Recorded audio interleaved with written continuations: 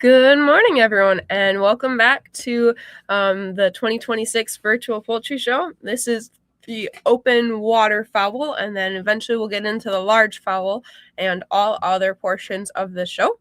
Mr. Jake Wilson is here with us today, and he's going to be judging all three of these for us. We appreciate everyone who's joined us this morning, so go ahead, leave us a comment on who you are, where you're coming from, whether or not you're just an exhibitor, a breeder, or just like watching the show where I've never heard of a poultry show before and want to see what it's about. We're glad that you're here. So we've got a great lineup of birds ahead of us and super excited to get started. Before we begin, I'd like to thank Mr. Wilson for donating his time and coming in and judging for us. It takes a lot of thought, a lot of attention to detail, and skill to be able to do. It's not an in-person show, that's for sure, and it comes with its own set of challenges and difficulties. So we always enjoy listening to the judges, and grateful to have him here to share his knowledge with everyone. Couple of other things. Want to thank all of our sponsors for making today possible. All of these entries are free, and it is completely free for the exhibitors, and the only way we're able to do that is with our sponsors. Obviously, you guys know that Pips and Chicks puts it on, but our different options here, like our auctions and our Poultry Pro page, are actually what pay for us to be able to put that on. Our big one being the poultry auctions.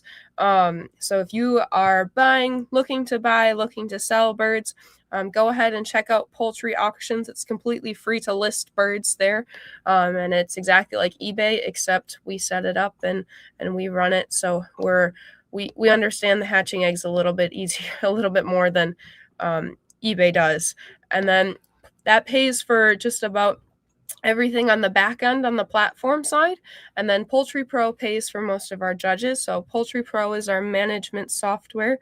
You can track your hatches, track your finances, incubation, egg production, feed production, pedigrees. If you do pedigrees or the genetic side of things, we keep track of a lot of things on Poultry Pro. And the different subscriptions there help us pay for all of the judges. On top of that, we've got a few other top sponsors. The American Indio Gigante Breeders Association. We'll see some of those later today. They've got a proposed standard and are excited to be getting the birds into the APA world. Family Heritage Acres and Poultry Nerds podcasts are also silver sponsors of the show. We really appreciate that. Again, they help support everything on the back end side of things that you don't see on the front end. On top of that, we've got champion sponsors. Our champion sponsors today are Blossom Valley Homestead, the American Caternix Breeders Association, and BZ Quail Farm. And then class sponsors. We've got Chicken Feed News, Ant Hill Farm, Peaceful Freckle Meadow Farms, the American Caternix Breeders Association, again, sponsored several classes, Stillwater Poultry, Phantom Farm, HGF Farms, Thieving Otter Farms, and Sweetkin Farms all sponsor different classes. So if you know any of these farms in person or online, please send them a huge shout out and thank you. Again, without them, we would not be able to do this show. I'm trying to think if we've got anything else. As we go through classes today, again, like always, especially if you're new here, we want this to be educational. We want people to have a chance to learn. So if you've got questions at any point, just drop the questions in there and we'll make sure that we get them answered. So yeah, I think that's all I've got. Best of luck to all of our exhibitors, and we'll let Mr. Wilson introduce himself. Yeah, well, thank you so much for having me. It's a pleasure and honor to judge all the waterfowl, the guineas, the turkeys, and largefowl here today. Looking forward to just having a lot of fun with it. Obviously, a little different than an in-person show, but I kind of like this format because I'm a teacher. I can talk and ramble, and it's a little easier to do virtually, I think, on the computer than it is when you have time restrictions at a in-person show. So I think this is great. I'm happy to give my contact information. If anybody would like that, just send a message on here. I'm happy to give out my cell phone number and email. I'd welcome any, constructive criticism, any comments, any questions, because that's what I'm here for. today. So yeah, looking forward to a lot of fun. I think we're starting with waterfowl, and I believe bantam ducks are up first. Just remember, it's one judge's opinion on one particular day. A different judge, different day could see something different or place them totally differently. I'm judging and evaluating on how they are posed in the picture and brought before me here today. So, and basing my evaluations type, color, and condition in that order of importance to the highest degree. And as I say in an in-person show, I'm looking for that specimen that has those three qualities, again, held to the highest degree. So I'll quit rambling for now. But yeah, looking forward to judging some birds. Thank you. Yeah, we're super excited to have you. Okay, so we'll get going here. Hopefully I don't mess this up. Fingers crossed. Okay, so call ducks here. Let's see. We start with a blue-bibbed call duck. I want to see if I can actually. There we go. Zoom that out a little bit. So nice little blue-bibbed call duck here. It's the only one, I believe, in the old female class, it looks like. So she's going to be first, and it's already labeled. I'd like to see that bib just a little bit crisper there. If I was in person, I would check the primaries here. I believe it's the first 2 to 3 primaries. It should resemble the blue Swede. Its larger counterpart in all aspects, save the type, which resembles the call duck. So in terms of type, I'll echo this a lot throughout the call duck classes, is that a lot of judges get caught up on just the head of the call duck.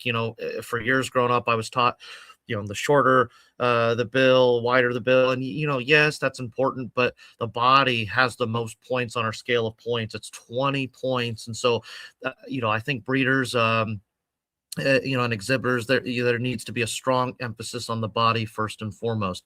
This one's posed just a tad high, has a kind of upward slant there. So I'd like to change minor things about its type, but it's definitely headed in the right direction. I'd like to clean up that bib just a little bit, and a little bit of excess white there at the base of the bill. So a nice specimen, definitely worthy of first here in the old female class.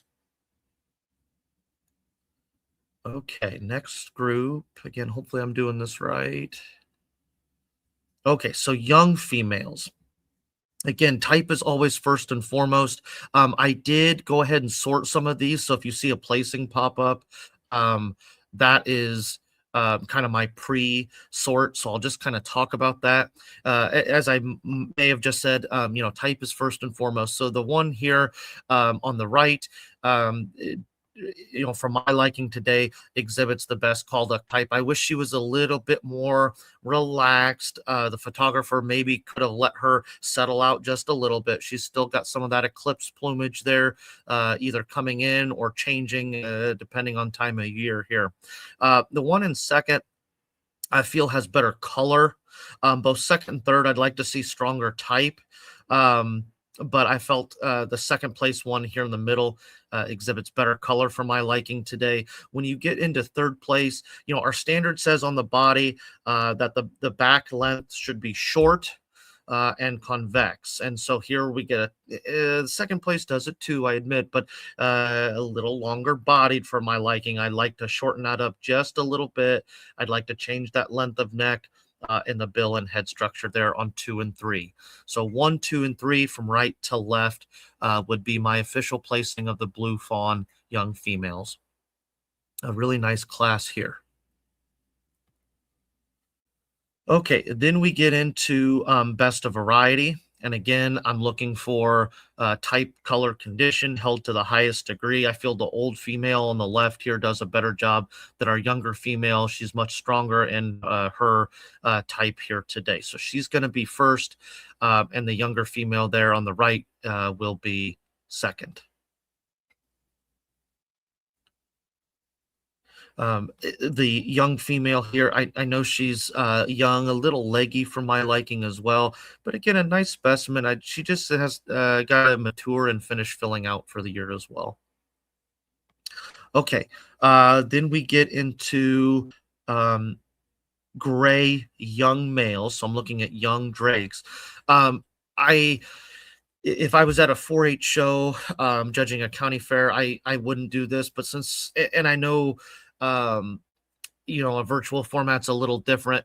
Um, I hope the exhibitor's not upset with me by any means. I still want to talk about the bird, but unfortunately for this white drake, we've submitted into the wrong class. So I hate to give a DQ there, but if we were at an open show style, that's unfortunately probably what would happen. But it looks like a very nice white call duck. I like those round, chubby chipmunk cheeks, is what I call them. Ideally, we'd have the eye into the center of the skull. I'd like to see a nice, almost a 90-degree, kind of makes a backwards L shape where that head, where the bill meets, base of the bill meets the head rather. So I'd like to change that a little bit here. But unfortunately for the white, again, just mislabeled, misidentified, that's okay. But again, I hope that exhibitor isn't discouraged. Just watch that for next time. But so our gray call duck here on the left is going to be first here in the young male class. Again, I wish he was a little bit more relaxed. He's given the call duck eye. I used to say the Aylesbury's did the same thing when I raised them. They kind of squint at you there a little bit. And anyway, that's kind of in an unnatural pose there. And it's making him looks like he's kind of top heavy, like he's leaning forward just a tad there. But color looks okay. A lot of times you see males with a lot of cotton back at the base of the tail. I don't see that. Neck ring is a little thin. I'd like a medium-sized neck ring there myself, but it's kind of personal preference there. But a nice call duck. Okay, next class. Now we move into young females. Okay. Young females. I had originally in my pre-sort done them 1 and 2, but I want to give these girls another look here. I like the length of back on both. Good round head here on the second place female that I've got here. Good chubby cheeks. I was always taught with call ducks and at in-person show, good friend and judge Nate Reinish, never use a stick to judge, and you got to go with your gut. You got to go with your instinct because they change so much. These are two very nice specimens, and I hope those exhibitors are very proud of them, get them to some, open shows, some national shows, and in fact, that looks like where they're being posed at. You get a little bit of white in that tail here and the one on the left, but I do really like that front end. I like the type. I like the head there. Gosh, this is where I get stumped. There's elements of both that I like that I'd like to combine into one bird. My initial thought process, and I'm seeing it here now, is that I get a better angle. I have a better profile on the bird on the left that's placed first, as opposed to on the right. I'm only seeing, the bird is facing the back corner of the cage, and I don't get the whole profile. And so that's tough. It's a tough call here in a virtual setting. Is the one in second place on the right the better bird? She may very well be. But I'm going to stick with my original gut feeling, and I'm confident, I'm going to place her in second today, whereas the one in first here, looking at color over the top line, the female on the right is probably a hair crisper, but I don't get the whole breed profile, the whole side profile, whereas I'm getting that from the first place bird. So they're both very nice birds, and exhibitors should be very proud here. Okay, now we move into old males. Okay, and we had quite a few in this class. Yeah, top. Oh, we just have the 5. Okay, all right. So starting on my bottom end here on the top left, exhibitors done a good job with this bird. However, excuse me, for my liking today, more mallard-like in appearance. Again, we talked about having our standard says a short convex back, whereas here we're fairly flat. We're a little bit more long-bodied, a little bit more racy. And again, I'm not so certain that this isn't a mallard as opposed to a gray calduck. So for those reasons, I would place that bird into the 5th place slot. When we move to the bird in 4th place, again, those same kind of comments echo here, although we're a little more calducky, if you will, calduck-esque in its breed profile. But again, the exhibitor should have maybe been more patient and allowing for a more natural pose. We have some cotton back here. That's that thin I don't know if you can see my cursor or not, but that's that thin part of white there at the base tail color of black. And so I ideally don't want to see that. But more importantly, we have a large amount of leg, we have a long body, and we have that forward tilt. That's what I mean by saying front heavy, where it angles downward like that. So for those reasons, I placed it in 4th. Again, still a better breed profile of a calduck than the 5th place specimen. Okay, we come back up to the top of the screen for the top 3. Again, the picture gets cut off here for the 3rd place bird where I can't see the full amount of leg. Again, a little longer backed for me today. I'd like to see maybe, just stronger overall type. Condition and color doesn't look too bad. So a good job to that exhibitor. And I'll keep 2nd and 1st where I had originally placed them as well. Same comments, though, in the female class before this.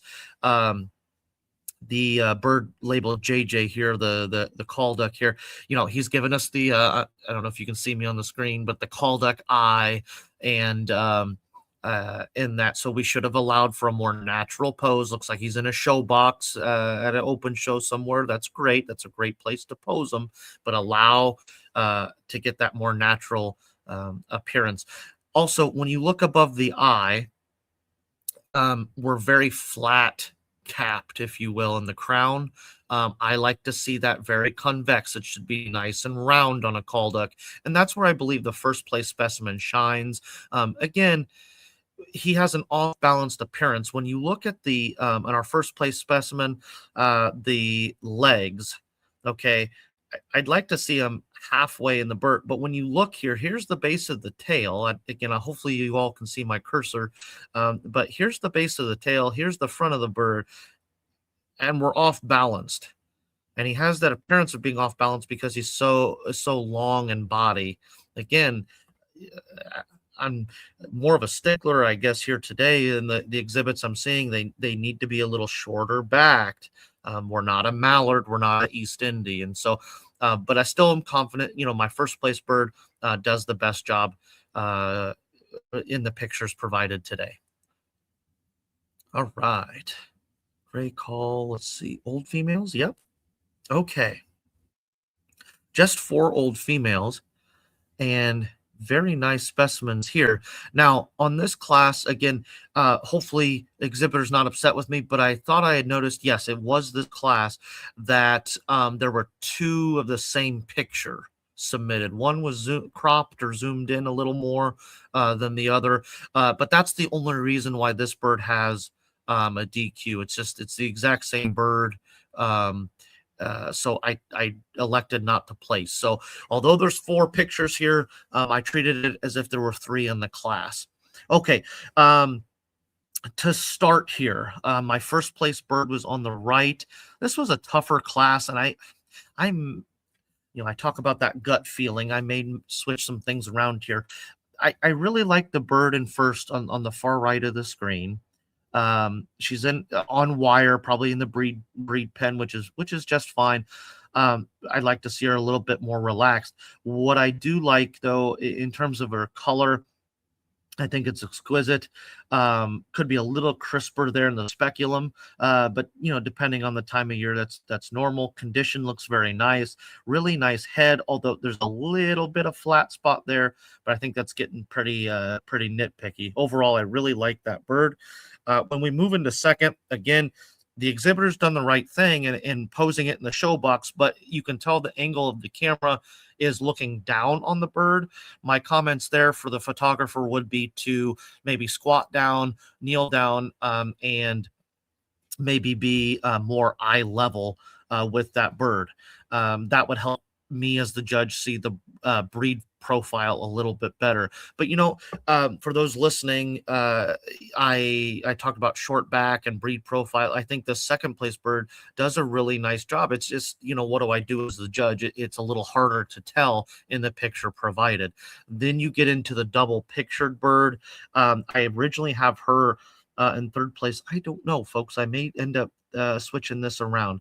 She's really crisp in that speculum for an old female.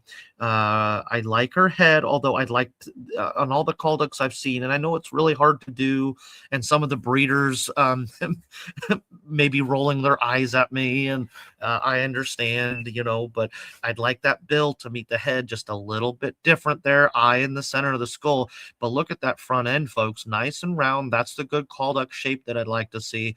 But as I started to say, the appropriate length of back.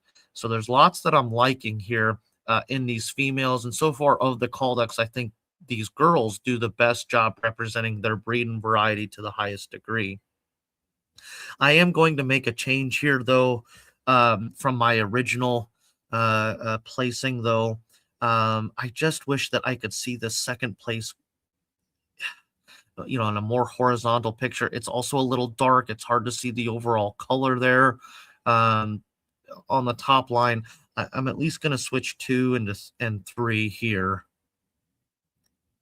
I'm confident in my top placing there as number 1. But all three of these do a great job. So congratulations to those exhibitors. I like that name, Skittles. Skittles is going to be the winner there for me today. Okay, now, best of variety. Awesome stuff. Let's take a look. And I'm going to move my computer for the glare, but hopefully you all can see me still okay.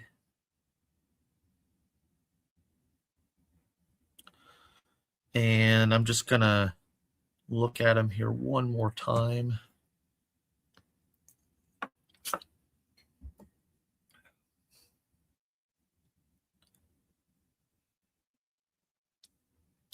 Okay, the young female. In this picture, she's a little light in the color. We have maybe some slight coloring issues in the base of the tail, or at least it could be glare, it could be a reflection, but that's, how I see it here today. Second place female. Okay. We just had the one young male, I think. Okay.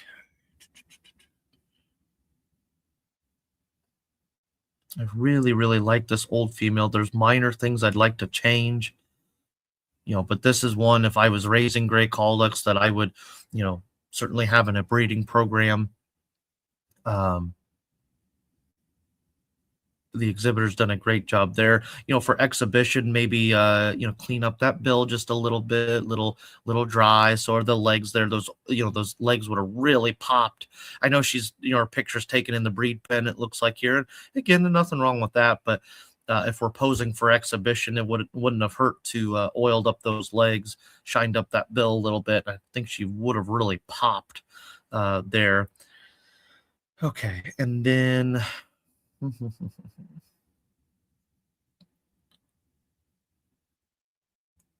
oh, that's neat. I didn't realize that. I wonder if any of the others have that.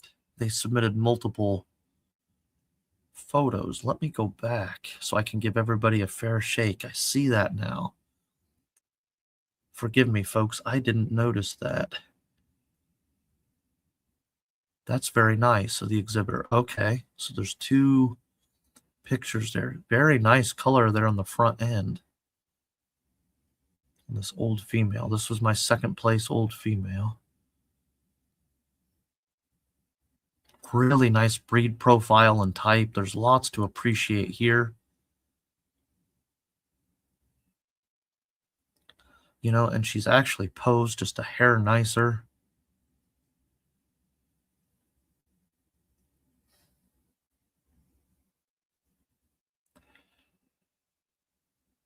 Better condition.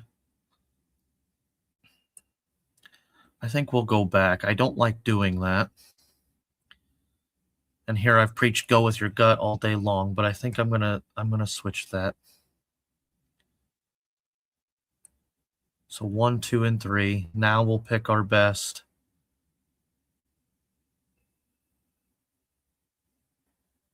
And I'm going to go 1 there for our variety. And 2 here for our reserve of variety.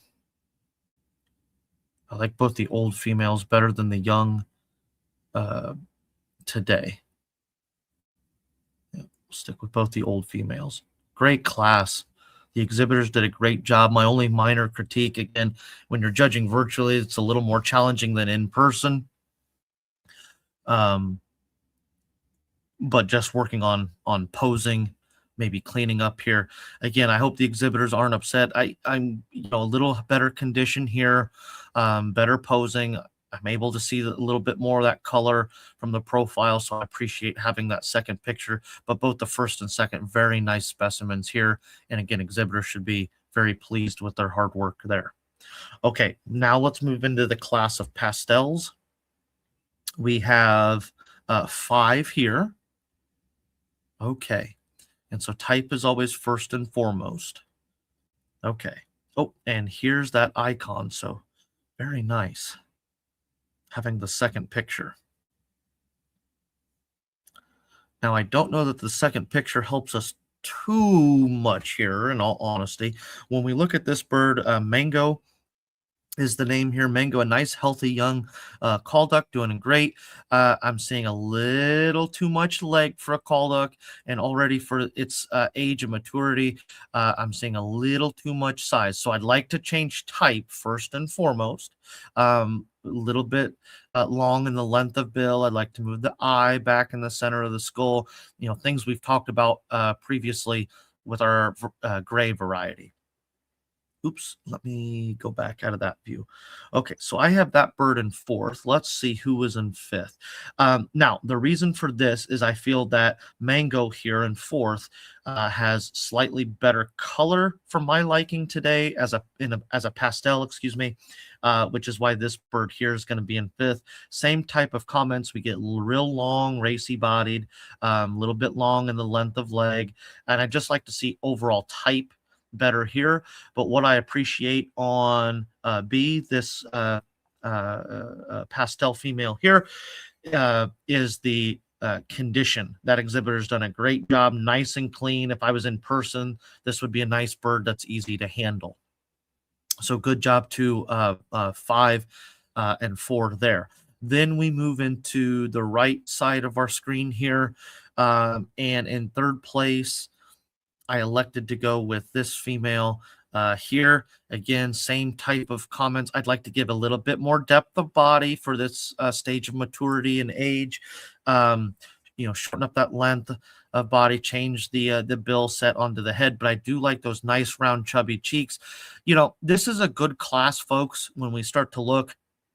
If I was teaching my youth, my 4-Hers, we have a production or commercial quality on one end, we have exhibition quality on the other end, opposite end of the spectrum, and in the middle, we have hatchery type quality. And so this is a good class where we can see kind of the whole range of that spectrum, if you will. So as we get closer to 1st place, I think we get more into that exhibition quality. Moving into 2nd and 3rd, it comes down to color and type. I wish the 1st place bird here, again, would have been in a more natural pose. You can see the bird is facing the back corner of the cage, whereas the 2nd place bird does a better job there. I really like the roundness in the head of both. So both those pastel females do a nice job. I like the color on the first place bird a little bit better. I think the second place bird approaches more of a blue fawn rather than it does a pastel. So those are some of the things that I'm looking for. I really like the nice horizontal shape on both. I think, again, first place just edges out second here today. But congratulations to the young pastel females. Nice male here, could definitely use some stiffer competition. Again, I'd like to see a more relaxed side angle for the breed profile here. I like those nice round, I call them chipmunk cheeks. He's got the good breast color coming in, and I'm looking at the standard right here, and I really like how that color comes down on the front end. It does a good job there. A little bit of white, it looks like. Let me zoom in if I can. Yeah. Depending on the time of year where this was taken, but still a very nice bird, worthy of some stiffer competition.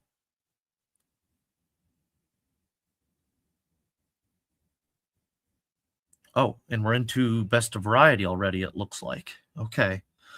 All right. So the females, my young females would stay first and second there, of course, and then the male was by himself. The best posing job and side profile is going to be the female here in the middle. Again, there's minor things I'd like to change with type, but overall she represents her breed and variety very, very nicely. The male does a good job. I just wish there were either additional pictures or he was posed a hair better. I hope that exhibitor's not upset with me because I think it's a phenomenal bird and certainly worthy of leading a breeding program. It's just I'd like to see the depth there. Again, I hope that you can see my cursor. Maybe somebody can answer that question for me. But anyway, he has the appearance from where my vantage point here today of him being off balanced opposed to the female who's posed a little bit better. So I'm going to switch these around here today. First will be the female, and then the drake would be second for our best of variety. But congratulations. I think these are all three top-notch birds. And those exhibitors should be very proud. Oh, moving into a snowy, one of my favorite varieties. Oh, and let me double check here. Ooh, I love that the exhibitors added the second picture. That's great.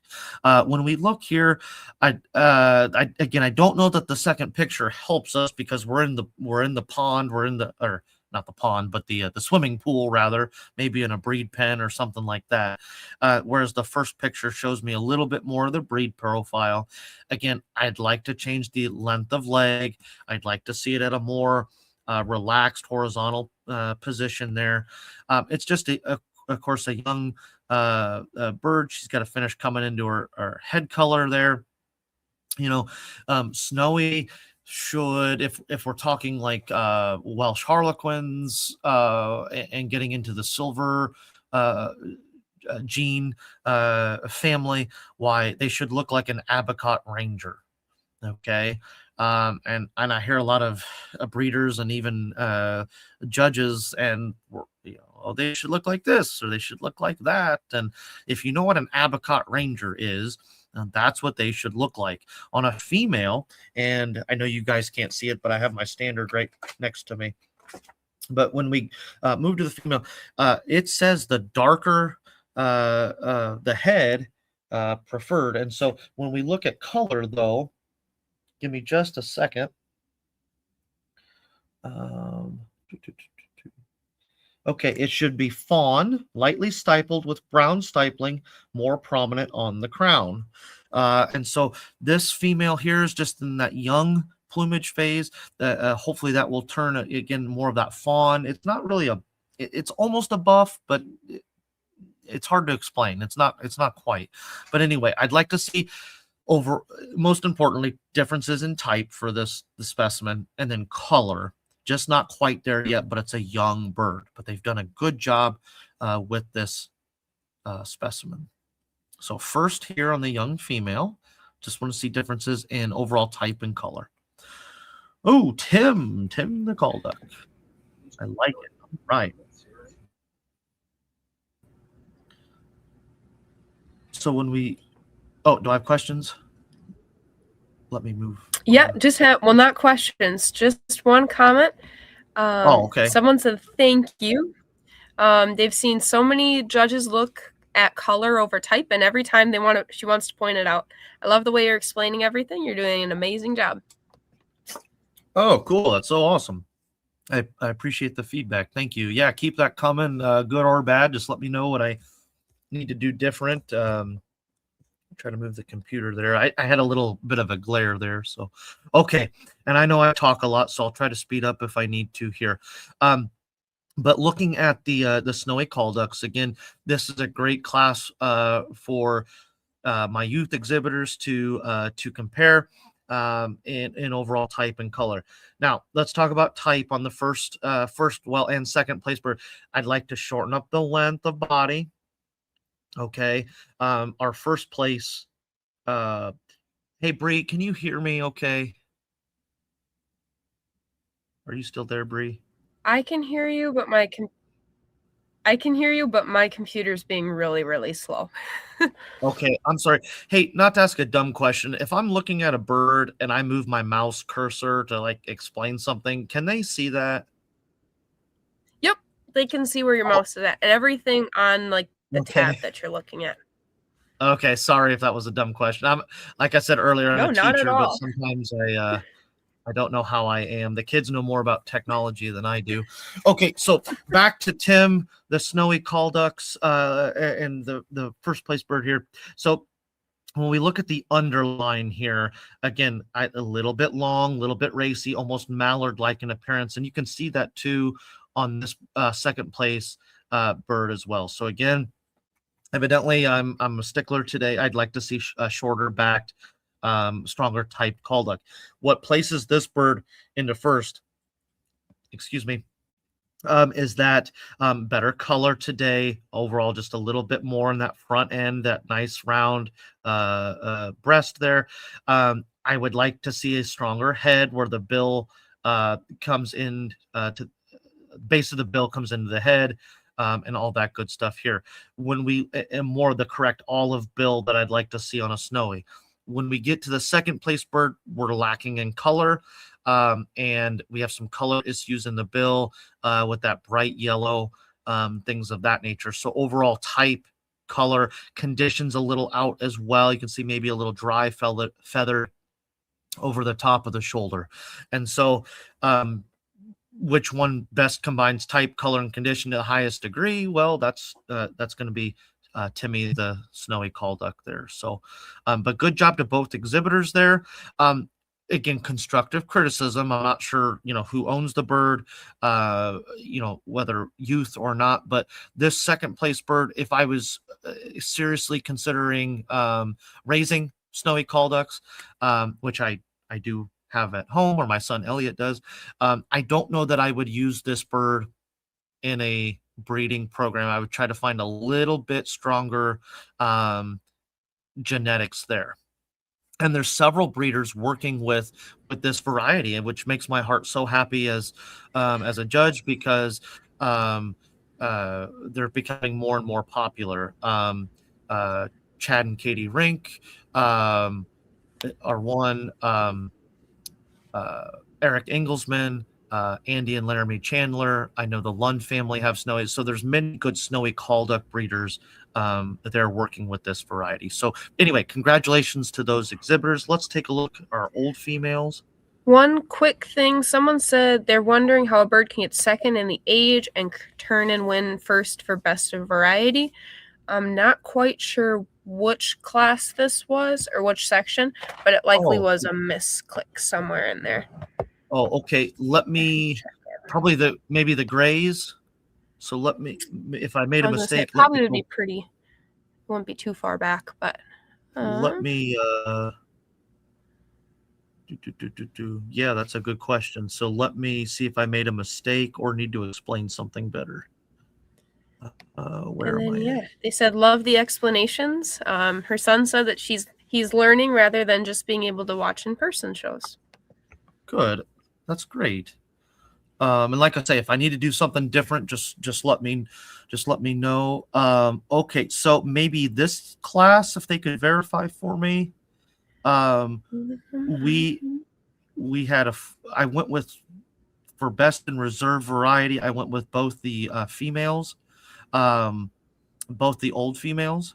So second place would be the reserve variety. Let me go back and make sure that I And then, yeah, it would had kept be. my old females the same. Yes, I was that gonna one say was. that looks the same. Maybe it was one And that further back was than that. But oh, okay. pastels. Oh, pastels. Okay. Pastel. Okay. Um, previous group. So that one was first.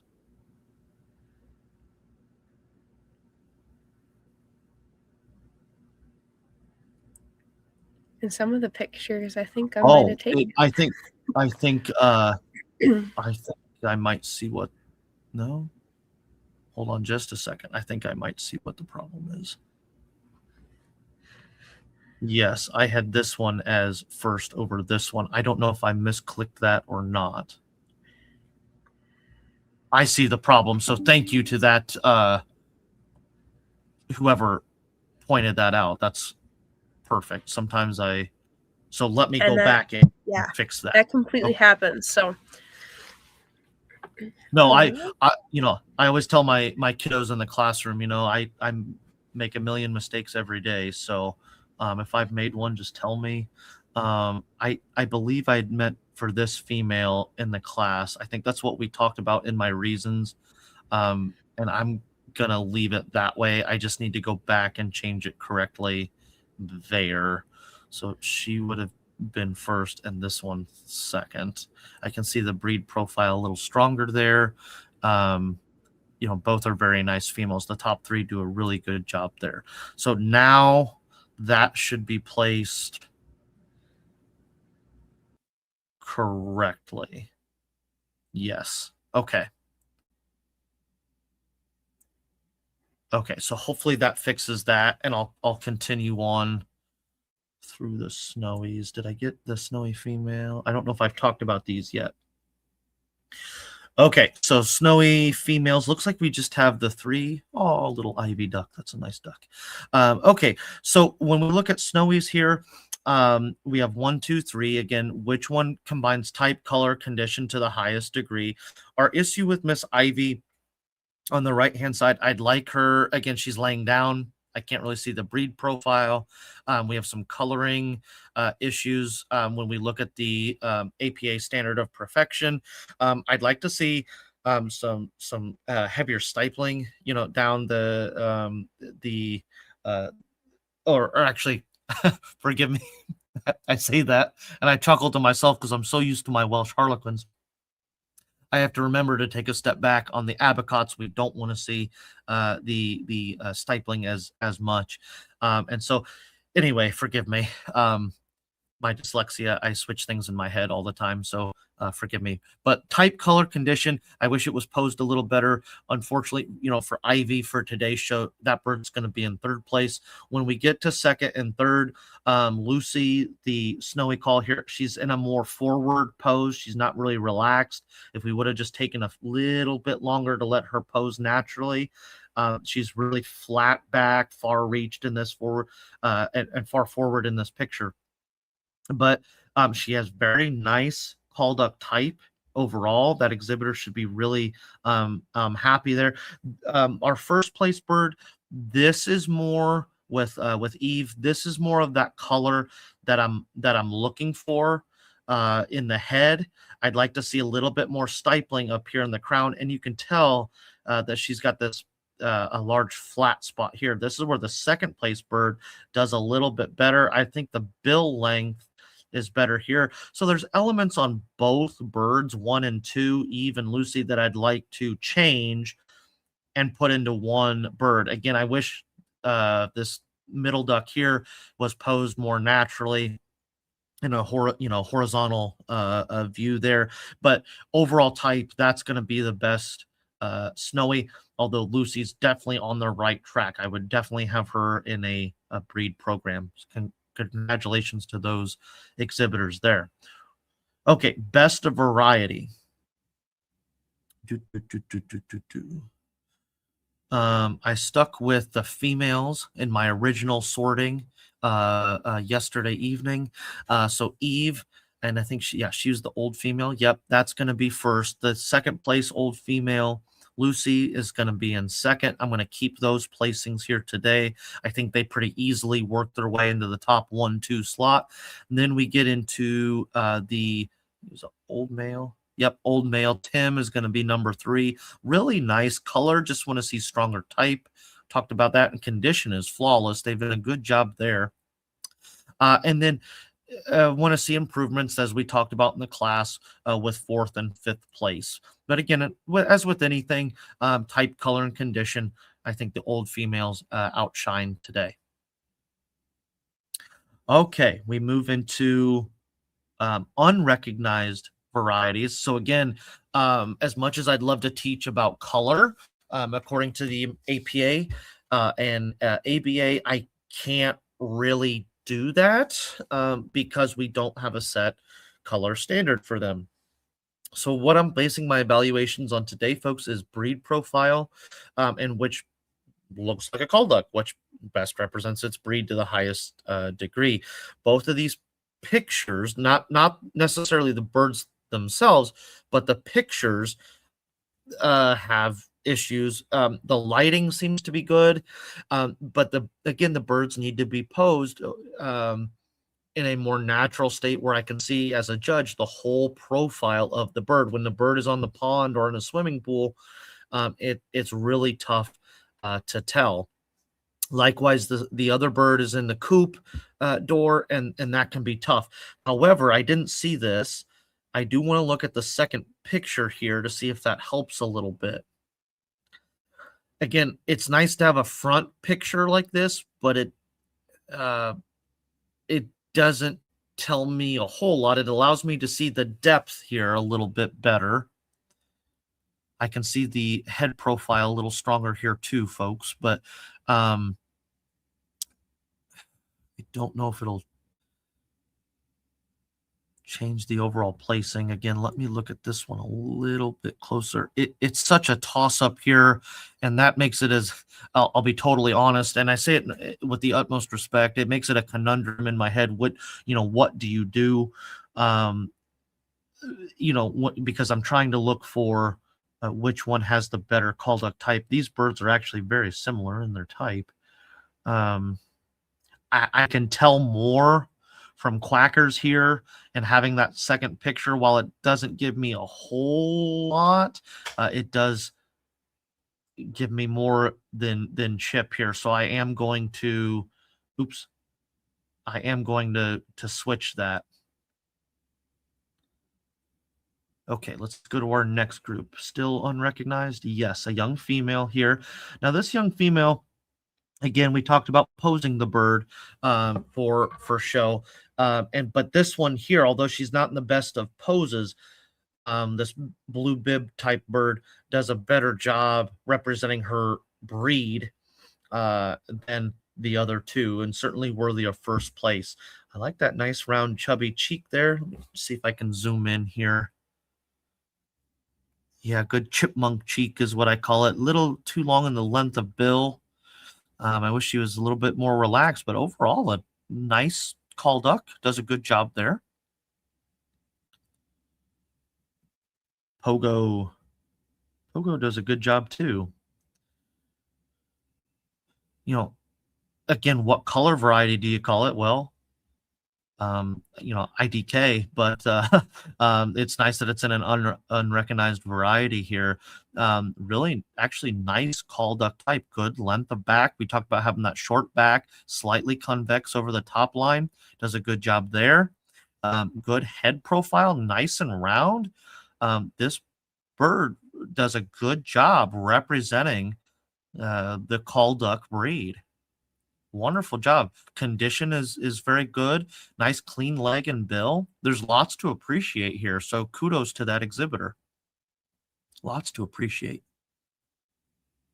Okay, then we get into, looks like some old females. Again, both could be posed a little bit better. One's mid-walk and one is on the edge of the water pan. Neither of them have a second picture for me to tell, but let me zoom in. I want to give everybody the fairest shake, the fairest chance that I can here. Decent depth of breast, good length of back. I like to see that head changed a little bit.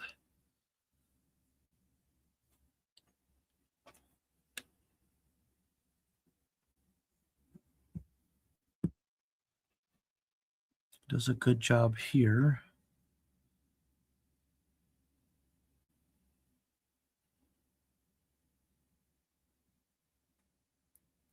Nice clean leg. It's hard to tell because the picture gets cut off. I don't know if that's just maybe some scale there, or if we do have stubs on the shank there, it's a little hard to tell, but there's something there. It's just, what is it? And it's, like I say, a little hard to tell. Again, there's minor things in terms of type I'd like to change about both, but overall, I think the bird here on the right, does it have a name? Yeah, Q Snow 1. I think I'm going to leave that one in first today over the blue. Good job to those exhibitors. Again, overall condition here on this first place bird. The second place bird looks maybe a tad dry, feathered here. First place bird, a little crisper, cleaner condition. Okay, then we get into our overall. And again, which specimen has its breed type to the highest degree? And as I talked about earlier, I think Pogo does that. Really nice front end, good length of back, good head and bill. That's what probably one of the stronger actually of the call ducks I've judged so far, even some of our recognized varieties. And so Pogo is going to be my first place here today. And second, we're going to go with the old female here, Q Snow 1. So first and second. Okay, now, yes, I remember there was a larger class of whites coming up here. Okay. Now, you have to remember, whites are judged on a different scale of points than our colored varieties here. Fourth place bird. It does have a second picture, so let me double check my second pictures. Again, I want to give everybody the fairest chance, fairest shake I can. Again, I don't know this exhibitor. I don't want to make assumptions that it's the same exhibitor, but I've seen a couple pictures like this. Now, the front profile, yes, it's important for us to judge, but I'd almost either rather have a top profile or something of that nature rather than a front angle like this, because it doesn't allow me to see a whole lot. I can tell a little bit of the depth of body and length of leg, but if we're going to have a second picture, I'd rather it not be from the front end here, if possible. Although I don't know all of the rules, I'll be honest, of the show, so I'm not sure what is allowed or not allowed as far as posing, so forgive me there. This bird, if I was at a 4-H show, I'd just call a little duck nugget. That's all. Just got to have time to mature and get big and fat like me, the judge here today. So there's nothing wrong with this bird, just a little young. You can tell not all the way into his wing yet. I'd like to move that eye into the center of the skull, give a different head profile, nice round protruding chest there. And so I'd like to see differences in terms of type, which leads me to place this bird at the end of our class here today. We get into the top three. It gets a little bit closer, but I'm confident in leaving third place in the third place slot here today. The exhibitor did a good job with posing. I'd like to shorten up that length of neck if I could. Eye does a probably one of the better jobs is being closer to the center of the skull. Nice round head, good short bill, and good width there. So there's lots to appreciate here on this young male. Yeah, nice bird. Again, I don't think maybe as far along in terms of its maturity as second and first place. And again, I'm going to leave it into the third place slot. It gets a little more tricky here with second and third place. My minor critique on first place, that they just would have opened the cage door. That would have made it a little nicer for me, but I can already tell the first and second place, boy, howdy, folks. Those are heck of a nice pair of call ducks there. Let's take a look at second. Nice round head, no flat spot, good eye, good chipmunk cheek. Again, that's not an APA term, folks. That's just a crazy Mr. Wilson term. I like the amount of body. Good in the front end, I think. Wings don't get crazy crossed over the top. That is a very nice call duck. Again, neither my son or I have whites, although Elliot's dying for them. But this would be a bird I would easily take home, and this is one that could have some real stiff competition in an open or national show in person. Look, that's probably where it's posed,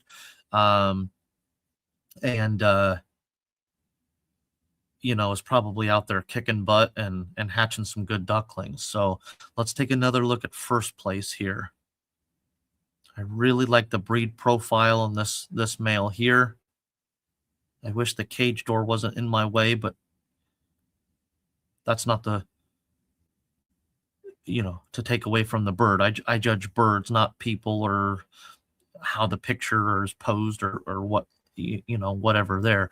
Good length of bill, good eye, good chipmunk cheek, good round head. Lots to appreciate here. This is probably the closest class I've had so far this morning on the call ducks. I think a different judge, different day could easily switch these two.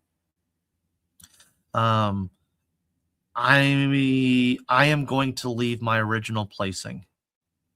I love the depth of body from shoulder to chest here.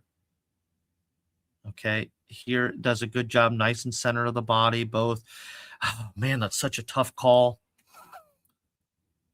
Two really nice birds. I'm going to leave I'm going to stick with my own words of wisdom and go with my gut. I'm going to leave first as first and second as second, and on so forth down the line. So that's my placing here today. Thank you, ladies and gentlemen, there.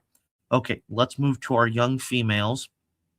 Okay, we had this issue in the another class here for Biddy the call duck. Again, I hope that exhibitor doesn't hate me, anything of that nature, but just misidentified is all. It's actually a nice gray female.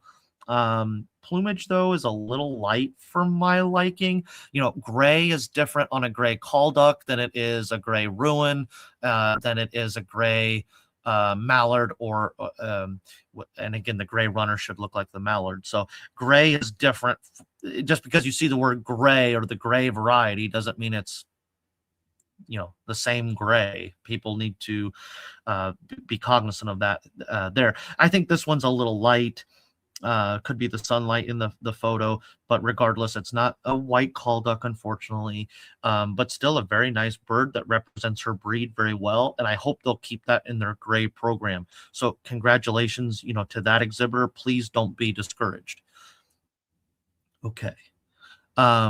And again, I hate to DQ a bird, so please don't think less of me for that, but just for educational purposes. Of course, it's not a white, so we'll have to do that there today.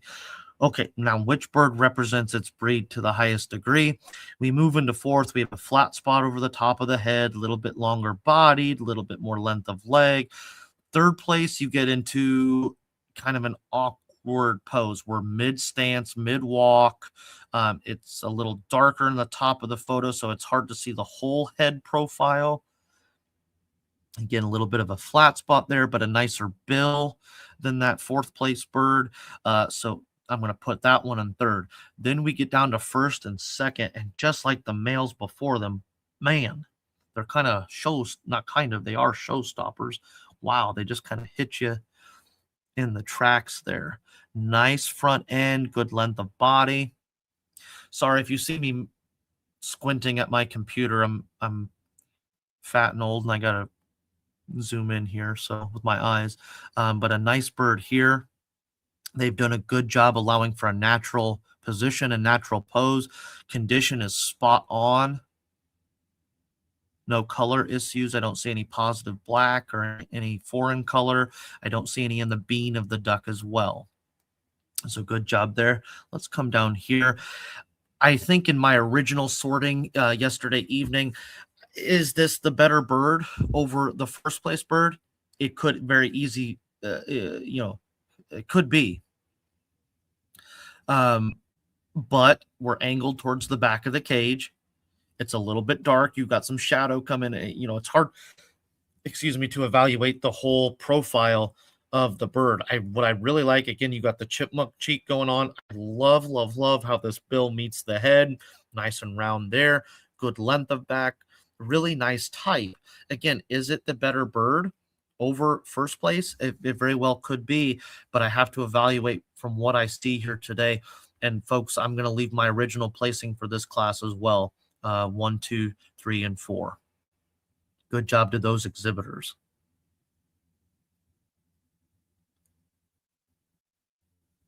Okay, then we move into old males, and I think this was a deep class.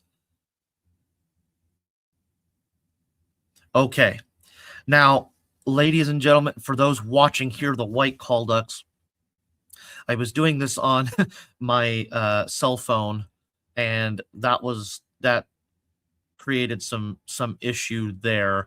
And I remember this old male class. I went to pinch to zoom in, and it replaced my old males here. I'm gonna see if I can change it. If not, I will leave comments. I hope to be clear in my comments. Do not create confusion. If there's any questions, please let me know, and forgive me. Again, I don't know how I'm a teacher some days with the technology, so forgive me. Let me go through. I think there were several in here. 1, 2, 3, 4, 7, 8, 9, 10, 11, 12, 13, 14, 16, 17, 18. Yes, there's a deep class here. Okay. In fact, I'm just going to talk about each bird out loud. I'll ramble for a couple seconds on each one and let you know what I'm seeing, and all that good stuff. But just because you see a placing here right now, you can see how it automatically did it. 1, 2, 3, 4, and 5. And again, that is not my placing. It's going to change here. Again, having some grace and understanding would be appreciated. But let me start here with Tank. A nice male. He's in the breed pen. He's got his leg kind of perched on something there. And so it's hard to see the overall evaluation of body type. He's got a heck of a front end in him. Good length of bill, although I'd like it to meet at a more L-shaped perpendicular, eye into the center of the skull, but nice round head. We move into the next bird, UGA. Uga, I guess. I don't know. I'm just being silly, having fun, but a nice bird, but you can see it's posed to the corner. And again, I have to evaluate on how they are in front of me here today. And so that makes it a little bit more challenging. Some of these birds are also posed on wire. That can make it kind of unnatural. You can see this next bird here is kind of hunched a little bit. And so I really like to see them on soft shavings if you could in a show box, or just a more, or even a soft grass, something that would almost be better than trying to pose them in the breed pen on wire. I'm not judging for that. I'm looking at the bird, but also it does make a difference because it's affecting how they're posed and how they're showing for me. We go into the next bird here. I just like to see stronger type overall here. This bird on the far right in the corner, different head structure, bill structure, and overall body. Okay, we move into the next bird. this row of birds, we get closer to the call duck type that I'm looking for. And here's what I mean, folks. These 4 birds here and these young males, either posed on shavings, nice flat surface where I can evaluate the whole type.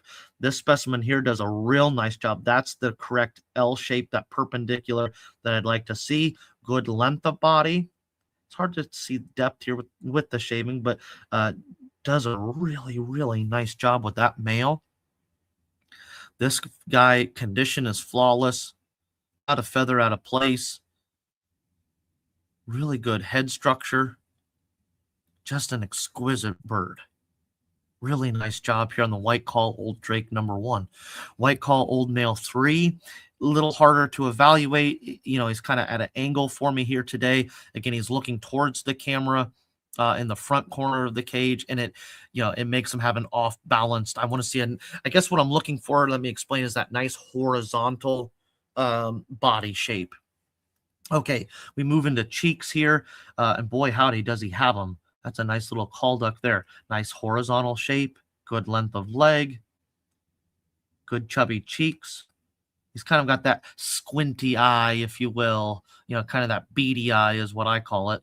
I'm not sure what the breeders call it, but look, it's more set back into the center of the skull. That's a really nice bird as well.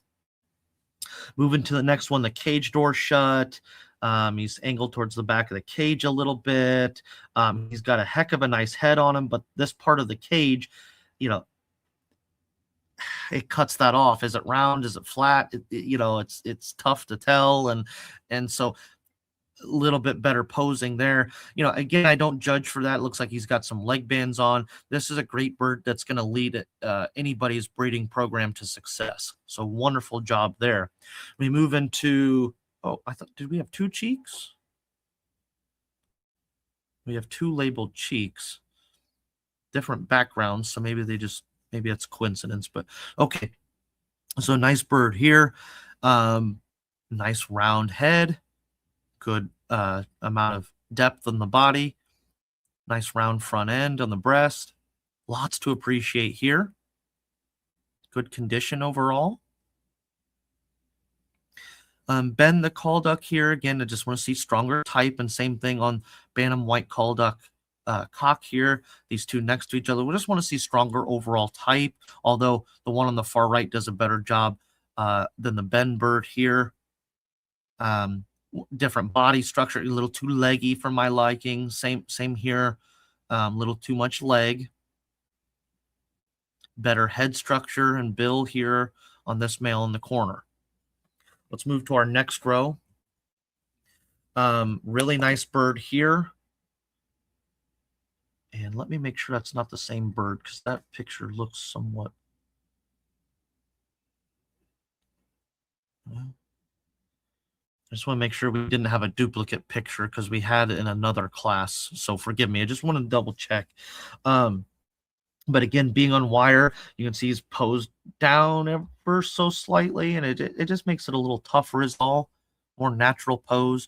Again, it's hard to tell, does he have some soiling and staining, or is that just shading? You can see he's in the shade. And so if I had a little bit more natural lighting, that could help me evaluate that as well.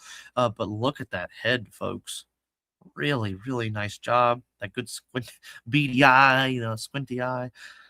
Good round protrusion of chest there. So yeah, there's lots to appreciate on old male number 2. Okay, old drake blue band, double blue and green band here. There you go. There's that squinty eyes giving you the call duck look at you. Good round front end, really nice breed type. Again, angled down there. He's kind of off balanced. Is that the angle of the camera, or does if I cock my head, well, he doesn't look too bad, but he has the appearance of being what I call front heavy, where he's got a lot in the front end, but he doesn't have a whole lot in his back end, if you get what I'm saying. And so it gives him the appearance of being off balanced in this photo. Is he that way at home or in person? IDK, BFF Jill, I don't know. Okay, move to the next bird, white call old male. Really, really nice type, depth of body, width of body, length of body. The head is really nicely done. This is an exquisite call duck. and one I remember liking from yesterday afternoon. There's a couple that just hit me in my tracks, and it's like, whoa, I really, really like that bird. So a good job here on the single black banded male. Again, easily leads somebody's breed program to success. Moving to white call male 2. There's lots to appreciate here. I really like that head structure, nice chubby cheek, good bill. Sometimes in person when I'm judging call ducks, they can get overdone. They can get too large, I think. Forgive me, folks. Give me just a second. They can get too overdone and too big. I'm evaluating from the picture today. Does he do that? I don't think so. Really nice horizontal body, good in the front end. Really love that head and bill. Good chubby cheek. Just an exquisite call duck. This is one, if I was raising whites, that I would want to take home. Again, it's hard to fully evaluate if is he too overdone. From the picture, I don't think so. I like the depth. I think these two are very similar. White call, old male, white call, old male 2. Very, very similar. I don't know if they're from the same exhibitor or not. I don't judge for that. These two birds look very similar to me. I think whether they are related or not, the exhibitor or exhibitors have done a phenomenal job. I really like those two specimens. Okay, let's move to our last couple of birds here. Some quick comments. Really nice type here on the one on the left. Again, facing the back corner of the cage, so it's tough to tell that whole side or breed profile. Maybe a tad out of condition here in the tail set and then to the wings. When we look at this bird here, I like it, but again, I wish the cage door wasn't shut. A little too much shavings here where I can't see the whole breed profile and amount of, or the length of leg. But a nice call duck. Positives here, good condition over the top line, and good chipmunk cheek, nice and chubby there, good eye set as well. So there are things I appreciate about white call old male 3. Okay, I'm going to try to zoom out as much as I can to try to get these guys, as many of them as I can, in line. Again, if you're joining me, I want to give a quick apology. I think this is the only class I messed up. Again, when I pinched on my phone, making some sortings yesterday, it automatically placed 1 through 5. Though that is not the placing. I'll try to change it the best I can and try to give verbal explanation. Again, my sincerest apologies. I think this is the only class that I had messed up.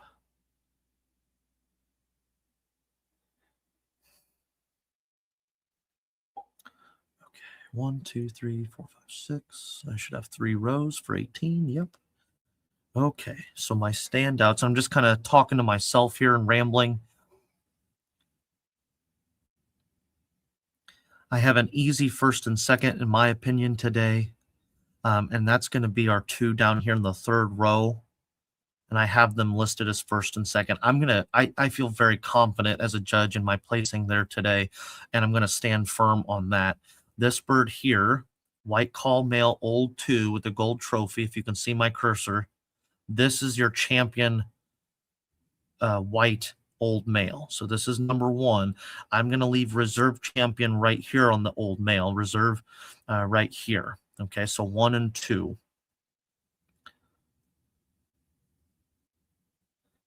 It looks like I had originally come up here, white call old Drake number 1 for 3rd place.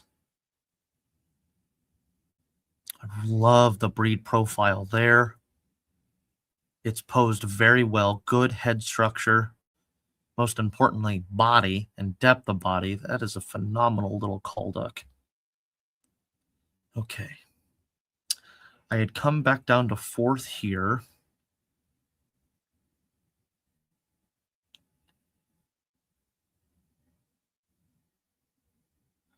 Again, I like the body profile. I wish it was posed better. It's hard to tell cleanliness and condition what is, for me anyway, is it shadow? Is there some soiling staining there? I don't know. It can be tough to tell. And then where had I gone for my 5th place originally? I think that's where I had messed it up. Okay. I thought I was here. Let me take a look at cheeks again. Yeah, I really like that bird as well.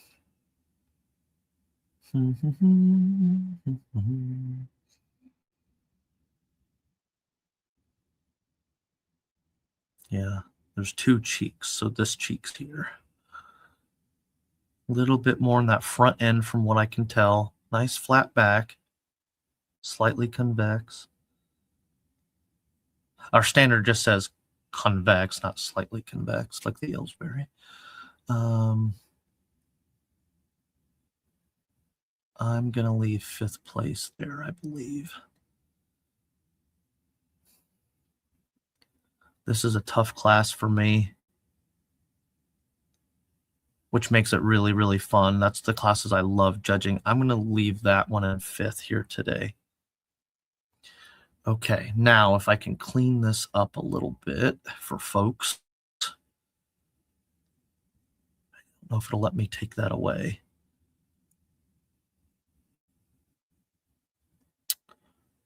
Will it let me write comments? Oops, oops, oops. What did I do? I'm going to mess this up again. I don't want to mess it up again. This bird was 5th place.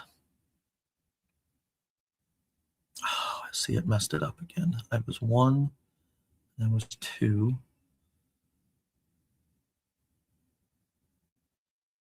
It's 3. Oh, no. Where did I go for 4? Fiddle faddle. I messed it up again. 1, 2.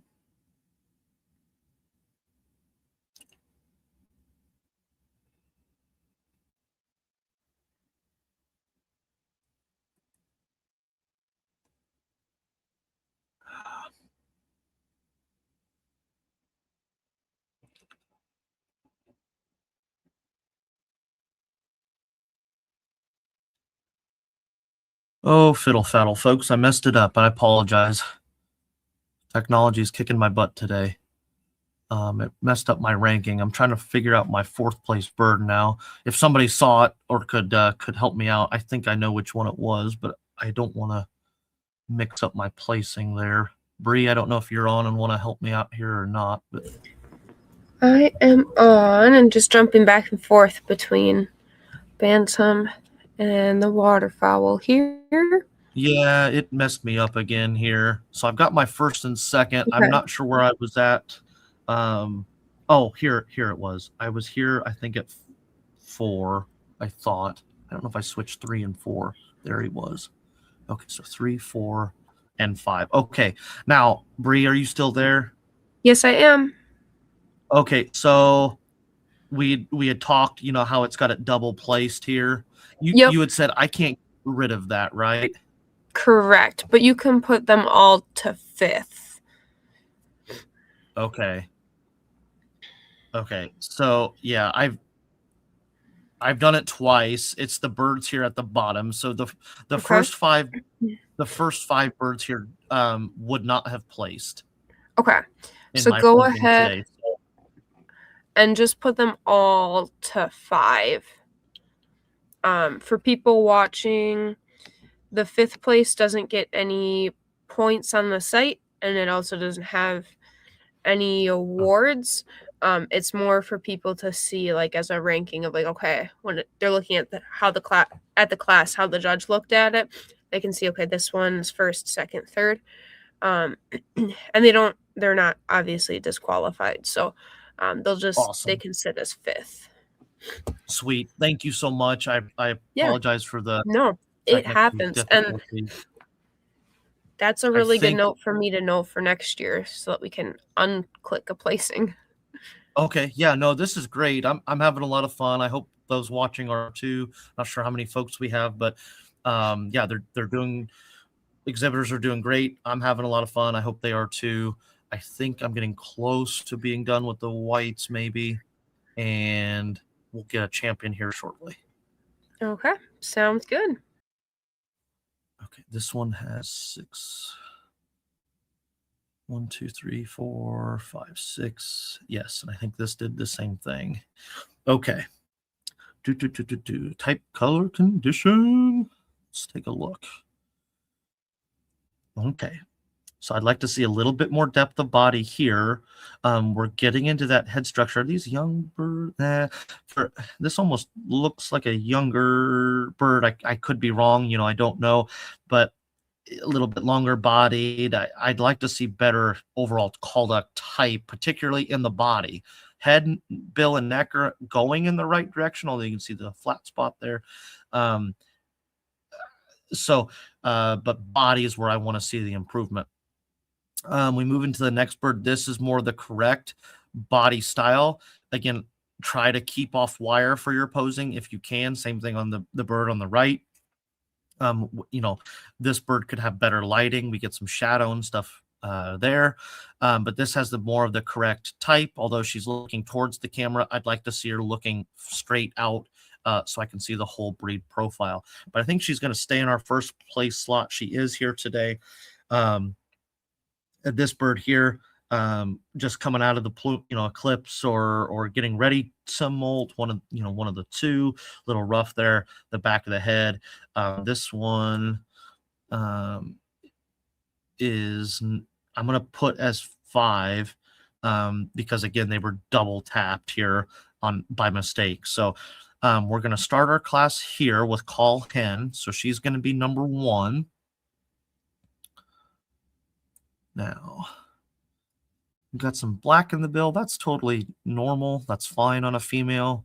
I really don't want to see it in the bean, preferably, although it's not a DQ. It is on a male, young or old, but I don't want to see it on a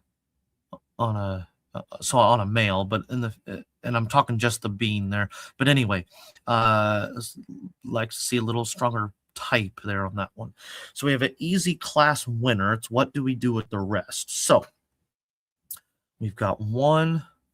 Let me zoom out here a little bit, see as many as I can together. 1, 2, 3, 4, 5, 6. Yep, there we go. Okay, so 1, 2. I'm going to switch these. So 2 and 3.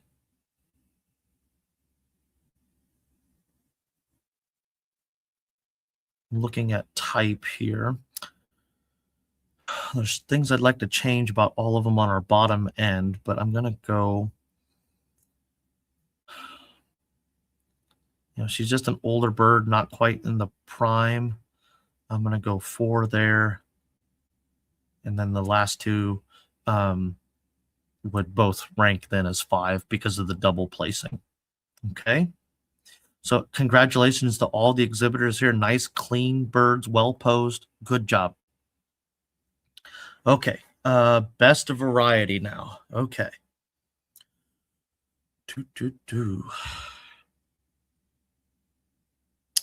I like the hen. Maybe a tad out of condition. It's hard to tell in the picture. Definitely leading up, somebody's breed pen. A really nice female. She's kind of mid-walk on the wire there, so it's tough to, when we get down to the wire, so to speak, no pun intended, why, it gets tough to tell the overall breed profile. I think there's 2 standouts here for me today, 2 that I really like, and boom, just kind of stopped me in my tracks. That's going to be the old males today. We're going to go 1 and 2 for best in reserve of variety. So congratulations to those 2 exhibitors. Really nice type. Maybe if I had to give minor critique, maybe a touch long in the back. I'd like to stop it maybe about right here. That's getting pretty nitpicky. Same thing on old male. This white call old male here on the far right. Oops, I didn't click his button. So 1 and 2 there. So just minor things in type. There's no such thing as a perfect bird, but Ooh, we're in the best of breed already. Sweet. Good blue bib, some blue fawns, really nice gray female. I'd like to check that tail color underneath and usually the belly. A lot of times they get faded out. It's nice to have that second picture there. I don't see any white in the throat either. Sometimes they get so faded, you get a lot of that. Nice female there.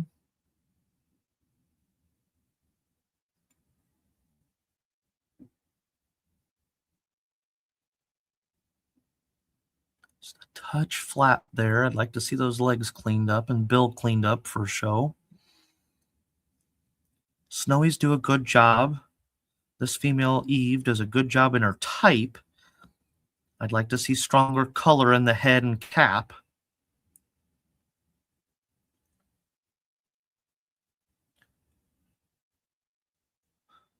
This non-recognized NVR bird does a really good job in terms of his type. I want to give a special kind of mention or kudos to that exhibitor.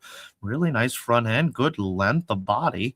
That's where I wish those whites would, kind of stop just a little bit short there. He's got a heck of a good head, I think, and so I think he has very nice type. Is that Pogo? Yeah, Pogo. Pastels do a good job as well.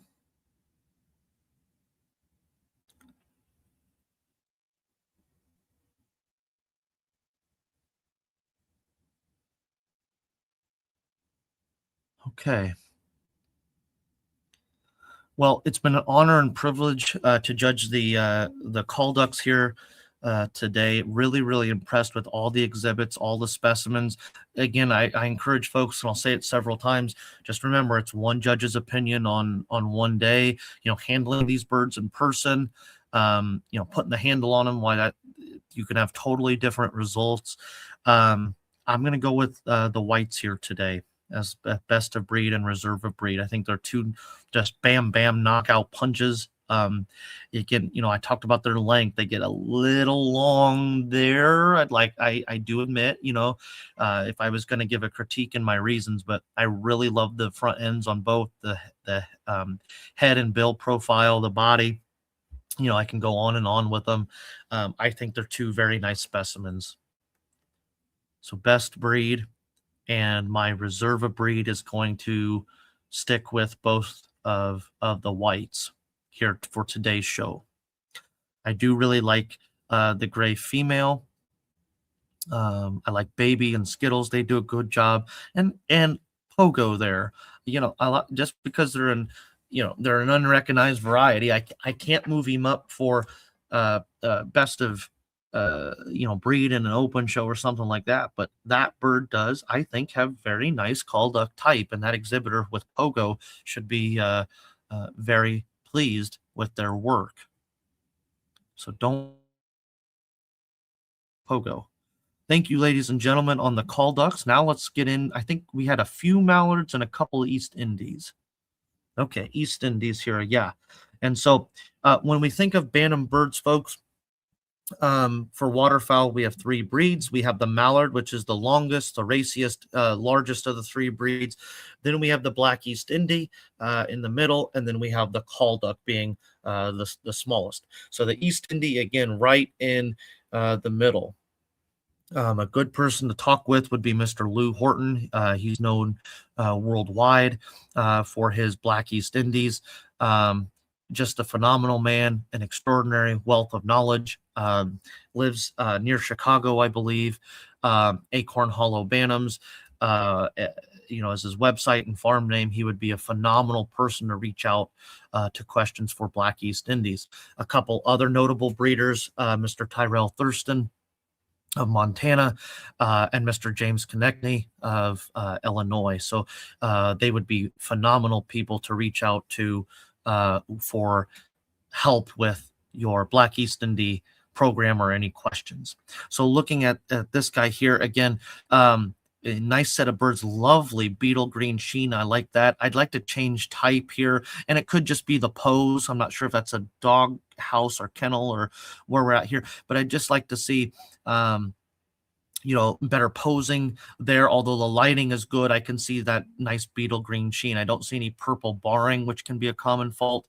If we were at an open show or national show, right, I'd take them out in the sunlight.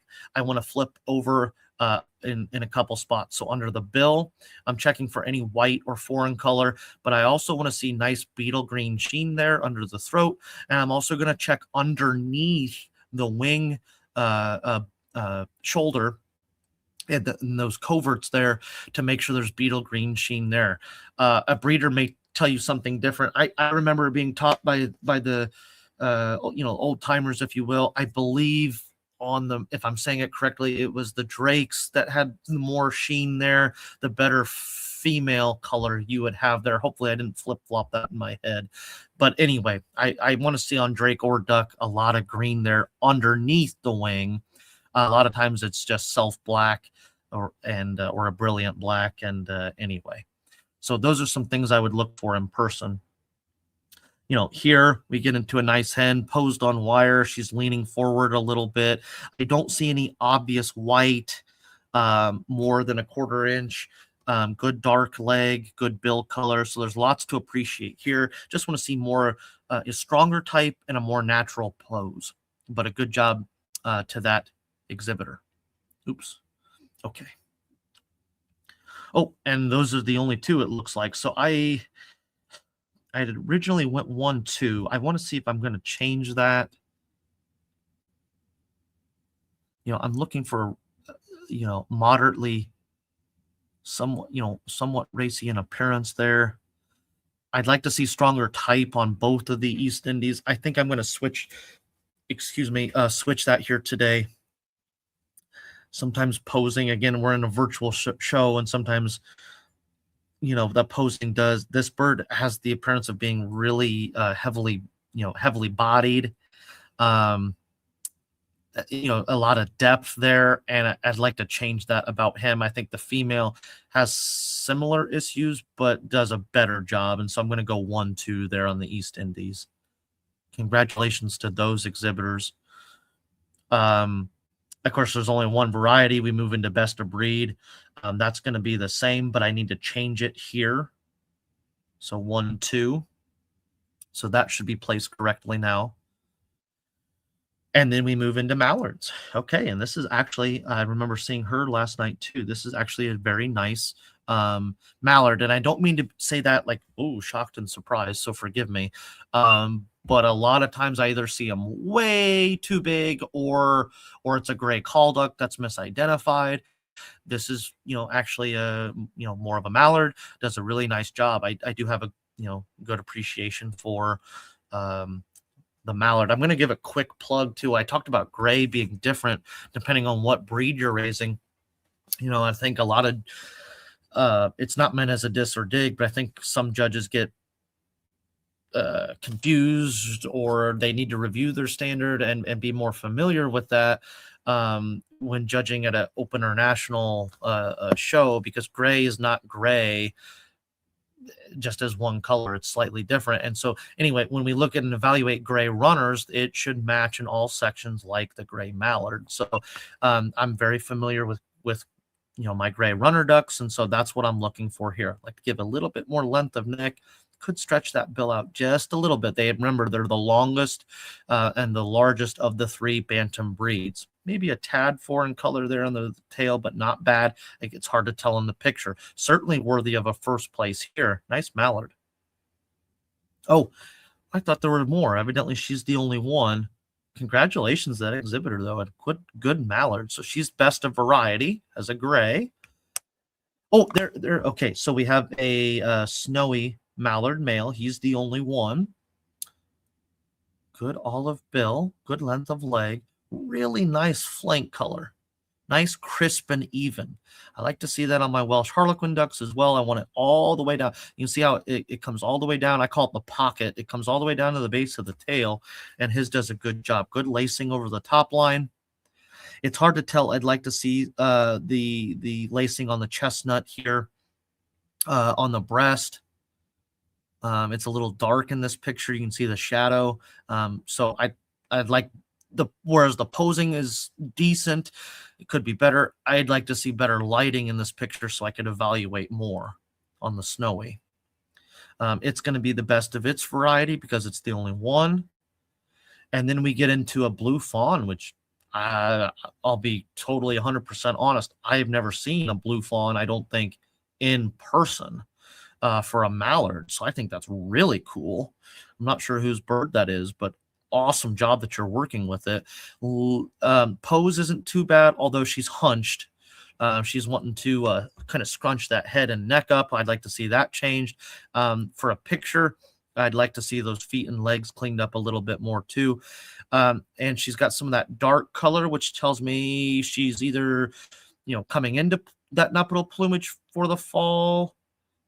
That would be my guess. So maybe an early fall picture. I'm not sure there, but really nice head for a mallard, good length of bill. Lots to appreciate there on the blue fawn. So kudos to that exhibitor. Lots to appreciate. It's going to be the best of its variety because it's the only one.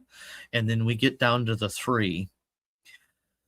Okay. And I elected to go 3, 2, 1 down the line. I think the gray probably does the better job. I'd like to give a little bit more length of neck, actually, and straight, or give a little bit more length of bill there. That's where I think the snowy does better. There's elements of both that I'd like to combine into one, but again, type, color, condition, cleanliness, I think the gray out edges the mallard here today. But good job to those exhibitors. I wish there were more of them. These 3 could really use stiffer competition. So I encourage the youth and the exhibitors to show more mallards next year. Mandarins, cool. Oh, and an Australian spotted. Cool deal. Mandarin's really pretty. Looks like a young mandarin. Is it? Yes. Yep, young Drake. When I was a kid, I had mandarins, colored mandarins, and anyway, I remember the young males when they're kind of in that teenage stage, if you will, or just coming into their color. It's nice and beautiful, and to me, that's what he's in right now. He's not all the way done, but boy howdy, he's close. He's going to get some more body as well. Really nice bird here. And for a mallard to catch him he's somewhat mid-walk there, but to catch him still can be a feat. So good job to that person getting a picture there with good lighting. Moving to the Australian spotted, you can tell he's just in that eclipse. He's going to finish getting that head coming in. Oh, only 3 months old. So yeah, he's just a little duck nugget. He's got to finish coming to the color. Good job on posing. Condition, cleanliness, looks great. So excellent job to both these exhibitors. I'm going to elect the Mandarin today to come in first over the Australian spotted. Okay, then we get into some more spots here. Again, type, color, condition to the highest degree. We have the, is it an old male, I think? Yeah, old males here. And I really like that frosting there on the breast. Does a really nice job for an Australian spotted. I'm going to place him 1 over 2. Again, we're just coming into that we're in the eclipse plumage, got to come into the, and so is the pen mate behind him, got to come into that fall nuptial plumage. So taking your picture for the show at a different time of year, that would help. And then again, the camera is looking kind of at an angle down on the bird where I'd like to see it more horizontal so I can get an idea of the breed profile. Again, this picture somewhat does the same, kind of down at an angle on the bird. So posing there a little better as well. But first and second on the Australian spotted. Then we had some females, old females. Yes. And I went 1, 2, 3 down the line. Again, color and condition. I felt that this one here did the better job of the 3. This type there. Just a little bit younger. Again, most likely, is an old female, just a little bit, maybe not as mature is what I'm trying to say here for third place, and then moving into second.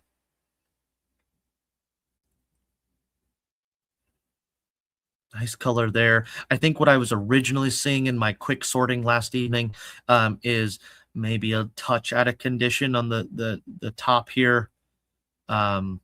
Maybe a little dry feathered. Again, without being in person or handling these birds in person, it can be tough to tell. I like the color a tad better here for my liking, my preference here today. So that's kind of what I'm seeing and why I, sorted the birds the way I did, 1, 2, and 3. Good job to our Australian spotted exhibitors. Now we get into best of variety for the unrecognized breeds. I elected to go with the Mandarin first. He does a really nice job for a Mandarin representing his breed. He's young. I have to evaluate the bird how they are today, not what they will be 6 weeks or 6 months from now, but he's definitely on the right track. He's still got to finish up. I'm not sure when the picture was taken, but nice Mandarin there. And I think I went with this female. Yes, the Australian spotted female, old female, as our reserve champion. So congratulations to the NRV varieties there.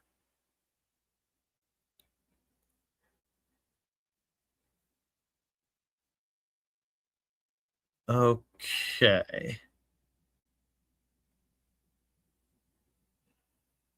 And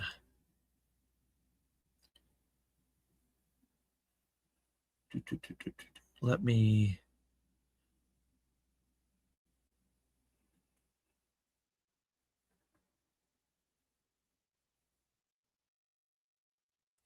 okay, and this is where I thought I had a question as well, maybe, because we get into we have one that's been placed twice, and then we have then a new male coming in. And this specimen here, we talked about maturity on the Mandarins. This one's a little bit further along. He's kind of out of that, teenage stage, maybe just a tad more, developed than his neighbor here in the next picture, Boy Mandarin 2. I'm not sure. Again, I don't judge for that. I don't know if it's the same exhibitor, if that's the same breed pen or not. The pictures look similar, but I think this one here, from what I can tell in the pictures, slightly more mature, a little more even in his color and overall body depth and style here, whereas number 2 is kind of that awkward teenage stage yet. So I'm going to go 1, 2 looking at these Mandarins here today. Okay, then we get into an older Mandarin. I think the younger Mandarin outshines this boy here. Not as crisp in his color and plumage for the year. Again, I'm not sure when this was taken. It looks like maybe in the fall, maybe some dead leaves there. I don't know. Again, I'm not judging for that, just trying to make observations to help. A little rougher in his tail, and not as, it lacks the depth of body as maybe our younger male. Then we get into a nice wood duck here condition. Wish I could zoom in a little bit further, but nice condition here. Great head color, good color on the flank as well. So an excellent job for Dusty, the wood duck. And I actually put the wood duck over this older Mandarin here today. Then they're wanting, it looks like a best of variety for this class is unrecognized breeds. I'm going to go with the first young Mandarin there. And I went with the wood duck in second. And those exhibitors did a great job here. I think the boy Mandarin number 1 kind of easily works his way up to the top. I think Duke, the old Mandarin, works his way into 4th. It's what do you do with 2 and 3, Boy Mandarin 2 and Dusty. I elected to go with the wood duck. I think just more body, represents his breed a little higher than the Boy Mandarin 2. I think this is a fine Mandarin. He's just young. He's just got to finish maturing for the year. So excellent job to the exhibitors. Okay, and then we're looking at best of breed. And again, I elected to go with Boy Mandarin 1 as the overall best of breed.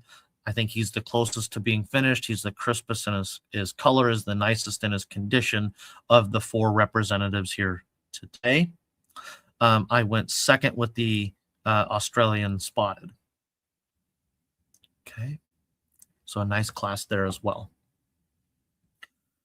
Okay, best of class. Whew, we had a lot of fun here, didn't we, folks? Or at least I did here.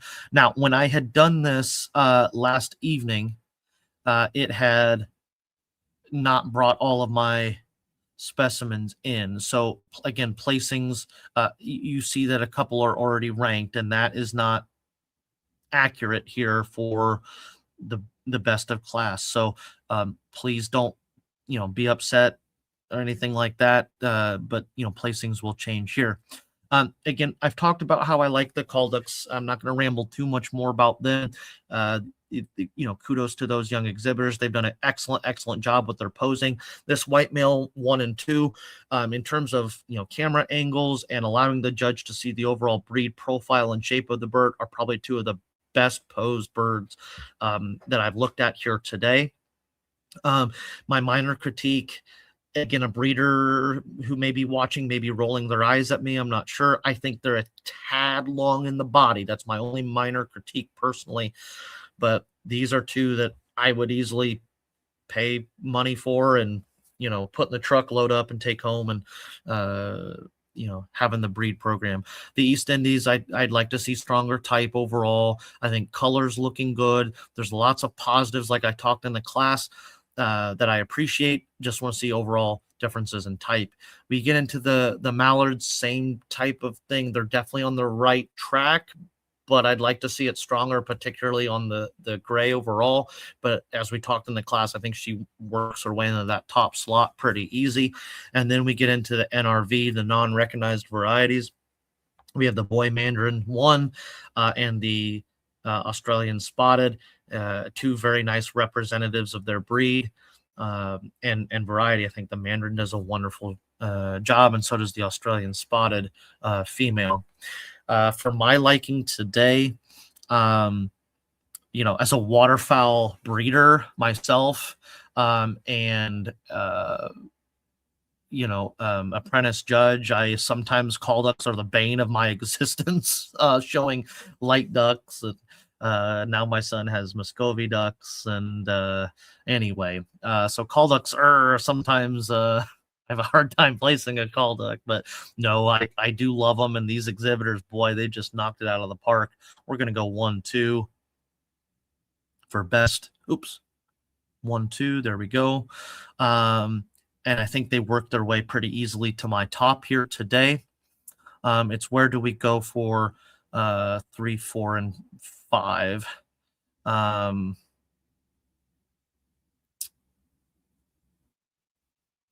Well, and actually, we just need a best in reserve of breed, so I'm going to leave it at that. However, again, a couple of them were mismarked here.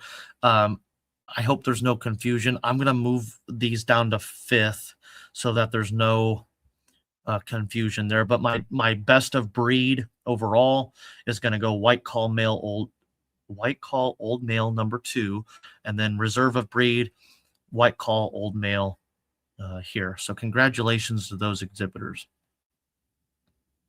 Cool. We get into the geese now, folks. I didn't have these available last night, so I've not sorted these or placed them ahead of time. So my comments will be like totally raw, I guess, if you will, from what I'm saying. And wow, that's a heck of an African. I wish he was more relaxed in his pose, but nice stripe coming off the back of the neck. That's wonderful. It's not crooked. Good dewlap. I was taught, that the knob should look like it's been smashed with a frying pan, and, it does a good job there. Really nice, crisp lacing, phenomenal condition. From what I can tell of the leg, good orange leg color. I want to see that. That is a heck of an African, folks. I wish he was maybe posed just a tad better, but wow. Golly, if our geese keep up like that, that's going to be great. Excellent job there. Certainly worthy of a first place. Oh, wow. This is going to be a lot of fun. Okay. That's a very nice young female. Wow. Okay. Really nice top and bottom line. I like that. Ooh, boy, howdy, folks. I'm going to have to clean the drool off of my keyboard. That's a nice bird. Nice young female African there. Good length of neck, good stripe. What I can tell, good eye color. Just tons to appreciate. Nice parallel lines on the top and bottom line. The breeder's got a nice buff hiding in the corner there too. Anyway, wow, very nice bird there. Let's take a look at our neighbor. Nice crisp top and bottom line, good leg color, good stripe, good dewlap coming in, really, really nice condition. I'm not sure who the exhibitor is, but wow, to both of you, thank you for African geese can be always on the move sometime, or at least my whites are, and it can be hard to get a good quality photo of them. This does a good job, or the exhibitors did a good job. Wow, man, you guys are making that tough. Somebody's gonna throw tomatoes at me. This is where, as a judge, I get really excited. Now, is this the better bird? Maybe. I love everything I'm seeing. I don't know if I could give minor critique, and I again, I hope this exhibitor doesn't get too upset with me. We've still got to finish coming into feather on the front end, just a tad, and in our back end as well. Okay. When I look at our neighbor here, we're pretty well into feather for the time of year. It's really hard to fault this bird on condition. And so I'm going to go first here today, and I'm going to go second, but wow, phenomenal. Oh, you African breeders, golly. You African breeders. These are top notch. Oh my word.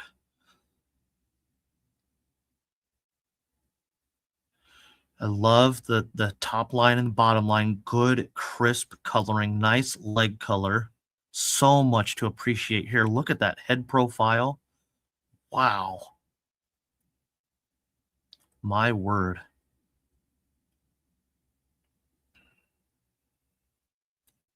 Wonderful lacing. Good top and bottom line. It's hard to tell. Maybe a little cleaner in the feet, but that's very, very minor. Just talking out loud there at that point. Good dewlap, good head structure. Wow. Oh, you African breeders. I'd like to take each one of these home. These birds are either kicking butt at shows or will be kicking butt, one of the two. Really nice top and bottom line. Good lacing. Again, just kind of rambling out loud. I'm not sure if even anybody's even listening. I feel like I'm just kind of talking to myself here, but I'm having fun. But really nice African. I don't know if it's the lighting. It just gives kind of an off color, but the breed profile, wow. So much to appreciate. And this one's just as nice. Maybe not as smooth overall or as crisp as the other three before, but wow. I'm just being silly, but what a stallion. I mean, that's a nice goose. Man, I thought the call ducks were a challenge. These Africans, holy cow. Okay. Somebody's gonna throw tomatoes or bricks at me, one of the two. What a phenomenal young male. Really nice top and bottom line. Good crisp lacing. Or young male, I mean old male. Really nice here as well.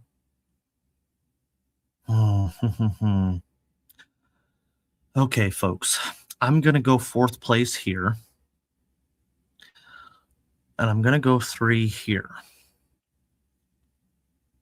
I like the smoothness and crispness of the top and bottom lines here for the breed profile. And that's kind of what is placing 1 and 2 for me today. It's just, where do I place 1 and 2?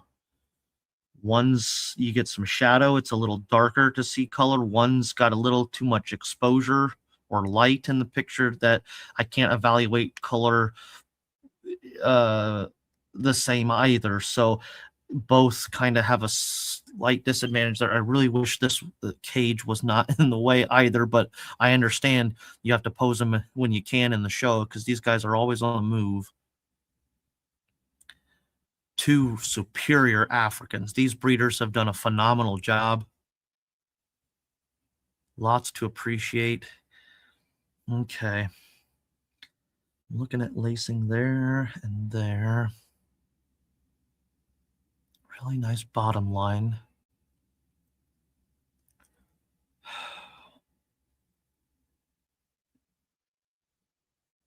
Oh, I need to look at my standard. Give me just a second. I want to give everybody a fair shake. I'm probably talking too much and taking too long.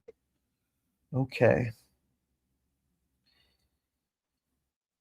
Medium dark brown above, light fawn cheeks, corners of the bill curving smoothly up, passing just below the eyes. A brown finger extends from the corner of the bill back along the jawline. A narrow band of light fawn or white feathers separating the bill and knob from the head, permissible in old birds. Okay. So I was just kind of checking that here on the browns. Okay. Coming right off the eye there. I think they both just do a phenomenal job. Really nice, clean, and crisp on both. Man, that is so tough. That is so tough. I'm going to go with my gut placing and instinct. I'm going to go 1 on 07 and 2 on 04. But man, kudos to the exhibitors on all these birds. Wow. Wow, what a lot of fun. That is tough. Old females. Okay, just want to see stronger type here. It's a little harder to evaluate, kind of a darker, blurrier image here. I'm going to go 2. Really nice old female. Gets a little baggy in the back end, but hey, that's normal. Really nice, crisp lacing on top. Good head profile. I don't want to dare say sloppy. That's not the right term to use here. But just maybe not as crisp, I guess, in that top and bottom line. I guess that's what I'm seeing, but certainly worthy of first place. Very nice Africans, my word. Okay, now the part I love, but was also dreading. I say that with the utmost respect because these are very, very nice birds. I have the tough job, as any judge does, with making a decision. I really, really liked those 2 old males.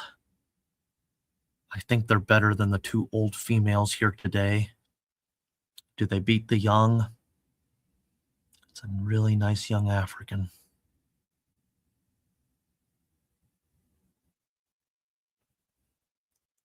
Just exquisite. Not a feather out of place. Good lacing. It's hard to tell if those wings are crossing too bad or not without seeing the back end, but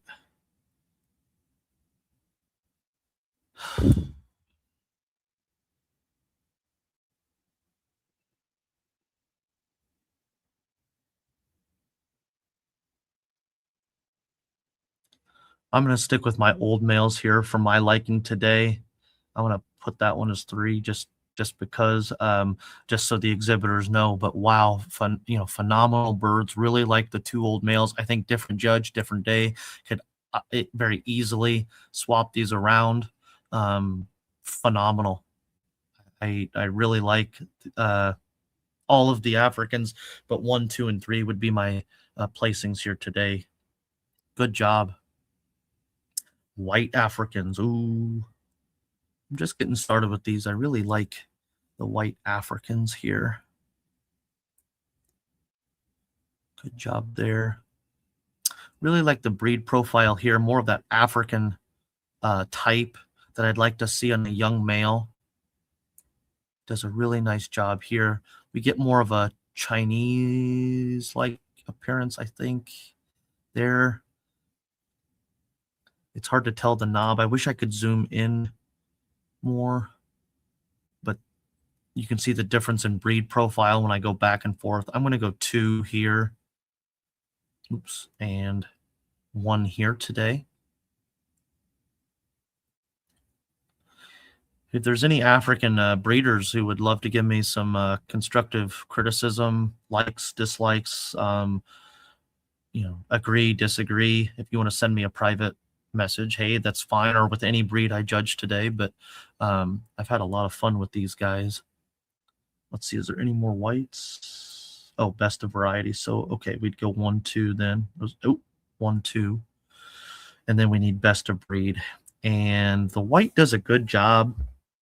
I just like to see him a little fuller, a little more finished out. He's just a young teenager. He's got to, have time to, finish filling out and maturing. I'm going to go with our browns here today for breed. So first and second, respectively, on the browns for best and reserve of breed.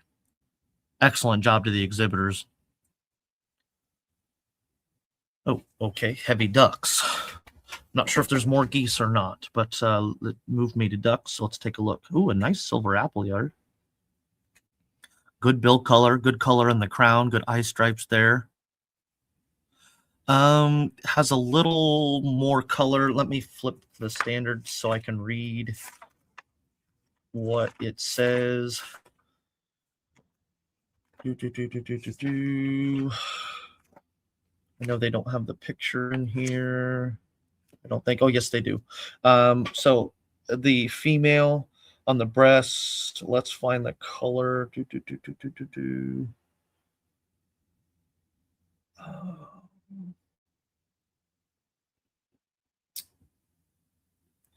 Fawn buff with faint blue-gray and cream shading. Breast, shoulders slightly darker than the rest of body.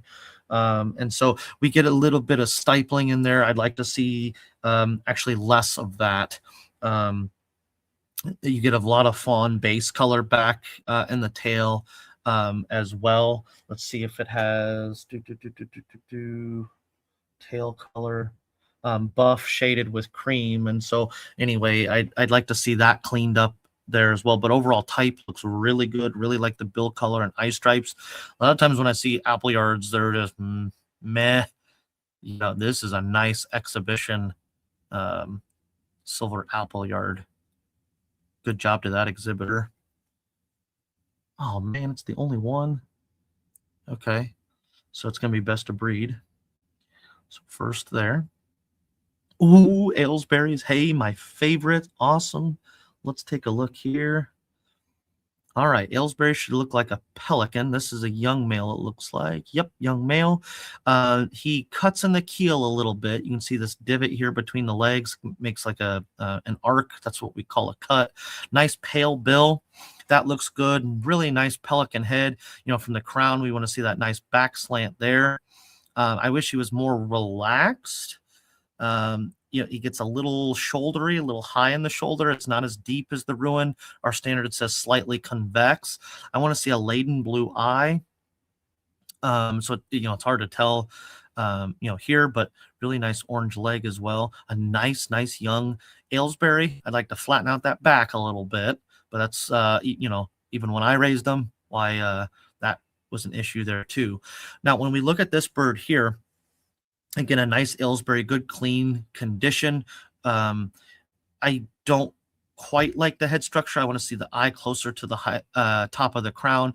Good back slant. That's where if I go back, this male has the advantage over this middle male. Also, what I'm seeing here, a couple things. In terms of the back, you can see he's round in the back. He's not round in the shoulder. There's a big difference there because it makes him look roached back. Okay. I want to see him round in the shoulder as opposed to round in the middle of the back. Now, he does a good job with the keel. There's no cut in the keel, but it stops short. Okay. So I'm going to see this keel even on a young male because folks, they have it at day one or they don't. If it's going to fill out like it did, but it's never going to reach back here. Okay. And so again, it's not that I wouldn't breed from this bird, but He's never going to fill out in that keel like he should for an exhibition specimen.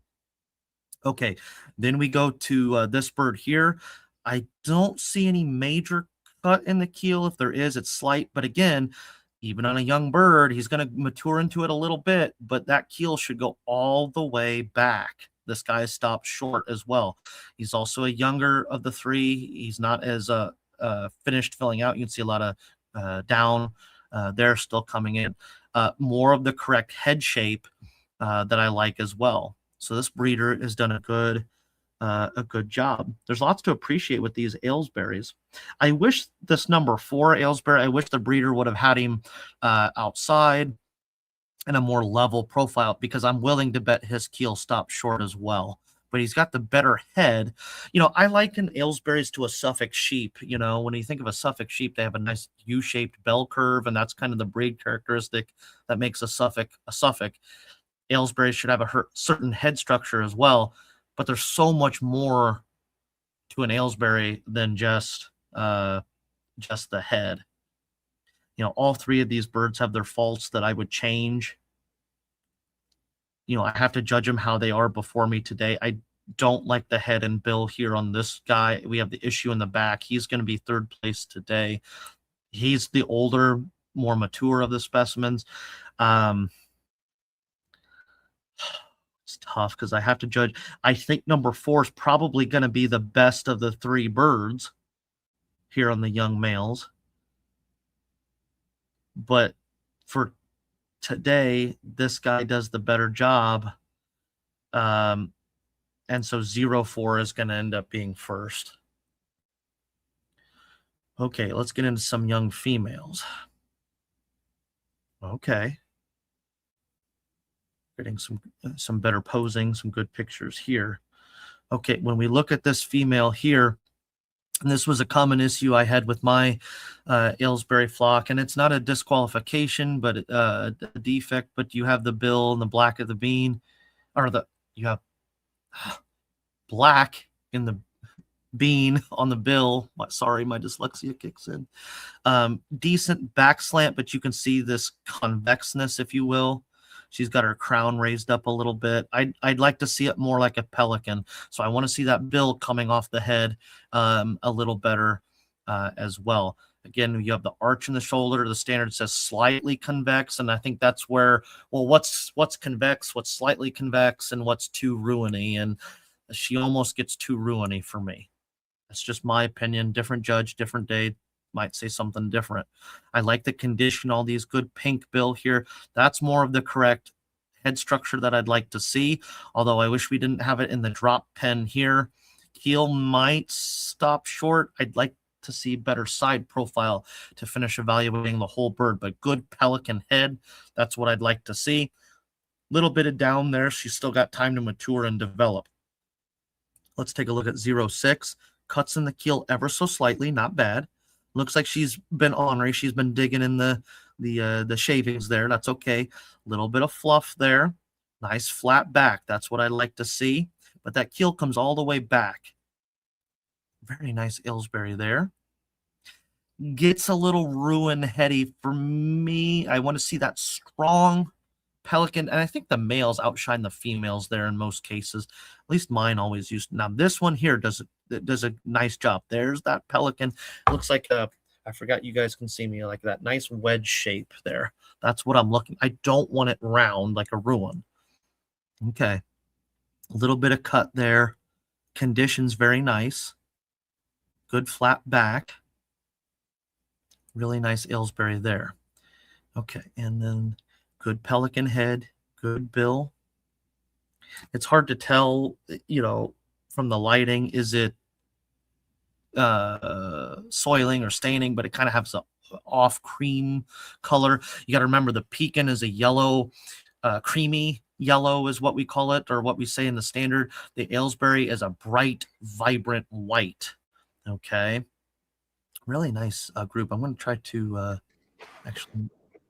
Oh, questions? Couple of comments. Oh, okay. Someone said, I'm suddenly learning more about ducks. I'll know what to look for when I decide to have some one day. Nice explanations. Cool. Someone asked, what time does judging start for Turnix? That'll be at 2 o'clock this afternoon. And then someone asked about Dulap Toulouse showed up. A few people had reached out yesterday. We had an error with the programming. We almost had that today. We caught it right ahead of time. But it was only showing the bantam ducks. And even though like the light, heavy, medium weight ducks and geese were submitted, they weren't showing up on Ellie's side of things to judge. So not her fault at all. It was a bug in the programming and I've got it fixed. She's going to be judging at 3:30 today to go over all of the geese and heavy, light, medium, large fowl or waterfowl that we missed. And I believe, did we go through Toulouse already? I don't think we did. On my end, Bree, for the open? Yep. They said, no. I okay. had Africans and then it kicked me to heavy ducks. So the only geese I've seen is the African class. Okay. It'll probably bring back more heavy geese later at some on. point. Yeah. Okay. Yeah. And if I need to speed up or if I'm taking too long, just tell me. But You're doing just fine so far. Yeah.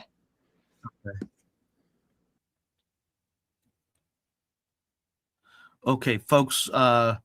Thanks for sticking with me here. I'm going to look at these one more time, zoomed in. I want to make sure I give all of these a fair shake.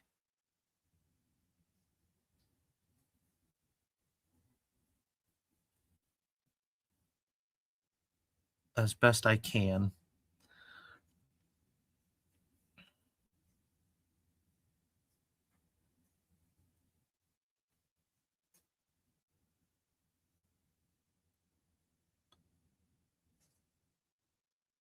This really makes me miss my Aylesbury's from when I was breeding them. I really do love and enjoy this breed. Again, just a younger, female's got to finish filling out, maturing, cuts in that keel just a little bit. Still has the down feathers there. I really like the back there, but I'd like to see stronger head profile. This one, a minor defect, is the black in the bean, a little darker in the bill. And 4 there. I'm going to stick to my placing there. If I was sorting these at home and evaluating for my own needs in the breeding program, that is how I would place them. Congratulations to the young females. Let's take a look at old females next.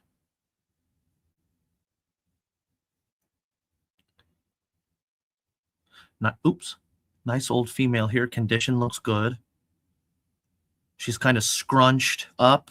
Females, when I had, was raising them, I don't know if it's a breed thing or what, but they would tend to scrunch a little bit and not extend or reach that neck out how I'd like. She's got the pelican head, but because she's not extending, right, that helps take away from that. We move into this 28 bird, a little darker bill, more round head. Is she leaning forward, or is that her natural stance, or is it just because she's not posed, or a little dry feathered, or feathers? It looks like feathers are still coming in. So maybe an early fall picture.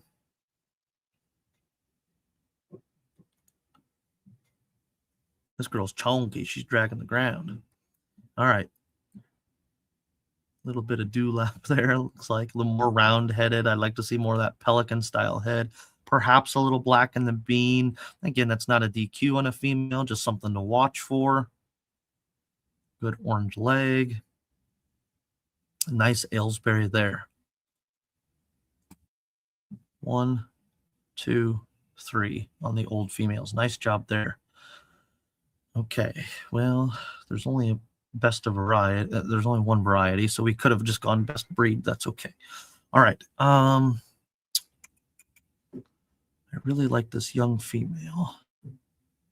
A nice female. Correct head structure. Still young, of course. Got to finish coming in. Wing might be held a little high there. It's hard to tell. Okay. And this was the young male. Still a green duck. A lot of baby fluff coming in yet there. Nice flat back. Good head profile.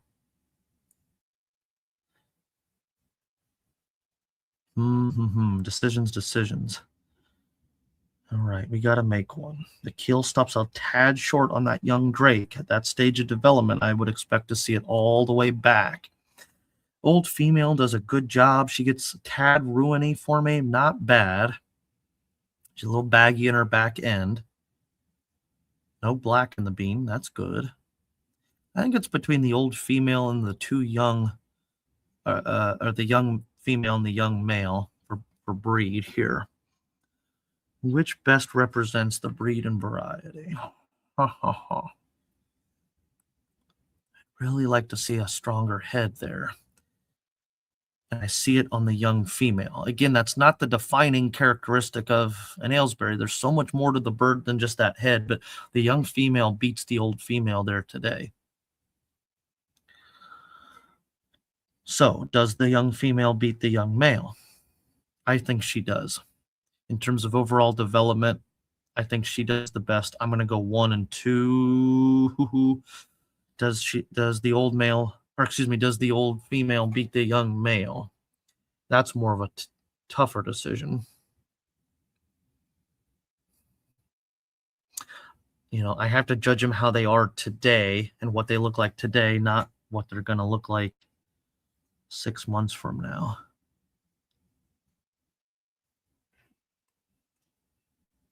He's a nice young male. Decisions. Who can I carry further up the ladder? The young female goes into first. I'm going to go.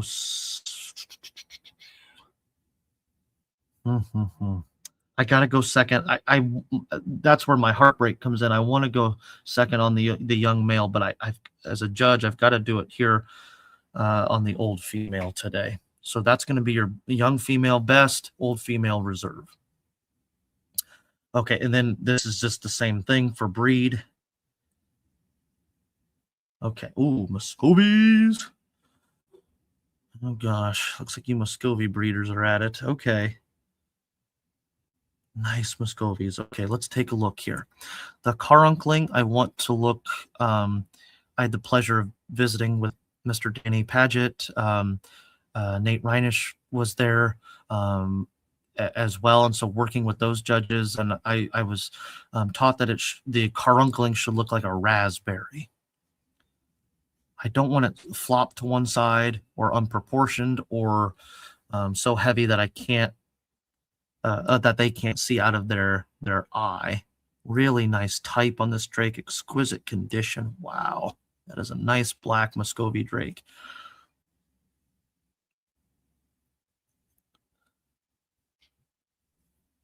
Lots of caruncling here, but when we go back, you can see it's maybe, in my opinion, a tad more evenness to it. Now, again, I'm only seeing one. I don't think any of these have a second picture. They don't. So I'm only seeing one side profile. I'd love to be able to see the other side of the bird. Oh, he's on his tree. He likes that. Good. Certainly not out of condition. That's not the term to use, but the other one's just a little smoother in the tail there. Really nice depth of body, length of body on both that second and this third male. Let's look at number 5. Holy cow. Really nice caruncling. Maybe the best in the class so far.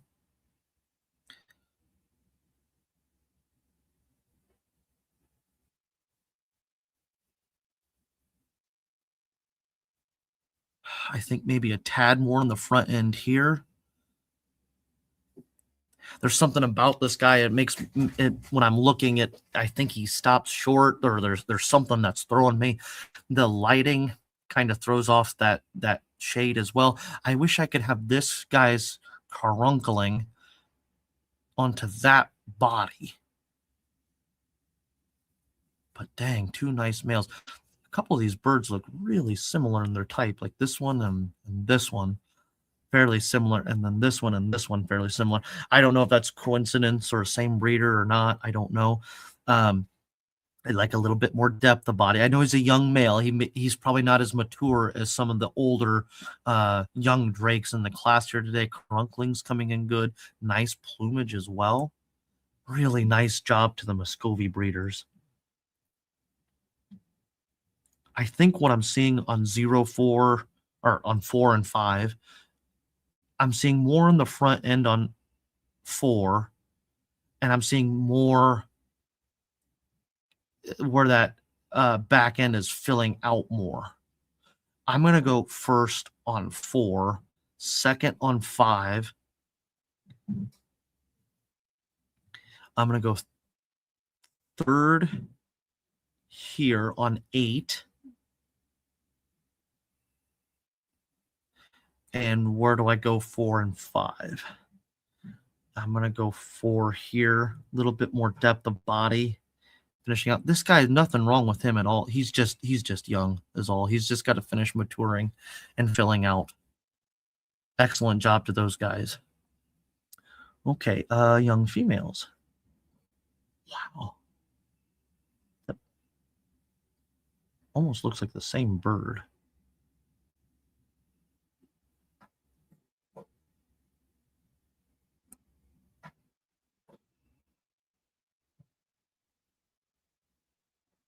Sorry if you see me squinting at the computer. I am fairly positive that this is the exact same bird, just a slightly different angle. I don't know if that exhibitor's watching or not, or if there's a way to verify for me. I think it's the exact same bird. 01, what was the 01 and 07? Yeah, they look the exact same, just slightly different pose to me. I could be mistaken. I don't want to sound accusatory or anything, but let me check the back end side of things. 01 and then 07. It is the same exhibitor for both of them. So do I treat it as different birds or? Up to you. If you think there's enough that you can definitively say they're the same bird, judge the better picture of the two. If you think that they could be two different birds, then you can judge them separately. I am going to stick with my gut feeling. I can't read I also looked at the leg man. I can't tell. I'm going to treat it as the same exact bird. Okay. Yeah, I'm absolutely. 99.9% positive. So I like the breed profile and picture here. I'm going to DQ that one. And then we'll go first here. It's a very nice, but both are nice Muscovies. I'm treating it as the same bird. My sincerest apologies if it's not. That's my professional opinion today, but this is an exquisite bird for that exhibitor nonetheless. Really nice length of back, beautiful plumage, excellent sheen coming in. I like the caruncling around the face for a young female especially. Wow, very, very nice bird. And very, very well done. So again, congratulations to that exhibitor. Okay, a black drake here. Old drake here. A little bit smooth in the face there. There's some caruncling. We have a lot of excess white on the front end and in the wing, shoulder, and bow there. So we're not going to DQ him today. We'll make him first. He's the only one, but I'd like to see stronger type there. And then we get into some black females. Again, same exact bird here. Muscovy hen 2, Muscovy hen. This says youth 1, so I'm not sure if it's supposed to be here or not. But same bird. I'll put that. Well, let's see. Okay, so same bird. I'm going to DQ this picture here. This one's posed a little nicer. So then this one would be fourth, smooth in the face, plus we have a lot of excess white. Okay, now let me make this smaller and we'll pick our top.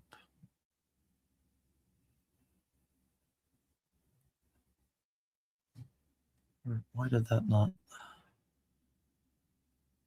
Oh, it did. Okay. Okay, so then, wow, that is a beauty. Now, when we talk about caruncling, folks, and evenness, that's what I'm looking for. Just like a raspberry, nice and even, proportionate all the way around. Wow. Again, I'm going to have to wipe the drool off of my keyboard here. That's a nice Muscovy. This one does a heck of a great job, too.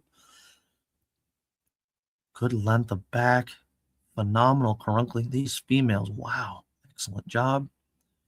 She does a good job. Maybe not as nice in her caruncling and that's minor for my opinion as the judge today. She's also kind of hunched. You've got a drake behind her that's making it hard to see the breed profile. But she's probably the nicest conditioned, so there's lots to appreciate there.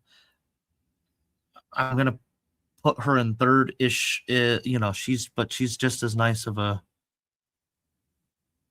bird.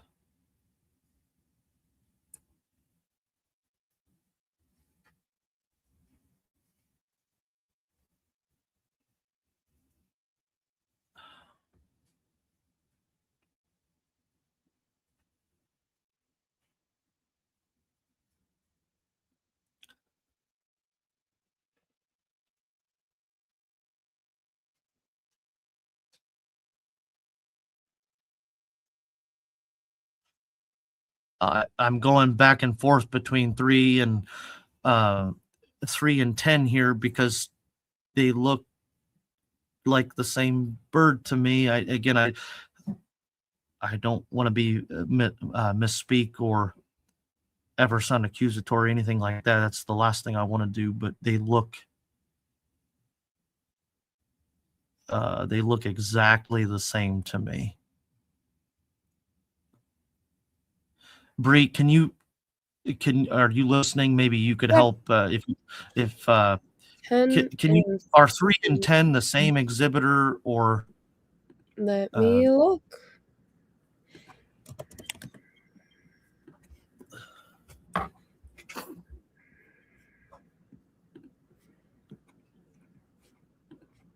It takes my computer a bit to pull them up, but then yeah, you're fine. I just want to be fair and equal to everyone, and they look very, very similar to me. And these are both Muscovies. They're both the same exhibitor again. And the same exhibitor as the one before that is the one that had the 2 males that were close to the same as well. When I look at the caruncling here and the melanin, or the pigment there on the bill, body structure, everything as a judge is telling me that this is the exact same bird. So I'm gonna treat it as such. If there's any questions or comments from that exhibitor, just let me know, or I'd be happy. Yeah. Happy to explain, but that's how I'm going to treat that. I'm going to take this picture out since it's harder to see the profile. So then I really have 2 and 3 to judge on the females here. Okay. Bree, thank you. I appreciate that. Yeah, absolutely. Okay, I'm going to go 1 here on number 2, and I'm going to go 2 here. So 1, 2. That would make this one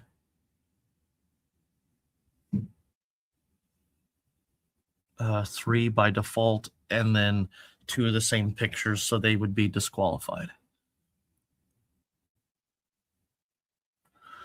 Okay, best of variety on the blacks. Some really, really nice blacks here. Okay, this was the old female. Really like the caruncling here. Good length of body, wonderful sheen, excellent size, everything that I want to see in a Muscovy. Really, really like this young male. This breeder, the breeders have all done a great job with their Muscovies. Ooh, I'm gonna let to go the female today. A little crisper. In the caruncling, again, that's not the only thing I'm looking at. Body depth, size, length, all that good stuff. I'm going to go first here and then second on the old Drake. Excellent job on the Muscovies, guys. Okay. Oh, blues. Yep. Let's get into our next variety. That's the only one it's going to be first. I'd like to see more evenness to the blue. And then I've got a lot of absence of caruncling. He's also downward facing and mid walk. So I'd like to see that changed. Looks like he's the only one. So it's going to be best of variety. Let's move into chocolates. Chocolate can be a tough variety because like with buff or blue, like, it can tend to fade. I'd like to see stronger, coloring here. We're dark, we're light, we're really light all over the place. So I'd like that to be a little bit more even, but good length of body, good clean leg. There's lots to appreciate from that exhibitor. This profile gets cut off. He's also got his crown raised there, which is common, rather smooth faced, even for a young male. Good condition over the top line. So again, there's lots to appreciate. Just like to see stronger type and overall condition. I think the body here on this bird does a little bit better job. She's got a little more crunkling. Oh, it's a male, young male. Sorry, forgive me. I think I said she. Sorry, wrong pronoun. We're going to go first here and second here. All right, chocolate old males. Again, we've got two of the same pictures, so I'm going to DQ one. And we'll take a look at the other two. For an old male, I'd like to see much more length of body, depth of body. For this exhibitor on the chocolate, watching or looking at the class of blacks would be a good example on the black female and male respectively, depth of body and length of body, what I'm looking for in an old specimen. This is something I would expect to see on a very young male, like a teenager who's up and coming. Same thing with this bird. I'd like much more width and depth of body. He's a little further in that caruncling and maturing there, nicer in the maybe in the top line color. Picture's kind of blurry there a little bit. I'm going to go 1, 2. You have some foreign color coming in there as well. So 1 and 2 on the chocolates. Okay, now we need a best of breed, or excuse me, best of variety rather. Okay, and we're going to go 1, 2 there on the chocolates. Okay, an unrecognized variety. Looks like a nice Muscovy. It's just want to see the whole breed profile. She's walking towards us and not posed very well. She's also she's excited. She's raising the top of their crown, and that's how they like to communicate. So she may be telling us hi or waving to the camera there. I'd like to have more caruncling as well, even at this stage of maturity and development, but still worthy of a first place. Looks like she's the only one, so going to be first again. Okay, we move into a white. Again, even though it's a young female, I'd like to have more caruncling, length of body, depth of body, things of that nature. So usually the term I use for youth would be mass. I want to see a little bit more depth and length there. She's also raised up in the crown. Overall condition of feather is good, but she's got some spoiling and staining. Okay, so first there. She's the only one, so the first best of her variety. Okay, now we're into breed, folks. I think we have a pretty easy top here today, although I'm very proud of all the Muscovy exhibitors. Keep up the amazing work. Our blacks 1 and 2, hen and drake, are going to be best in reserve of breed today. So the hen here was first, and reserve of breed to the drake. Two very nice high caliber Muscovies that could really do some damage at an open or national show. Congratulations to those exhibitors. Okay, looks like we have 2 of the same picture. So don't throw bricks at me. I'm going to DQ one of the pictures just because of that. I'm going to start with Doug because he has 2 pictures. Oh, they spread the wings. That's great for me. I appreciate that. Looks like Doug's, young drake. Yep, still coming into the wing for the year. Thank you for showing me that. The term I use with pecans, folks, is mass. I want a lot of length of body, depth of body. ideally, I'd like to be able to place my shoe over the top of the shoulder and see meat on either side. Like that's how big I want these pecans. And so anyway, both are just, really young yet.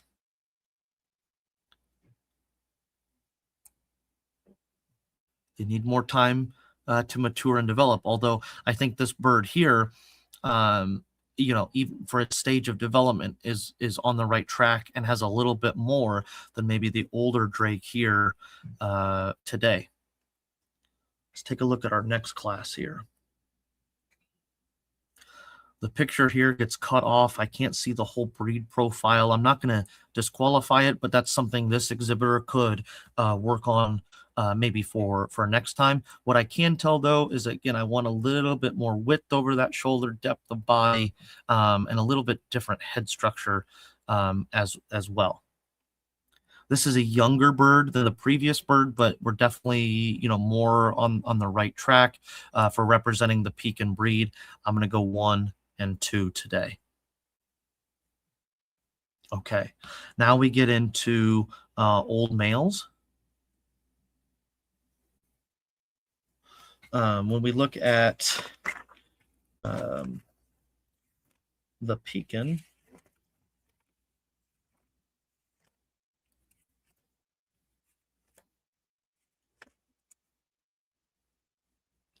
I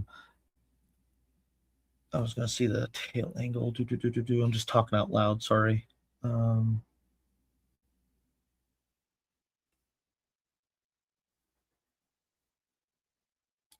doesn't say the exact angle. It just says rather erect. But sometimes for me, Pekins get overdone. They get like what I call it Pekin butt, and they get like way too overdone. I don't think this old male's done it by any means, but I'd just like to see more, length of body, depth of body, mass is usually the term that I use for Scrooge the Duck. When we look at Pekins, this is an old male. This is more of that head structure, the width and depth of, or not depth, but the length and width of neck, length of body.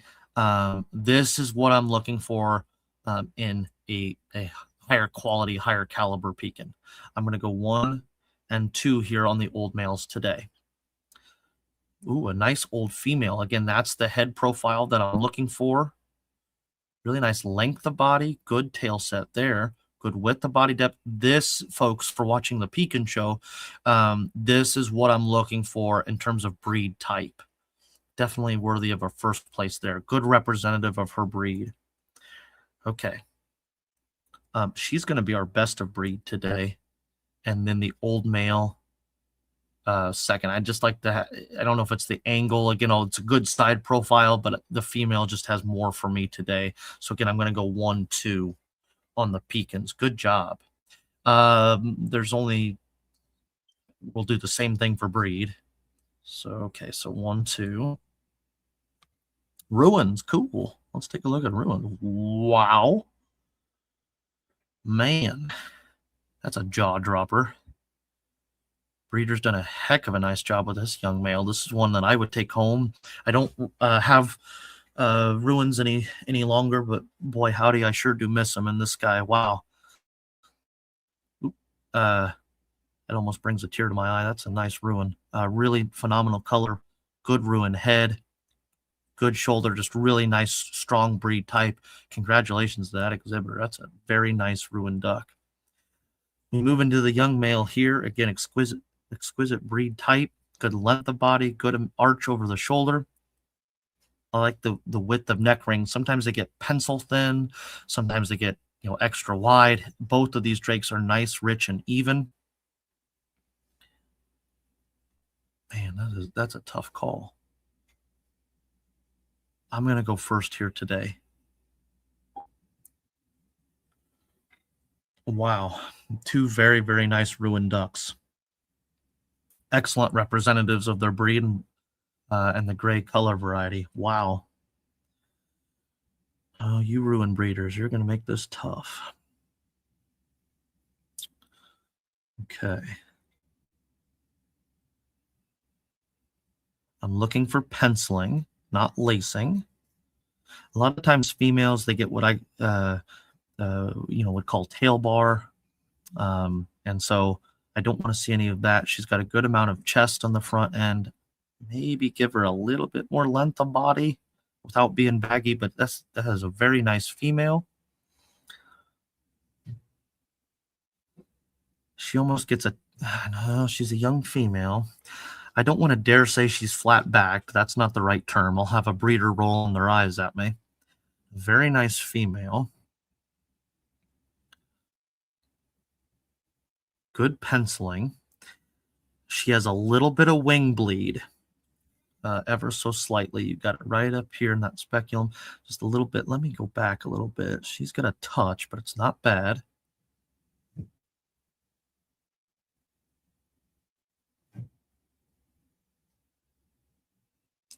Little crisper here in that speculum. Really nice in the front end. Doesn't cut up in the keel. Man, really nice birds. And another nice ruin here. A little bit of wing bleed, but not bad. You're always going to have maybe a little bit of that.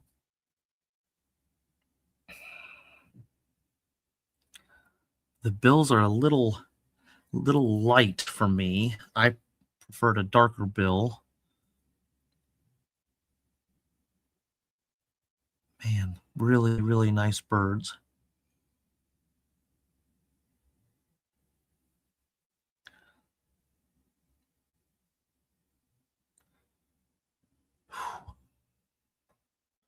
Don't butcher it, Jake. Don't butcher it, Jake.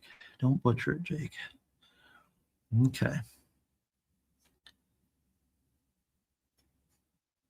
See two that are really similar and two that are really similar. I assume from the same breeders. I don't care or judge for that, but whoever these breeders are, you've done amazing, amazing work. I really like number 3. She does the best job in the front end. She carries that depth back without cutting in the keel. Really good breed profile and shape.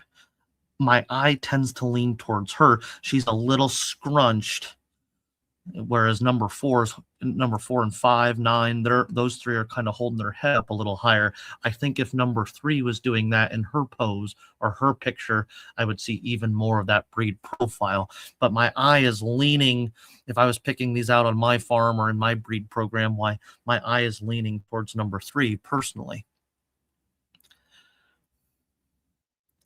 I like the length of body on number 9. Wonderful penciling. Golly. You know, I would take all 4 of these home, no problem. I see 2 different styles between the breeders here. Oops. What? See what just happened? It automatically placed them. I don't like that. You know, the other area I'm looking at too, on number 3 and number 9, when I'm looking back here again, just a crazy Mr. Wilson term. I call it the pocket, but it's the area right back here at the base of the tail. I'm seeing penciling here. Okay. When I look at number 4 and number 5,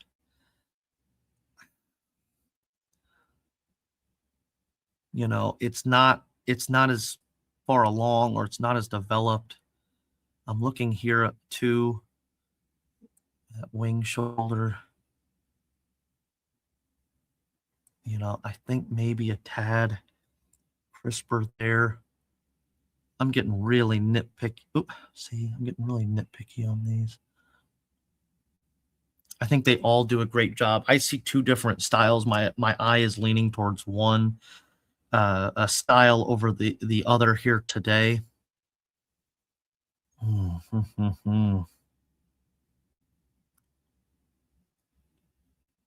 I think I'm actually going to start with her.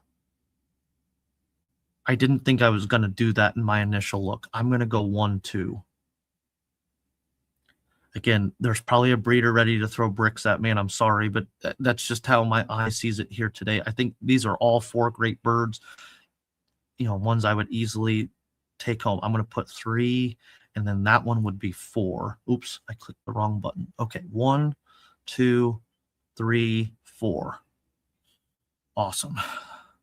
Just like judging sheep again. Fat girl. I like it. Fat girl, rude female, it girl. Nice. Cool. All right, let's take a look.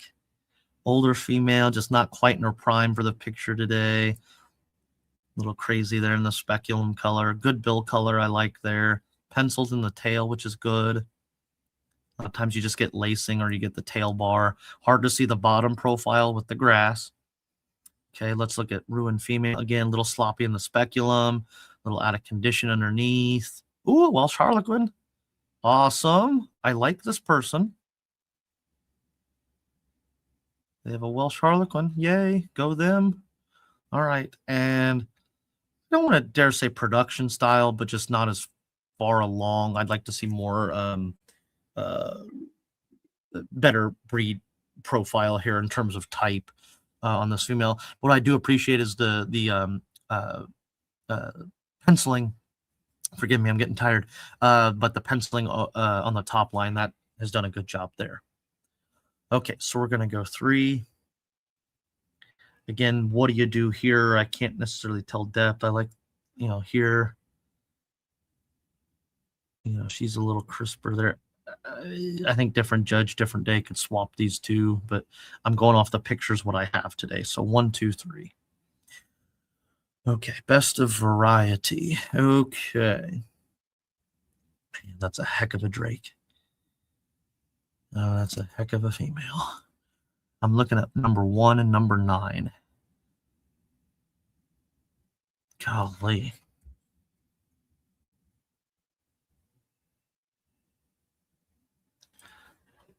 Drop dead gorgeous. I don't know. I'm just being silly, but wow.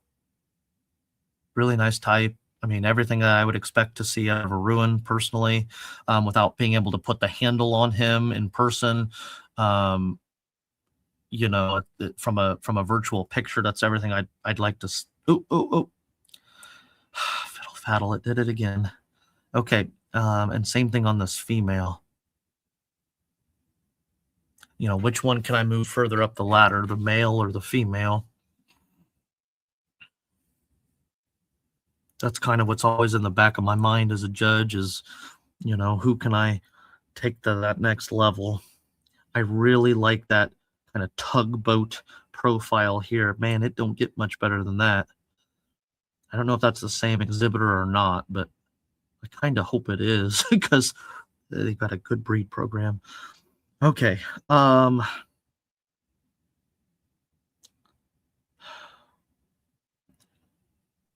going to kick myself later, probably. I'm going to go with the female, actually. I'm going to leave that how it placed it for me.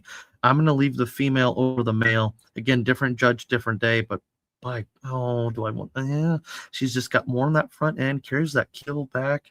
What a phenomenal girl. I'm going to leave her first, him second. And that's all we really need, so I'll move those down. Okay, so the female number 9 first, and the drake as second. Okay, so first, second for breed. If you want, we can take a break around noon for lunch and just get up and stretch for a little bit. Okay, that'd give me another hour, correct? Yeah, so it would be in about like 5 minutes or so. Oh, 5 minutes. Okay. Otherwise, we can keep going. Completely up to you. Why don't I take like a 5-minute break? I'll use the restroom real quick, and then I'll come back and just keep going since I've got so much more to do yet. Okay, sounds good. Okay, thanks. Okay, Saxony young male. Looks like a nice young male. Powder head there. I'd like to see just a little out of condition. I'd like to see him, posed a little nicer here for today's show, but certainly worthy of first. Okay, nice young male here as well, coming along. He's going to be first.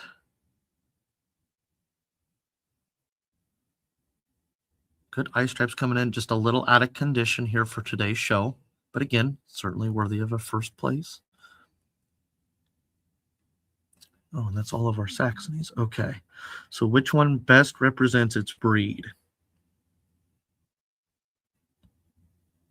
The old male does a good job. He's just maybe out of condition and could be a little cleaner, but he does a good job representing the Saxony breed.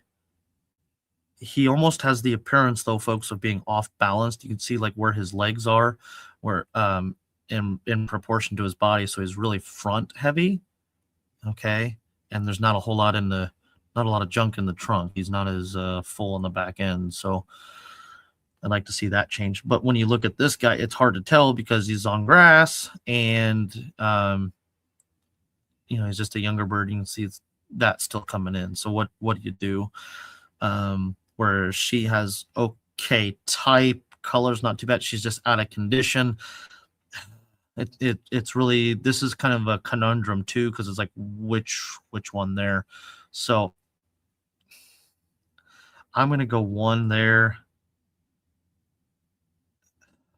and 2 here, I think, today. Be the same for breed. Okay, I know we had folks I thought waiting for the Toulouse.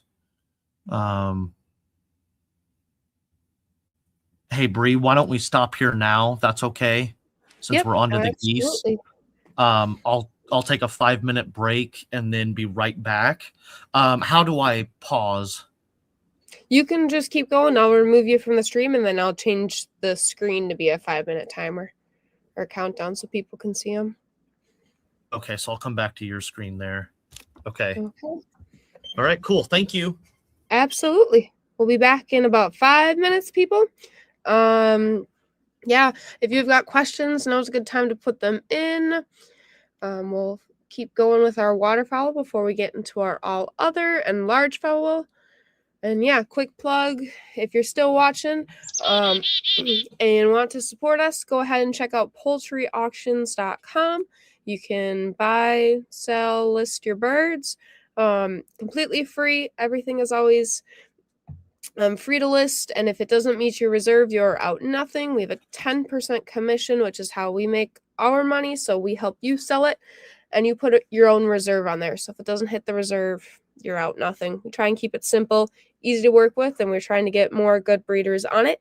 We've got a few auction reps that help everyone and reach out to people and walk through stuff. So if you have any questions or if you want help walking through that, reach out to an auction rep. Again, completely free to you, costs you nothing to have an auction rep help you. We pay them commission based on that 10% that we take, which is cheaper than eBay, Etsy, and we know poultry, so it's we're a little bit more sympathetic, I want to say, towards the sellers. We offer insurance for our buyers. There's also local options too, so don't feel like I'm not NPIP, I can't sell. Absolutely not. So check out Poultry Auctions, check out Poultry Pro, support our show that way. And yeah, we'll be back in a little less than 5 minutes.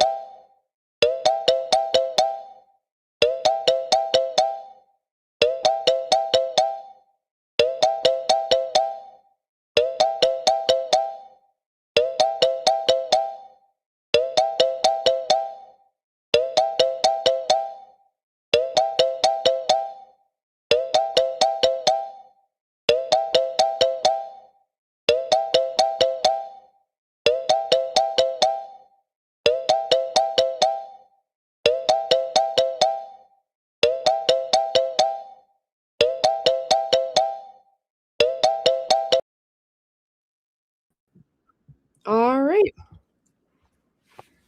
All right. While the timer was going off, I got some of the Toulouse done here. I'll go back and talk about them here in just a second. No worries. Sorry, I was running upstairs and had to let the dogs back in. We have a couple comments. Okay. Someone said, we definitely need more wonderful, fair, educated, and experienced judges like Jake and Brian. I agree. Both of them are doing fantastic jobs. Really glad to have them. Question about submitting. Is there a way to select to not crop the photo? A few of their birds had their bottom half cut off. Unfortunately not. For us to be able to keep it like pretty even and on the back end to store them, they all have to be the same size. So there's a couple ways if you have like up and down photos, like you can see this one here, where they added, like you can screenshot it, you can add width to the sides if needed. All of those are okay options. So it's gonna stay that 2 to 3, or we could potentially make them all 1-to-1, so they'd be a box. But unfortunately, we've got to keep it consistent across all of them. Question: will youth ducks be judged this afternoon? Yep. Rest and youth ducks will start at 3:30 Central Standard for anyone on a different time zone. How do we get back into our entries? You'll need to sign back in, and then on the top it'll say my entries. So you can go to your profile to see your entries. On the home screen, you can go to see your entries. You can also, like, if you know the names of them, you can go into the results tab and look. Yeah, there's a couple of different ways. And then just in general for like the next couple of shows, you can go back at any time while entries are open and edit them too if needed, or delete them and resubmit them. That's completely fine. Yeah, no other questions, so I'll let you take it away. Bree, I've got a quick question for you. Yeah. So is this correct? So it looks like it's given me the heavy geese and the heavy ducks as one class. Okay. Right. And that might be why it was changed. So for everyone watching, our big problem that we had, and the reason why Ellie wasn't able to see them, is that on the form it was changed to heavy ducks and then heavy geese, but then on the judging side it was changed to just heavy. So it wasn't pulling the heavy ducks or the heavy geese because it just saw heavy. So now I'm guessing it's lumping them together. It's not to interrupt. As I move forward, it's doing that with the light ducks and the light geese as well. So okay. So let's keep track of what your champion heavy duck and champion heavy goose was. And then I'll go back in on the back end and make sure, like after the show is done, and make sure that it comes back up as champion heavy duck, champion heavy goose. Do you want me to go back and talk about it and just write it down and let you know, or how do you want me to go about that? Yep, it should let you select 2 firsts. And go ahead and choose a first goose and a first duck, and then a second goose and a second duck. Okay, gotcha. Thank you. Okay. Yep. We'll get started here with that then. Wow, we've got a heck of a lineup here. Let's do geese first. So we're looking at heavy geese. We have Africans, and we had a couple Toulouse, a gray and a buff. Okay, and let me go back real quick. I believe I picked the buff. The gray. Did I pick gray? No, I picked the gray. Okay. All right.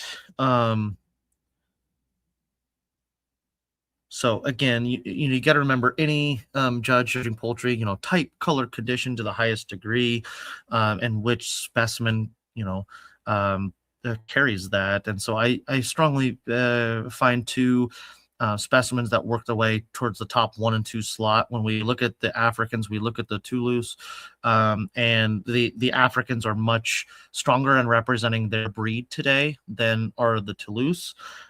We go to number 7 and 4. The longer I look at them, there's things I love about both. I think, like I say, a judge different day could easily switch them, swap them. I went with 7 as my first and 4 as reserve. They're going to be the best and reserve goose. The longer I look at this number 4, it's like, should I have placed it in first? I think they could have very easily been swapped. Congratulations to those heavyweight goose exhibitors. I'm excited to see how the Africans work their way up the ladder once the other other 2 classes of geese are finished up. Then we move into our heavyweight duck class. This was a lot of fun as well. We had a nice representative of the Appleyard breed, a good representative of the Aylesbury breed. We had very nice Muscovies. We had top quality Pekins, phenomenal Ruins. And then we had a good Saxony and a NRV, a non-recognized breed or variety. So congratulations to all the exhibitors there. I really there's a lot of probably honorable mentions I'd like to give. There's some standouts. I really liked both Muscovies. I know I went duck over Drake today. I love those Ruins, golly, and again, not so emotional. It really does make me miss them. I do really like the gray Ruins here today.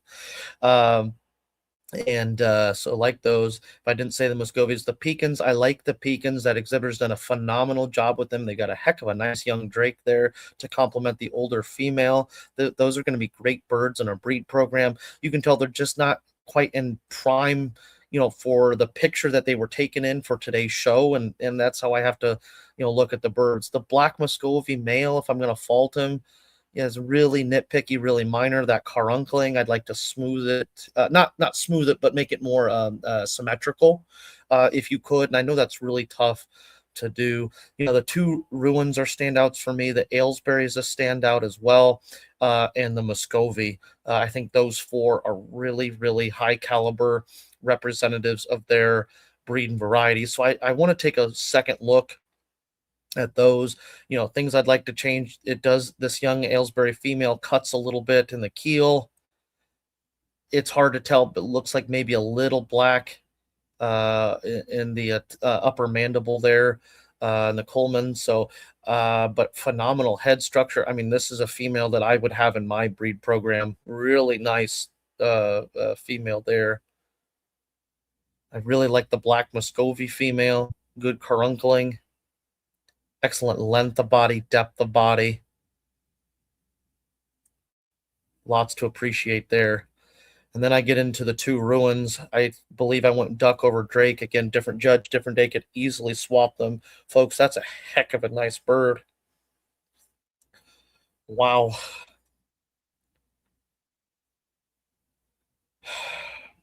Very nice Ruin. And same on the male. I think it's going to be a girl power day here today. My eye keeps, and my mind keeps, telling me these 2 females. I'm going to go with best as the Ruin female. I am, and second on the Muscovy female. Really nice birds. Again, if I was to give a third place, it would probably go to the Rowan Drake, and then fourth to the third place to the Drake, third place to the Aylesbury. So really nice job there. Okay, then we get into lightweight ducks. I believe there was just the one Khaki Campbell. So not to take away from that exhibitor, has done a great job. I'd like to see better type and color. So I like on my Welsh Harlequins, because that's where the sports came from, coming off the Campbell breed. So we get khaki, Mrs. Campbell. What color is that coming from? It's coming from the uniforms from World War I, that nice khaki color. So anyway, but I'd like to give her length of body, stretch her out some, you change that neck and head profile on her, and then overall color. I like it a nice, smooth, rich, even to that khaki buff. Okay, so I hope that's not our only light duck. I hope there's more. I thought there was more, but now it's got me going into light geese. So it looks like we're on to Chinese. Chinese are a very proud goose. Okay, I want to see that nice S-shaped profile. Now their knob is different than the African, who has their knob smashed in with a frying pan. This almost looks like a golf ball. I don't want to see any pyramiding to that knob. But again, Chinese are very proud geese. They should be standing up on those toes. Oops, let me go back. Did I give a first? Let's give first there. Then we move into turtle. I'd like to see a little stronger breed type. Okay. And a little better lacing and evenness to the color here.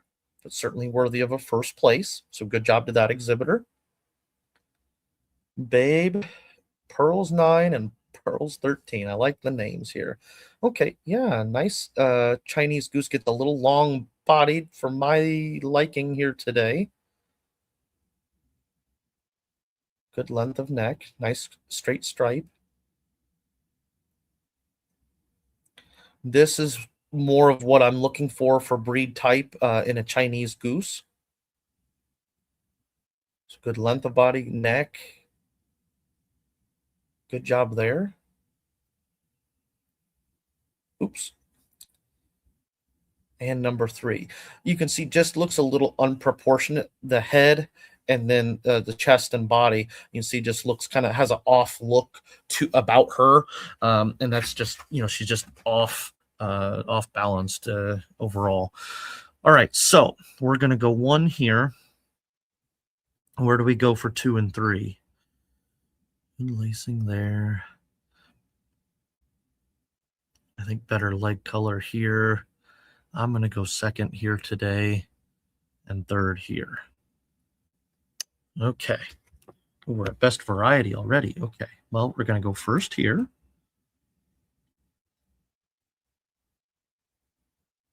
And I'm going to go 2nd on the male.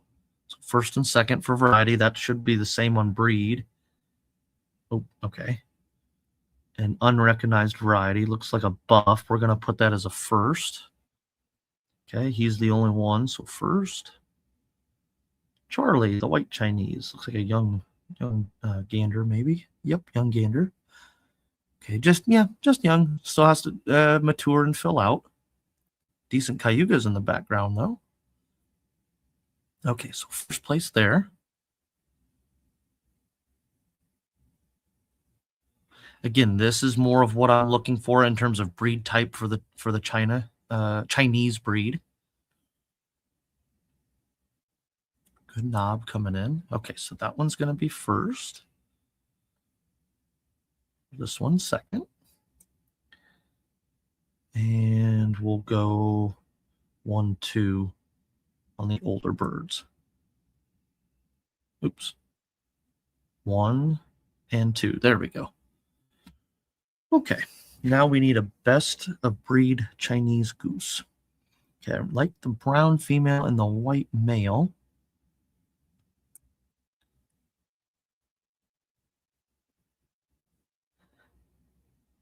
I think the white has better type here today in meeting the breed characteristics. I'm going to go 1st there and 2nd there. So 1st on the white male and 2nd on the brown goose. Ooh, Egyptians, cool stuff. Let's take a look. Yeah, nice Egyptian. I wish I could see that front. This is where I would like to see a front profile to see the color.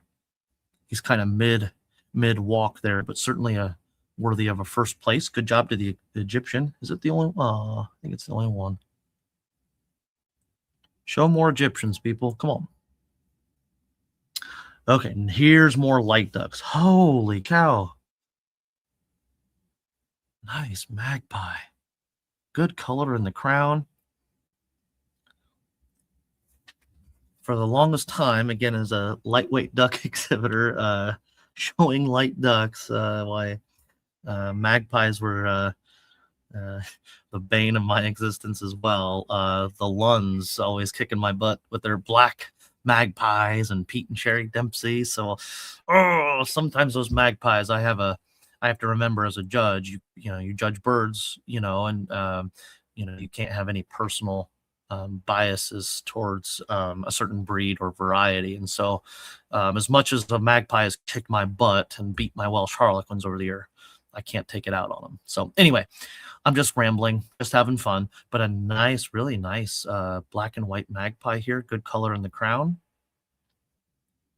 Good profile.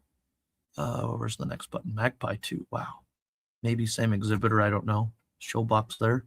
I like the color on the head better on this first drake than the second.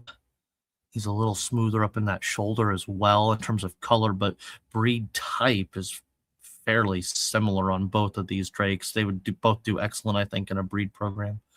We get into number 3, just a younger, not as mature of a specimen as those first and second drakes, a little sloppier, maybe in the cap color. You get some foreign color down in the flank as well. But yeah, 3 really nice birds. I'm going to go 1, 2, 3 right down the line. Chubby Ducky, I like it. Good name. Okay. All right. Oh, best variety already. Maybe we have some blues. I don't know. We're going to go 1, 2 right down the line again. Breed would be 1, 2 right down the line. Oh, okay. We're into fawn and white runners. No blues. Okay, so fawn and white. If kids are listening, I would tell them that runners should look like a bowling pin. If adults are listening, it should look like a wine bottle. Okay. And so this one got a little too much junk in the trunk. I think that tail's going to be hitting the ground all the time. You're going to have a lot of broken tail feathers. I'd like to change the top of the head to make that eye as close to the top of the crown. Have a nice straight bill coming off there. Color doesn't look too bad. Not necessarily production quality, but not the strongest of exhibition quality either. Okay, but I'll put that one as first. Evidently, it's the only one, so first. Ooh, nice gray female. Okay. Really nice. So when I look at runners, when I'm evaluating my gray females at home, I like on any runner, not just the gray variety, but I like a fair amount of what I call reach. And so what I mean by that is from the top of the breast to the base of the bill. To me, or into the throat. That's what I call reach. And so this gray female has a lot of reach here. Again, if for those watching or can see the cursor, that's what I'm looking for there. So she does a good job. A lot of times you get chest all the way up to here, and then they have a very short neck. This one, again, has good reach, good eye close to the top of the crown, nice perpendicular bill coming off, good leg color. Now, again, for gray runners, is she too dark? I'm not going to ding her too bad on that, but I'm starting in my own breed program to be a very hard on them and be a stickler, because the gray should resemble the mallard. It is not to be like the Rouen. It's not to be too dark. This one gets a little too Rouen color for my liking. That's really nitpicky, but as a breeder, that's one thing I notice here. But phenomenal type. She's definitely worthy of a first place. Good job to that exhibitor. Okay, an old female. Yeah, really nice here. It's hard to tell in the picture. A little darker bill. I don't think it's solid black, but dusky orange, similar to that of the Rouen there in color. But again, she's a little dark bodied for my liking, not as smooth in that speculum. I think the younger bird outshines her a little bit here today, but certainly worthy of first. Hopefully there's more. Oh man, these two could really use stiffer competition, but I'm going to go with the younger gal. I think she beats mama here today. So first to daughter, second to mama. Okay, Long John Silver. That's probably the best name yet. I like it. Long John Silver. Hey, we're going to do a first place there. Not a recognized variety. My actually overall decent silver type. The bill color, good. there that I'd expect to see. I just want to see stronger type overall. Okay. Not sure if it came from like Metzer Farms or something like that. I know they're pushing the silver runners now. Just really watch the type on those birds. Okay.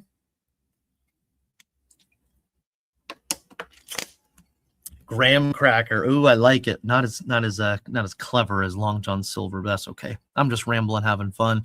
Little smoother, maybe condition. Good bill color, I like there. Certainly worthy of a first place. Again, just would like to see maybe stronger overall type. One's just a hair younger. We talk about that reach of neck. I'm looking here at the base of the shoulder, that the chest, all the way up to under the bill. That's the quote unquote reach, or at least that's what I call it. And I want the longer the better, in my opinion. So I want a lot of reach. This one has it today. We're going to go first and second there on the runners. Ooh, boy, howdy. All right, let's get into some whites. Yep, a young drake, still a green duck, still coming in out of that baby fluff. Oh, nice amount of reach, good length of back, wonderful head. I like to lay my judging stick or a pencil, number 2 pencil down the top, make sure there's no gap between the bill and the pencil. I used to do that on my Aylesbury's as well. Good amount of reach here, nice condition. This is where this young male just, outbeats that first one just a little bit more mature here. And a really nice job here. This one does a good job explaining the reach. So here's the top of the shoulder to the breast, boom, all the way up here. In person at a show, I'd be checking the gait, their stance. I think this one has a good amount of reach. Here's conditions good. I'm gonna go first here, second here, and third here, right down the line. Good job on the white young drakes. Young females, perhaps? Yes, young females. Okay. Some soiling and staining down here. I wish that was cleaned up a little bit better since they've got her in the ring. Great job, by the way, to that exhibitor for posing them correctly, letting them stand in the ring instead of scrunching in a cage or something like that. So good job posing your bird to that exhibitor. So good job there. This exhibitor did a good job as well. Same comments as maybe the class before. Really nice type. It's just a younger bird for the time that the picture was taken for today's show. You get the baby fluff coming in, maybe not as mature, but this is going to be a heck of a nice white runner duck for the fall show season. So I'm going to go 1 and 2 there on those. Ooh, we get into some old males. Wow, that's a nice bird. Okay, I've got to kind of tilt my head here. They came in sideways on me. Again, wonderful amount of reach. Nice and perpendicular. Good head structure as well. Legs are nice and clean. Same thing here. Not as much reach. You can see a noticeable difference. Again, if you're looking from the top of the chest here to the neck, you can see a noticeable difference in these two specimens. So if I was just judging the two, I would go 1, 2. But let's take a look at that third male here. Maybe same exhibitor, I don't know. I think this probably does the nicer job compared to the last one as well. So we would have the 2 birds on the end. This one's going to be third today. Oh, it's so hard to tell with that picture being sideways. Nice clean condition here. I'm going to go 1 and 2 today. And then looks like 1 old female. Talk about her in a minute. Okay, so now we get into our best of variety white. Young males.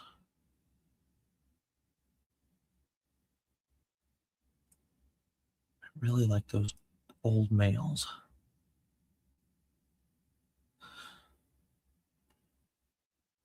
I'm going to place them 1. I'm going to place them 1, 2 for just a second here. Take another look here. Not as much reach on her. I wish I could see her more of a side profile so I could fully evaluate that head. They posed the males just a hair nicer there for me.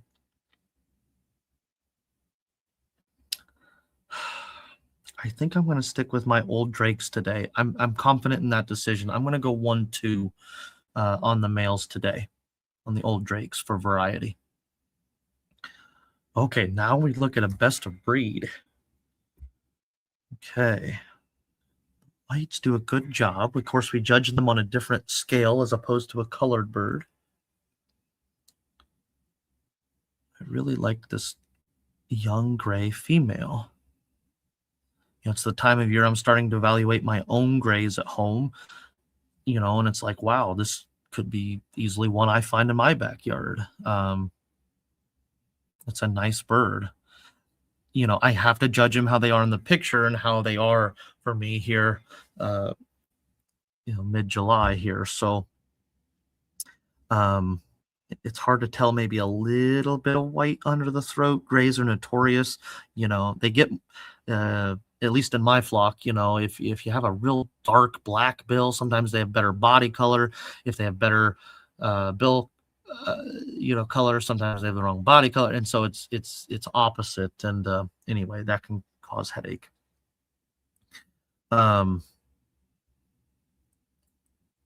She's a wonderful, wonderful gray. She's just not there yet in the picture and how I'm evaluating today. So I'm gonna stay confidently with my whites for breed. So first and second. Holy cow. All right, light geese. That is a heck of a nice tufted Roman. And 2 others right behind it. Wow.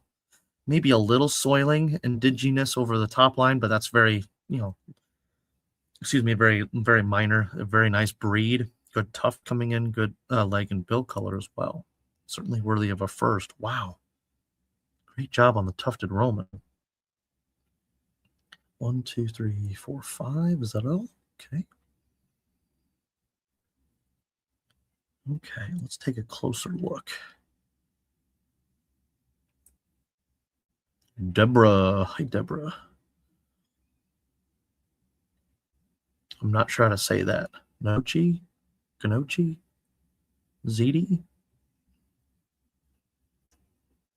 Roman head. Wow. Good bill and leg. Great type. Good type there. Okay. All right. Well, let's look at them side by side. I'm going to go 1 here. I really like the width over the shoulder, the length and depth of body. Bill and leg color is nice.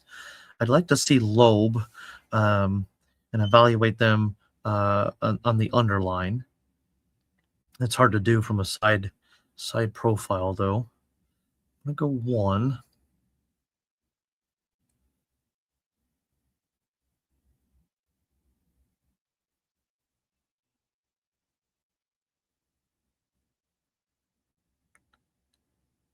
I have a clear winner. I have a clear bottom. But it's what do I do with the other 3? It looks like we have a scam comment on there, so I went ahead and blocked them. But for anyone looking, I deleted the comment. Please don't click any links in the comments unless they're sent out specifically by either myself or Jake on there. So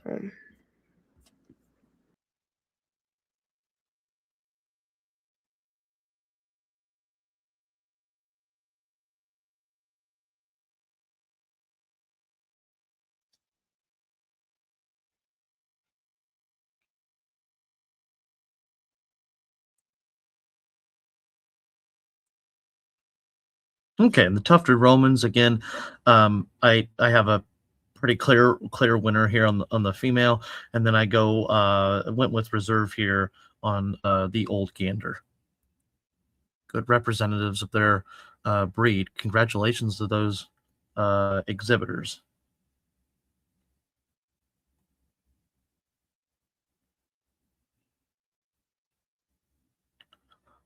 Okay. I hope I'll talk about these real quick, but I hope the exhibitor is not discouraged. So mandarins would be in the bantam duck class, not the light class. So just unfortunately misidentified. but that's okay. It's all about learning and having fun. They just look like, yeah, young mandarins. They need more time to mature and finish feathering in for the year. Condition looks great. They're nice and clean. They look very happy and healthy, both of them. So this exhibitor's done a heck of a great job and should not be discouraged at all. Just remember that they're in the bantam class. If I was looking today, I would probably, and this has it labeled as a female. I'm not so sure that it's a male, though. I'm fairly confident that this is a drake. This is a female. I would go with drake over duck. And then same thing here. And then it's wanting the same thing again. Oh, okay. Hey, here we are. Here we are. Welsh Harlequins, man. Cool. Okay, I could talk on and on and on about Welsh Harlequins. They're one of my favorite. Smooth, sleek, slender. This guy does a good job. I wish the cage wasn't in the way. Good flank color coming all the way down. He's a little dark up here in the shoulder. I'd like that fish scaling, that frosting coming up on that claret. As much of that as we can. Good white tips in the tail. Good olive beak there. And orange leg. This is a nice exhibition Welsh Harlequin. I'm going to be real nitpicky. I'd like to stretch him out just a little bit more, a little more tubular in shape, like a torpedo, but certainly worthy of a first. Nice Welsh Harlequin.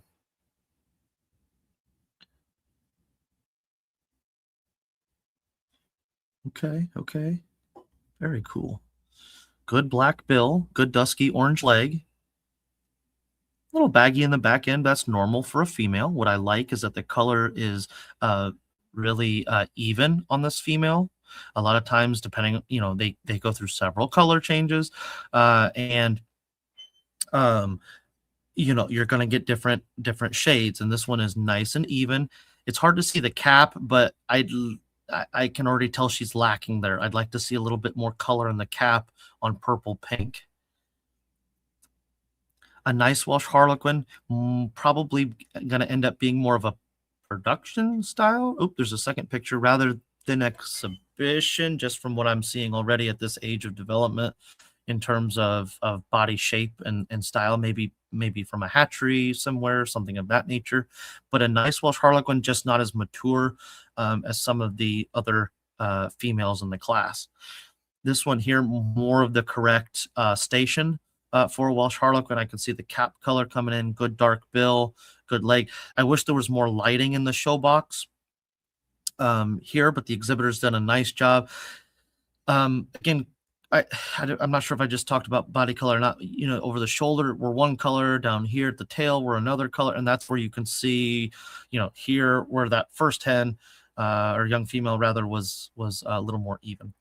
Okay, here, this girl's kind of scrunched up. She's a little dark for the nuptial plumage. And I don't know, there's something going on with her head that's throwing me.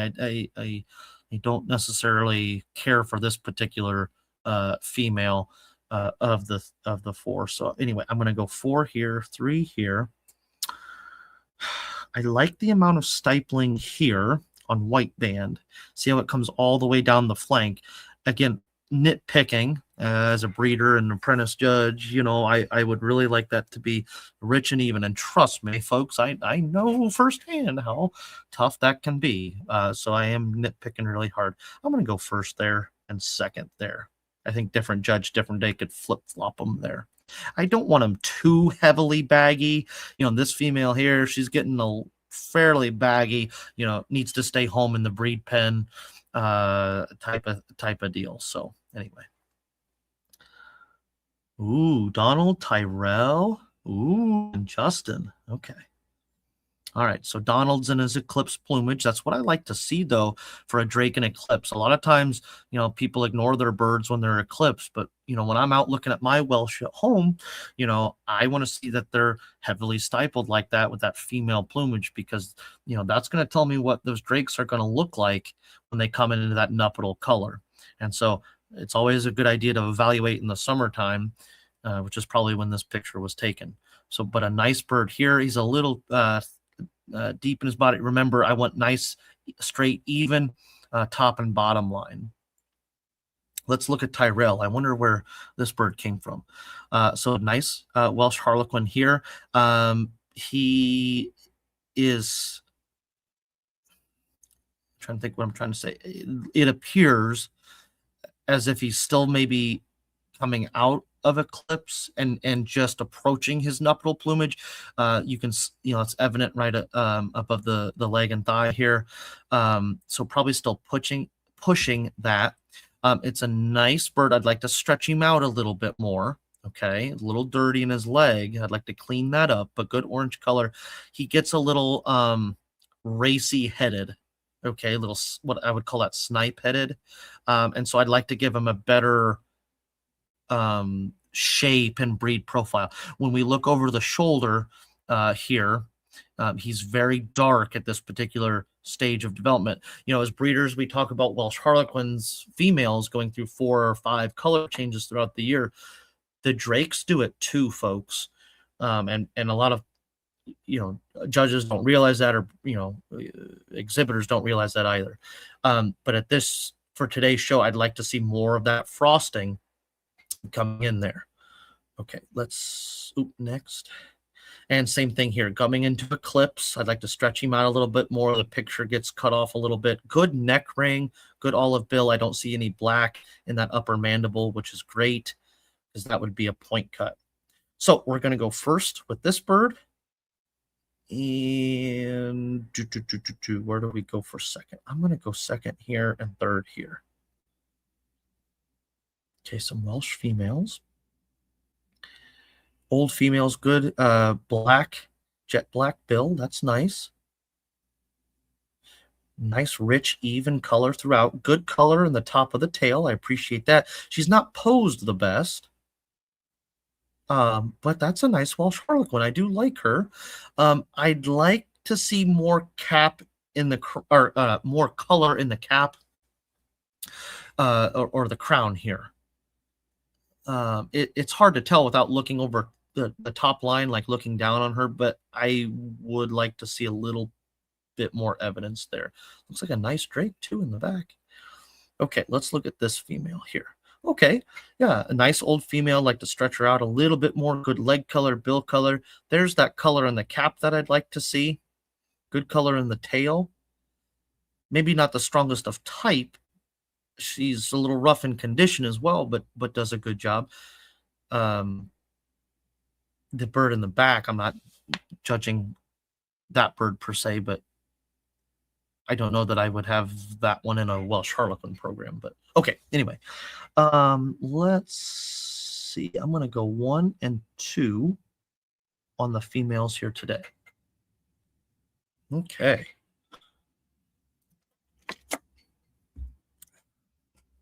All right. Is this a young drake, I think? Oop, what's going on? Yep, young male. Good color in the flank. Really nice length of body. Good leg, good bill. It's a nice Welsh Harlequin. I think he's going to be my winner today. I like the female on the end. The young, no, it's an old female. Gotta finish coming in that color of the flank. I wish it popped just a little more. I wish I could see a little bit more color in the cap. I don't want it overdone. This is not a bad bird. He's just very racy in his appearance. And again, I'd like to change that overall head structure.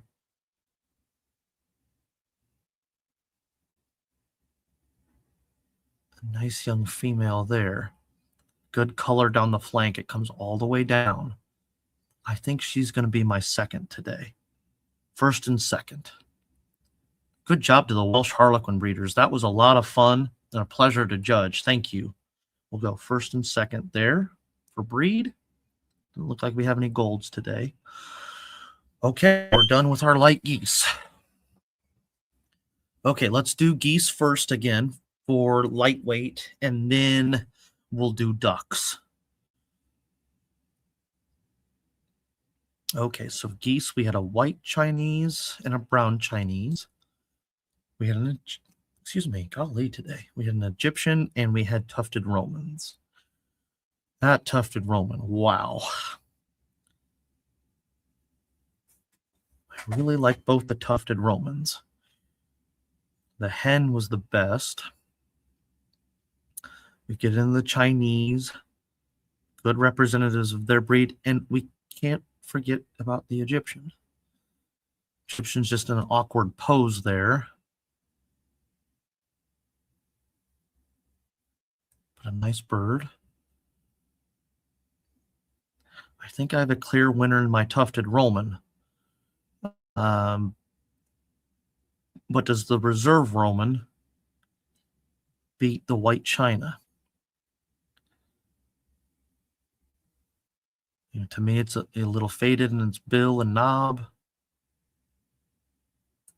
Still coming into the feather on the neck. I'd like to see a little stronger breed profile there from the side. You know, I need to look at my Romans. I think it says pinkish red.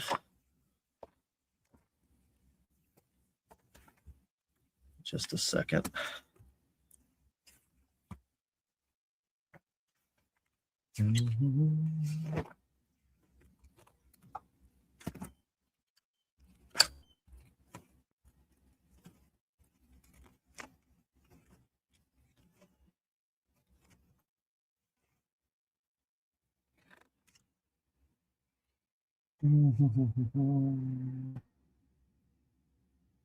Yeah, pinkish to reddish orange. And bean should be white. So white bean, pinkish, reddish orange. I think I'm going to go reserve here. I am confident in my placing that he beats the white China today. So first to the Roman female and second to the gander. Okay, let's look at lightweight ducks. We had a khaki Campbell. We had some stellar magpies, some good white runners, and we had some exquisite Welsh harlequins. So there's lots to appreciate here. Khaki Campbell, I'd like to see a little stronger breed type and overall color. The condition is great, but need to see stronger type. We look at the magpies, and I went with the young male. It's hard to fault the young male. It's a little dark in that show box, but condition is wonderful. Really nice type. He's certainly a contestant. We get into the runners,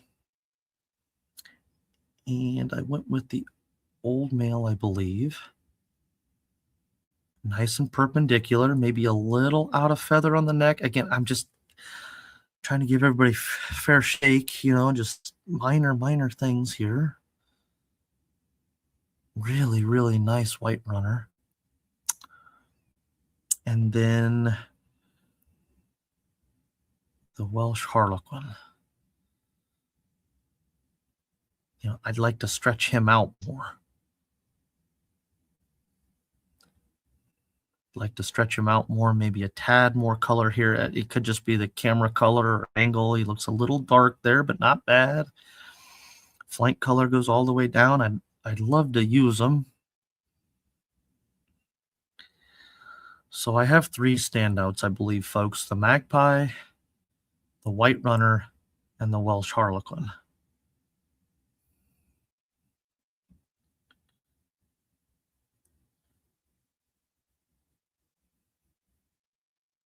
The runner does a great job. I just don't know that he's all the way there in the picture or for today's show.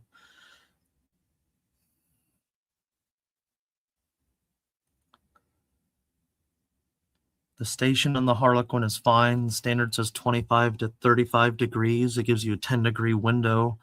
I wish the cage wasn't in the way or the cage was open. I'd like to stretch him out a little bit more. Again, he almost looks a little off balanced a little bit. I'd like to give him just a touch more. I don't want him overdone. A lot of harlequins I see get overdone in the back end, and I don't want to see that, but there's lots to appreciate there.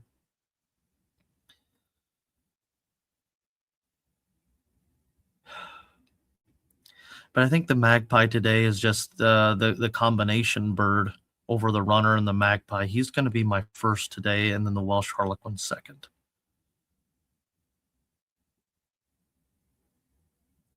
Good job to those exhibitors. Okay, did it keep my geese placing? Yes, okay. Okay, now let's move into mediums. Ooh, that is a nice buff goose. Wow. Nice old gander, nice rich even color, great condition, and good bill. Wow. Certainly worthy of a first place. Buff hen maybe not as even in color there. Good eye, good type. I'm going to go with the male over female today.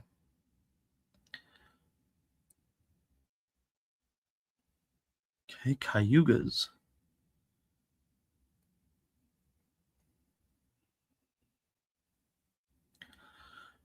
Top and underlines are important to me on cayugas.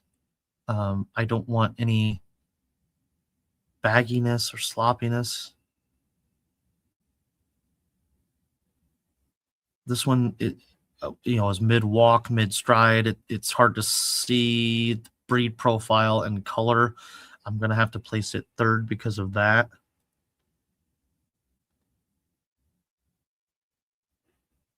This drake does a good job on the bottom line. No bagginess. Kind of in an awkward pose, though. This one's a little bit more racy in appearance. I'm going to go second there. So 1 and 2. Right down the line. 1, 2, 3.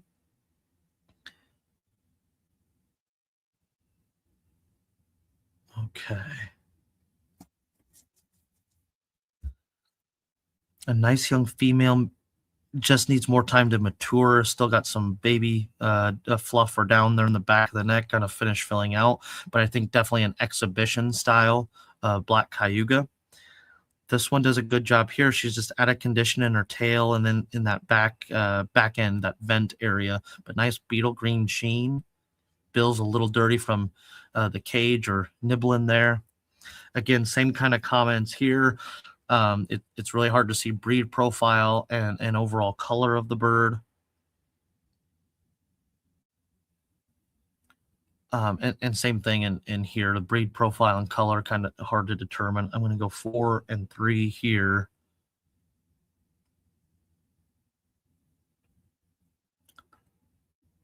Just kind of a younger cayuga there. I wish this bird was cleaned up and more presentable in the picture, but nonetheless, it's going to start the class, and then this one will be second. Oop, that one. There we go. Okay. Okay, nice old male. Again, we're kind of behind the bird taking the picture. I wish we were more at, horizontal, more at the side profile there, but good beetle green sheen, and maybe that's why it was done, so the sun would hit that sheen. Good bill and leg color. Lots to appreciate there. And then let's look at the old male here. Good bottom and top line. A lot of the cayugas I see today are, really big. They're almost black pecans. They're for a medium duck, in my opinion, they're really overdone. This guy on the larger end, but does a good job. You've got a younger cayuga here. Some of that baby down fluff still coming in. I'm going to go 1, 2, I think. 1, 2. Okay, old female. She's the only one. Really nice top and bottom line there, though. Good beetle green sheen. That's a nice black cayuga. Really nice female. Okay. In fact, she may be... Oh, there's her picture. Where'd it go? Okay, she's going to be number 1, I think. And I wish Pretty Girl here was cleaned up a little bit better for the show.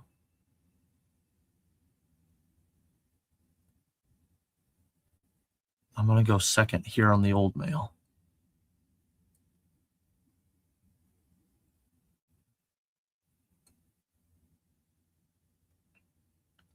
Okay, crested ducks. Lovely breed of duck. A little dirty there, kind of mid-station, mid-pose. I like to see the bill more of an orange rather than a yellow.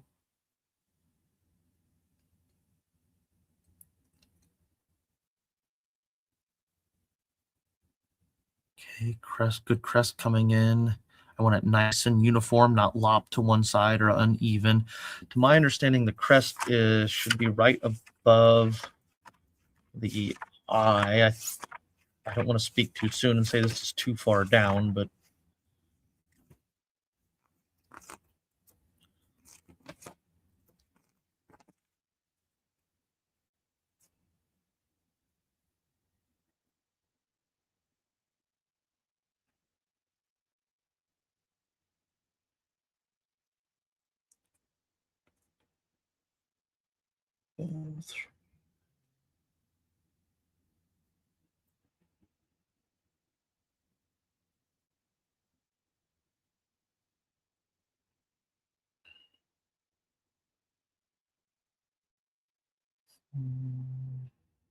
and it is a disqualification to fall to one side, which this guy neither of the cresteds do. I just wanted to point that out for those listening.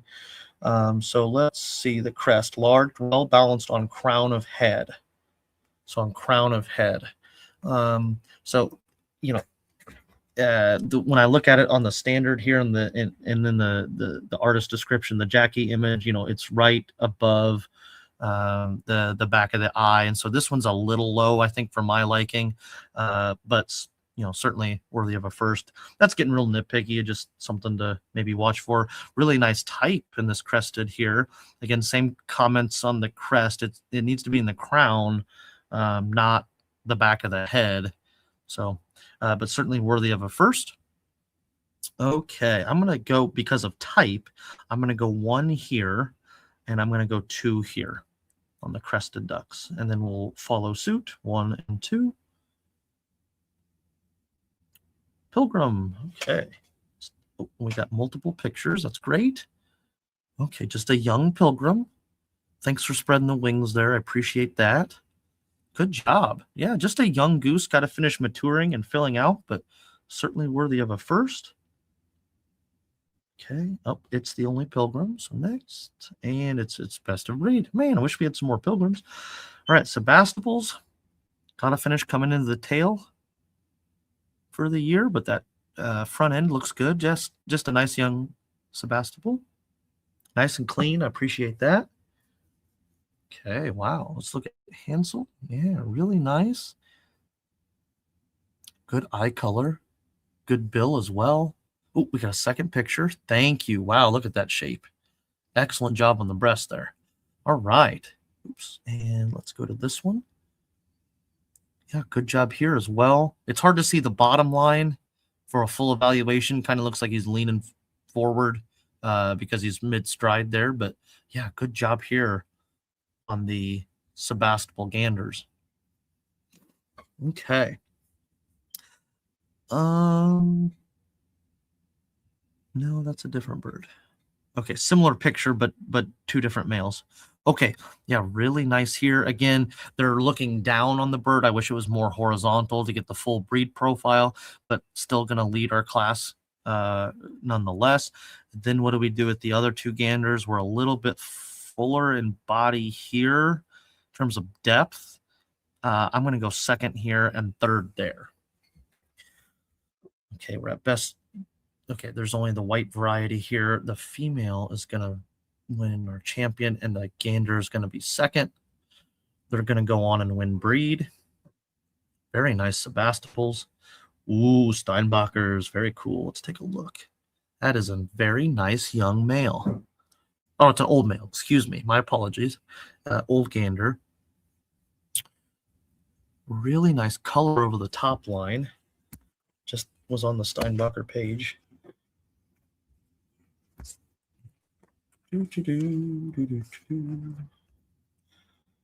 Steinbacher geese are awesome. And really nice lacing over the top line. Good color in the back end. Bean color is great as well. Okay.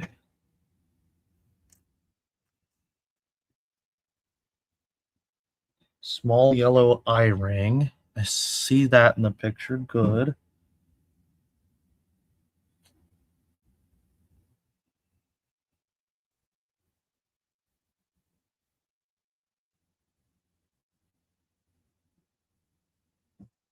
Okay. Yeah, very nice young gander. Congratulations to that exhibitor. Hopefully we got some more. No, dang it. Okay.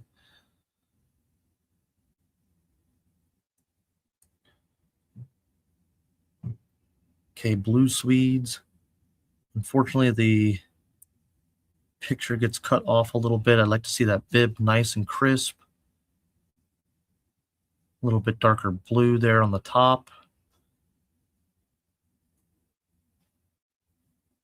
This is more the correct plumage color that I'm looking for in the blue. Nice bib color as well. Good old male there.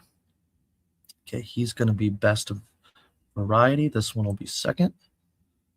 And we just have the blues for breed, so first and second. Okay, I thought we had American Buffs already. Unrecognized breed. I'm not sure why these are not in the buff class, but that's okay. And then we have two of the same picture. So I'm going to DQ one just because it's a duplicate is all. And then let's take a look at the three. Okay. So yeah, we get some undercolor there. I know we're an NRV, non-recognized variety. Buff Goose here does a really nice job. Nice even color. Appreciate that. Okay. All right. So we're going to go 1 and 2 and 3 here on the non-recognized varieties.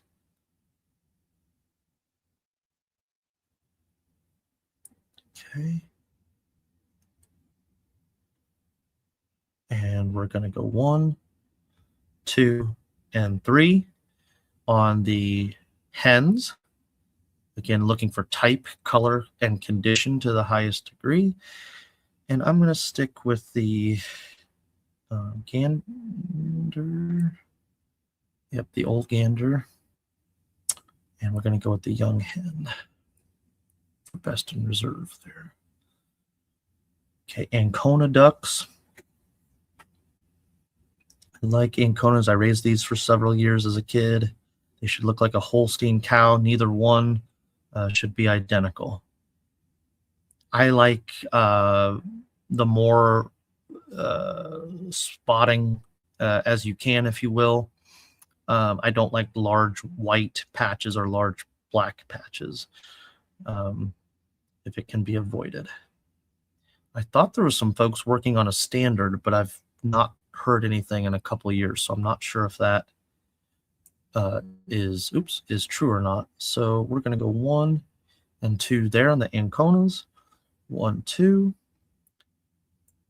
Okay, and then okay, so for geese it would be 1, 2, and then it would be 1, 2 for the ducks.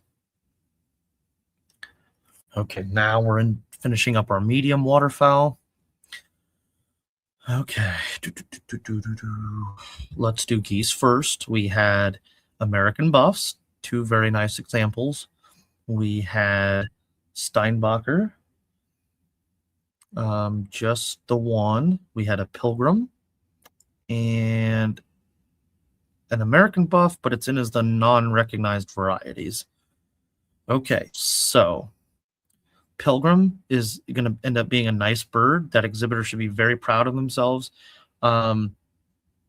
Kudos to their parents for letting them pose it on the couch. That's pretty cool. I like that. And so anyway, I don't judge for that. I just think it's kind of cool. But it's just a younger bird, got to finish maturing and filling out. Steinbacher does a really nice job, just a young gander. He's, again, just got to have some time, but all the elements are there, and that dude's going to be kicking some butt in the medium weight geese class this fall. So he does a good job there.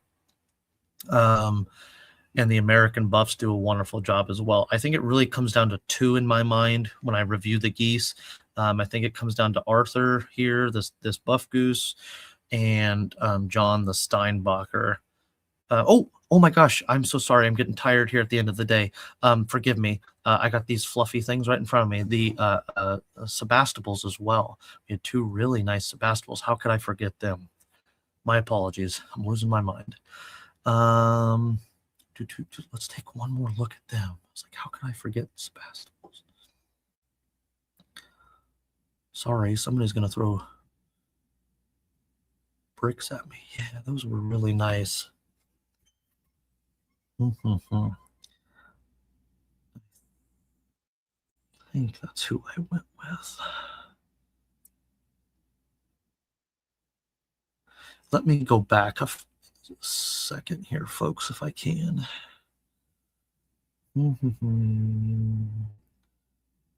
Check my placing real quick. Yes, I went 1-2 on that.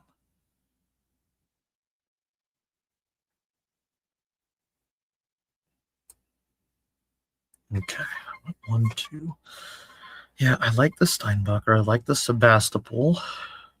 And I like the American buff. Condition is flawless. Really nice there.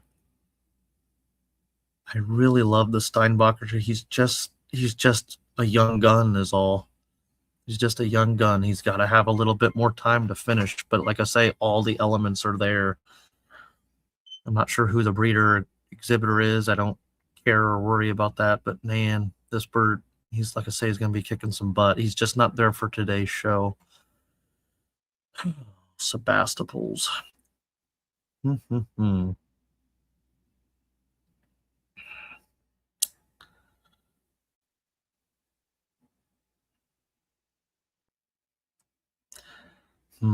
Okay. I'm going to go 1 with the Sebastopol and 2 on the American buff. A really nice job there. Medium ducks, we had very nice cayugas represented. We had white-crested ducks. We have some nice blue Swedes and some Anconas. Okay. Did I miss anything? I don't think so. Just double check. Yeah, really nice blue Swedish. Good bib coming in. I'd like that to be a little bit stronger. The Lush family in Wisconsin have some of the nicest blue Swedes. I think Pete and Sherry Dempsey still have blue Swedish as well. I could be mistaken, but really nice birds. This does a good job here. Really nice condition, good type for blue Swede. The cayugas do a great job as well.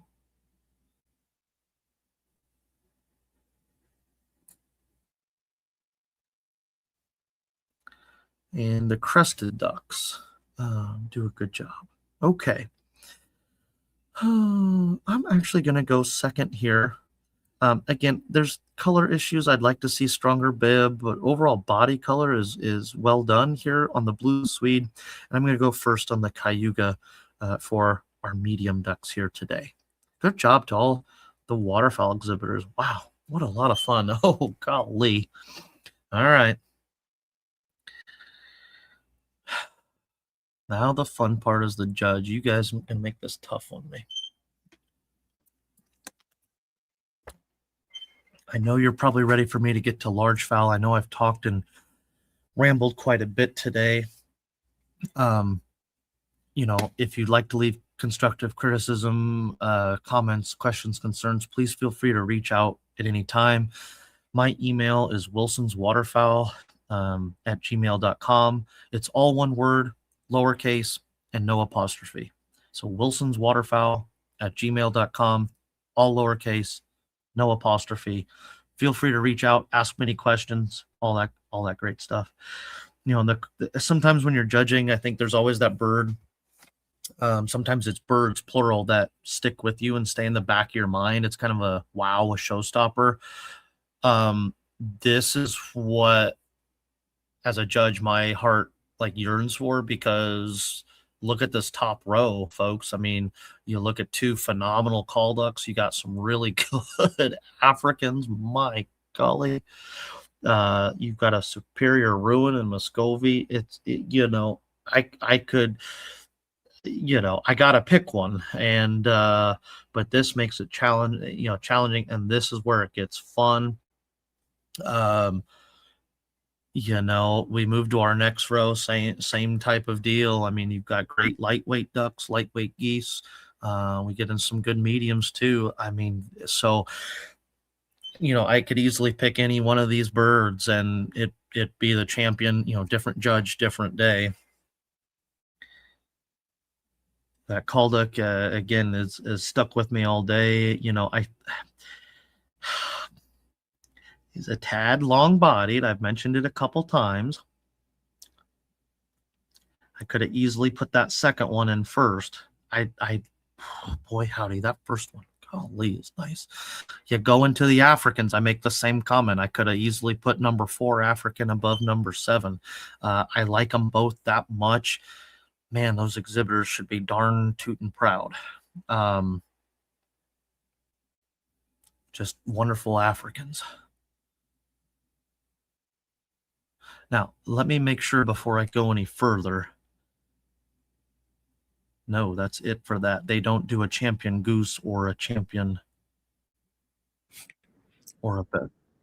It might not because of the way it's set up, but if you can, if it does like a best overall show, if you can do a champion goose, champion duck, and then champion waterfowl, that would be the easiest. And then I'll go back after once I get them, like the back end figured out. Yeah. Okay. I'm just trying to think how to do that. We'll do 1, 2, 1, 2, and then I'm not sure how I would pick the overall from there, but I can at least tell you, or those listening, so that as long as you say it, I'll go back and be able to choose the champion later.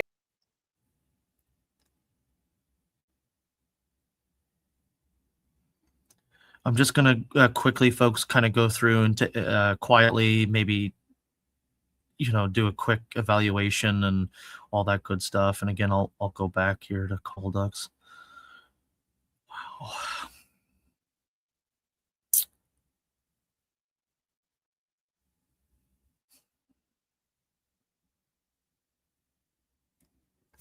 I really like the Ruin too.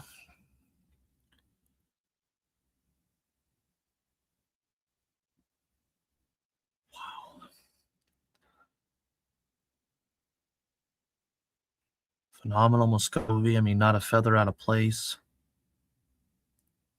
Excellent caruncling. Phenomenal African. I mean, does it get any better than that? I mean, I don't know this guy's background, who the breeder is. I don't care. I mean, this guy could be winning a best in show as far as, I'm concerned, at some, in-person shows. And dang, what a nice African.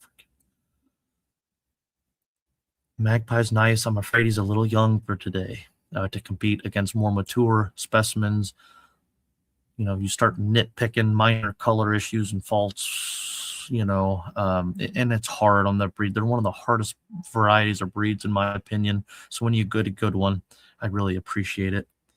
Tufted Roman's nice. I wish I could see the whole breed profile and lobes, but they've done a nice job with the Tufted Roman.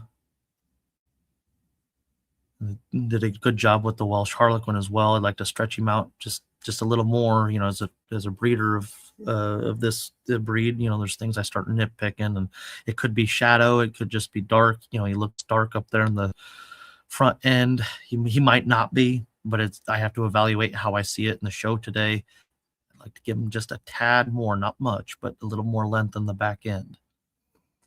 All right. Frank the third. I like it. Okay.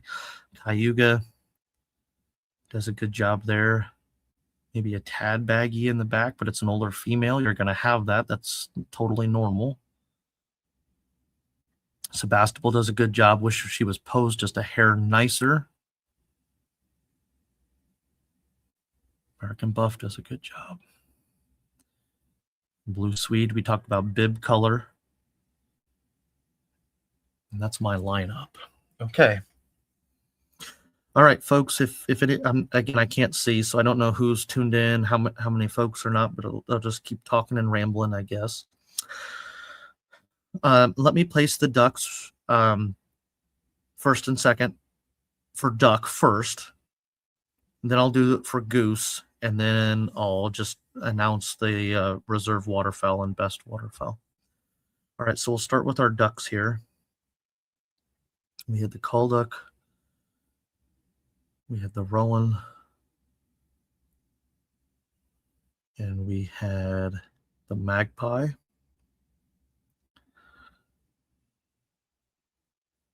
And I think I went Cayuga. I thought.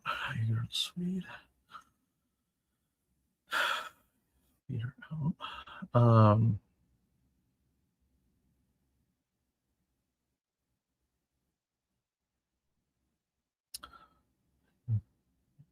Magpie, I think, would be out. Okay. So I really have two top-notch, phenomenal standouts. Again, different judge, different day, who could totally do something different. I have two. I wish I could hit the number one button twice here, but I can't do it. There's minor things I'd like to change about both. I'd like to darken up that bill color on the Rowan a little bit. I have mentioned length on the call duck a little bit. Does the Rowan have better type than the white call old male? They're both very, very strong.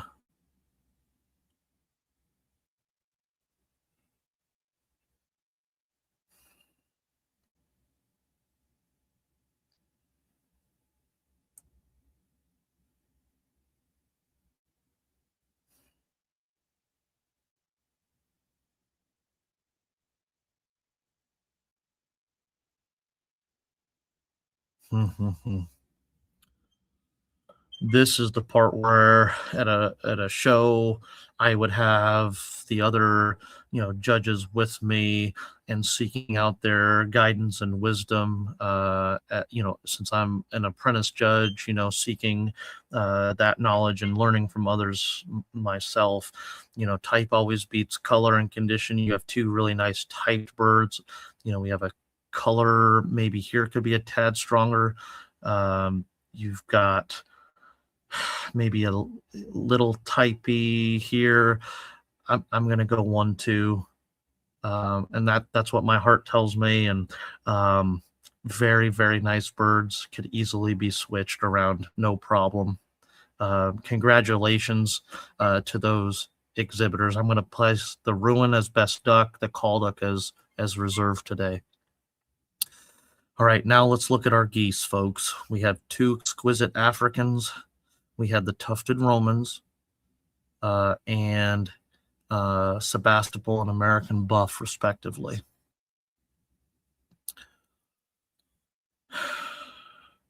This one's a little easier of a decision for me today. It's going to go to both of our Africans, and I went 1 and 2 on the Africans.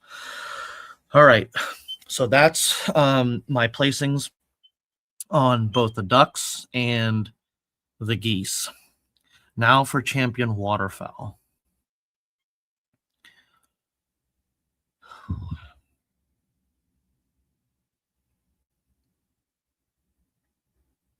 All right, Bree, are you listening? Are you there? Yes, I am. Okay.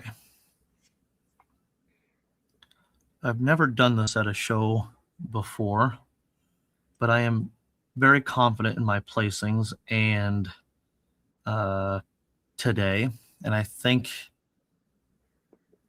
I would be kicking myself later if I didn't do it. For whatever reason, know if it's because I haven't had lunch or I'm just excited and shaken, but they did a great job with all these birds. Both the Africans are going to be the waterfowl today. The reserve African will be reserve waterfowl. The best African is going to be the champion overall waterfowl. All right. Congratulations to the exhibitors. And all of these results should be live right away when you go on the site. So you can go under the 2026 show and results, and you can see who all the exhibitors are, take your credit. Feel free to share, comment, post about it. We love to hear it, and we will be sending out awards shortly. And then, Mr. Wilson, do you want to take a break before you do?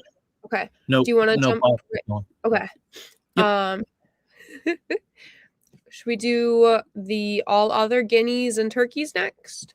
Yeah. Is that set up for me? I don't see. Okay. Yep. I've got to remove you as a judge from the waterfowl, or you'll get the waterfowl in your best of show. Okay. But then it should be set up for all other as soon as that is done. Here we go.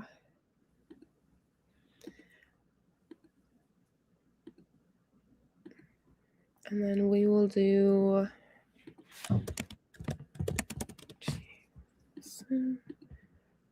all others, guinea. I don't think we had a ton, but I did see some in there. Yep. And then all others, turkey. So go ahead and refresh the page, and you should just see. Oh, make sure I've got, yep, all others, guinea, turkey. And we should be good to go. Okay, it's pulling it up as a new tab. Yep, it'll just have you re-sign on again. Okay, do I need to close? Yep, I can't see it. It still says like the sign in and required. Okay. On here, so you'll need to close the other and then add the new show. Okay. Share screen.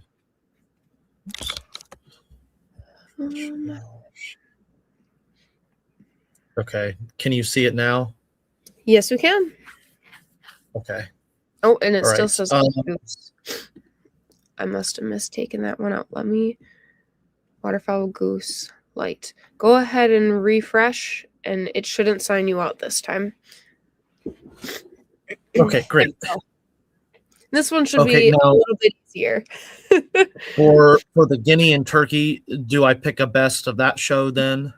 Yep. It'll have you pick a best guinea, a best turkey, and then a best all other species. Okay. I did some pre-sorting, folks, so I will try to explain what I'm looking at here. So a nice lavender here with bug to start our competition, more of that larger French guinea style, which is just fine. Either has some soiling staining or some off-colored feathers there in the tail, but has done a nice job with conditioning there. So certainly worthy of a first place. And then he's going to be, let me zoom out a little bit. There we go. He's going to be first. When we get into the pearls, our next recognized color variety, again, type, color, condition to the highest degree.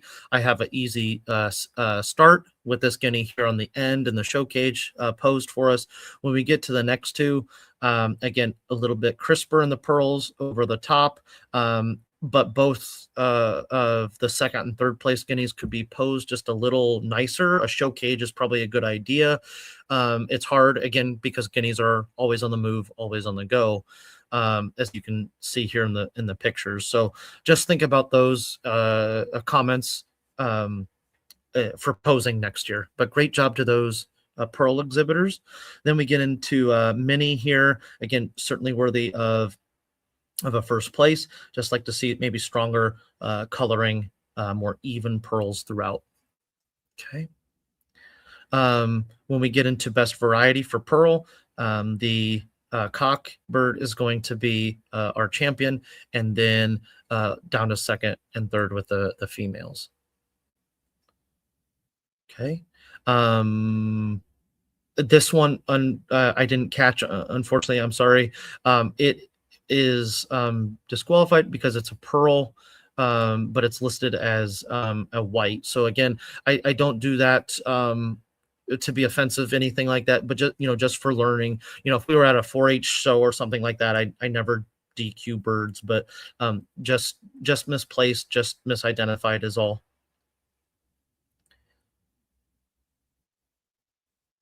Okay.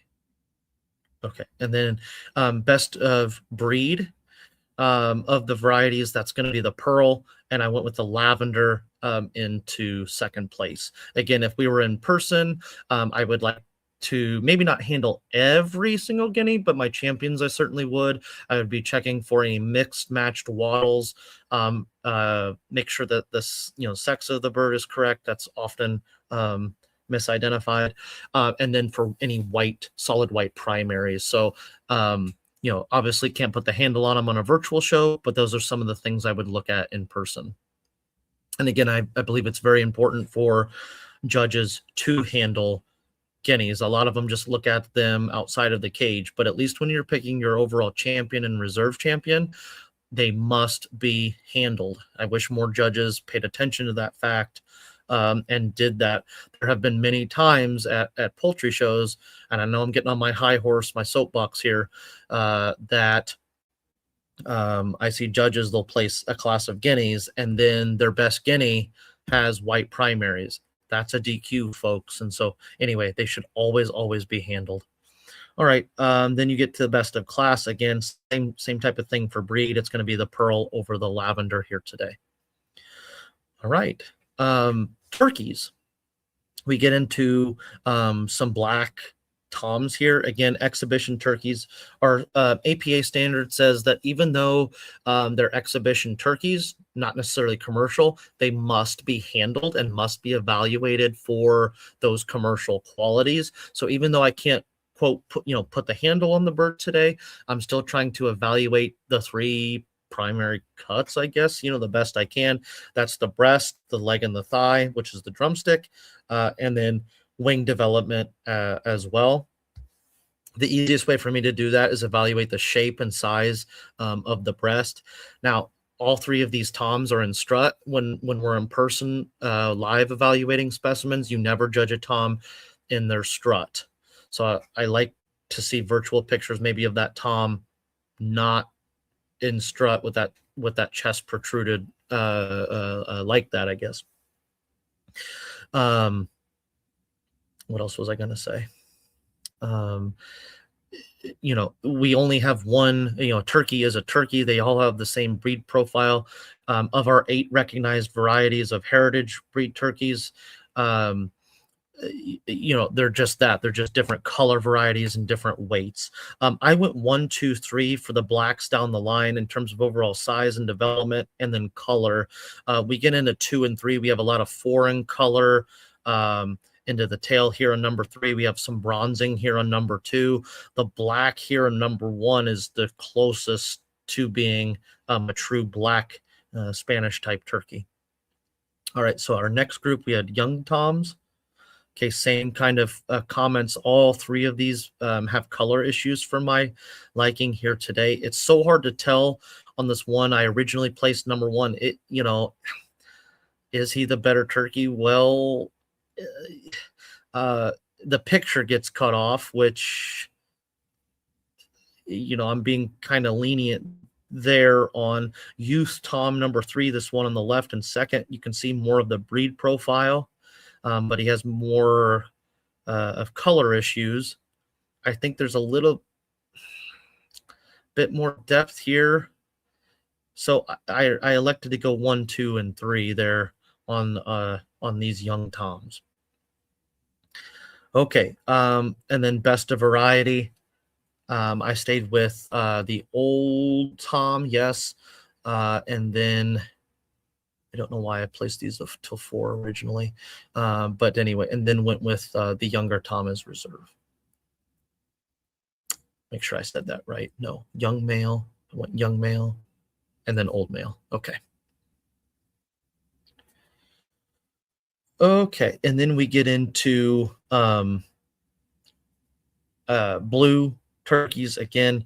I didn't catch that. This one would be disqualified. It's not the correct color, unfortunately, for today's show. And just a young little turkey nugget. It's got to have some time to grow and mature and finish filling out.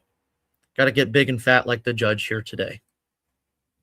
And then we get into another blue, more of like a sweetgrass type color, which is a non-recognized variety. This Tom's just a little out of condition for today's show, but the exhibitor's done a nice job, so kudos to them. And you'd go for best in variety, but to keep things fair and equal, if I disqualify the younger Tom, I have to do it to the older Tom because they're not blues. So I need to take a step back in my judging, forgive me. And I would need to do the same here to keep things fair to all exhibitors. All right, Mr. Gobbles. I remember chuckling at this yesterday evening. Yeah, nice bourbon red. I wish he wasn't in his strut for posing, and I could put the handle on him, but a nice representative of a bourbon Tom. Exhibitor's done a great job with him. And he's our only bourbon red, so he'll be the best of variety. And then we move into bronze. Again, we have one picture that's cut off. I can't do a full evaluation. Here we have a little bit more protrusion, a little more meat developed on that breast. So I went 1-2 on the young bronze females here today.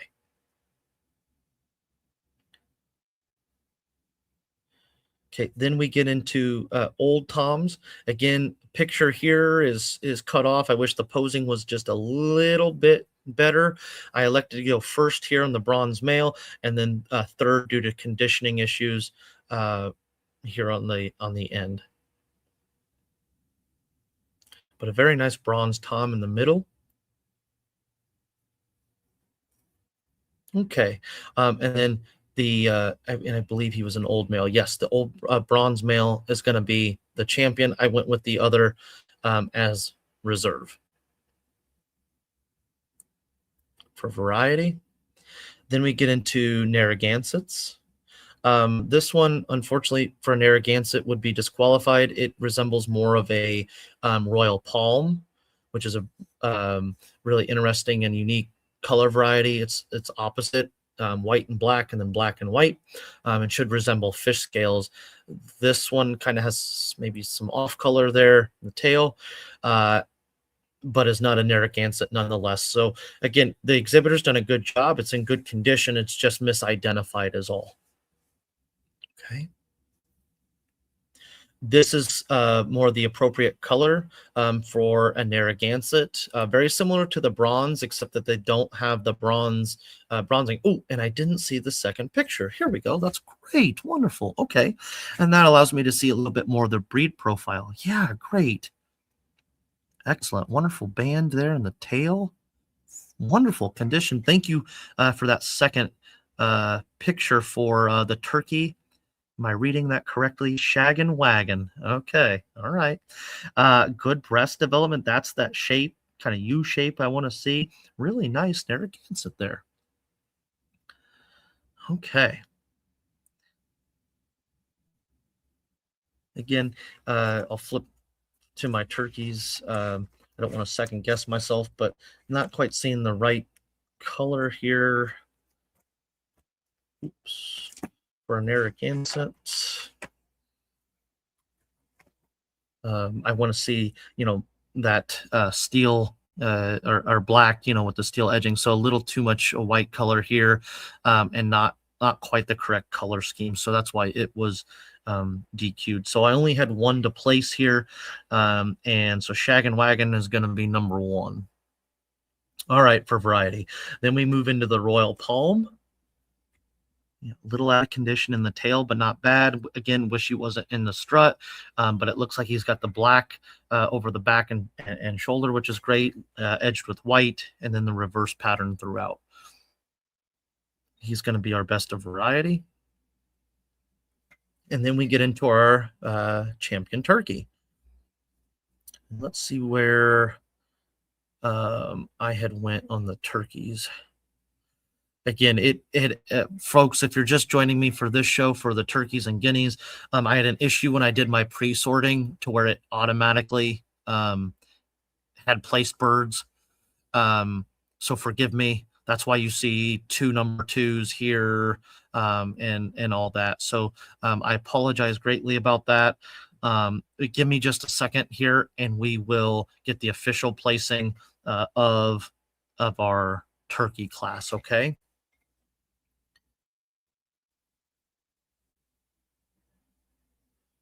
Really like the Narragansett.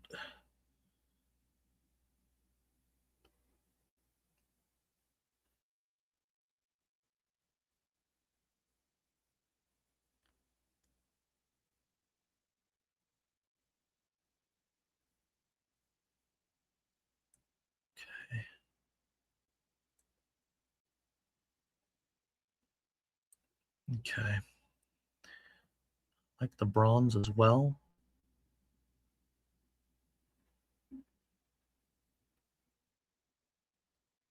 Bronze, the Narragansett, and the black. I believe this was my first black. Yes.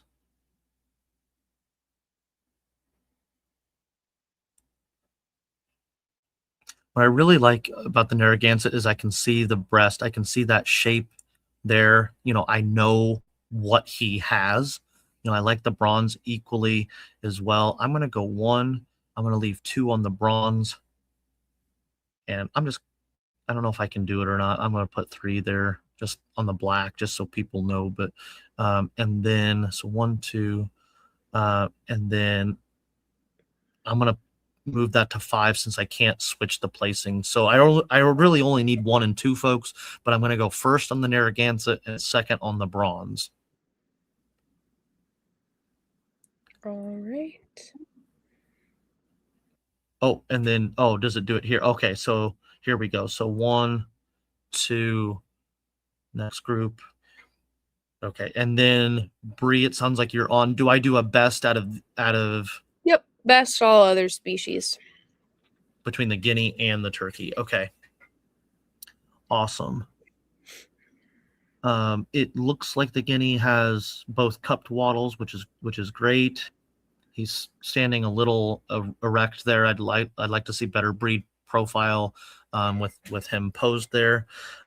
Again, what I really appreciate is that the exhibitor took the time to wait for that Narragansett to calm and get him in a correct breed profile as well. I can evaluate the color here pretty well. I'm going to stick with my Narragansett and my bronze in reserve here today. Guinea is equally nice, does a good job, that pearl guinea. The lavender I like. I'll even put it forth. I really like the shape there. More of that, again, French guinea style, which is just fine. So I just can't fully evaluate the helmet and face on either of the guineas. With the turkeys, I know what I'm getting. I know what I can evaluate and what I can see from the picture. So thank you so much for allowing me the privilege to judge the guineas and turkeys today. Fantastic. Yeah, we really appreciate it. And congratulations to all the exhibitors and our all other species. I know it's a little unusual and you don't see a whole lot of them often, so we're glad to have a judge for them. All right, and then if you refresh, it should hopefully be ready. Okay. Bree, why don't we, if it's okay with you, can we do like a 3 to 5 minute break? Yeah, let's say take actually I'm going to be setting up the open quail show. If we want to break until like 20-minute break, I know it'll be a little bit longer, but then I can get the quail show going before and I don't have to try jumping around as much. So yeah, sure. And if folks want to message me with any questions or email, that would be great. Again, my email, wilsonswaterfowl@gmail.com. It's all lowercase, all one word, no apostrophe. So likes, dislikes, comments, questions, concerns, just throw them at me. It's been a pleasure to judge the waterfowl, the guineas, the turkeys. Looking forward to large fowl as well. And thank you from the bottom of my heart for having me. I appreciate it. Absolutely. And we'll take a quick break until about 2:00. Cool. And Okay. yeah. And I'll throw your email in the comments too, so everyone can see it pretty easily. Awesome. Thank you. Yep. All right. I will throw a timer here. It may be a little after 2:00 if absolutely needed. Oh, wrong timer. If needed, but I know our quail judge is pretty knowledgeable, pretty good with everything. So I will share this right away. Share screen to our timer, and we'll give it 20 minutes. And then we should be back on.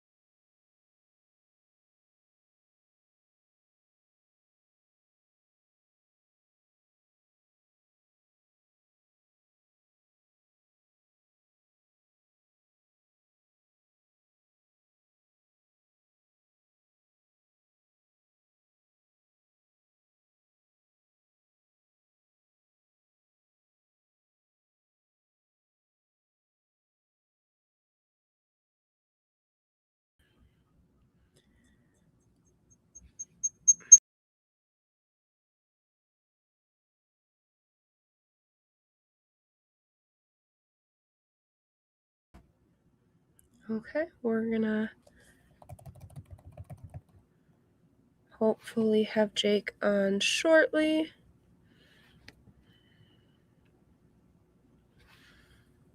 Close this one out.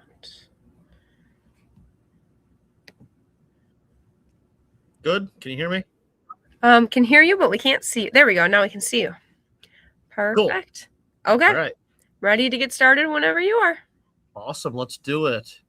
Yeah. For those just joining, my name is Jake Wilson, apprentice APA judge and APA youth director. It's a pleasure to be with you here today, and thank you for the honor and privilege to judge the largefowl. So, looks like maybe Asiatic first. So, Yep. let's no. Those are standard. Maybe AOSOB first. Yeah, Okay. AOSB. So, okay, cool. Looks like we've got Americanas here, which is great. I did not do any pre-sorting or judging for these like I did the waterfowl, guineas or turkeys. So again, my comments are going to be, I guess, in the moment type of thing, which is kind of what you'd expect for virtual. So I want to see a good pea comb with 3 ridges here. I'm not so certain, excuse me, that this first looks like a cockerel, maybe cockbird here. Let's see. Yeah, cockerel isn't a splash, which is a non-recognized variety for the American Poultry Association. So, and then we have a self blue and then a blue. And so I would go, and I'm not sure why it's got them already placed, but we would do 1 on the blue. Again, I'm looking for type, color, and condition throughout today's largefowl classes, and which best carries that to the highest degree. The splash cockerel here actually probably has the best type of these 3 young males and would carry the class. Good beard, muffs coming in, and really nice Americana type. But I'm looking up my standard here, the newest edition. I checked, just wanted to double check the APA website just to make sure that splash wasn't recognized, and it is not. So I would like to move him further, but I can't. I'm going to put him into the 3rd slot though and do 1, 2, 3. Okay, then we get into young pullets. Now with blue, I was taught it is blue, but it's laced with black. When we look at the color description at the front of our standard, blue laced with black. It's not blue laced with blue laced with black. And so that's what I'm looking for here today. Let's zoom in a little bit. And if you, again, forgive me, I'm fat and old and I got to look with my eyes here and kind of zoom in here. So I'm seeing nice lacing here, good peak comb, beard and muff, just a little out in the tail. This one just, looks maybe not as mature as the last one, a little dark there. The head and neck, not the hackle feathers, but anyway. Okay, let's go 1, 2 here on the pullets. Wheaton Americana.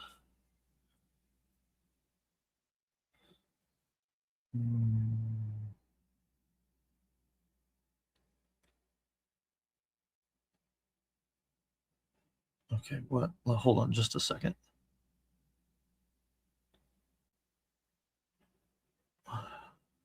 Okay.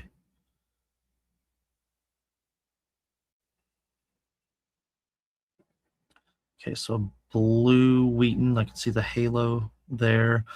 And then not quite sure what color variety we would call the second one here. A little bit better type and condition here on the one on the left, so I would go 1 and 2 in my placing. And then we get into the females. Yep, blue Wheaton. Oh, she got her egg in there.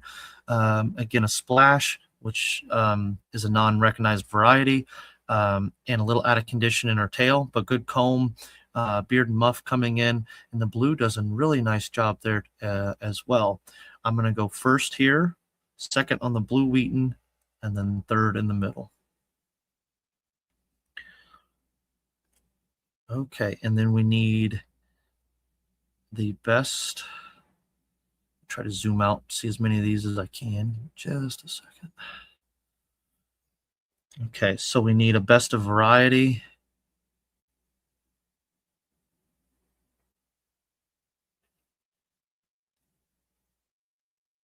Okay. Your blue here today. This girl does a nice job up here as well.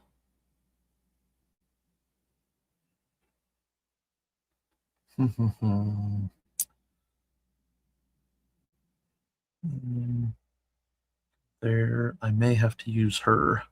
Let's take a look at the blue Wheaton. She doesn't do a bad job. Blue Wheaton is recognized 1984. She does a decent job. I'm going to place her as second here today. So that would be my best in reserve of variety. Okay, so an unrecognized variety. He's the only cockerel, so he's going to be first. Wish he was posed just a little bit better so I can see that breed profile. Beard and muff coming in good. Good comb.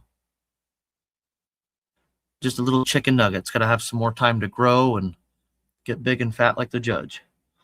Okay, then we get in to some females. So we had some people talking. Sorry, I'm jumping back and forth. We had some people talking. Said the one looks ermine. Another person said that they're Easter egger. And Splash just got all their qualifying meets in, but ermine is not recognized. It's still a project color.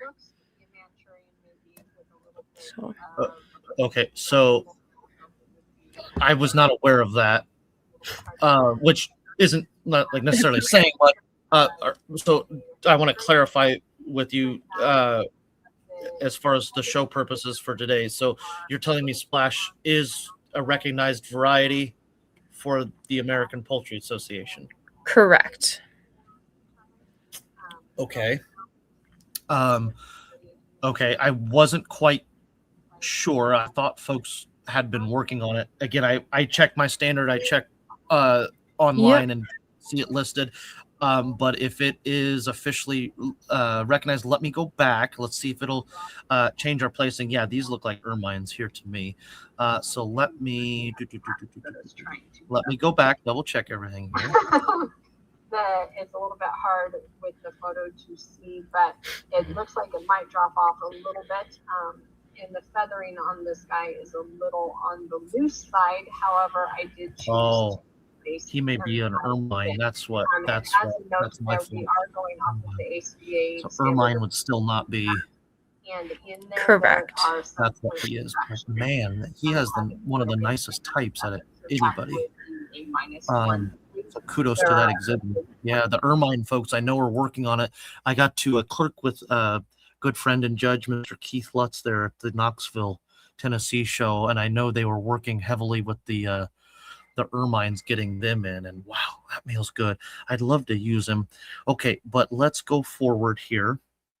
It doesn't change anything there or there.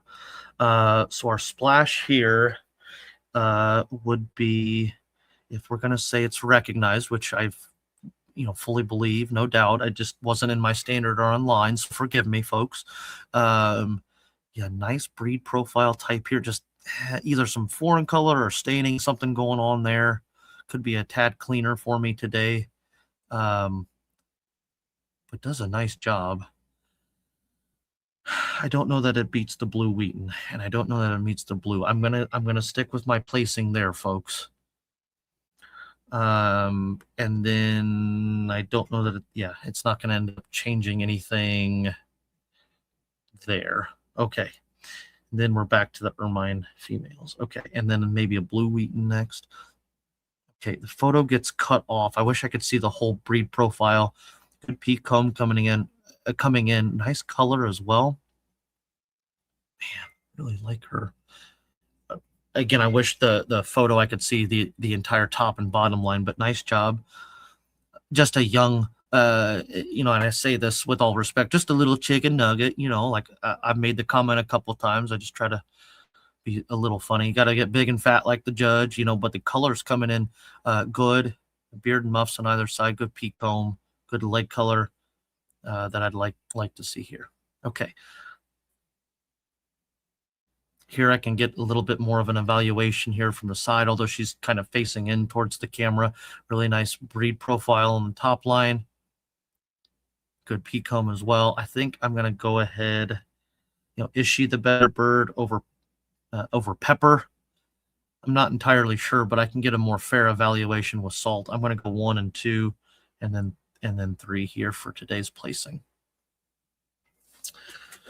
Okay. Hermione. Wow. Yeah, really nice type on the top line there. Somebody likes their ermines, which is great. Good beard and muff, comb coming in. Again, good on the top line and bottom line. Good condition, nice and clean for me. Good leg color. If somebody wants to shoot me over the proposed standard man, I would, as an apprentice judge, I would absolutely love that. So I can just for my own knowledge and education learn, but I really like the type and profile here. So yeah, really nice. Let's go to the next one. Splash. Does a good job. Not as smooth in condition in the beard and muff. Like to see a little bit more of that feminine shape there on the saddle. A little rougher coming into the tail set. Okay, I'm going to go 2 and 1 today.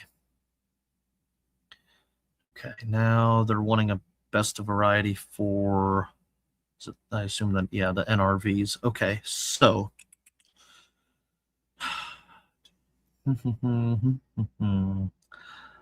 had gone 1 here and 2 there. I can get more of an evaluation here. I really like the type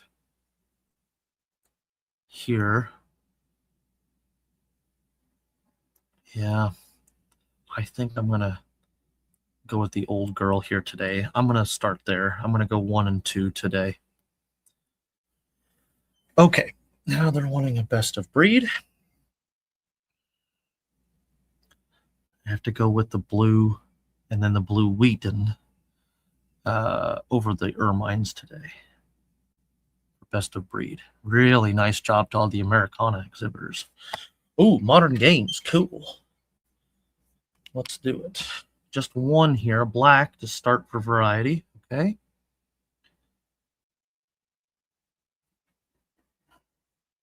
I like to see that tail set up just a little bit higher on this cockbird. A nice black to start.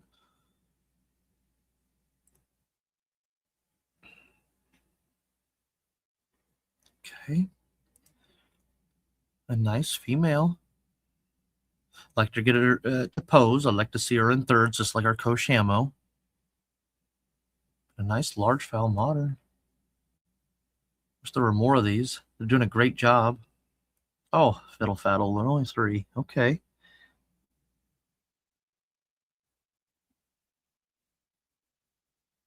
These are 2 nice male, a young male and old male. I just wish they were posed to represent their breed a little, smoother for me here in my evaluation today.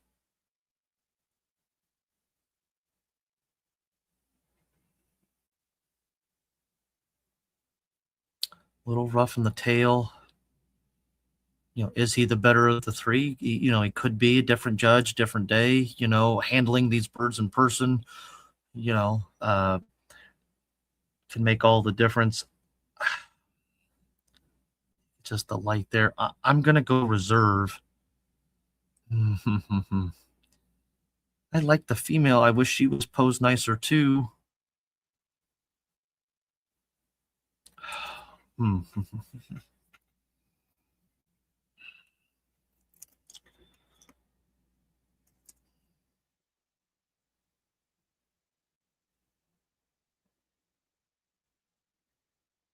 Yeah, I want that nice and horizontal. A nice female. I again, I say this with respect and just constructive criticism. I wish our moderns were posed just a hair nicer. I think they're good birds. They're caliber, high quality. Moderns. We just gotta get them posed a little bit better here. I'm leaning towards the cockerel here today.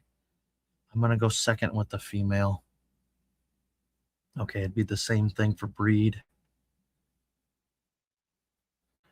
Okay, what do we got next? Ooh, naked necks. Cool. Okay. So white is recognized.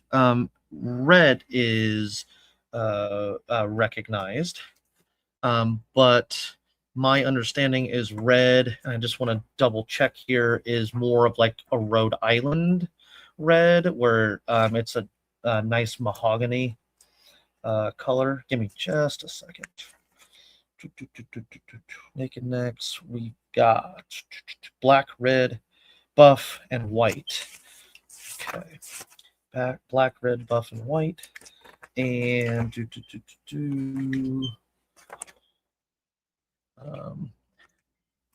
fairly confident on the color there for red is going to be, yeah, it's the same. General surface color, an even shade of rich mahogany bay in all sections. So I'd like to see that changed a little bit. We're going to go with the white in first. Okay, good job to those breeders. Again, yes, a naked neck, but a non-recognized variety here. Put him in first, though. Oh, did I do? Let me go back. Did I do something wrong? Oop, I didn't click a button. There we go. That's why. Okay, so the whites. Oh, and she has a second photo. I always forget about that button. Okay. I'm not sure that beautiful with the lavender, whatever that is, but doesn't quite help us there with seeing the overall breed profile, unfortunately. But thank you for the other picture. We're going to go first there. And then what best has type, color, condition to the highest degree. More of a recognized color variety with the red. So that's where we're going to go with Brooke, the naked neck. Okay. Then it gives us a NRV. It's got a second picture, so let me give a fair evaluation there. I don't know that that helps us, but thank you for the second picture. Seems to have good condition, but in terms of the top line, I'm looking at that back should be nice and straight. We have more of a gamey type appearance to this naked neck as opposed to the correct breed profile. So I just like to see stronger type here. Okay, it's going to be first, and then we need to pick a champion. So I'm going to go first there. I'm looking again, type, color, condition. Even though we have color issues, I'm going to go second there. Does a better job representing its breed than the male. Okay, now we get into Old English games. Again, we have a second picture there. Same picture, just cropped a little different. That's okay. Certainly worthy of first for the silver duckwing. I like to change some things about color throughout, but nice bird nonetheless. It's going to be first. Oh, is that the only one? Okay. Phoenix. Okay. The golden phoenix. Cockerel.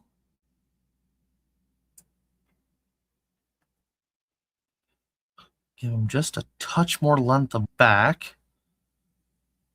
I wish he was posed so I could see the breed profile more fairly. Again, I appreciate folks giving me a second picture. I don't know that, again, this one's helping us a whole lot here. I like those sickles and lesser sickles coming down there. That's great. He's kind of turned towards the camera, and I can't fully evaluate the length of back or tail. He's kind of pushed up against the coop there. How do I get back? There we go. All right, I think this male does a better job representing his breed and variety. I'm going to go first and second there on the Phoenix young males. Okay, nice silver Phoenix hen. Okay, we'll pull it there. Again, she's kind of scrunched up against the cage, but does a nice job. Certainly worthy of a first place. Good job to that exhibitor. Okay, old cockbirds. Looks like maybe a BB red. 1, 2, 3, 4, 5 points on the comb. Reddish bay eye, good. Like to give them just a touch more length of back. They're not an overly long back bird, but okay, the tail coming in, good.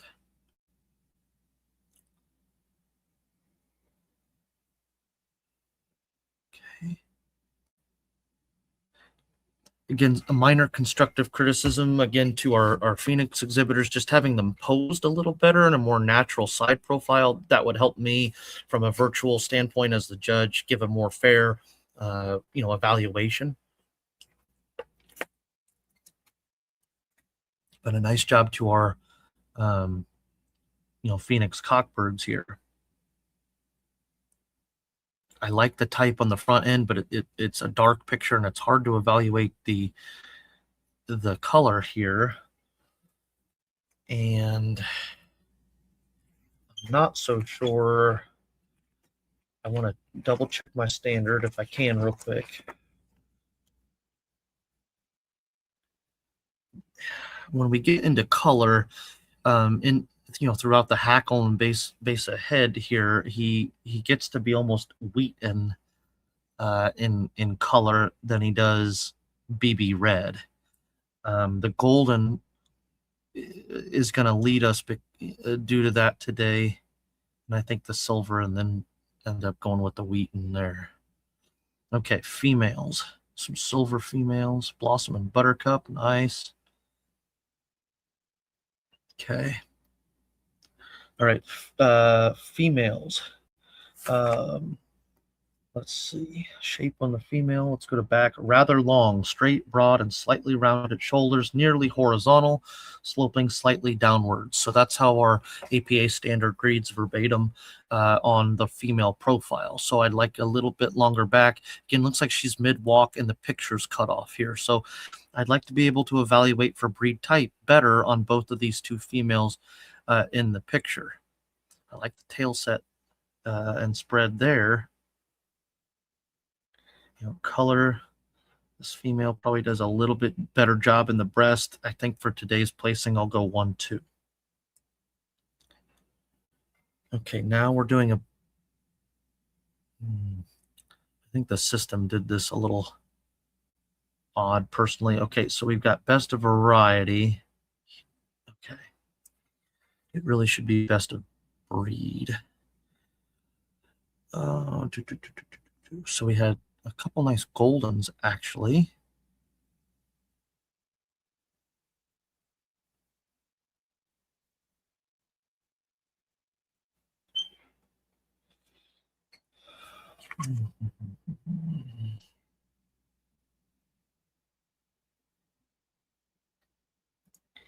Looks like he's going to maybe have some color issues in the primaries when you spread that wing out. Of course, he's a little more solid in that color as the old male. I'm going to go old male 1, and then I believe the young male, the young cockerel 2nd.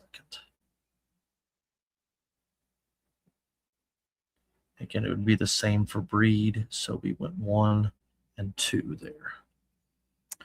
Okay, Shamo.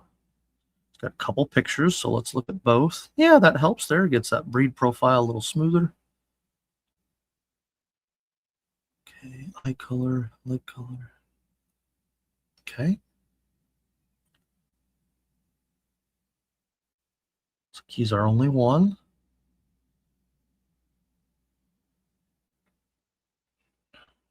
Sultans, one of our five-toed breeds. So I'd like to be able to evaluate for that. I don't think it has a second picture. It doesn't.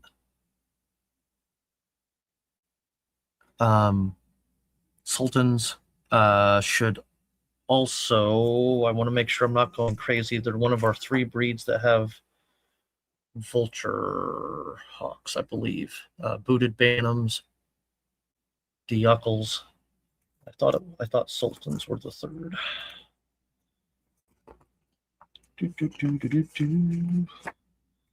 Sultans, where are you?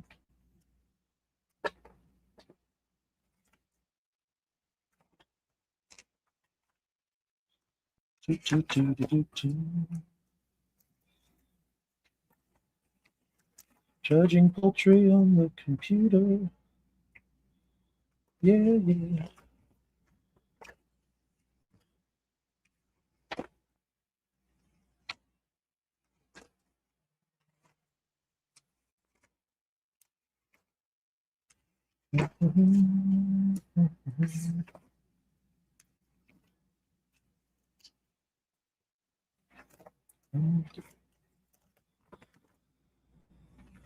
Goodness sake, where is it? There we are. Sultans.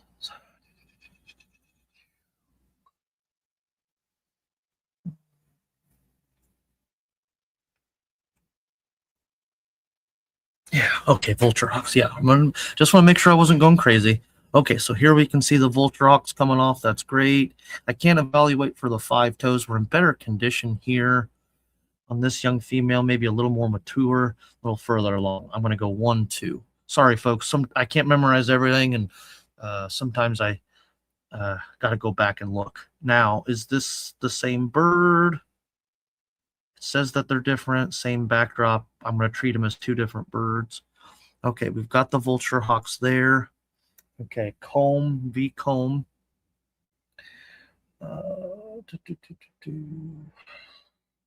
Very small, V-shaped. Okay. What constitutes very small? Well, that's the question. I don't know. Okay, so good Vulture Hawks coming in there. I'd be looking for the 5th toe.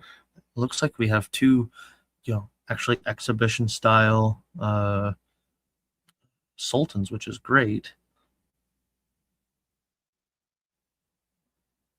I'm going to go 1, 2 here today. Okay, and then this will be our best.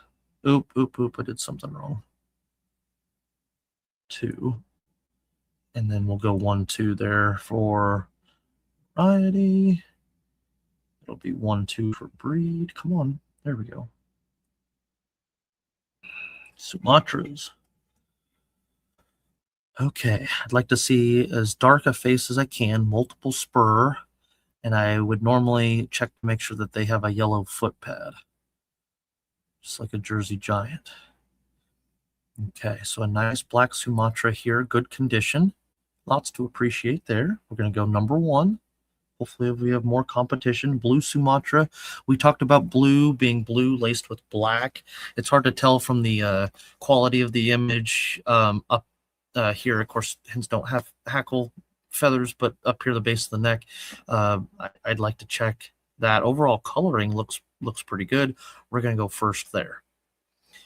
All right, Fernando. I don't know if maybe it's Hernando. I don't know. All right. This guy, a little bit of bright red in the face. Again, I'd like that to be dark or, mulberry at least instead of a bright red. He's a little out of condition for this picture. I wish the photographer would have opened the cage door. Maybe that would have helped a little bit, but still, we'll give him a first place there. Holy cow. All right. You Sumatra people. Awesome. Wow, there's some good females loading up here. Sweet. Okay, so old female. Okay. Wow. Some really nice females. Okay. Now, wait a minute.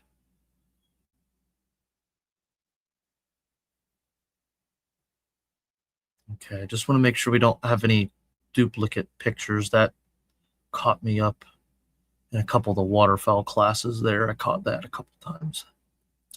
I think we're okay. All right, let's take a look individually.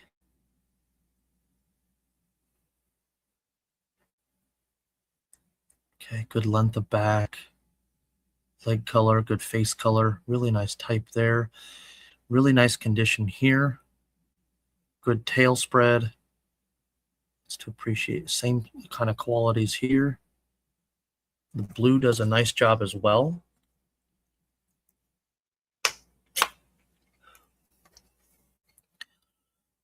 Okay, wow, really nice type here. Sumatra hen 1.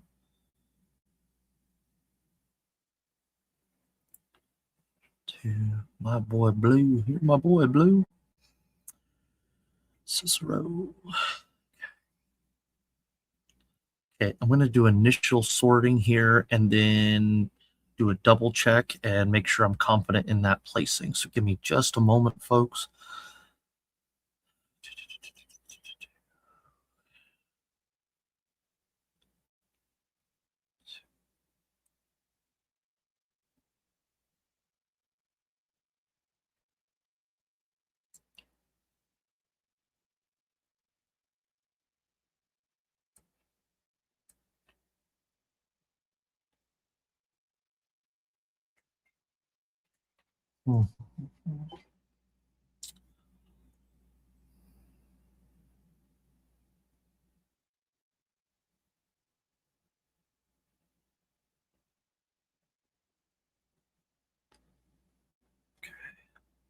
So she was 2.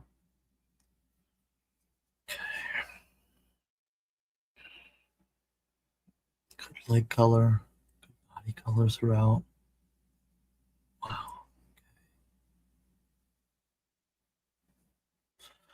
It's been a while since I've raised Sumatras.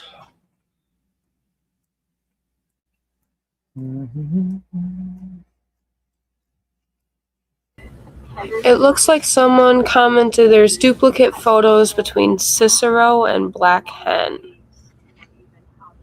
Let's double check. Yep. Good catch. Yeah, hey, appreciate that. I thought Yeah. my eye was catching something similar there, so thank you. I know you said like there's just so many birds there that it's yeah.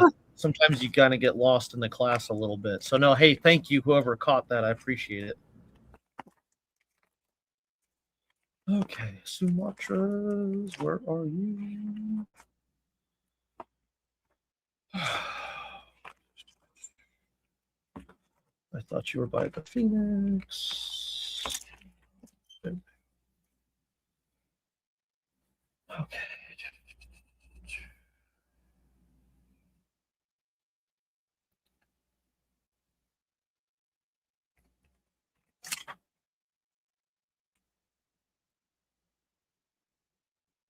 Dark willow. Okay.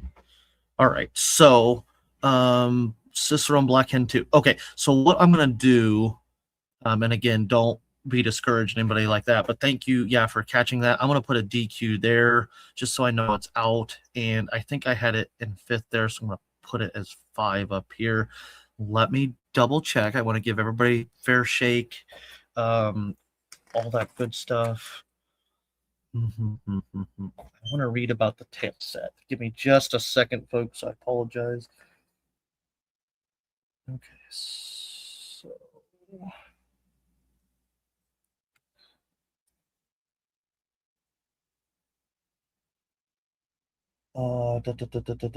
tail on the female. Where are you? Tail long, large, well spread, downward carried at an angle of 15 degrees. Okay, I knew they were one of my downward from my judging tests. So, okay, so I wanted to verify that. So, if we're downward facing from 15, I've got to judge them how they are here in the standard. So like this one here is a good example of that, how it's posed. We have a short back. So I'd like to see stronger type for those listening or watching here on that one.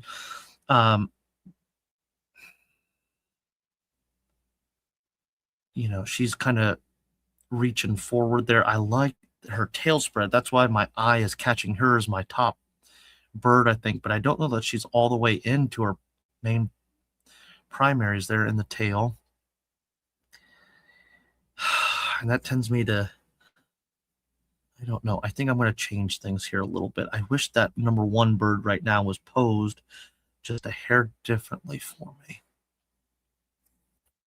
Okay, bear with me, folks. I'm just kind of talking and rambling if you've not been listening to me. So, okay, so a little bit of spur, that's fine. Low leg, a little out in the tail, but not bad. Okay, now see her pose down, but beautiful condition and color. Okay.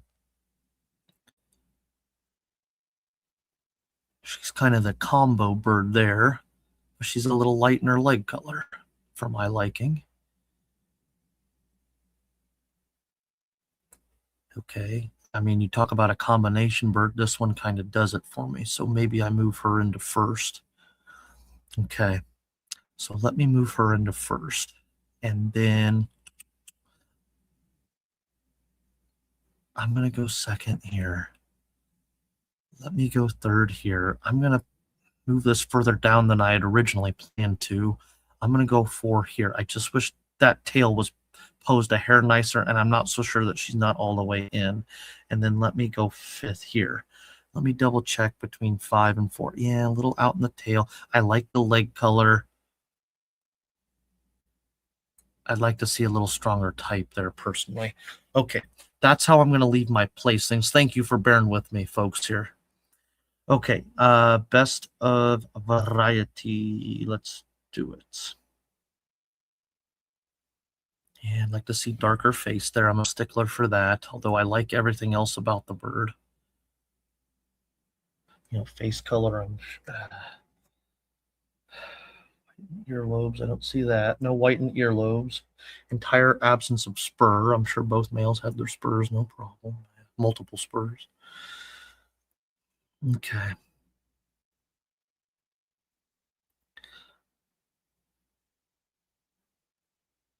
I'm going to go with the females here today. 1 and 2. Come on now, computer. 1 and 2. 1 and 2. It's like being at the eye doctor. Okay. 1 and 2. 3 and 4. All right. What and the wide world of sports are these? All other standard breeds, unrecognized breed. Okay. So young males. Okay. Kind of a blurry, grainy photo here. This one gets cut off a little bit. Okay. I'm going to go 1. I'm going to go 2. I'm going to go 3 there for my placing. Unrecognized breed. Okay. Kind of a cool hairdo, just like me. I like it. Cinders. Skinny. Skinny Pete from Breaking Bad. Okay. Nice condition. Nice type there. Brassy. And then Burnt Bean. I like it. Okay. Oh, it's got 2 pictures.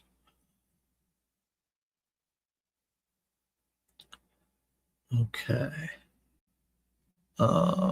Type, color, condition to the highest degree. I'm going to go 1.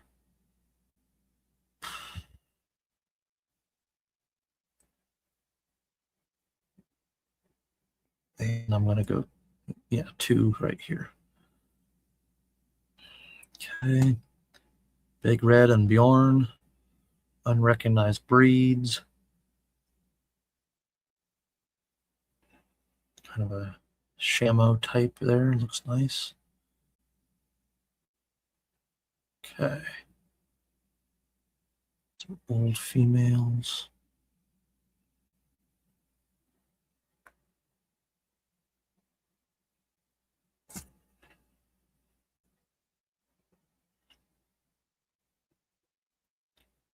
Sometimes the hard feathered breeds throw me a little bit. Almost looks masculine in appearance. It could very well be a female, and it probably is. Sometimes they just throw me a little bit. Oh, she's got a second picture. Let's take a look. Give everybody a fair shake and all that as possible. Type, color, condition, unrecognized breed. I'd love to talk more and teach more, but that's why these classes are kind of fun. You're just kind of looking for the best there. So anyway, I'm going to go 1, 2, I think, for today's placing. You got to remember, different judge, different day, might flip-flop them around. Sometimes with these, I know we're at an exhibition. Sometimes I'm also evaluating for which is closest to a breed that can do what it's designed to do, whether that's meat, whether it's eggs, both. You know, sometimes, you know, it's condition that, you know, plays a factor in that as well. So I'm going to go one there, and then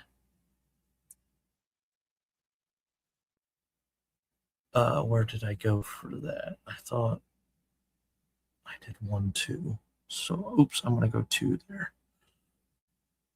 Okay. We also have the birds there. Cockerels. Oh, the birds there are, some of them are Indio Gigante. And we do have a draft standard too, if you'd like to. Oh, cool. Okay. Yeah. Is that the one? That's probably. Wait, hold on. Time out. This one right here, red bone. Is that the one there, or the ones that? I believe so. Okay. I didn't know if it was one I'd already looked at. Yeah. I know. I saw several of the Gigantes in Florida at the Lake City show. That was really cool. And I think it was Chris McGeorge, I believe, was one of the breeders who had a whole lineup of those. So that was really cool. But yeah, please, you know, as a teacher and as an apprentice judge, you know, I love learning myself. You know, you should never stop learning. And if there's a recognized standard, yeah, please email it to me. Same thing for the Ermine Americanas. Man, I'd love to have those and to look over them. So thank you. I'll do my best here.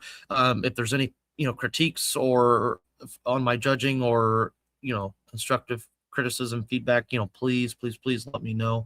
I want to go back and just make sure I didn't mess anything up, because now I'm pretty sure that's what he is as Big Red. So I think that's what he is.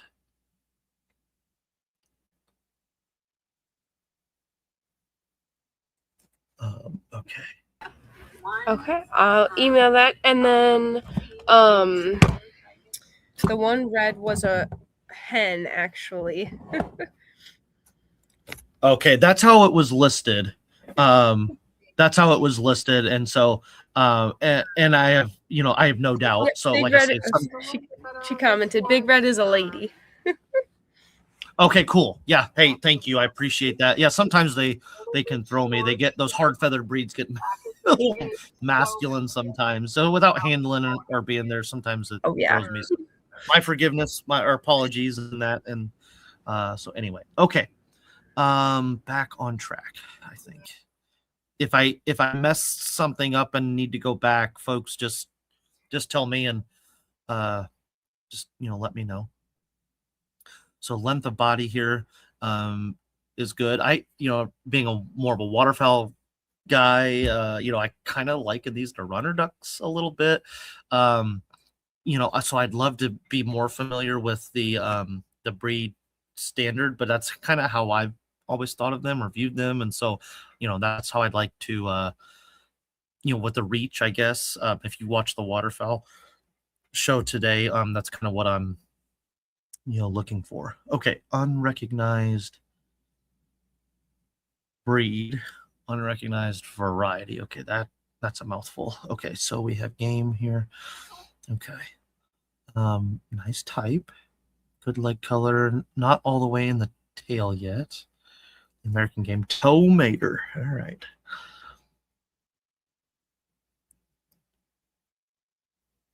Okay, good overall condition. Again, I think still coming to the tail for the year as well. Got a little twist in the hair, got crazy comb like I do. All right, and then Donner of the Donner party. Okay. Yeah, I'm not sure what breed, and close to a cuckoo. Got some of that in it, maybe 1, 2, 3, 4, 5, 6 points on the comb. Minor point cuts, so nothing major. So, all right, nice. All right, so nice lineup here.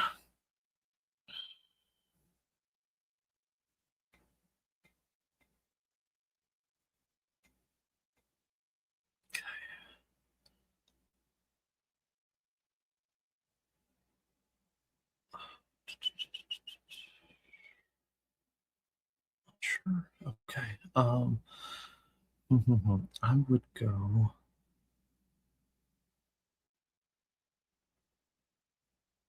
1 and 2 here on these. And then, this is where it gets so subjective.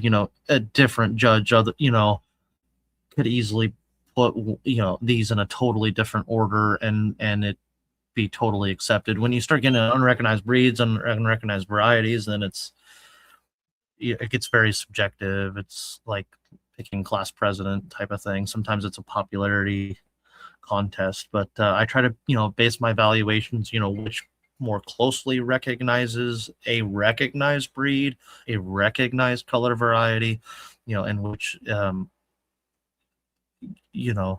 holds that to the highest degree. So that's kind of what I'm looking for there today.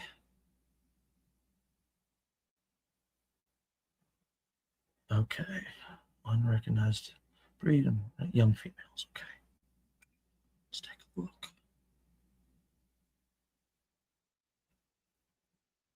Like the length there, this one's just not really posed right for show. It's hard to get the, and again, I know it's a young female, but doesn't maybe look as mature as the other one. I'm going to go 1-2 today.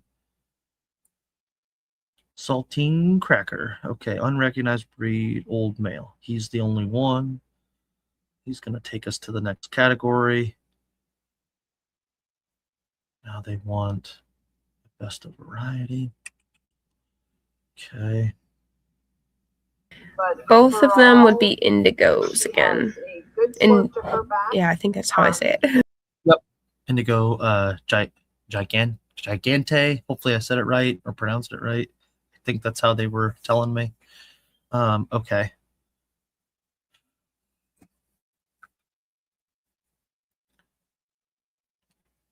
I'm curious though, just from my own knowledge, if that exhibitor or person could tell you what, maybe color varieties they are working on for a proposed standard. I would be curious to know that, or if they want to message me or you directly, Bree, that would be great. In that. So let's see. Oh, she put a pronunciation in there. It's Indio Gigante. Gigante. Okay. Yeah. Okay. Very cool. What is their place of origin? Again, I'd love to read more and again, I'm very big on education, so hopefully I can learn more. So jumping back and forth. Okay. An open coil, she isn't able to share her screen, so I'm the one I'm sharing my screen on it and then moving it through. So I have the standard here, and I was gonna say they're from Brazil, and okay. Yeah, so a Portuguese pronunciation then rather than Spanish. And then they originated in Brazil during the late 20th century during selective breeding of tall, long-legged fowl. They're derived from Asiatic and Oriental game ancestry, including Malay, Shamo, and Brazilian Caipira. The breed was developed primarily for ornamentals, emphasizing height, upright and forward station, long legs, and a commanding presence. Yep. Okay. And then this is from their standard that I'm looking at. And then the color is red, and then BBR. Okay, and then when I hear red, I assume like a Rhode Island red. Is that's what my mind jumps to and interprets. So that would be my comment too with the Indios and go ahead. No, you're just fine. So Indio, and again, forgive pronunciation there, Gigantes, and again, I mispronounce things in history class all the time for my students. So if we're assuming a red, my mind jumps to like that of mahogany of a Rhode Island red, or a similar like we talked about with the naked neck.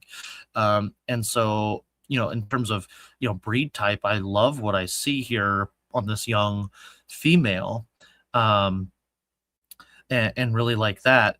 The issue would be with color condition. For this breed is really well, actually. And then, same type of thing here. So being, and again, I know that they're in, labeled correctly as unrecognized varieties. So, and that's just fine. So you've done a good job, labeling them, as unrecognized varieties. So thank you. But yeah, please, anything that can be sent to me to help me learn and educate others, why that would be very, very much appreciated. So thank you. Okay, now we are on for the best of breed. Again, it's an unrecognized breed. Again, it gets a little subjective. I think a different judge, different day could go either way. These were my two cockerels, I believe. Yeah, two cockerels. And then I had the cockbird here. Yep. See, why does it? I don't know why it does that. Okay. Make sure I don't mess this up, because I'm not sure why it does that.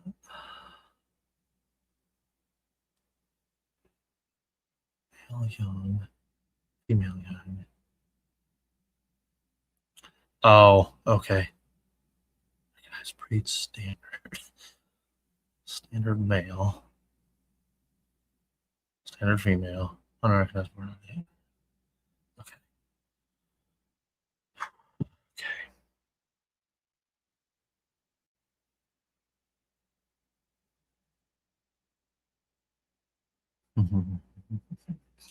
Take one more look at him. 1, 2, 3, 4, 5, 6.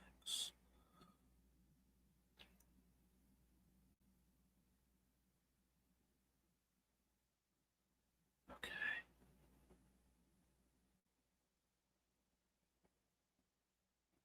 And then 2. Okay. All their standard breed, best of class. Okay.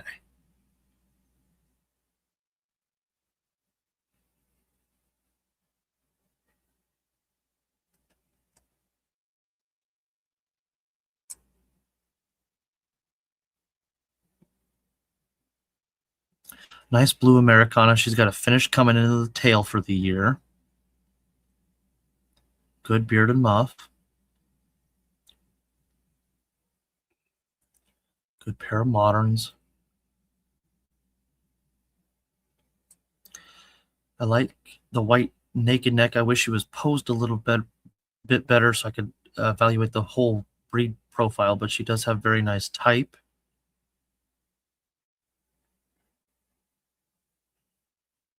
We just had the one Old English game.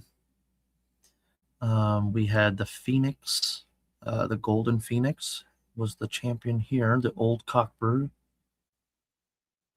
Again, I wish that tail was posed back just a little bit nicer to give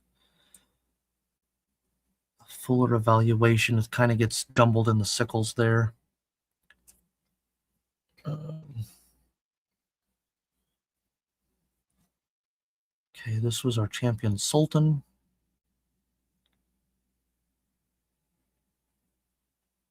I don't think the comb's too overdone. Actually, I think this is a very nice Sultan. Again, he's kind of facing the camera. I'd like to see more of that side profile to give a full evaluation. Then we move into the Sumatras. And I believe that this one was my first place Sumatra. Really nice tail. Really nice bird. Okay, the Sumatra is going to be first. AOSB.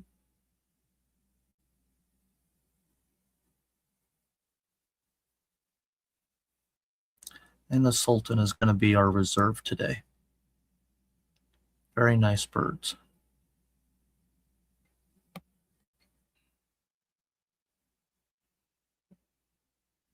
Okay.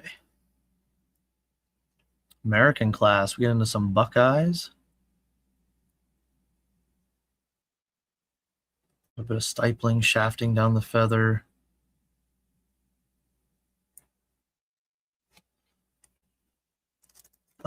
Let's see. Buckeyes should have the solid yellow leg, I believe. Just want to double check. Probably don't have to look, but I need to know. Buckeyes. Page 51. Color. Shanks and toes, yellow. So she's a little faded. Like to see a little stronger color. She does have the peak comb, just a little sloppy on noodle. Cocoa, more of the correct color pattern. You have some shafting or stipling down there. I'd like to clean up that comb. And she's got to finish coming into the tail and that leg color as well. But still, that's going to place her first over noodle. So we got 1 and 2. Just have the 2 Buckeyes, so we'll repeat that 1 and 2. And we'll repeat it 1 and 2 again for breed. Okay. Now we move into Chanticleers. Yeah, nice young Chanticleer there. Good head profile. She's posed kind of high. I'd like to see a little bit more length of back. She's a young female, though, but I really like that head structure. I'd like to see the width of skull. Good yellow leg for our American class. Nice job to that breeder. Partridge Chanticleer. Okay. Come on, computer. There we go. Okay. Good leg color. I'm concerned when I would put the handle on this bird in person that there's not a whole lot in that front end. You know, I see this all the time when I judge, and, these are a nice, dual purpose breed. They got to be able to do what they're designed to do. Now, I don't want to make too many assumptions. He's got good plumage color. It's showing a little dark here. You can see the shadow in the picture as well for a partridge, but overall, I'm looking at the standard here. He is a little high-tailed.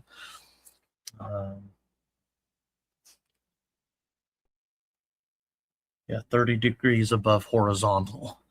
So he's, again, standing is what the tail angle should come up to, but the back, long, broad, its entire length, curving sharply into the tail, but they have that slight downward angle. So anyway, it could just be how he's posed for this picture. But first, nonetheless, he's the only one. Oh, let me go back for a sec, because why is he in the same variety? Chanticleer standard. And let me go forward just to, okay, so it's just, it should be best of breed.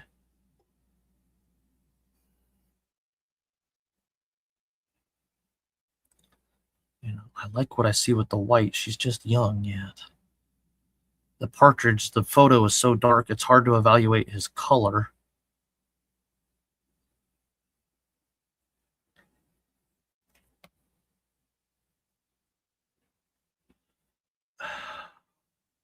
The white, I'd like to see a different top line as well. So there's just minor issues here. I wish I had Matt Lehman right next to me, because I know that he's a whiz with the Chanticleers. There's things I'd like to maybe change about both. I wish I could make it more fair evaluation from these photos. I'm going to go with the partridge today as first, and second with the white. Okay, and then it would repeat for breed.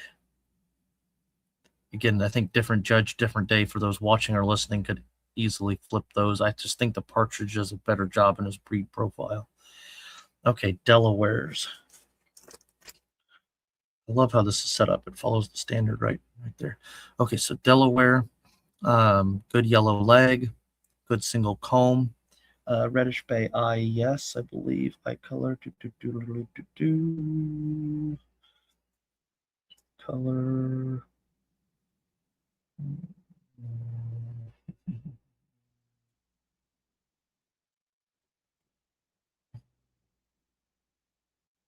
reddish bay. Okay. I think all of our American breeds, I think, have the reddish bay except for the Jersey. So, okay. Yeah, nice little Delaware coming in. He's just, young cockerel. Lots to appreciate for his age and size, maturity. Okay, we get into the younger one here. This is where we kind of take a step back. I think that cockerel does a little bit better job than the young pullet. More of a white leg. Now on an older hen, where she's been in a heavy lay cycle, that kind of washes out or fades out. I'd like to see better plumage throughout, color throughout the plumage as well. But let's give her a first here. Could be posed a little bit better for the show. Oops, stop doing that, computer. Okay, the hen here, it looks a little pinch tail. That's because she's not into her tail yet. Again, she's got some of that dusky coming through. That's typical for the breed from what I understand, but ideally it'd be that solid yellow leg. She's got a little bit of twist in the comb, and I'd like to see a little bit more color there throughout the hackle, but we'll give her a first there nonetheless. Okay, and that must be our 3, which has the best type for Delaware. It's, even though she's not all the way into feather, that's going to be the hen, and second is going to be the little cockerel. That'll repeat then, folks, for the best and reserve breed. Okay. Dominique's, yeah. Ooh, cool. Dominique's. All right. Good rose comb is what I want to see. Black, white. Black, white should be the correct color there. Ooh. It's hard for me to tell. I'm trying to squint at the computer. It almost appears as if I'm looking at the primaries in the tail, up in here. It almost looks white, black, and it should be black, white, black, white. And so maybe not every feather, but man, I see white there, where it's ending in white. So I'd like to see that changed. Personally, that may be getting real nitpicky, but we got to follow the correct plumage pattern. I do like the chevroning there. He does have the correct rose comb, but again, I want to see a bright, solid yellow leg. Think Big Bird from Sesame Street. Okay, this Dominique does a better job in terms of leg color. It has the rose comb. It's a young cockerel. I don't want to dare say he's too short backed yet. Let's look at his color. I see black, white, there. I see black there, black there. Okay. Right. And then let's take a look at the top line, 45 degrees. Back should be medium length, moderately broad. Okay, I would say he meets that fairly well.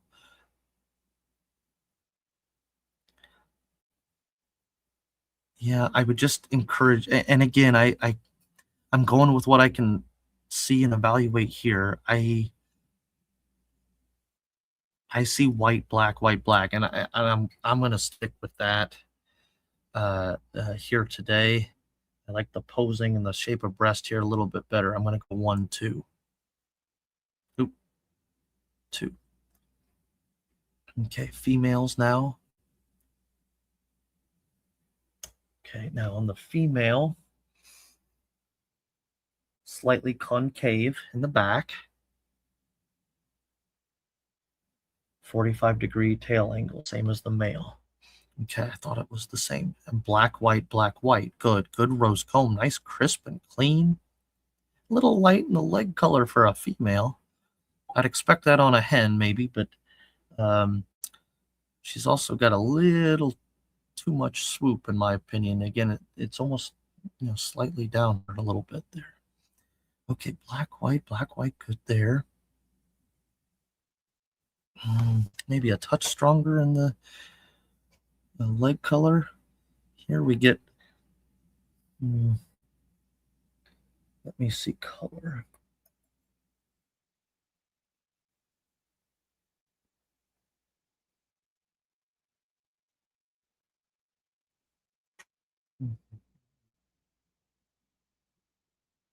See any white earlobes.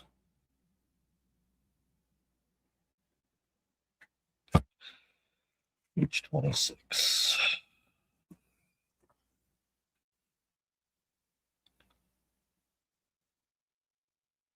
Male to be 1 or 2 shades lighter than the female. I knew that. Okay.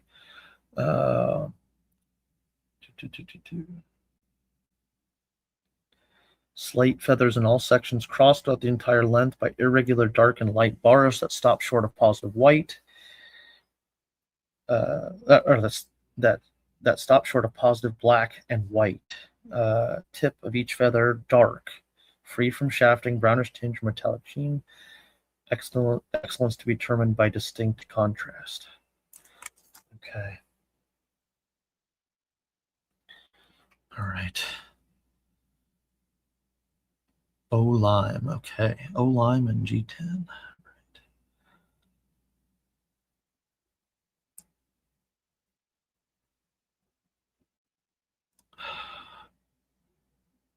Two very nice females. Good eye color here. I like the leg color a little bit better here myself. Both are posed with a too high of a tail angle. Yeah, 40, or maybe it's not the tail. I think what I'm seeing is the back line. I don't know if it's not enough back that's throwing me off. I don't know that this one's quite finished in her tail as well as this one. Minor issues. I'm going to go 1-2 today.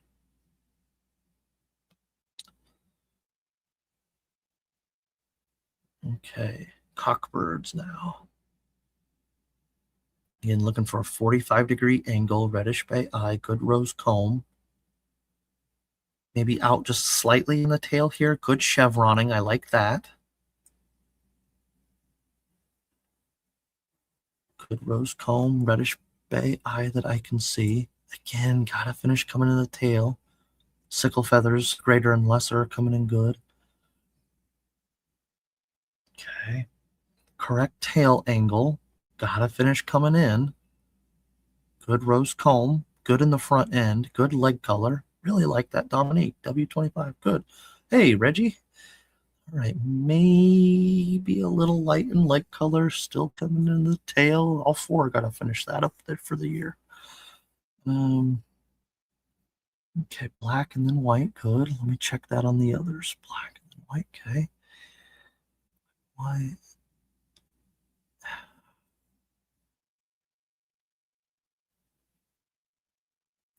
I wish I could zoom more here. This one's a little tougher to tell. Again, I'm seeing white there on the tips. I could be mistaken. I hope nobody throws bricks at me through the computer. It's a little tough to tell on that one. Okay, let me look at them together. Okay.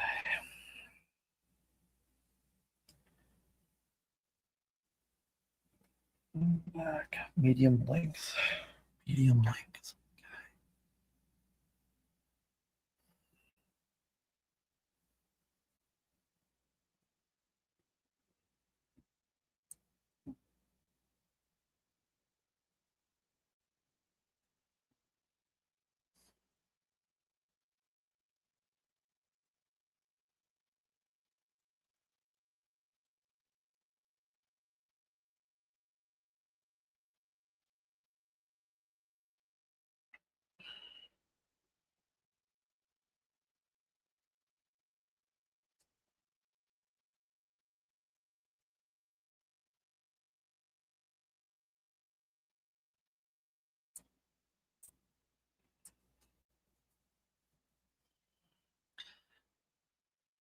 I'm not so certain that you couldn't make the argument he might be a little dark. I know the females, 2 to 3 shades darker.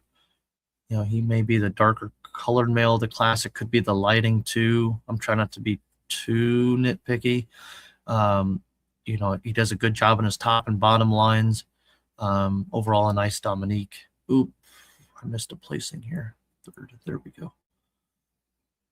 Okay, and then old females. Again, there's a decent amount of back here on this girl. I'd like to see more of a yellow leg, but again, we talked how when they're in their laying production, they're gonna lighten up a little bit. Does a really nice job here. Good amount of chest and the breast in the front end. Black, white. Does a nice job. Good leg color. Okay, I'm gonna go first there and second here. Now we should be ready for best of breed. They do it variety first. That's fine. Okay. I really liked that female I just looked at. Black, white. Yeah, good reddish bay eye, good rose comb, good yellow leg, good amount in the front end, good length of back, and then coming up to the proper tail angle. I like the female I just looked at. Now, what about the rest?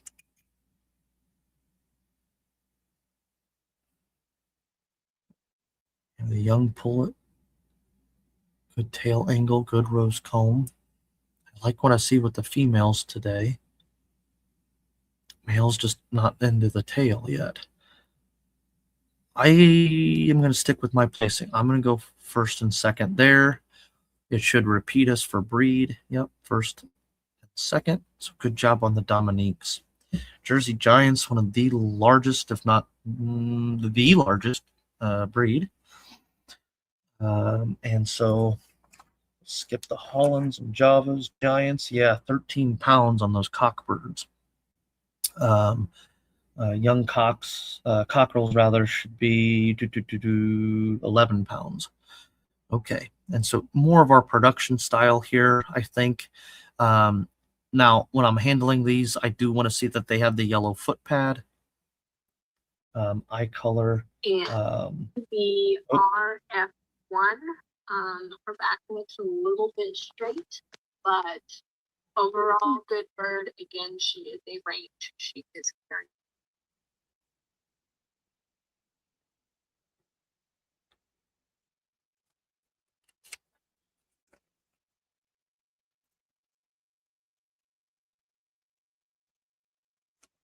Yeah, dark brown eye. Okay. All right. Okay, we do have two pictures. Second picture helps much more. Just, little out of condition in the tail. And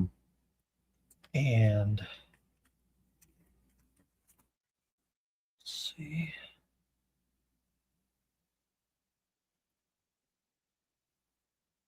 -45-degree angle for them too. So, okay. We're going to go 1, 2 there.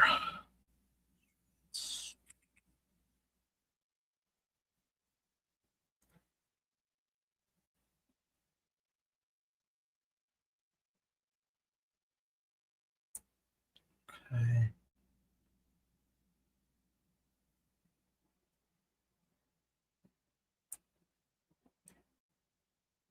Oops.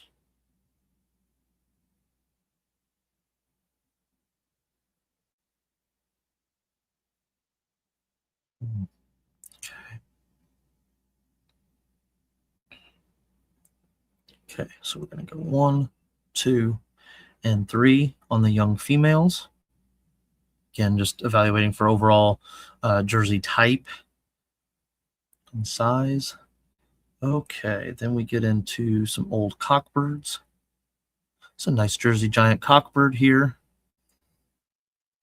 Let's see what it says about the back.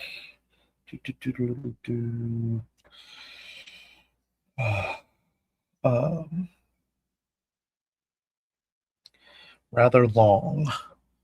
Okay. Broad, nearly horizontal with a short sweep to the tail. I think he meets that breed description pretty well here. Got a second picture here. Just got to finish coming into the tail for the year. Okay. I'm going to go 2 and 1 on the cocks. We've got one female.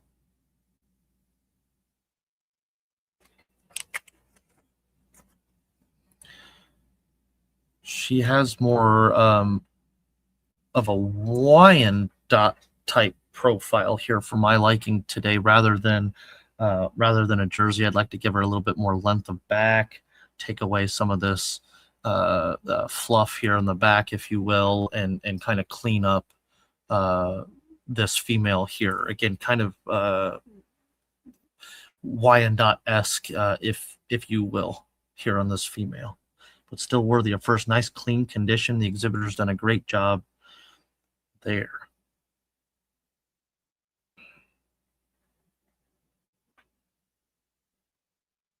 I messed something up. I didn't hit a button or something. Yes, there we go. Okay, that's better. He is going to be our champion. Really nice Jersey Giant male. Like to see changes in type, and it could just be the way she's posing in the show box, but I'd like, again, really nice condition. I like a lot of elements about her, but I'd just like to change that top line, give her more length of back, and then that tail angle. Okay, so first,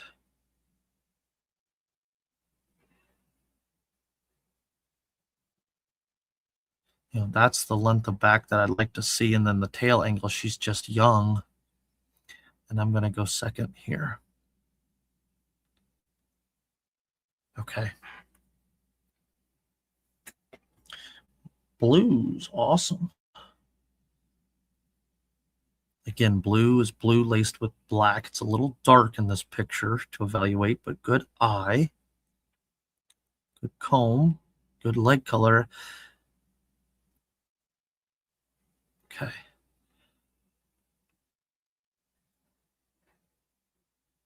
Still got to finish coming into the tail. Same thing here on this girl. Good comb and wattle, good eye color.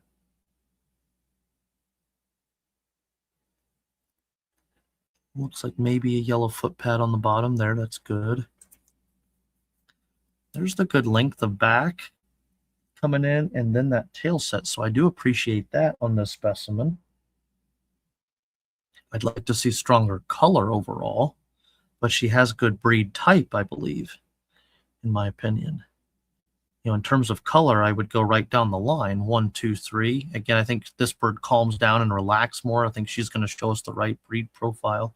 I'm going to go 1, 2, and 3 right down the line, folks.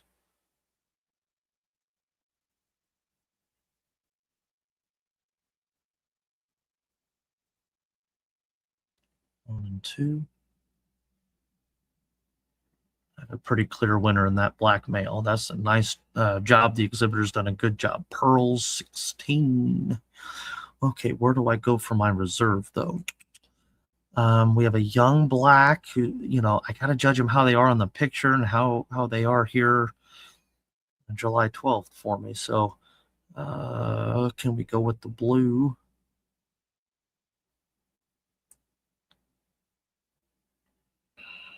I'm going to go with the blue as reserve. Okay. Plymouth Rocks.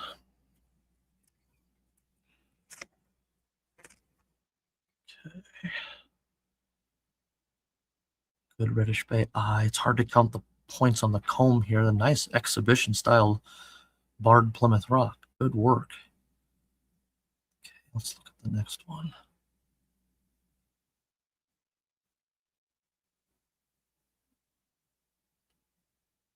A little small yet on this guy here. 1, 2, 3, 4, 5, 6 points on the comb. Like to see 5. Got to finish coming into the tail. Like to see a little stronger yellow leg. I'm going to go 1, 2 respectively.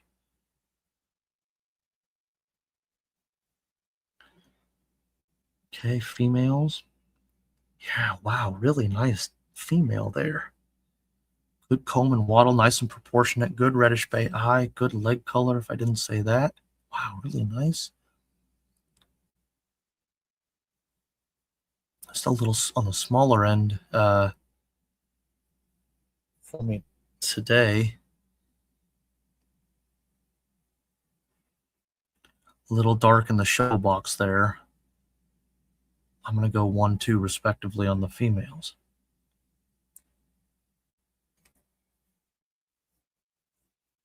Okay. little bit of foreign color there in the plumage. Little out of condition in the tail, comb and wattle on the large side, but good reddish bay eye. Nice and clean overall, so the exhibitor's done a good job on Bob. More of our exhibition style of Plymouth Rock here. 1, 2, 3, 4, 5 points on the comb, good reddish bay eye.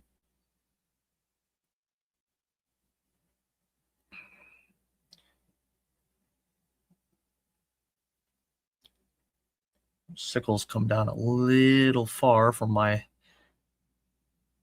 liking here today.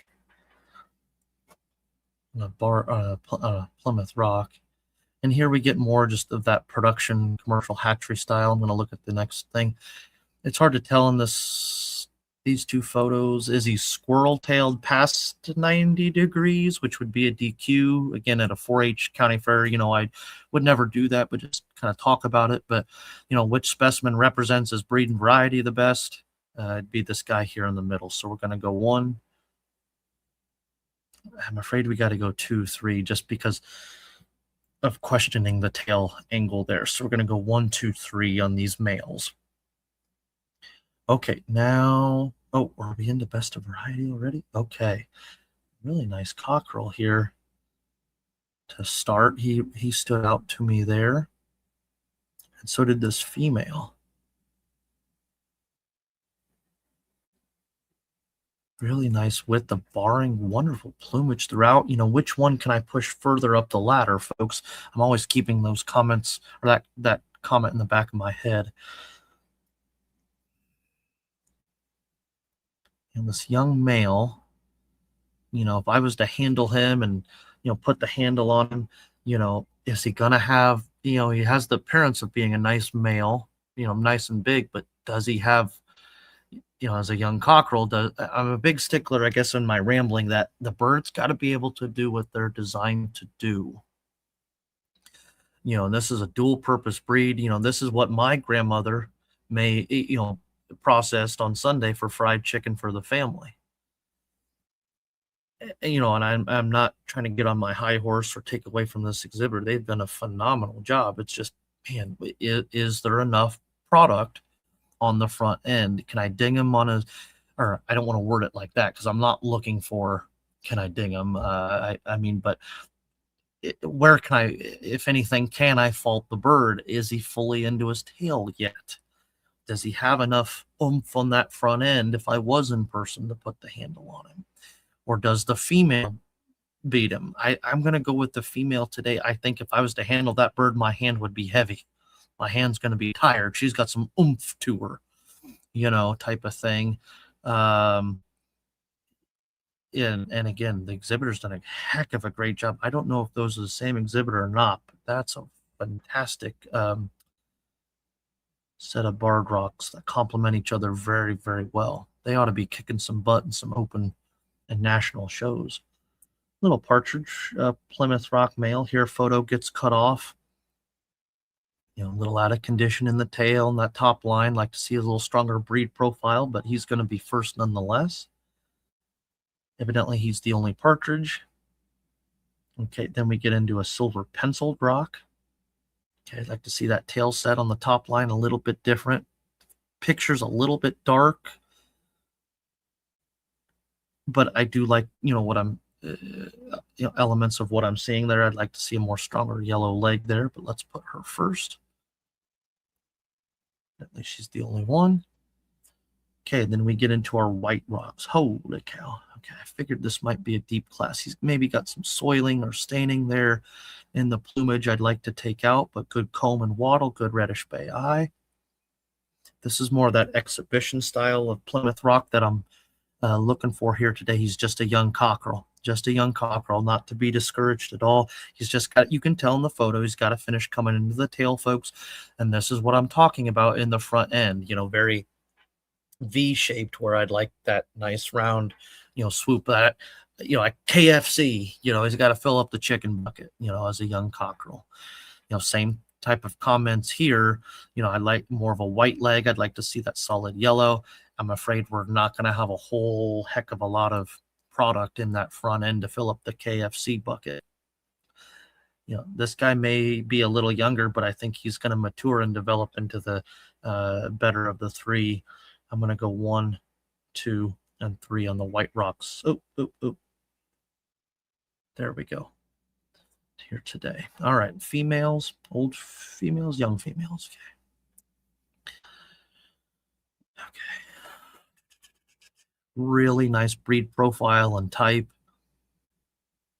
You know, when I think of the old images on the magazines, I even have one behind me of a white Plymouth Rock. But anyway, you know, this is what I'm looking for. Very nice type, good yellow leg, good comb and wattle. Like what I see there. It's great. This one, just a young bird. What I appreciate here, nice and clean. Obviously, with the exhibitor, tame, easy to handle, good yellow leg, if I didn't already say that. So there's lots to appreciate here. And he's just a little chicken nugget. Got to get big and fat like the judge here today. All right, we move into White Rock young female here. Again, good comb and wattle. Like to see a little different top line. Maybe, you know, to have her relax a little bit. Her tail is pushed into the cage. So again, more of a natural pose to her would have helped for the picture here today, but a nice bird. Get a little dirty, out of condition here on this bird. Like to see stronger breed profile and type on cotton. And same thing on snow. We kind of droop in that tail a little bit here, but appreciate the nice yellow leg, nice and clean over the top line, and good comb and wattle. So a nice set of birds here coming in. We're going to go 1. We're going to go 2 here. Because of age and maturity, I'm going to place the younger bird 5. And then what do we do with 3 and 4? We're going to go 3 and 4 respectively on the White Rock females. Okay, an old female. Yeah, really nice exhibition style barred Plymouth, or white Plymouth Rock, or like a dog. Sorry, white Plymouth Rock. I wish she was posed in the show box a little bit better. Not sure if that's a Poultry Press show box or not, but anyway, like her to be posed just a little better. Good comb and wattle, more of a stronger yellow leg. Got a finish coming into the tail. I'm not so certain that she doesn't have a whole lot in that front end either, folks. I'd like her to have a little bit more product there. You can only tell by putting the handle on it. So I'm trying not to make too many assumptions. I'm trying to evaluate with what I can actually see on the birds. Okay, and then we're looking for our best of variety. I had a standout in this female here. She's going to be our best of variety. Oh, I like the hen. But do I like the cockerel more? And again, I got to judge them on how they are today in the picture. This is going to be a showstopper, a nice bird when he finishes filling out in the tail and maturing for the year. And same in that front end. He's kind of V-shaped like we talked about. I would really like to use him.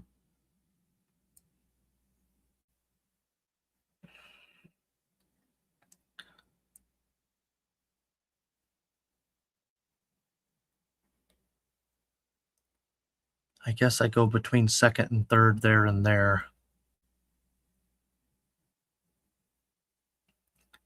You know, again, I'm not so certain that she doesn't have a whole lot in that breast either. I'm going to use him. I think he represents the breed better. He's not finished maturing and filling out, but I'm going to go reserve there. So first and second. Good job on the White Rocks, folks. Oh, we're ready for breed already.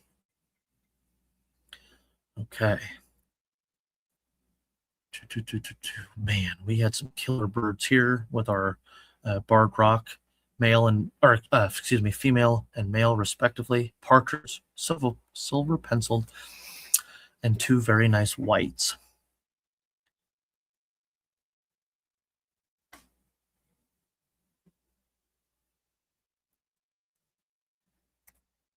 said this with ducks earlier today in one of my classes, but I think it's going to be girl power here today. It's just which girl.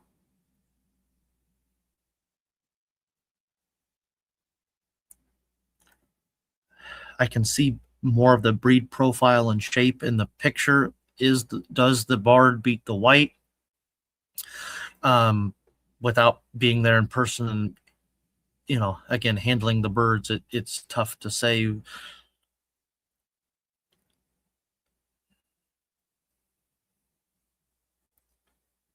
I just wish he was finished in his tail. Man, that is, I don't raise barred rocks. I'm more of a waterfowl guy, but I don't know who owns this bird. I'd buy him from you. I'd start a set of barred rocks from him. That's a nice bird. I'm going to go girl power here today. I'm going to go 1, 2, and I think it's worth, come on, computer. 2. I think it's worthy of an honorable mention. I'd go 3rd here on that male. Hopefully I can do that. Go to the next class. Are we into reds? Cool. Wait a minute. Do we have the same bird or no? No, different birds. Okay. Just same box, and that's fine. On both of these specimens, I wish they were posed much better. A Rhode Island red should look like a brick on legs. Males coming up to a is it 25-degree angle? Males.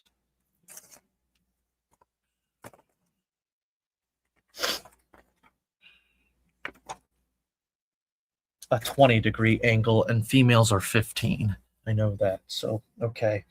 Or no, golly, I didn't know that. 20 and 10 on the female. Oops. Okay. Hopefully that question's not on the exam. Geez, oh Pete, Jake. Okay, so 20 and 10. But regardless, what I'm looking for, I appreciate the nice, deep, rich mahogany. He's an for a young cockerel, either it's flopped or he's out of his comb just a little bit, maybe one too many points there. Good reddish bay eye. Could be a little cleaner and smoother in the tail. Like, want to see a little bit more yellow leg. And again, he's somewhat lacking in the breast there. We get a little bit more length of back. He has some comb issues as well.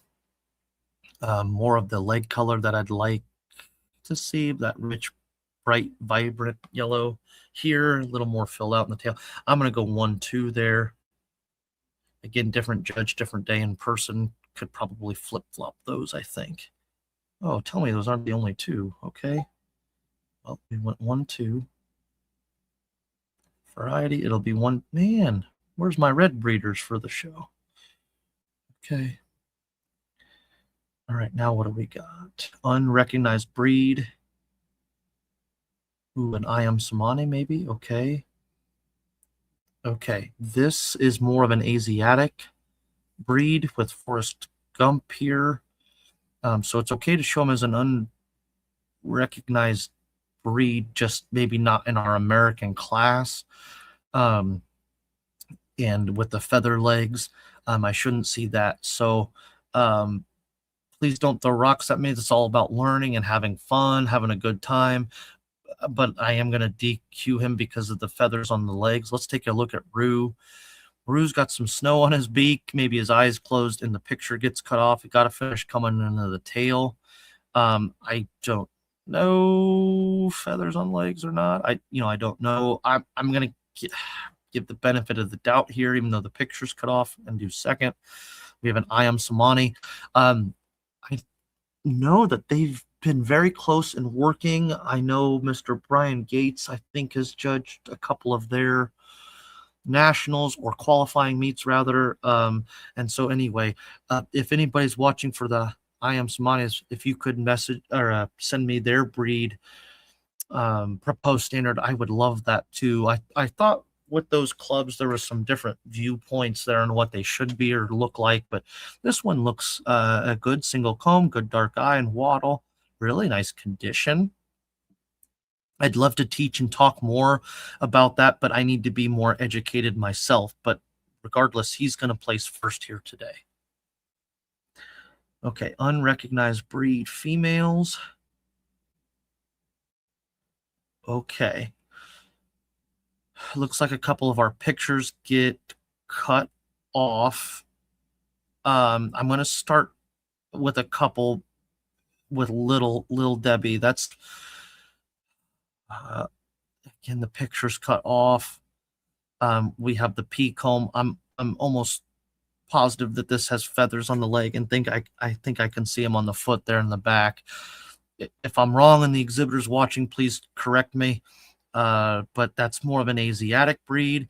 Same thing with Bluebell here. The picture's cut off.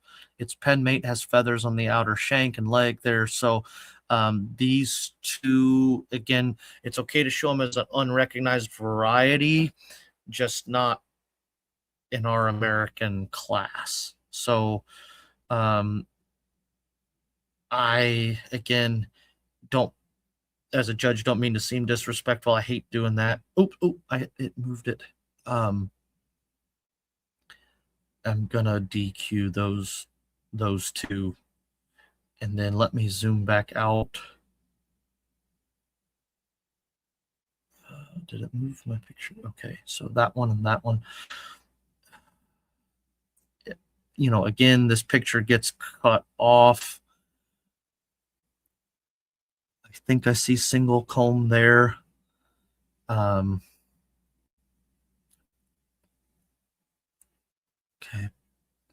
Picture's cut off, but I don't know that the second picture helps us. I'm seeing a lot of fluff there, and it's in with feather-like breeds. You know, is it? And I see the pea comb. You know, I'm going to keep things fair and equal with the picture being cut off and being unable to identify. You know, as a judge, it's only fair I do the same thing for the, you know, for each of the exhibitors. So I'm going to DQ that bird as well. And I think I have to the others as well, with having the pea combs and not in our and not in our American class. So I think I've got to do the same there and there.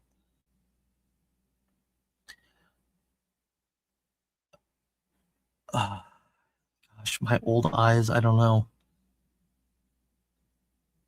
I think that's a single, you know, I might be able to use this one, but it's cut off and I can't tell.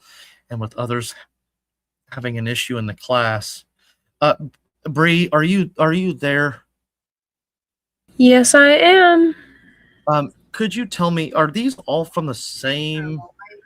I guess I'm confused because we're in the American class, but we have Americanas, we've got some Brahmas, and they should not be in this class. So, yep, there is some. My guess would be some Americanas were entered as American instead of, and I'm pulling that up now.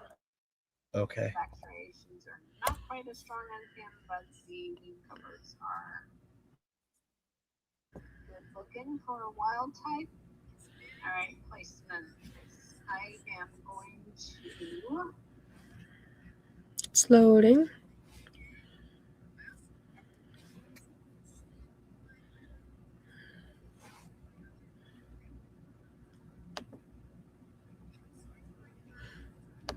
I've got all the streams going, so it's taking its time, but it's getting there.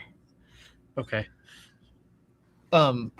Yeah, I just, before I go any further, I wanted to make sure I give everybody a fair chance. All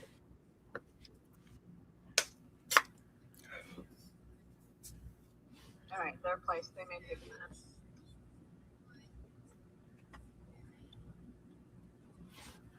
Okay, bantam hen. Her back looks a little bit straight. Maybe see a little bit more curve. She doesn't have much of a stop in her beak and her head. Nice almond-shaped eyes. Parallel legs.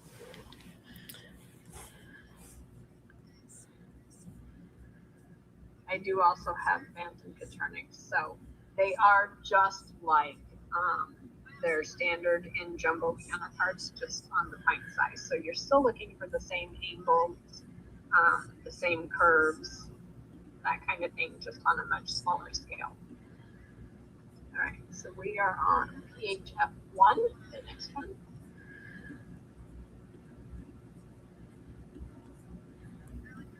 She has a nice curve to her back. Good chest spotting. Chest does not have a lot of yellowing. That quail person's doing a good job. It's still going. It's just taking a while. Yeah, you're fine. Nice wing spread. We're all good wild type. Phantom Hen 2. They're not all from the same exhibitor. These photos are not, again, her back looks a little bit Okay. So you've got two let me go back. exhibitors in it. You can see the pear shape in that front facing. You've got two different exhibitors. Okay. Yeah. So my thoughts, though, as you know, a judge, we're in the American class. They're showing an unrecognized breed. So again, the Americanas would not be in that class, and neither would be the Brahmas. So correct. Most unfortunately, they would all be disqualified. The six Yep. of them here, and then I go to the next group. I assume you can see it. And I have a black Yep. male, same type of issue there. So I'll just continue on from there. Yep. And we did have a section for like barnyard mix and fun show in the fun show. So okay, for anyone and watching that is sad that they're disqualified. Yeah, and I always feel bad doing that. You know, it's all about learning and having fun. So just in the wrong class maybe, but then you know the I am Samani should be in the AOSB class as well. Or define it a little bit more. So, but if we're not going to call it that, and we're just calling it a black chicken, it has a single comb and wattle, but it's not an I am Samani. Why then we're okay? Question mark. Yeah, typically I would say most of the unrecognized breeds should be breeds that are trying to get recognized. So birds that are trying to get into the standard. Okay. Maybe a breeder could chime in and correct me if I'm wrong. I'm fairly positive, though, that's the AOSB class. For the I am Samani. Yes, I believe so. So this one I would have to go back and disqualify it too. Correct. And then this male here, you know, okay, we can call it an American breed, but it's an unrecognized color,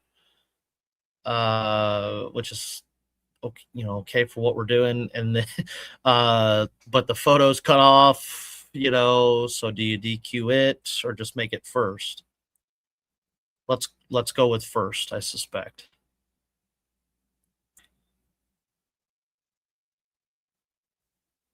If I need to change that around, I can.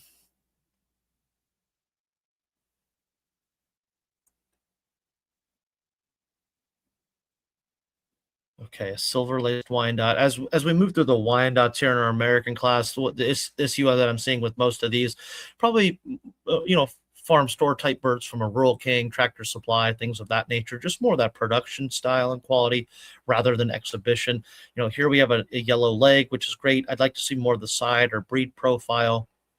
On a Wyandotte, I raised bantams for just a few years, but I was always taught, you know, like, you know, a nice 2 fingers on the top of the back, and then that nice, you know, tail angle 35 degrees on a female, and then 40 on the male. If I'm not mistaken, I can look it up in the standard here real quick. So yeah, Wyandottes. We've got males that go to a 40-degree angle, and then females to 30. So I believe I said that correctly. So anyway, just want to see overall difference in type. Again, mealiness in the feathers, if I didn't already say it, could be posed better. It's facing away from the camera. Okay, Ritzy's the only one, so first again. Okay, and then silver penciled. Okay, more of a rock appearance as opposed to a Wyandotte. The Wyandotte, I would like to see a rose comb, and so this bird would be disqualified.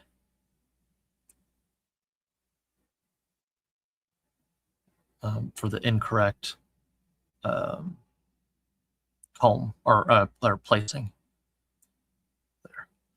Okay, so unrecognized variety, blue laced reds. Wow, yeah, really nice type there in the blue laced red in the middle. So that's nice. I'm going to go 1 there. I'm going to go 2 here. It's hard to tell in the pictures. We got a beak issue or something there. Just a younger bird. Got to finish filling out.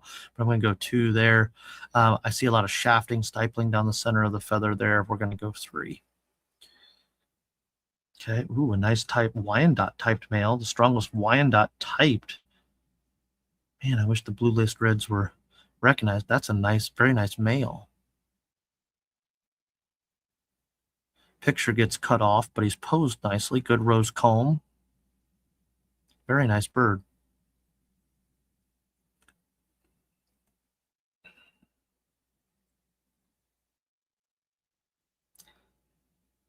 First female's got to finish coming into her tail for the year. Good eye color, good comb and wattle as well. Good horn beak color. Really exquisite blue laced red. Now we're cooking with oil here. Little light in the tail. In terms of color, excuse me. Just an older female, maybe not quite in her absolute prime, you know, in this picture. A little bit better color here for my liking today. These are really nice blue laced reds. Okay. I'm going to go 1 here today, 2 and 3 in the middle.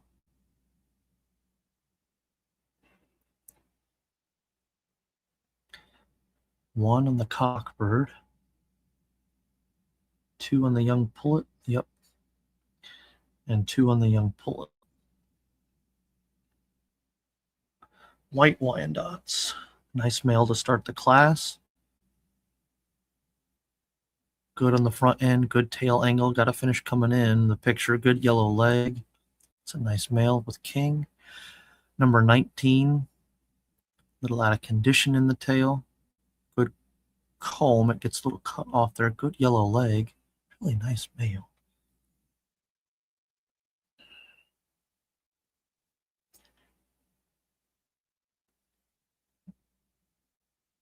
My issue with king is I don't know if he has enough back. It kind of makes that V shape here.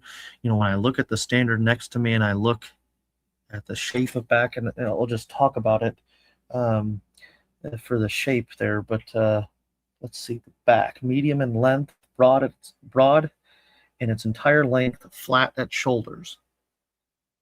Okay. So that's what it says for the male there. I think this guy does a better job here, number 19. I'm going to go 1, 2. We just have 1 female here, but certainly worthy of stiffer competition. Just a little out of condition with holiday in the back end, maybe some soiling, staining, you know, up there in the front end. But a nice bird, good yellow leg color, lots to appreciate. She's going to be first there. Oh, phooey, that's the only 3. Okay. All right. Well, we're going to go 1 and 2 there for best of variety. Okay, now we go for breed. For those watching, you know, I talked a little bit about the blue laced reds, and that male there in the top right, he's probably got the best type of any, in my opinion, for Wyandotte type. The white male down below, number 19, probably does the runner up there. I would really, really like to use. Let me just double check. Bree, can I interrupt you for a moment, please?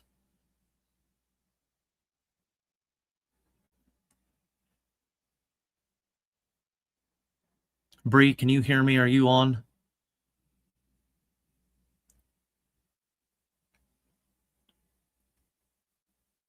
Bree. Yep, Bree, I'm jumping on.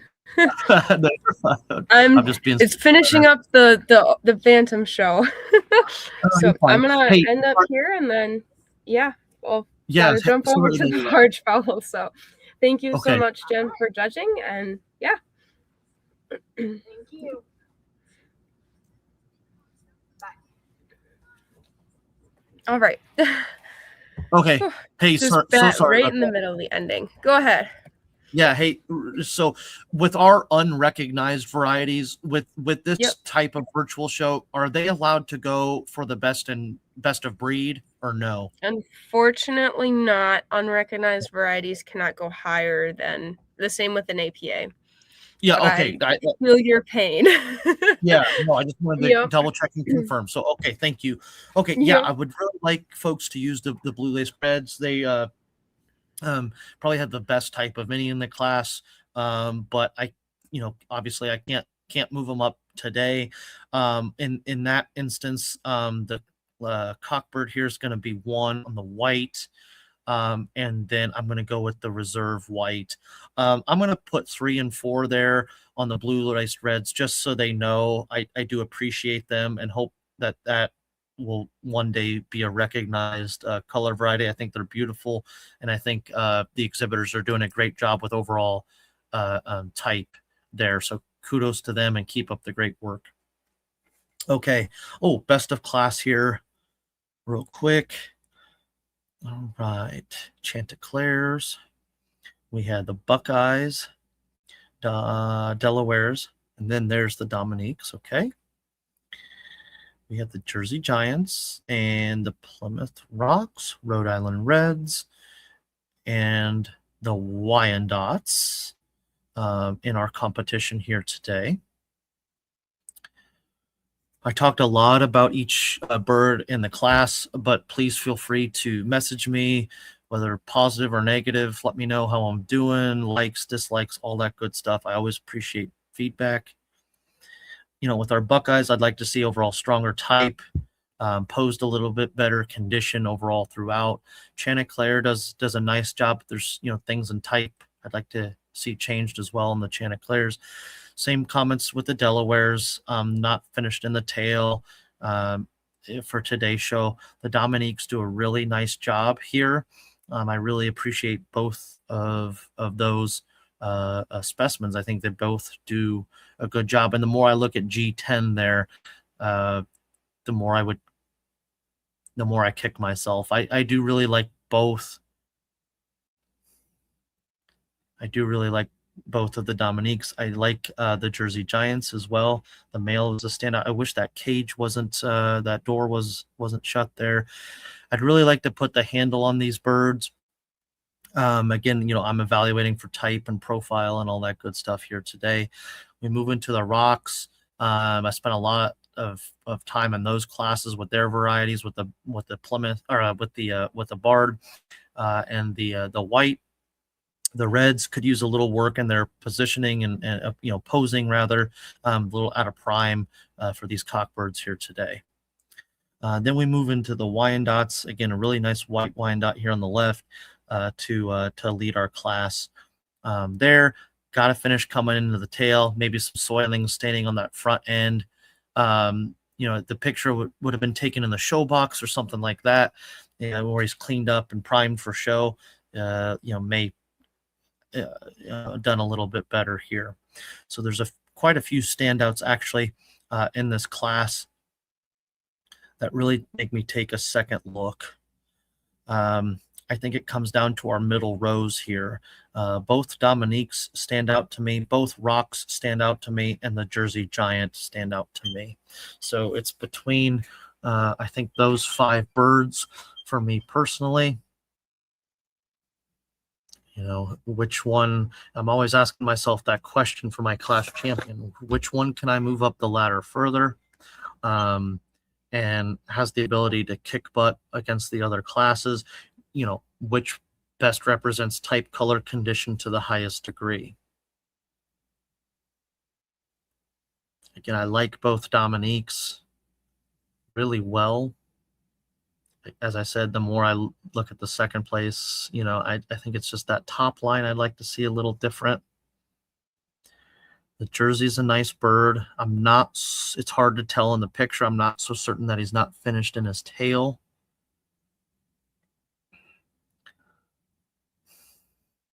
I'm getting real nitpicky. I'd almost like to see a little bit more oomph there in that front end. I'm afraid if I was in person and felt him, I don't know that it would all necessarily be there. I'm trying not to be overly critical. I like the barred Plymouth Rock. I like the white Plymouth Rock very well. And ultimately, I have to pick the champion. I'm going to go with my gut from the pictures here today. Which one best represents type, color, condition to the highest degree? The white rock, folks, is going to be my reserve champion, and then the barred Plymouth Rock is going to be your overall champion. That was a very fun class to judge. Thank you, folks. Moving to our Asiatic. I just like to say you have a whole comment section of people waiting for the Brahmas. Oh, okay. Sorry, Brahma people. They're Okay. chanting Brahmas in the comment section. Okay, sorry. Oh, no, Okay. no, not your fault. They're just all eager for it. Yeah, okay, cool. So let me flip our standard here. We go to our Asiatic breeds.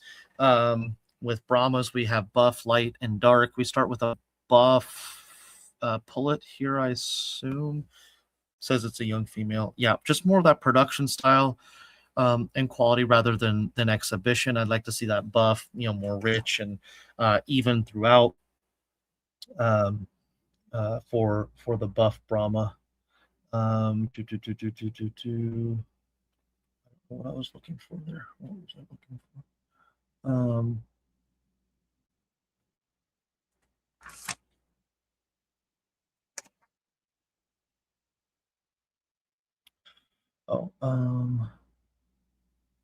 Okay. So that one will be first there. Then we get into some buff females, old females, just a little rough over the saddle, some stipling and shafting down the center of the feather there. Looks like she has the correct peak comb, just a little faded there. More of that production style and quality rather than exhibition. Older female, much more correct in terms of the buff here. Good peak comb. She's going to be first over our other female here today. Okay. And we're going to go one there. Good condition on the leg and shank. And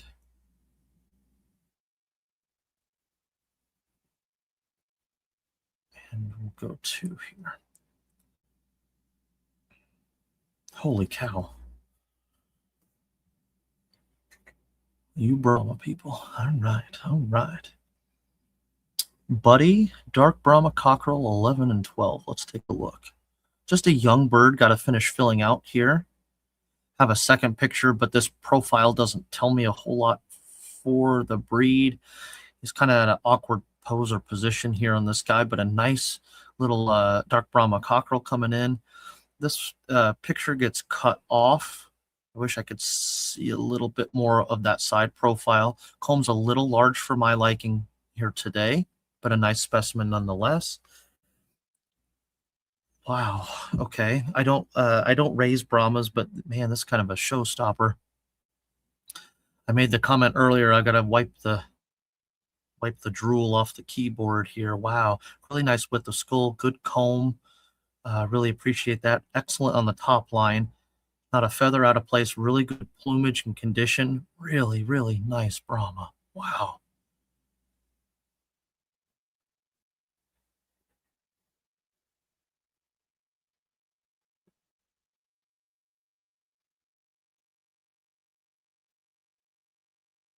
I'm just flipping between them. They're really, really similar.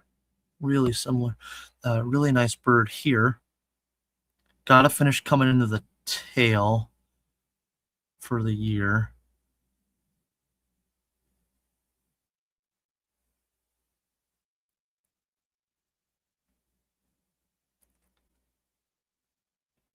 Yeah, got to finish coming into the tail for the year.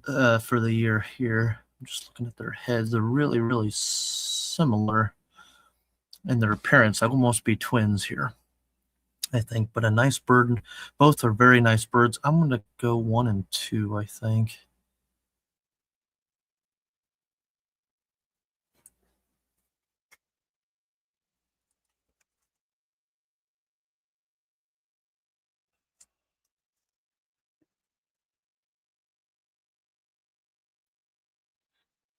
rather long, flat, across the shoulder, broad, carrying its width well to back to tail, rising with slightly concave in one shoulder. I'm a numbers guy. I need to know a degree and tail angle. Anyway, okay. Oh, is there another one I missed? Oh, there is. There's another one down there. Okay. So we got 11, 12, and 13. Let me take a look at 13. Okay, good comb there. Wow, that's a nice problem too.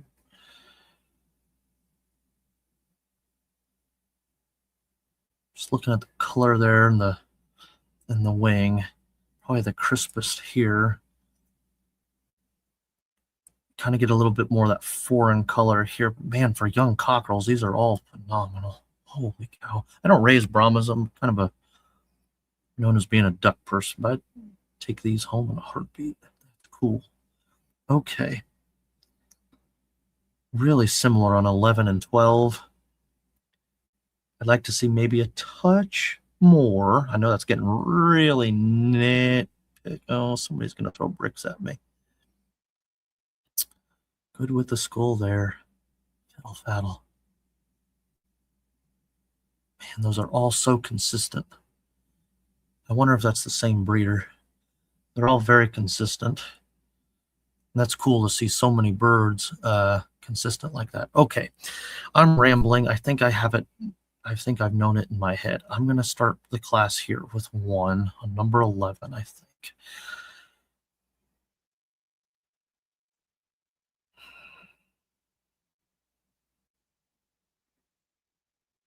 I'm going to go 2, 3 down the line.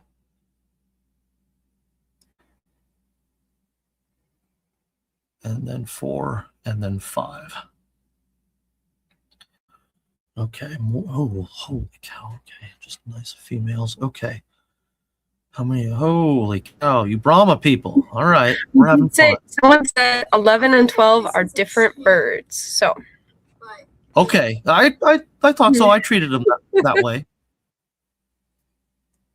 Okay, but yeah, they could be twins. They're very consistent, which is great. Okay, kind of a blurry photo here. Nice type. Let's go to the next one. Good width of skull. Good tail angle.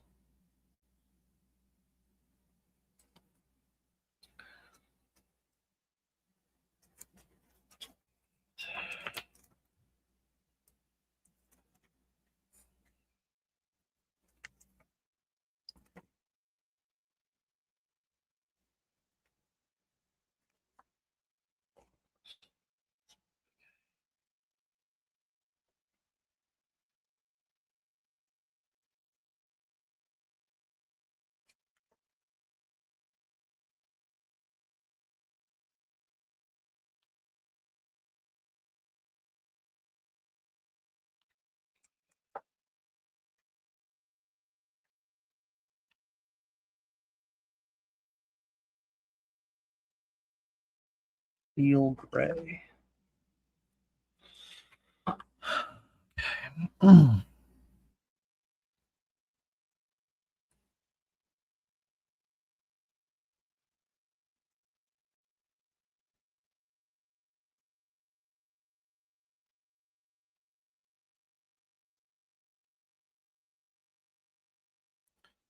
Okay. I'm just kind of looking at the color of the plumage. I know somebody's gonna throw a brick through the screen at me. You know, I'm looking at the silver penciled here, page 28 of the standard. It says steel gray. To me, that's a little bit darker, and that's the interpretation I get from looking at the standard color as well. I can't see who's on or who's watching or listening. I don't know. To me, this girl here is maybe a little light in color. I don't know that I would agree that that's a steel gray, but I love the breed profile and type. Here is more kind of what I'm looking for here. Again, excellent type. Posed very well.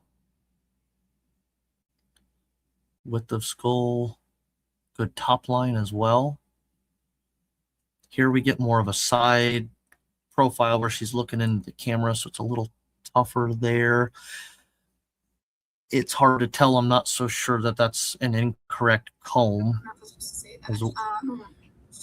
But I like that one.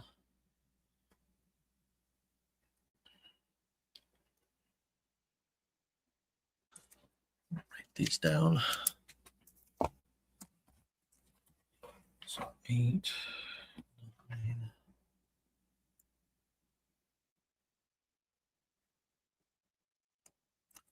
6. Okay, everyone's ready for 10. Really like the top line here. Good amount of fluff. Good. Look at the width of skull there. Okay, so 8, 9, 6, 10.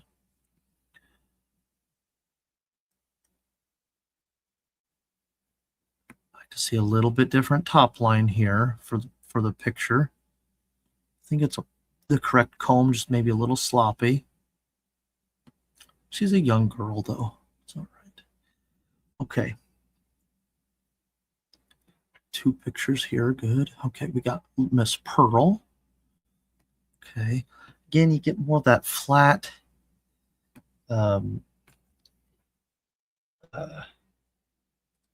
back there.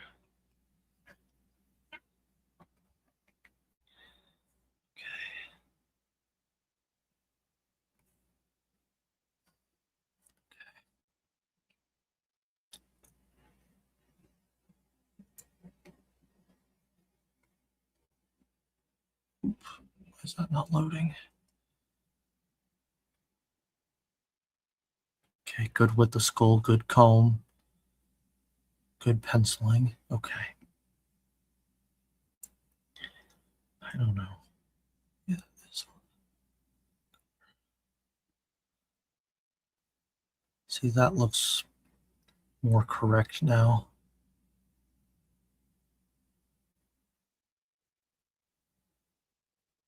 It's got a good top line there. Okay. Okay, so 5, 8, 9, 6,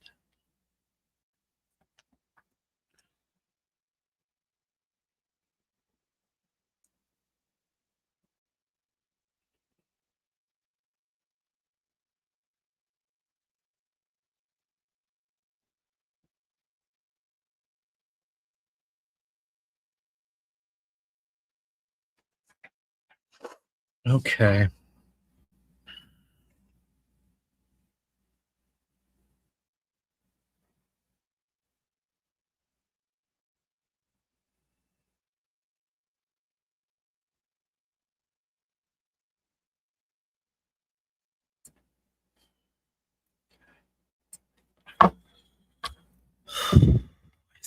This is how I'm going to do it. Let's go there and there.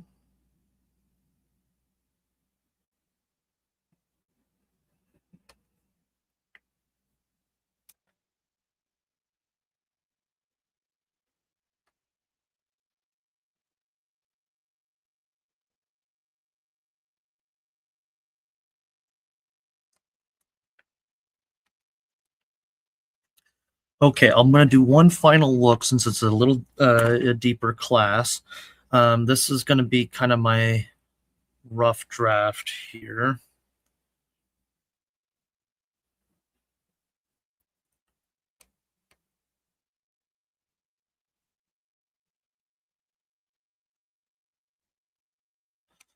Okay. My reasonings here today, I really like the breed profile here on number 1. Excellent width of skull, good peak comb. I can see a fair amount on the breast on this bird. Excellent feathers on the leg and shank. Does a good job there. Exquisite penciling throughout. I'm really liking everything that I'm seeing. You know, I've got the standard right next to me, and well, looks like a pretty spitting image. I don't think we could get much closer there. Let me back out here. We go into second place. I think another really nice female. Good on the top line. Maybe has to finish coming into the tail, or could have some better color there, perhaps. That's getting really, really minor, really nitpicky. Really nice job here. Wish those little bit of grass or twigs weren't in the way there. I could look at the outer leg there a little bit better, but it's a very nice bird. I hop up here into third place. Good on the top line, and that's where third and fourth. I think fourth was right next to her. You know, for this picture, for how they're posed, I think third place, number 5 is going to beat number 5th, number 6, who's in 5th there, and then we come back down here for 4. Sorry, folks, I'm getting a little tired this afternoon here doing the. Or I guess it's 5 o'clock my time here. And so really nice breed profile here. Just want to make sure I didn't miss my top. I'm that's how I'm gonna keep it, I think.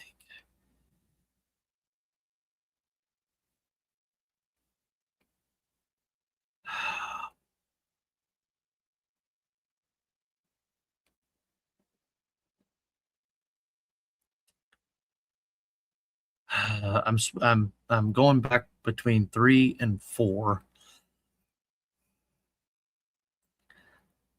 I love the type on both.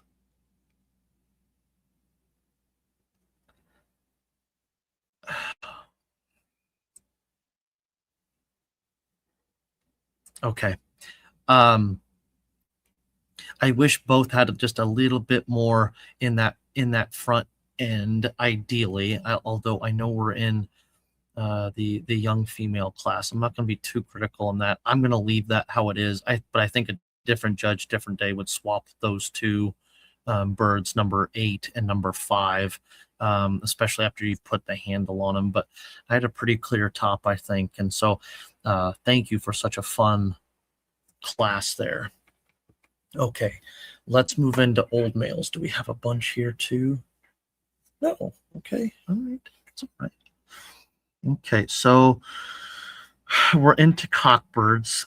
This is a female, so my sincerest apologies. I'm going to DQ that because it's the wrong sex. So just make sure that we watch for correct placings there. This has 2 pictures, so let's look at the second. That one does a better job.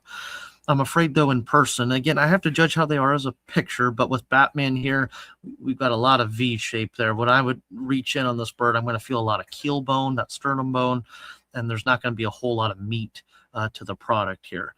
I think this guy's our pretty clear top, wonderful type, and does a really nice job here. So he's going to go into first place. What do we do for second and third? Good pea comb there. I think maybe even a tad high in his tail angle there for a Brahma. He's pretty elevated there.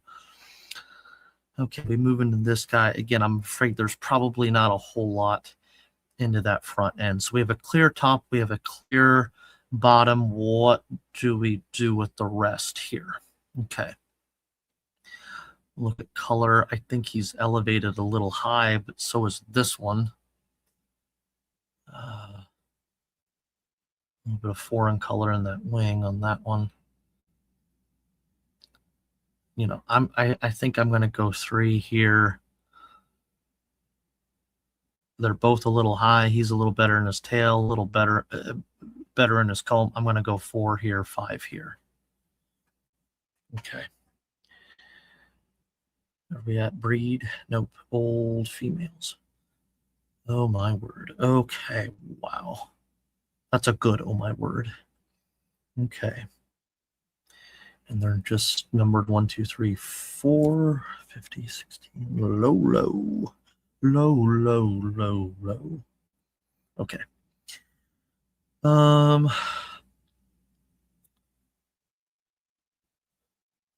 Baby got back. I don't know. I'm just being silly. Okay. Yeah, really nice width of skull, good pea comb.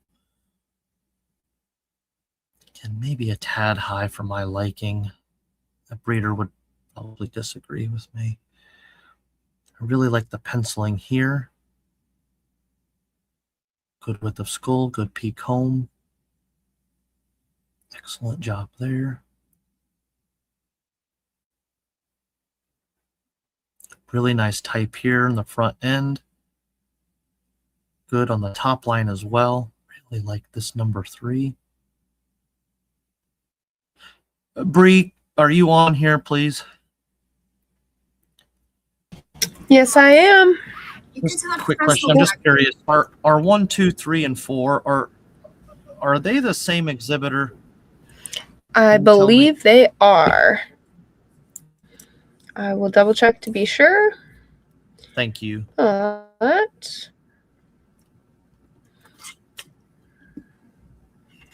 this will be Brahma. And this will be our. Whoop. And let me know too if at any point you feel like you need a break. Okay. Maybe at the end of this class We or can- something, I run to the restroom real quick and then I'll continue. I know the Brahma Yep. folks want them done. So.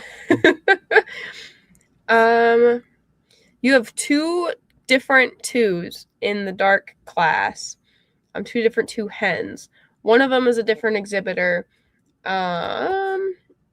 But the 1, 2, 3, and 4 that you had right there are all the same exhibitor.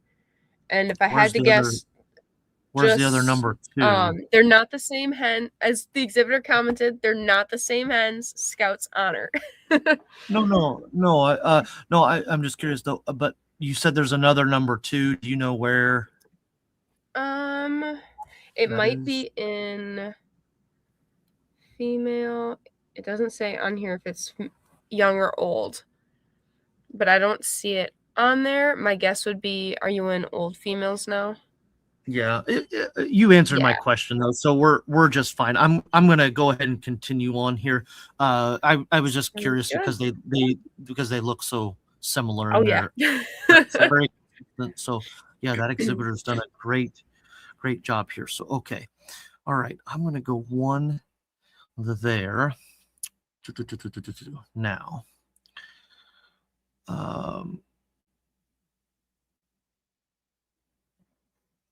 for an old, this, do we have a second picture? Let me give it a fair shake here. Maybe some foreign color or some casting there. I just like to see more of this bird. She gets a little crow-headed, or what I call snipe-headed, like a little narrow. I just like to see different head structure there, maybe. Good width of skull here.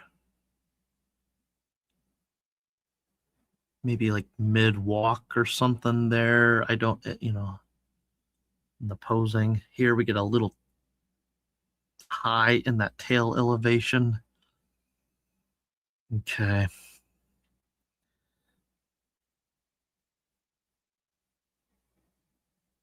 Yeah, I've got a pretty clear top here, I think, with 1. I'm going to start there. Now, where do I go for 2?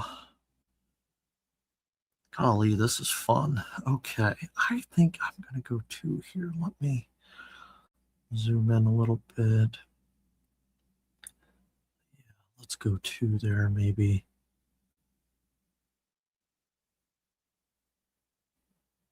I think you could switch 3 and 4 pretty easy, but I'm going to go 3. I'm going to go 4.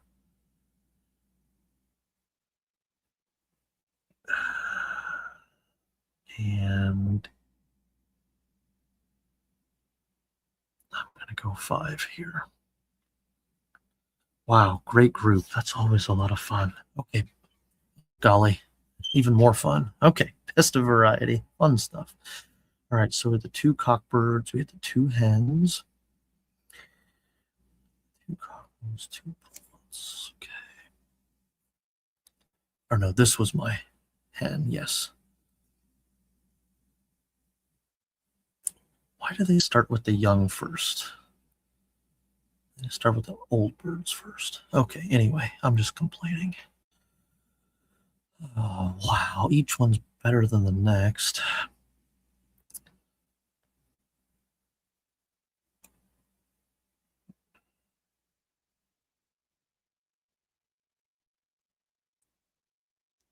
Really nice comb. Good top line there. Phenomenal color. Good cushion. Good in the front end. I'd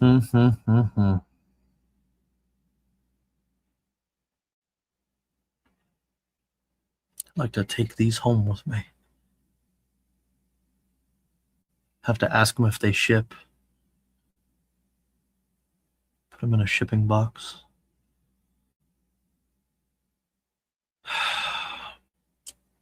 Wish he had a little more on his front end, but man, that's been critical because that's a nice young bird. You know, you got to remember Brahmas, they take 2 to 3 years to finish maturing and filling out. Have a cockerel that nice, that young it's a big deal. That's pretty cool. Do I use both cockerels or do I shake up the dice a little bit? This female's just as nice. Really like that front end. I'm going to go second here, but I think I'd kick myself if I didn't use that cockerel. That's a heck of a bird, folks. Okay, I'm going to go there for variety. Okay, well, let's get into the lights. Okay. 1, 2, 3, 4, 5, 6, 7 cockerels.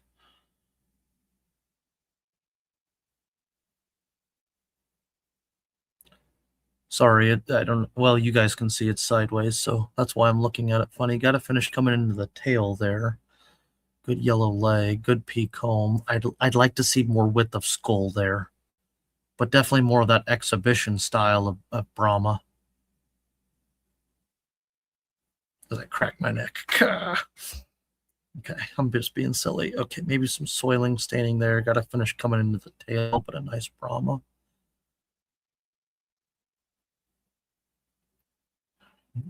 And you know, these young males, I try to be somewhat forgiving. You know, they take some time to mature and fill out.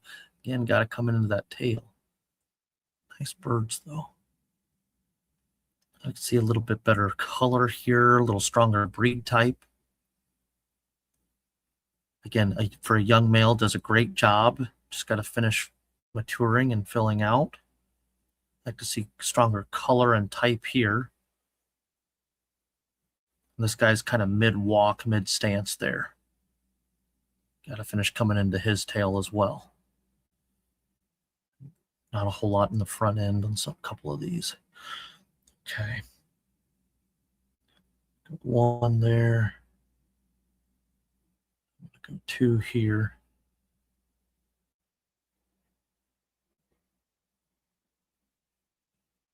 3, 4.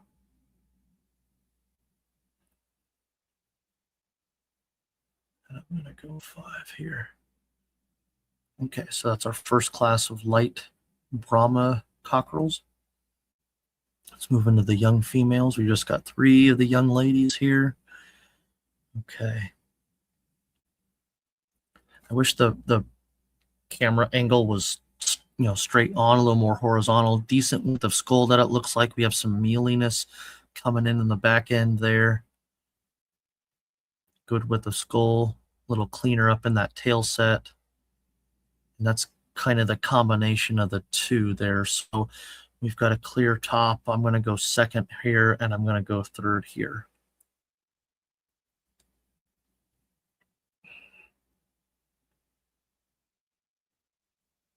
Okay, we get into maybe some foreign color down there on this guy here. Right. Just a note from a few people that vulture hawks is a disqualification in Brahmas. Oh, of course, absolutely. Did I overlook something?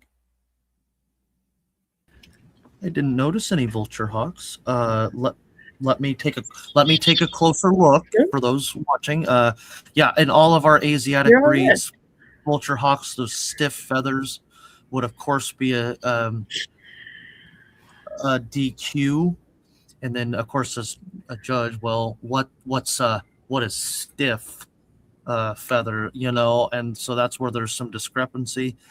They said Vulture the hawks, first place male is what the one they were looking at. Or there's two different people that mentioned it, but one person said first place male. Okay, on the lights.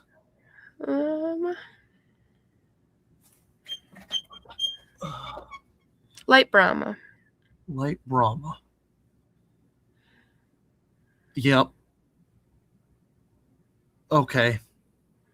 Maybe I didn't have my head tilted far enough. I don't know. Okay. I would agree with that. I could eat some humble pie there. Let me take a look a second. It's harder to tell. Oop, as I knocked my stuff off my desk. Yes, and it's harder to tell on the second bird here. Okay. Nope, absolutely. As I say in the classroom for my history students, I'm human. I make mistakes every day. I would agree. I think those are protruding enough that I would agree with those breeders watching. I would say that they're vulture hawks. So hey, great catch. Thanks for noticing it. My apologies. Hey, we all make mistakes and all that good stuff. So I could scribble on the tag there. So again, I want to give a fair shake to this neighbor here. I don't know that we can say that on this specimen here. Again, there's things I'd like to change, but let's move him up the ladder there a little bit. So we'll go 1. Let me go 2. Let me go 3. And let's go 4. And I'll do one last double check. And then that just leaves the 2 up top. We have a color issue here on the right. There's things I'd like to change then about both. I would put him into 5th there just because of color, I suspect. So now I'm second guessing myself. I hadn't noticed vulture hawks on any of the darks. Okay. They said the first and second were European style. If it matters. I could see that. I don't know that. Yeah, I don't know that we can say that there's vulture hawks here, though. I don't know if that's what they're trying to hint at or say. I don't know that I can see it here. I'm going to leave it my placing as it is. But again, thank you for those who noticed. I'll always admit when I mess up or do something wrong. So any other comments, just keep them coming. Let me check seeing the comments on there. Check my females here. I think we're doing okay on the females. I'm going to keep that how it was. And then we're back here to where I was. Okay, so some foreign color there. More of our production type here. Don't see any vulture hawks there. Comb does a decent job. I'm going to go second picture. Yeah, I don't see any there. Okay. I kind of want to double check my darks just to make sure. I'll do that real quick before once we're done. Or at least on my champions anyway. Okay, let's go 1 here. Let's go right down the line 2 and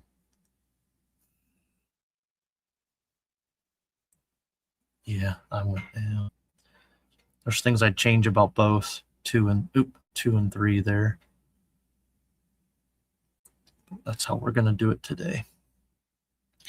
All right, let's go to our females here. Some nice lights. Good width of skull, good comb. Have some foreign color, some staining. Got to finish coming into the tail, but a nice Brahma.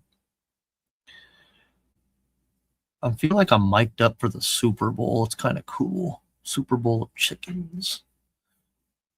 Okay.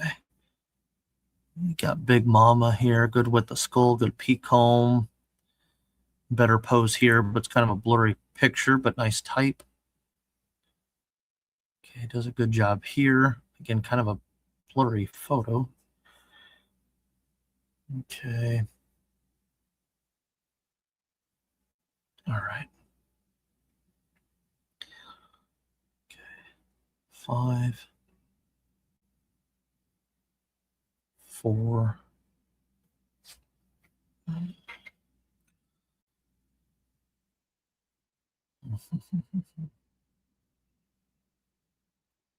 Oops. 2 and 3. Can type color condition to the highest degree. That's how I'm going to place those Brahmas. Okay. Okay. Best of variety now.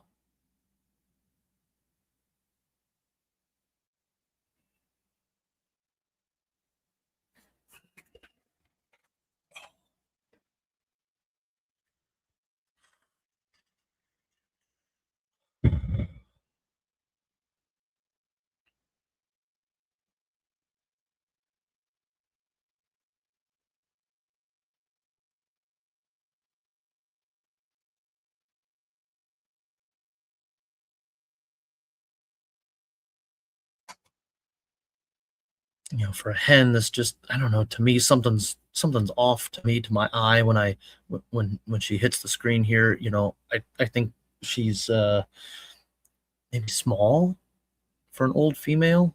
I'd like to see more of her, more mass, I guess. I kind of liken Brahmas to Pekin ducks. I like a lot of mass. Just and again, I'm not there in person, but that's where I think my second probably would have done better than her in that regard. But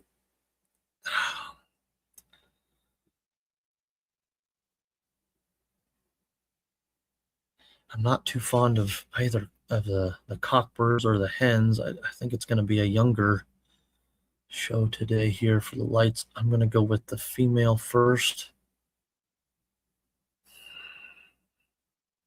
There's things I change about all of the lights personally. I'm going to go with second, though, on the cockerel. He may be more of a European style, but we can't say for certain, or at least I can't as a judge, that he has the vulture hawks. There's other elements I like him that's going to beat this other hen, so or pullet rather. So that's how I'm going to place him here today on the lights. Okay, unrecognized variety. Just a little bit young there on a mottled. Same thing there. We have the correct comb there. Yes, it's just a little large. Here we have the vulture hawks coming off. So we're going to DQ that one. That's hard to tell in that picture. I'm going to give the black the benefit of the doubt. We've got some purple barring coming in on that green sheen.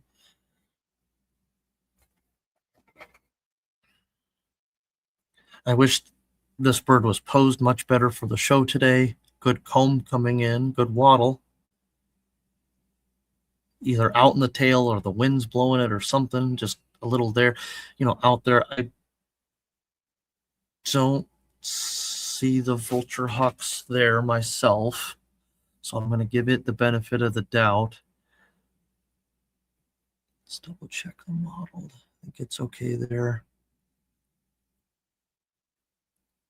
It's okay, they're just young. Okay, so we have 4 birds to pick from in the competition. Man, that's tough to tell, because this, to me, right here,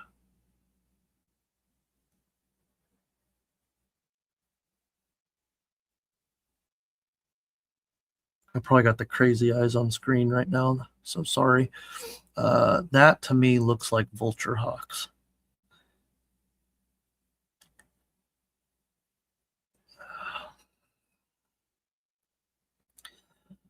All right.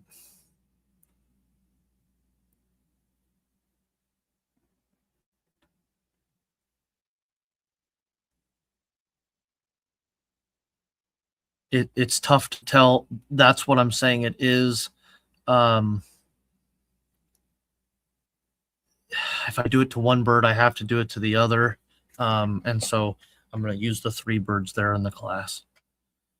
Okay, more unrecognized variety. Okay. That's a pretty bird. Lavender, maybe. I'm not sure. Anyway, okay. Icing. Okay, nice, decent Brahma type, little soiling and staining. Could have a little better condition in the feathers on the leg, but really nice. Ooh, those are pretty. These must be the Goldens. Okay. Wow, nice bird. Again, I wish it was more at a side profile. The camera's kind of, I know that's hard to do, but it's looking down on the bird. It's casting the shadow. But wow, really nice width of skull. That is a very nice, gosh, I wish these were recognized.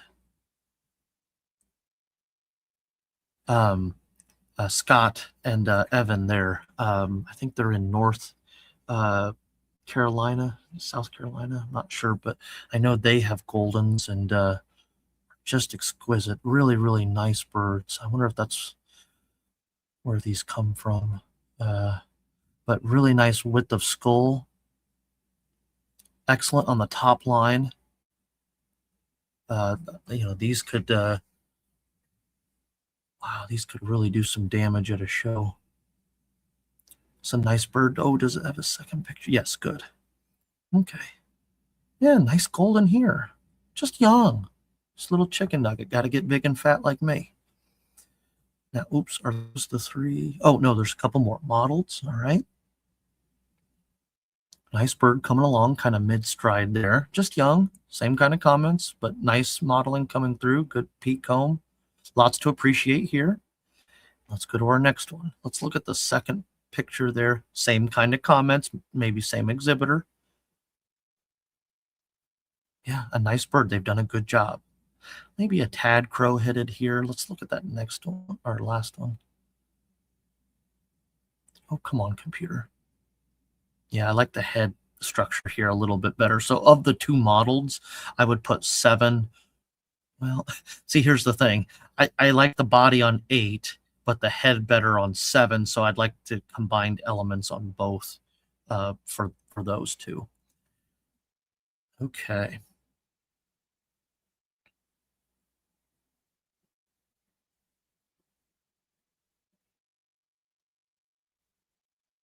I like to see a different head, but I like the body. That's going to be worth more there. I'm going to go 5 there. Wow, really, really nice golden female with 15. That exhibitor should be really, really, really happy. That's really strong Brahma type, maybe even better. I'm not sure what we're going to pick for breed, but I can confidently say as a judge that is probably one of the nicest Brahmas I've ever looked at. Virtually or in person. Wow, really nice penciling. I could go on and on there. Wonder if they ship. Much better than the lights before it in the previous class, and maybe even better than the darks. Really nice bird. I like this number 14. I think she's just not quite in the tail yet. I like the head structure a little bit better on her, or the one next to her. And so anyway, yeah, great job on these birds. Okay, next class. They said on the last one that the second and third just didn't take. Like you clicked it, but sometimes it gets a little funky. Oh, what's that now? The second and third, you might have clicked it, but it didn't. Yeah, there we go. 2, 3, 4. Oh, yep. Thank you. Good catch. Sorry. Okay, unrecognized variety. We've got young males. I don't know, old males. Okay. Maybe a partridge question mark type here. Okay, not quite sure. Ooh, maybe some frizzling question mark. I don't know. Kind of neat looking. And then better profile picture. Maybe there we go. He's kind of faced back in the corner. Wish he was posed a little better. Got to finish coming into the tail. I don't want to see those sickles come quite so far down personally. But he's going to be first and that one second.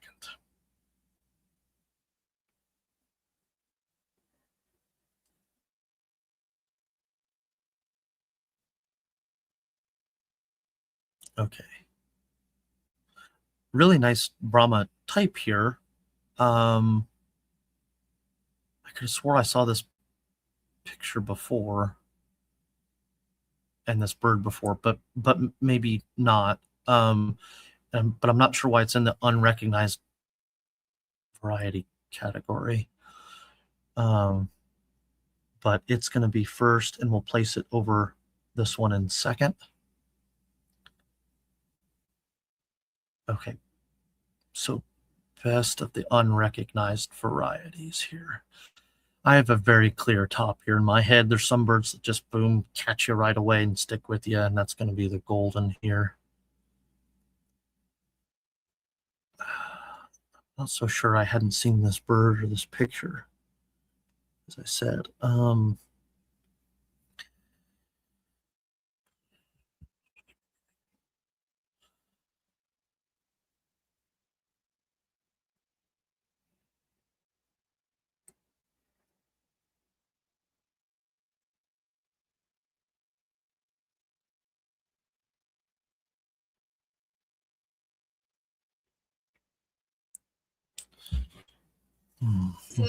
Someone commented and said, "Baby is a blue dark project variety."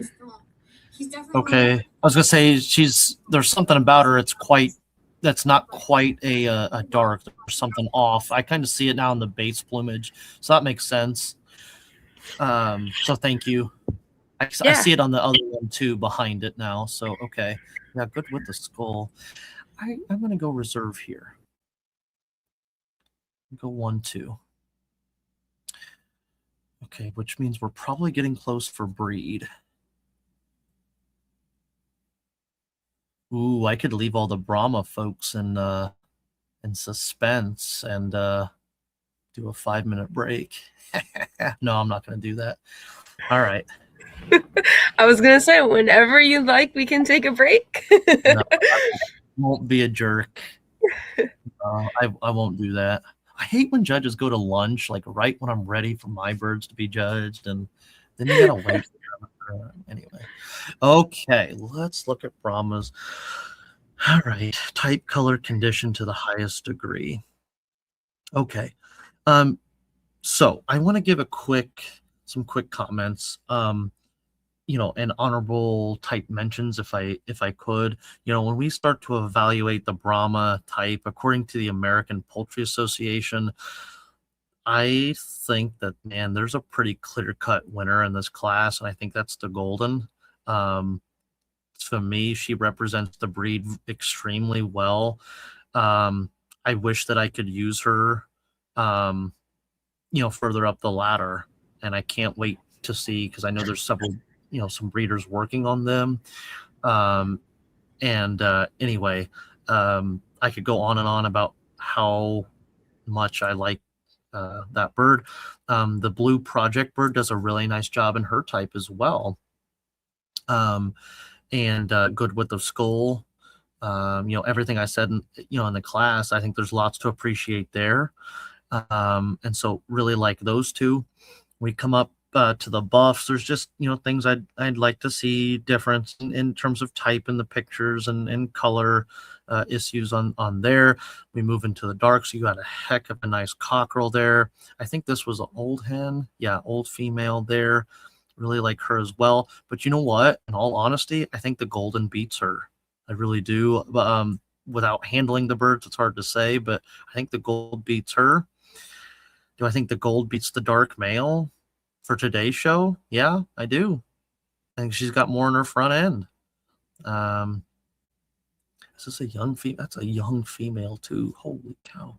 I do. I think that young female, I think she would beat him as well. Wow. So, and then we come down to the lights. And again, certainly not bad birds by any means. Good representatives of their breed and type. I'm going to go first here on the dark. I'm going to go second here on the dark female. I would go third, and I would go fourth there, just so folks know. But if I had to pick an overall best of breed, it would be her. And then I would. Did I mess something up? I did. I messed something up. I would go first here, second there. Yeah, third and fourth. And then, you know, I forget what I'm losing my train of thought, but I think would be the clear winner for the breed. I think you'd have a tougher time between these two for reserve. But anyway, that's how I would place it today. So thank you so much. That was a fun Brahma class. We've got more Asiatics to go. I'm going to try to get these done if I can. We have some barred cochins. They both, you know, they're young birds. They just look young. Got to finish filling out there as well. Could be posed a little bit better. They're just little chicken nuggets. Thinking of my son Elliot and his little dino nuggets. Must be getting to be supper time. Okay. All right. So a little bit better type here. I'm going to go 1, 2. They must be the only ones. So 1, 2 again. Okay, some more cochins. This one's more of a Langshan. In type and appearance, I'm going to DQ him.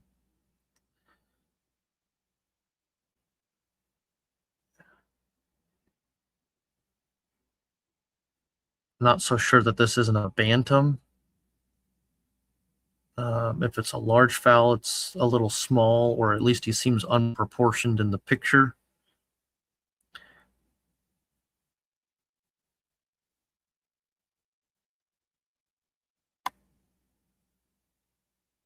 Okay. We got Big John 1, Big John 2. I think 2 beats out 1, although I wish I could see his comb and breed profile a little bit better. They're 2 very similar cochins. This guy's just young. He's got to finish again. Coaching our Asiatic breeds, man, they take time. They got to finish maturing and filling out. Looks like they've got a good breed program going on with some other young males behind them, so that's refreshing and great to see. Again, I'm looking for vulture hawks as well. I don't want to miss that or make a mistake there. Again, but he's just got to finish filling out in that front end. Okay. I prefer the tail there. I'm gonna go 1 and 2, and then I like this bird. He's just got to finish filling out. But he does a great job. That exhibitor should not be discouraged at all. I think these are older cockerels. Oops, hopefully I didn't mess that up. You know, I did. Fiddle faddle. This computer. Okay. I was at 1, it was at 2, and I was at 3. You know, looking at these, if they probably are cockerels, but older hatched maybe, and that's what's giving them the advantage today in terms of maturity. Okay, let's go into some young females. Oh wait, how many do we have? 7, no 6. Okay.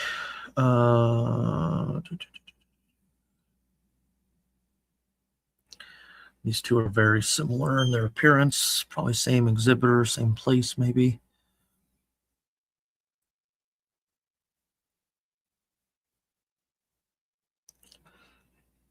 My issue with the class here, I wish they were posed just a little bit better.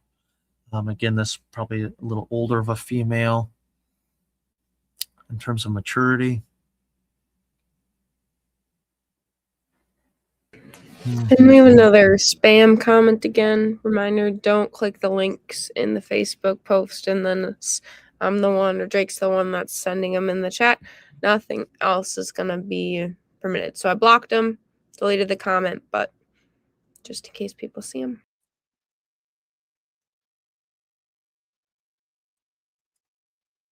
Joe Dirt, I love it. Cool name. Just want to see stronger overall type here. Different on the top line and moving into the base of the tail, but he's going to be first nonetheless. Aunt Jemima and Mrs. Buttersworth. I like it. Hilda and Queen. Cool names. All right. Get kind of Langshanny here in terms of type. I'd like to see stronger Cochin type tail. Where our Brahma, oh, we had one down here. Okay, this is more of that type that I'm looking for. That's more of the correct Cochin type. Again, the wider the skull, the better, in my opinion. Yeah, good type there. That's an easy top for me. Okay. We've got an easy bottom here for me as well. Now, what do we do with 2, 3, and 4? I like this head structure here. I want to see stronger type, but I'm going to go 3.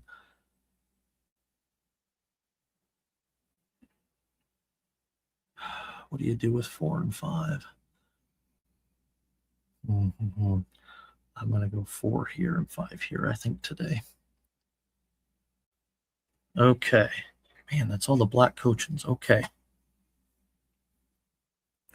Well, great job to our black varieties here. Okay, we've got a pretty easy top. I'm going to go 1 there, and I'm going to go 2 here. Good job to our Cochin breeders. Oh, we probably have more. Yep, buff Cochins. Okay, type, color, condition to the highest degree. I'm going to go 1, 2. Looks like they're the only 2, so repeat that for variety and breed. Okay, golden laced Cochin. Here we get more of a Wyandotte type appearance. Let's see if it helps in the second picture. Okay, we do have the feathers on the legs, so that's great.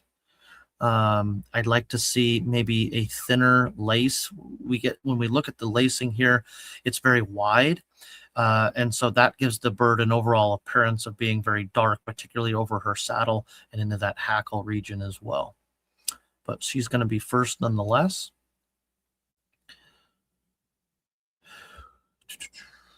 Peanut. Okay, let's take a look at Peanut. Hopefully we got a second picture. We do. There's the feathers on the leg as well. Again, same kind of comments. I'm not sure if same exhibitor or not. They've done a great job with conditioning, so keep up the great work to that exhibitor. So first here, but same kind of comments as the previous bird. Silver laced Cochins. Oh, okay. We have the same picture twice, so one's going to be DQ'd because of that. We don't have very strong Cochin type. We have a very rocky type bird, if you will, more of a rock type. And the picture's cut off, and I can't evaluate the legs. So please don't think I'm being rude or being a jerk. I hate doing it, but I'm going to DQ both of them just because I can't give a full and fair evaluation. Okay. We've got a second picture that'll help. I think I've seen this picture. Why am I seeing it twice?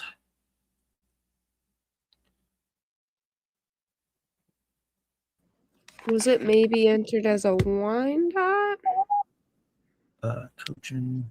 No, it looks like it's a single. Oh, because it's the only one I can pick for variety. Excuse me, I'm getting tired. Okay. Sorry about that. Okay, my apologies, folks. Okay, into the white. Looks like just again, a younger bird. Got to finish filling out. Decent profile here. The second picture doesn't help a whole lot. She's in kind of an awkward pose. Just looks small for a hen. Proportion to the cage. And even looking here, I'm not so certain this isn't a bantam. We're in the largefowl class, so I'm going to DQ this bird here. Okay, and then we get for overall best of breed. We have a silver lace, a couple of buffs represented, some blacks, and bards. Okay. I think we have fairly clear winners here for my liking as judge here today with the blacks. I'm going to go 1 and 2.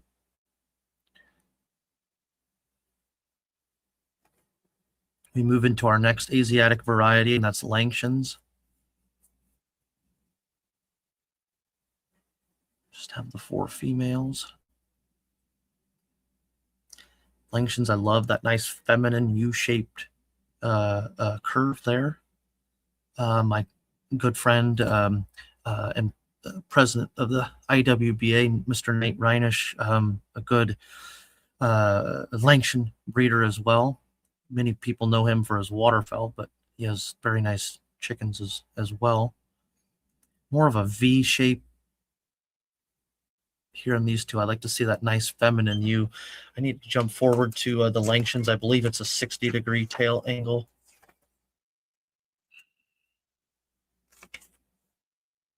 Langshans on a female.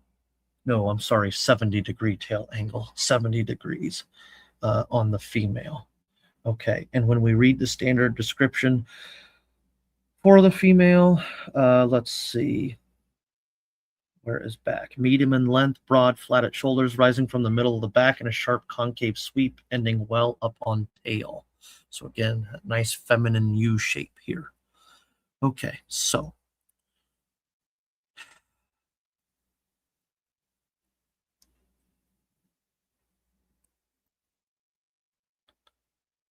it could be a little further along on the tail, but does a good job here.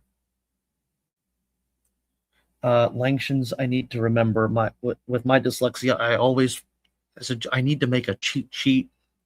Which one has the clean middle toe, and some have feathers on the outer shank, some don't. And anyway, so toes, let's see, outer toes feathered to the end, middle toe free of feathers. I want to see if I can evaluate there. I don't see any there. That gets cut off and that gets cut off. So it's tougher to give a full fair evaluation. I don't see any here.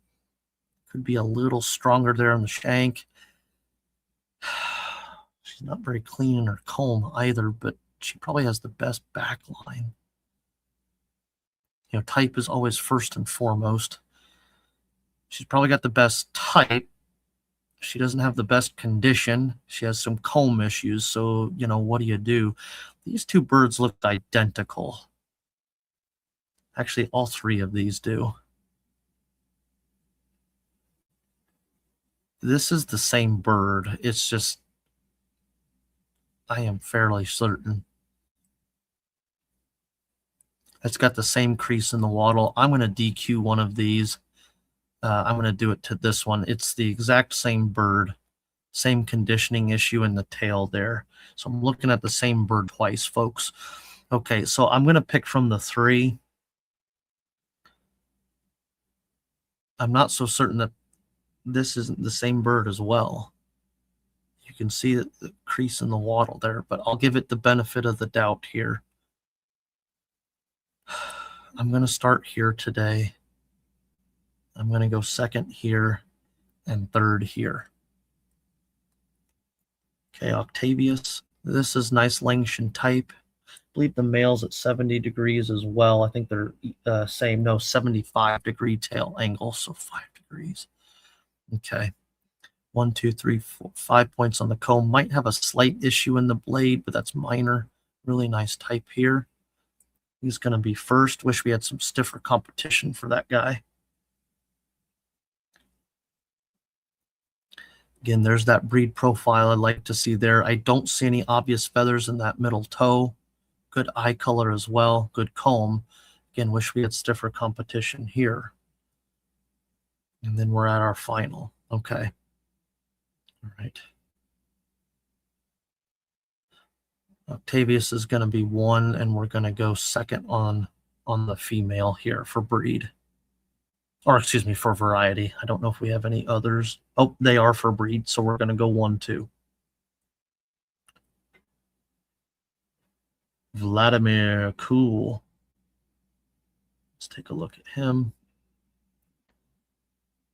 In our Asiatic class, I would expect to see a feather-legged breed. So we're going to DQ this guy.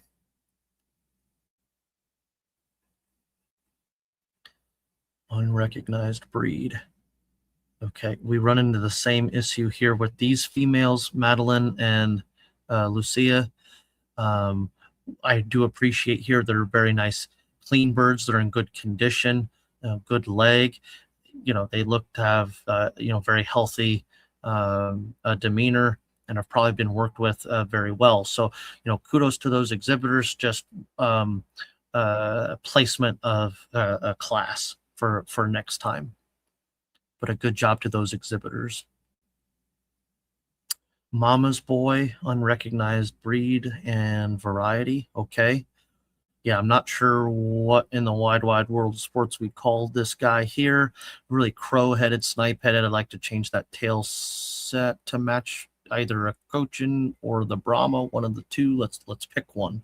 But a nice bird here in good condition. Okay, so Mama's Boy, good job. Next group. All right. I don't know, Bree. Should I give him a break and make him sweat for a minute? No, let's not do that. Let's go ahead. Let's go ahead. I know they're dying to have this class done, and it's 6 o'clock my time, and I've still got a lot more largefowl to do. So let's continue on. The Langshan male here, Octavius. Wow, he does a good job. I really appreciate that the head appears to be level with the comb. Leg is in the center of the body. Very nice, representative of his breed. When I really start getting down to like nitty gritty and nitpicking a little bit, I'm not so certain if I were to put the handle on him that he maybe doesn't have a whole lot in that front end. Maybe like to see a little bit more there. A little out of condition, maybe into that tail set, but boy, howdy, folks, that is a beautiful Langshan. Does a phenomenal job. Again, I'm not a Langshan guy, but I'd take him home. I'd put him in a program. Nice bird. I do think he outshines the female quite a bit there. You come up to the Cochins here. Again, they're nice Cochins. Minor things I'd maybe like to change in type. I think you got good width of skull. I think they're excellent representatives of their breed. But I think I would be remiss in not giving our Brahma here the first place. That's just a heck of a Brahma, folks. I talked a lot about him in the class. I'll echo those statements again. Here it's just a nice bird. No such thing as a perfect bird, but boy howdy, he meets the standard for my liking better than the Cochins and the Langshan do here today. Now, do I take the second place Brahma? Does she beat the Langshan? And that's where the tougher decision is, rather than the start of my class for me as the judge here today. Type is always first and foremost, and color and all that good stuff. The condition, I think she's got the color. I think she's got the condition. I think she's got the type. I think he's got the type. Being a solid black, I think he's got the color. I don't think he's quite got the condition today. I'm going to go second here with the Brahma. I think different judge could switch these three birds around, but I do think the tougher time is between number 3 and Octavius. And I'll go ahead and put a 3 here just so folks know. But good job on our Asiatic class. That was a lot of fun. All right, we move into Continentals. I won't take a 5-minute break. Let's just do a short 2 or 3 minute break. I'm going to use the restroom if that's okay with folks. I'll be right back. And gonna grab a drink of water, and then I'll get started there on the Continental. Thank you. I appreciate it. Thanks for staying with me, folks.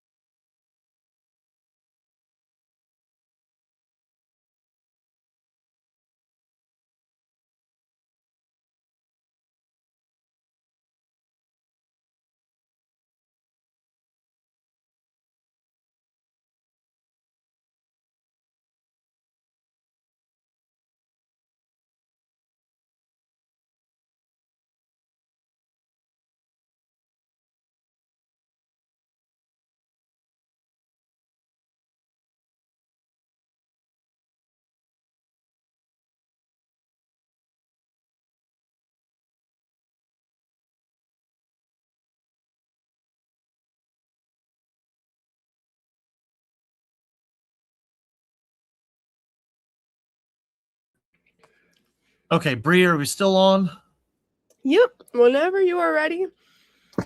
Sweet. And again, if you need more breaks or something, just let me know. It's been a long day, so. It has. Again, I'm not sure if I'm supposed to be done at a certain time. I probably need to go a little quicker, so I'll try to be a little faster for folks getting the classes done. But like I say, I'm having fun. I hope they are too.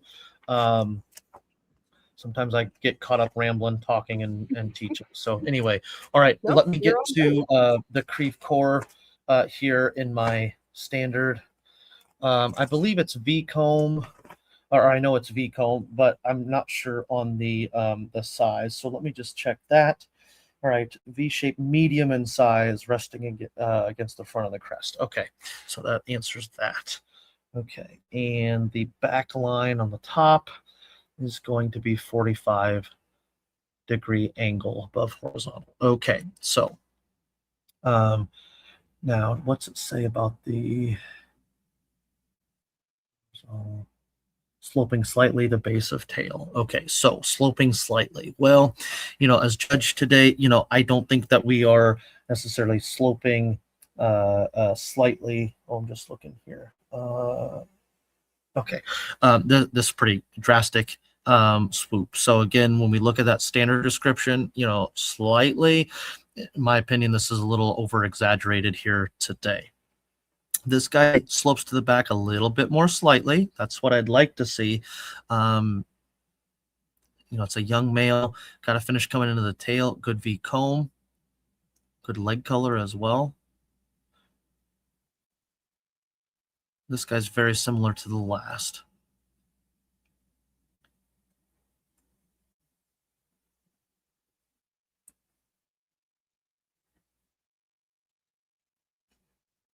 Maybe a little nicer in the tail there with Edgar. Good job on the comb there. It's a little easier to see, but I think I'm going to go first here, second, and we're going to go third on the Creve cores. Okay, now we get into old males, cockbirds. We've got 5 of them. Oh, earlobe. Okay. Tipped or edge with positive ones. Depressed.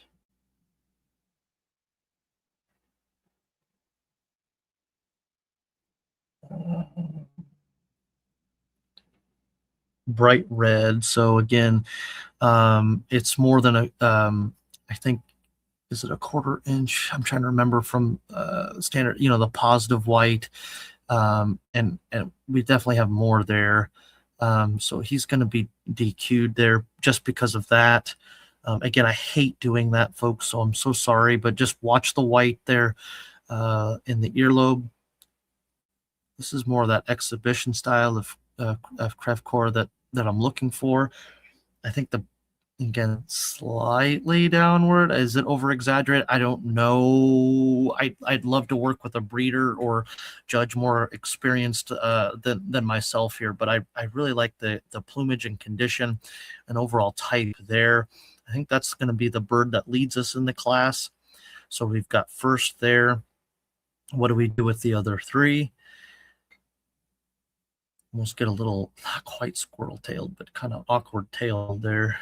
Oh, and plus you have the white. So yeah, I'm going to take him out there for sure. Okay, so and this guy's kind of got his butt and tail backed up against the kennel there, so it's a little harder to evaluate. I'm going to go 2. I'm going to go 3. I like his tail set better than this guy here, 4. Okay. Females. That's a nice female there in the middle. I'm going to go 1.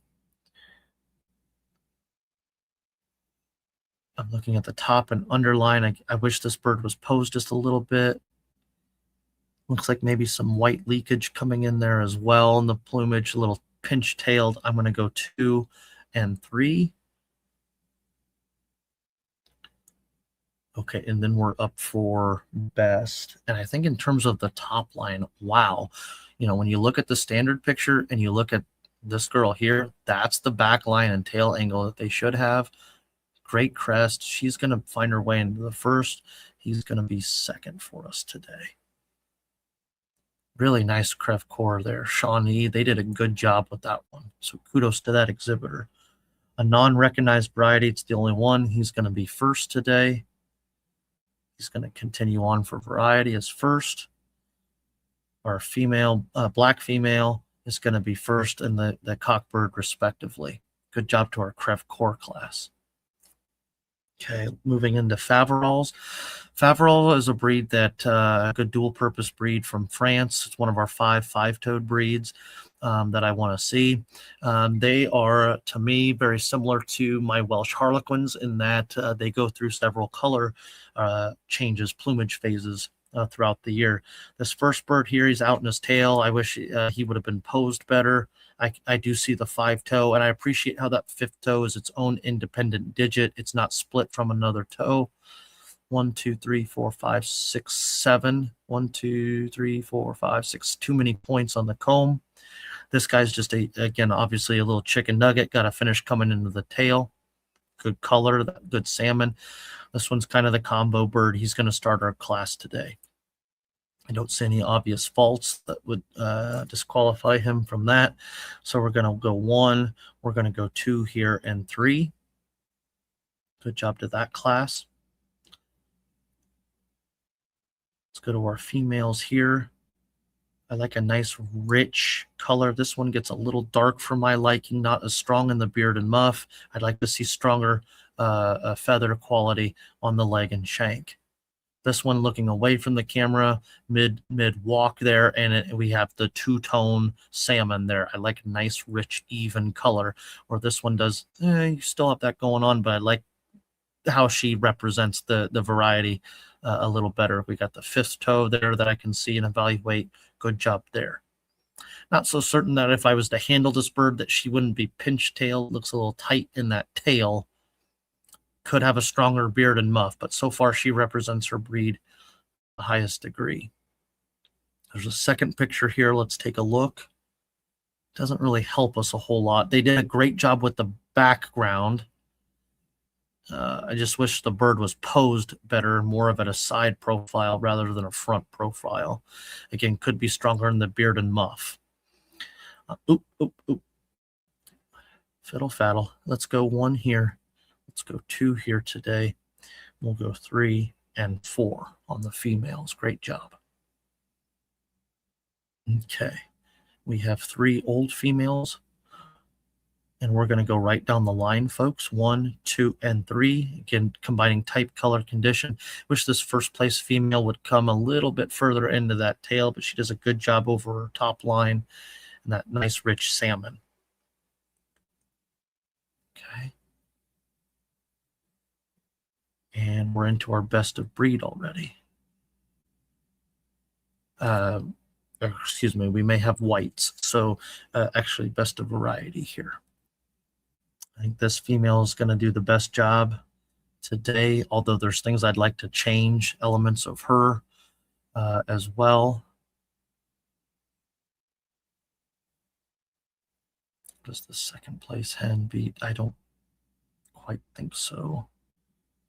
I don't know. I'm actually, I do like the young cockerel. He's not posed very well, and he's still got a lot of maturing to do. I'm going to put him into second, though.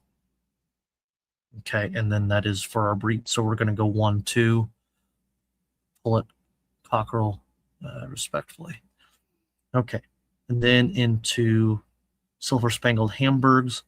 A little bit of dark over here. I believe, yeah, Mr. Dwight Morgan is a great breeder for those people to reach out to. He's here, I believe, close to Indianapolis. I'm here in Indiana, so that's, of course, same state. I'm going to go 1, 2 down the line on the females. Like to see a little different tail angle, tail set there as well. This one's posed poorly, kind of in mid-walk there. It doesn't help her case. Okay, we get to some young pullets, it looks like here. I'm going to go 1, 2 down the line. Type and condition. Cleanliness. This one has some soiling and staining present. Oh, and then that's for best of variety. Yeah, I'm going to go 1 and 2. And then we'll repeat that process, 1 and 2. Then we get into Houdans. Houdans should also be, they're one of our 5 five-toed breeds.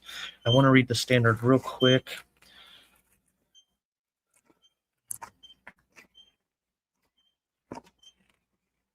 Oh, there's the model Houdans. Okay.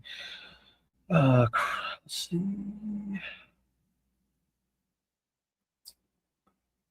Cone. V-shaped, small, resting against the front of the crest. So not quite as large as the Crevecore. That's a fairly large comb, but he's going to be first nonetheless. I'd like to see better modeling for this variety, a little stronger breed type as well for the Houdan or the top line. He's not posed very well. Oop, oop, oop. Did I make a mistake? I did. He's going to be first. Okay. He is a little bit better breed type, though. And better crest and comb. So I'm going to go first there. Although, again, there's things I'd like to change, folks, about both of them. Leg color as well on both.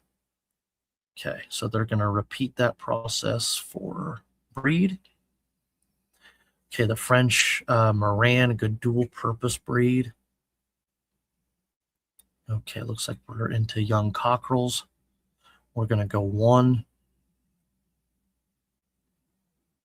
Second and third are going to be very similar in their type and demeanor. There's elements of both I'd like to, or to change on both.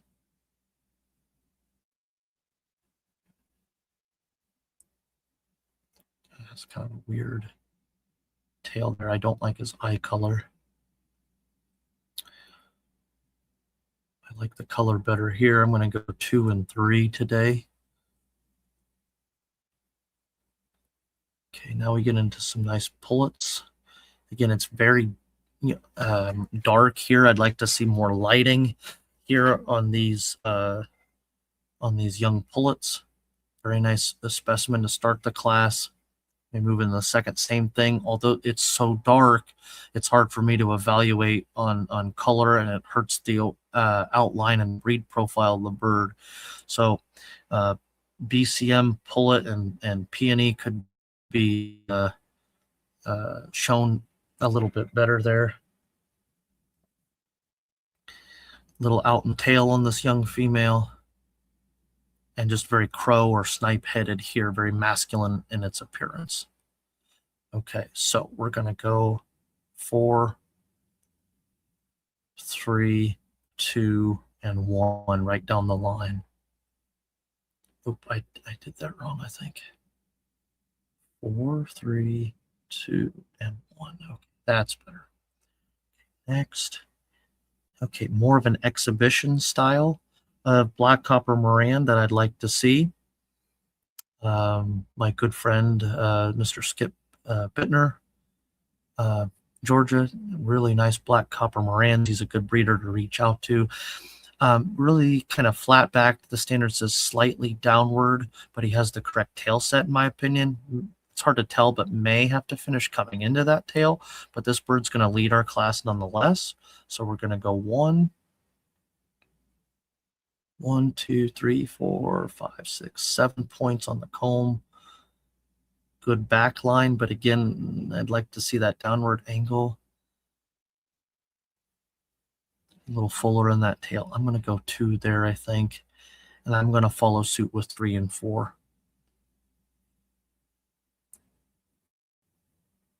Sure there's no more. Okay. Get into some hens. Okay, we have a nice exhibition style first 1 and 2 to start the class here. Those exhibitors have done a really nice job.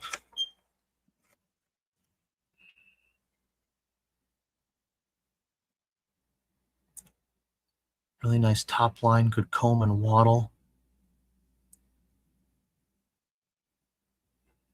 Maybe slightly better in terms of conditioning, although they're both very well done. Maybe a tad better in the tail here. I know I'm going to go 1, 2 to. Oh, nope. I got some down below. Forgive me. I've got 4 more down below. Okay. Again, I'm looking for type, color, condition. This bird here, Hennifer, the incorrect tail angle. Same on this one, Patty.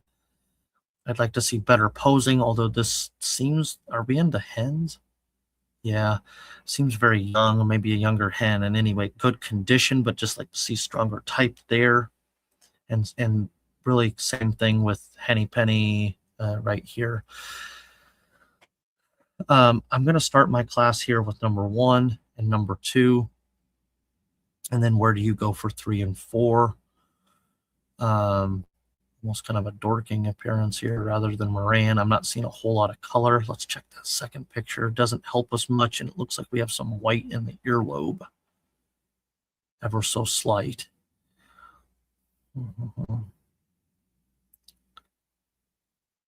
I think I'd go 3 here because of that.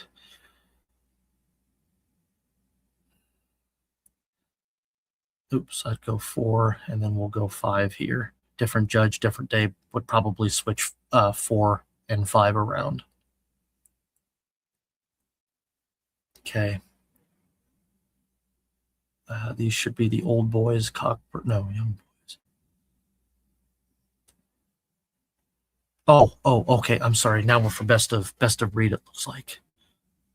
Really? No. Or no, best variety. Yeah, go. Okay, best variety. Sorry, folks, I'm getting tired. It's like, where are whites and wheatons and all that? So surely there's some of those. Okay. We have a really nice cockbird here. He's going to easily lead my class. He's going to be number 1. And I think I'm going to go with the female as reserve today. That older male or younger male was posed a little better. Okay, so 1, I'm going to go 2 there on the female. And yes, we have some unrecognized varieties. Again, I'm looking for which bird combines, type, color, condition to the highest degree. I'm going to go 1 here.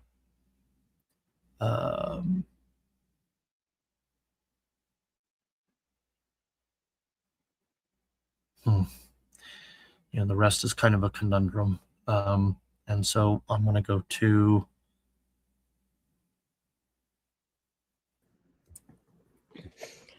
Jake, you've got some comments saying they think you need dinner and a break.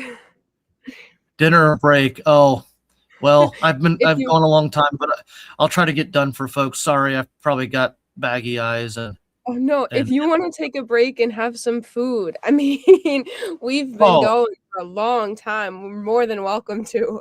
No, I'm good. I need to get done for people. I hate to keep folks waiting, so I'll power through. I'm fine. Hopefully we're learning and having fun and that. And again, I'm not the fastest judge. I like to talk and teach. So anyway, all right. So a nice you're blue doing just fine. And like I said, if you need a break, don't hesitate to take one. You've been going for a long time.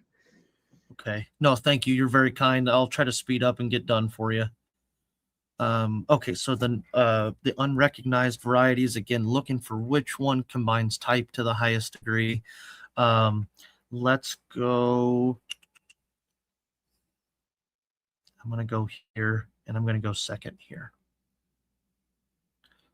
Okay, now we're in for the best of breed.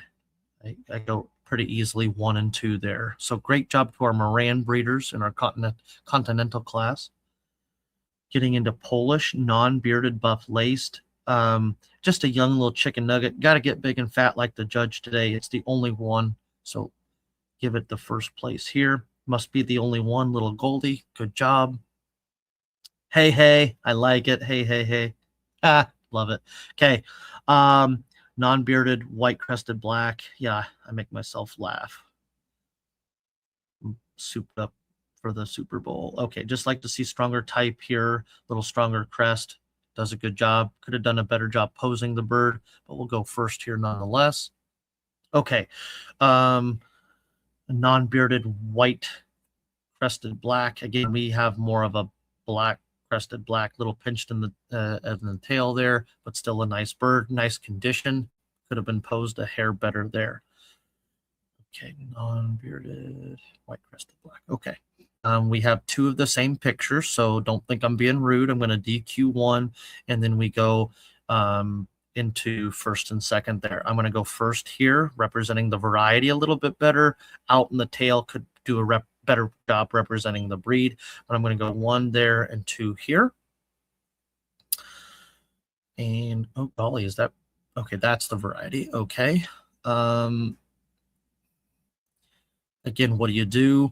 Better job representing the variety at this stage. So I'm going to go 1 here.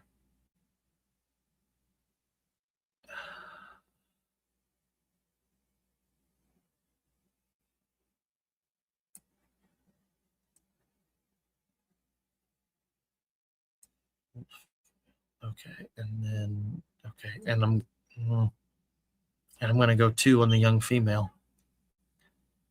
Okay.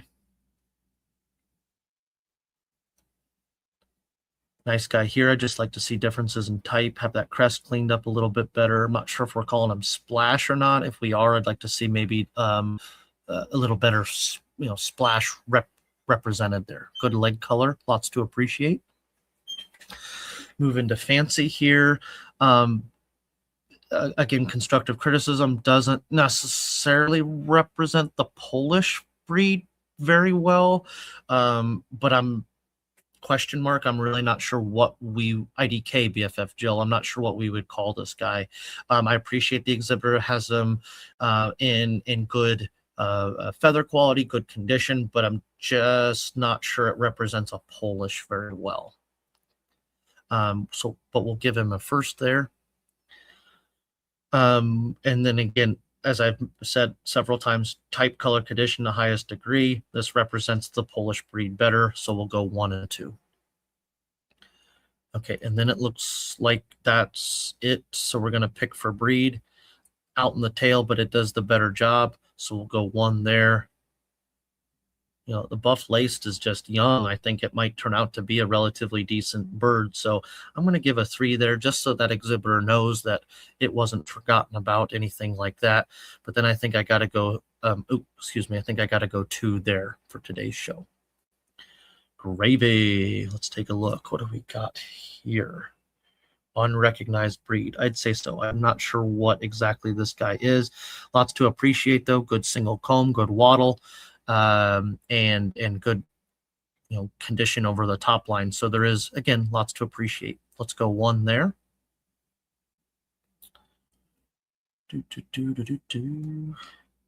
Bessie, brown Bess, not really white Bess, I guess. Okay, maybe a little dirty and dingy. It's hard to tell. Not quite sure what comb we've got going on there. My old eyes, it looks like I can't really tell from here. But anyway, Bessie's first in her class, so good job to Bessie.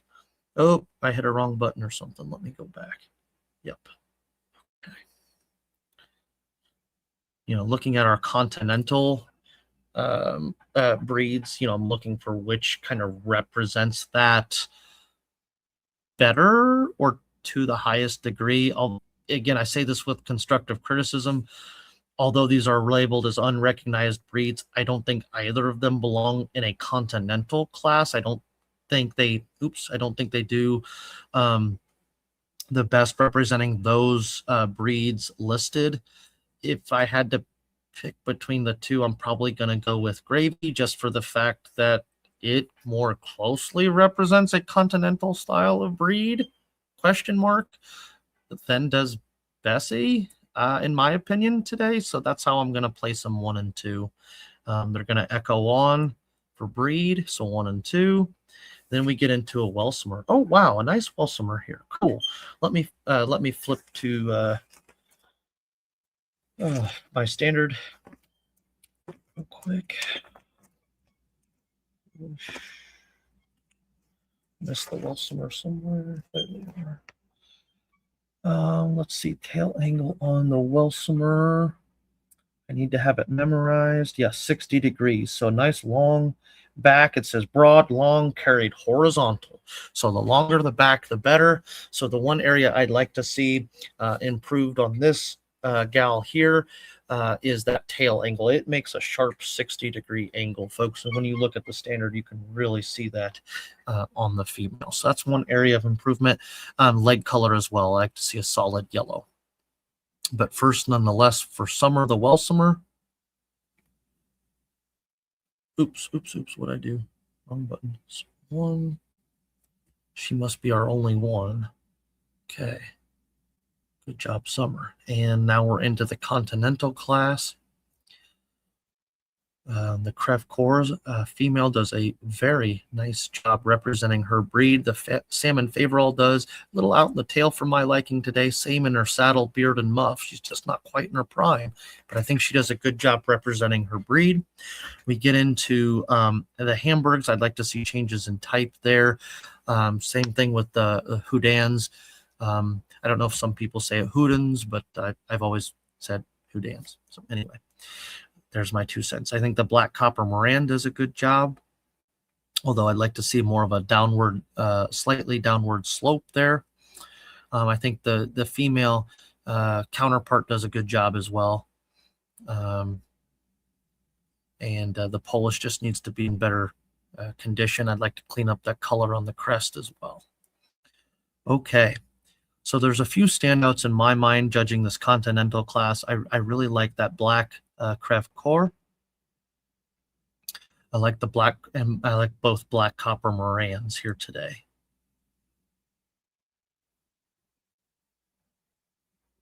You know, it's so hard for this picture. I don't think it's not the exhibitor's fault. I don't think they could have posed him any different for me so I could see that tail. It's just hard to tell if it's all the way in. You know, is that one primary? Is the second main primary feather there? I'm not quite sure. It's hard to give a fair evaluation there. But I really like this male, and I really like the Crevecoeur female. Again, when I look at the crest, is it lopped to one side? Maybe ever so slight, but without being there in person, it's hard to determine that. You know, it's also a very dark picture on a black bird, and that doesn't make it easy as well for an evaluation. So anyway, all right, so the second,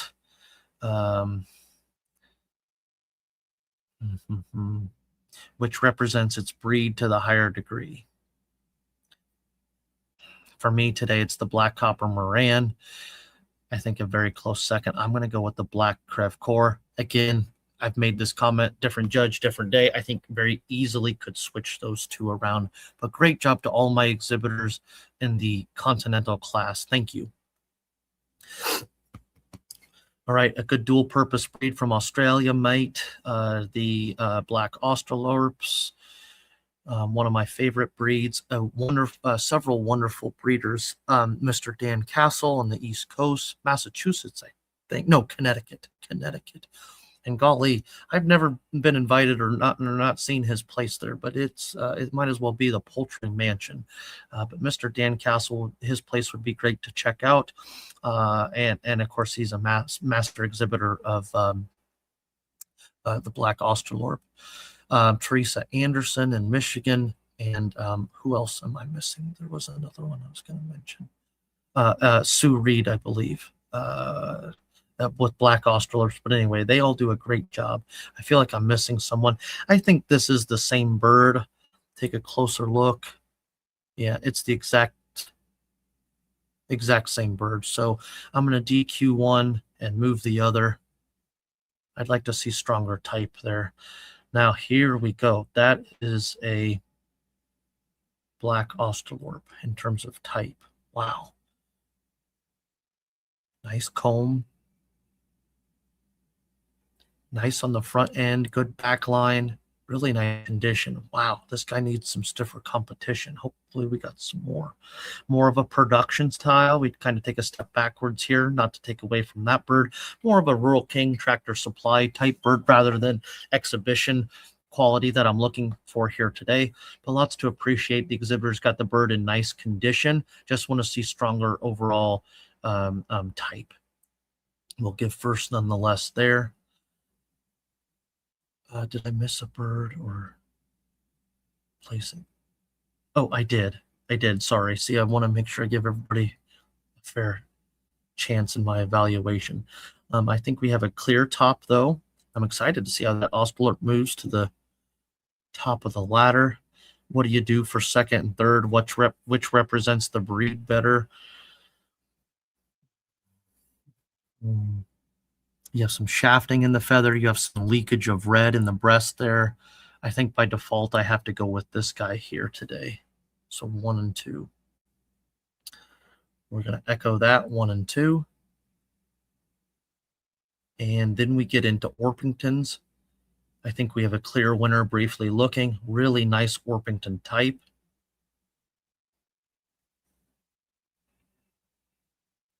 You know, when you look at, wait a minute. Oh, wait. Okay. Sorry. Brain fart. Yeah. So we have really nice exhibition style black Orpington. A lot of times Orpingtons have a tendency to get a lot of kind of fluff up here down in the thigh. I want to be able to see the leg and shank, but a really nice black Orpington. He's going to lead our class here today. Okay, we move into a nice Orpington style female here. Again, I wish I could evaluate more of the leg and shank, but a very nice exhibition style black Orpington. Black Orpington. Nice young male here. Really nice type. Good job on the back line. Good in the front end. Wonderful comb and wattle. Really nice job on Duke here. Okay, and that must be our class.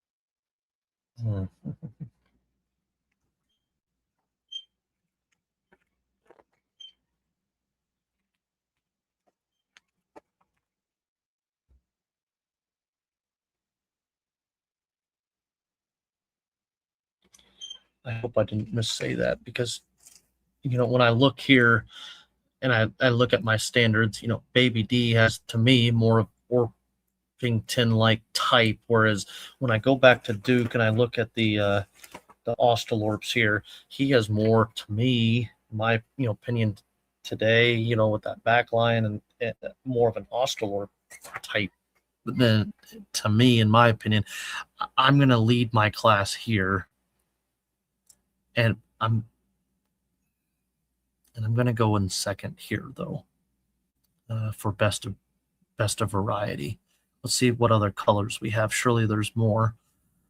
Okay, more production type style, I think here, or hatchery type quality, not the strongest of exhibition. The blue does a good job here. Again, if you've been watching, folks, it's blue laced with black. It's not blue laced with blue. Just a young female, needs time to mature and get big and fat like the judge here today. But because of her type and overall color, she's going to be first over this female.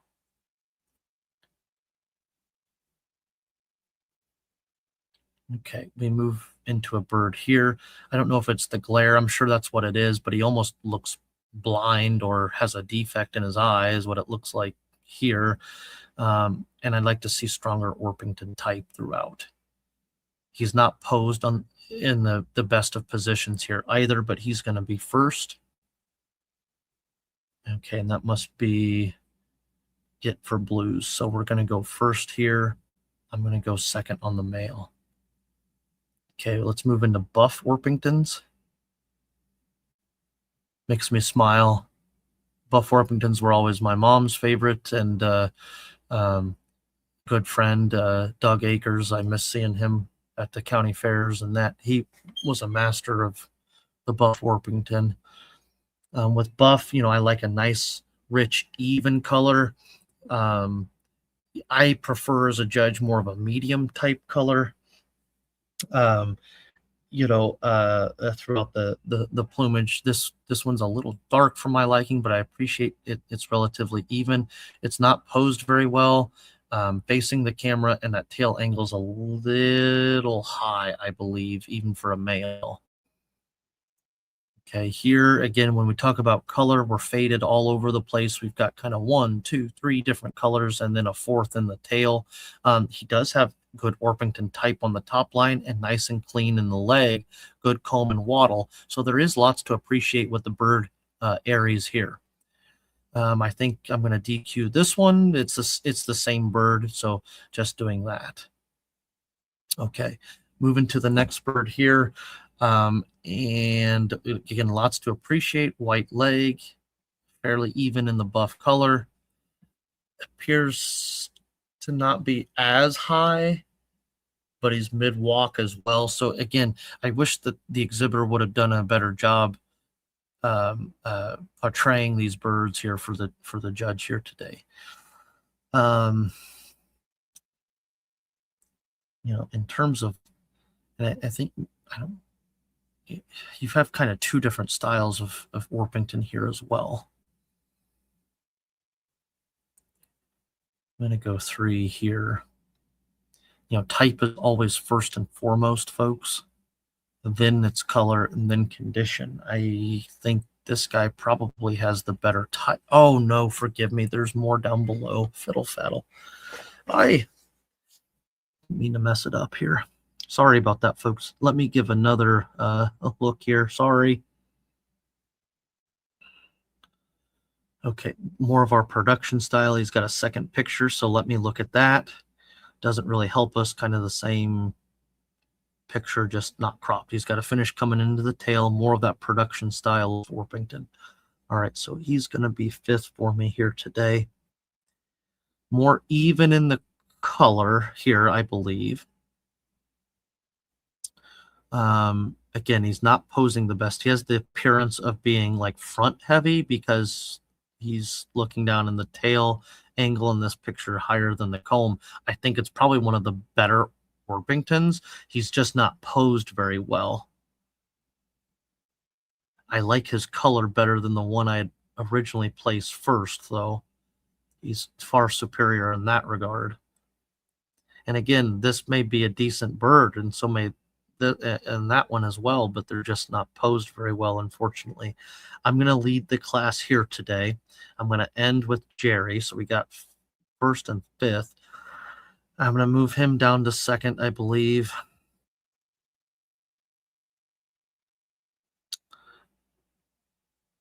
And then we'll go 3 and we'll go 4. So let me double check that. 1, 2, yes, 3, 4, and 5. Yes, that's how I want to keep it. All right, now let's move to some females. I was always taught a little bit of peppering in that tail on the females was okay because it's going to lead to better color on your next generation of males. But here's the off color that we talk about, folks, or the mixed match. You got 1, 2, 3 different shades of buff. So I'd like to even that out. I'd like to smooth up that comb as well on Nancy. We've got a exact same picture, so I'm going to DQ that one. This one's just a young female, got to finish maturing and filling out, but I think we'll do just that. I think we'll be a nice female. There's a lot of that mealiness in that tail. Again, I think a little bit as a hen is okay. I don't want to see a whole bunch as a young pullet. Oopsie. And then this girl here. Oh, yes, there we go. The second picture is much better for a pose. Thank you. Good white leg, good comb and wattle, got a slight twist. Just more of that Rural King farm store type production style of Orpington rather than exhibition. Okay, then we move down here. I want to make sure I don't miss any. Again, this is more of that exhibition style.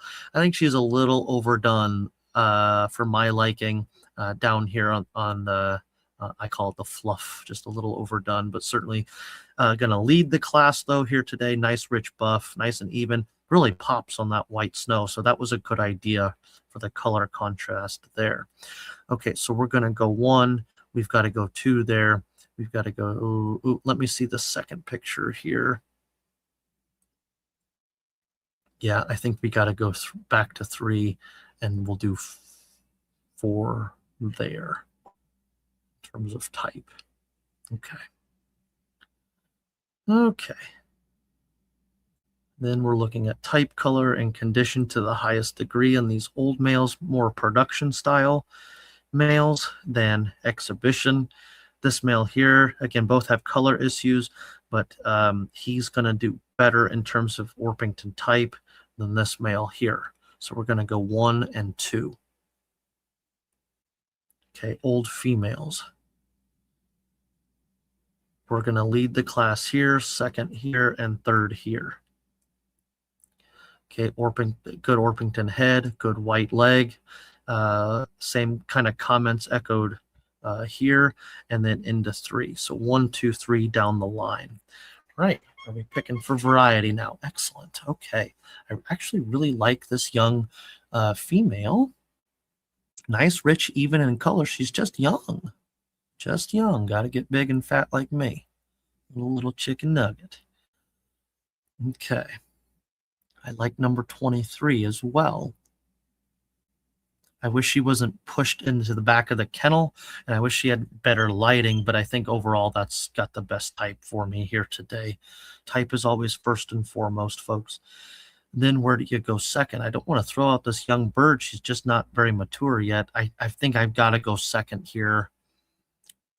I think a blind man could see our way into that class, so I'm going to go 1 and 2 there. Okay, Mr. Gray, he's going to be first. We've got, it's hard to tell with my eyes. I don't think it's a chocolate, although I can't tell with the lighting. Again, I'd like to see maybe stronger head profile and top line for an Orpington, but nonetheless, it's going to be first. I appreciate both those last birds, how good of condition the exhibitors have kept them in. So thank you for that. We move into a gold-laced tape Cochin, Orpington.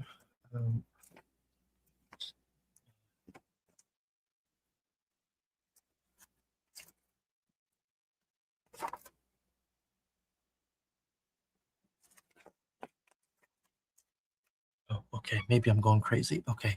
I just want to see stronger condition here in the tail. Good comb and wattle. That's nice and proportionate, but certainly worthy of our first place spot.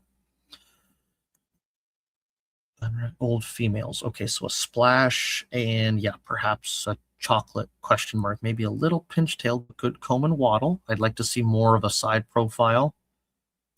I can see that here. She almost gets like a little like bunny tailed, or a little Cochin tailed rather than an Orpington. I'm going to go 1, 2 on the females today.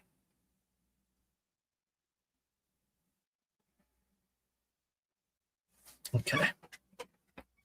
And then which has the best type for an Orpington?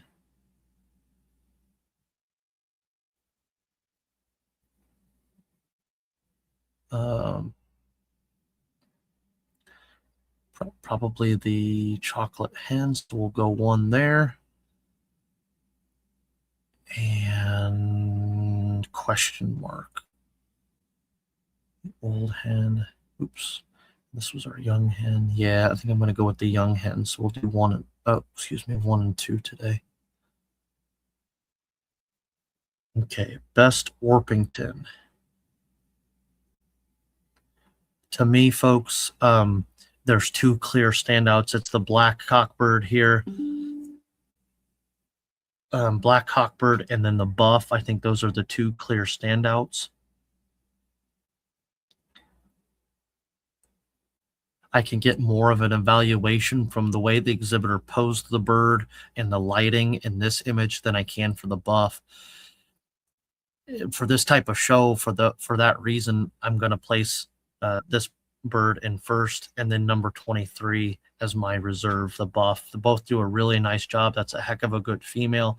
I and get more of an evaluation here on the black male. Again, different judge folks, different day, could probably swap those two. Okay, Sussex, light Sussex. Does a good job on the top line, and then that tail set, it's actually a decent looking Sussex. I don't mean to sound shocked when I say that, but even at some open and national shows, I don't get to see Sussex all the time or at every show, and let alone one as nice as this one. So a nice job here. Got a finish coming into the tail for the young male, or at least condition. It may all be there. Yeah, just a little rough in the condition, but good color in the hackle, good color in those sickles coming in. So I really appreciate that. So a nice bird. Let's go one there. Let's check out our ladies. Checking out the ladies. Wow. Holy cow. We've got a Sussex breeder on here.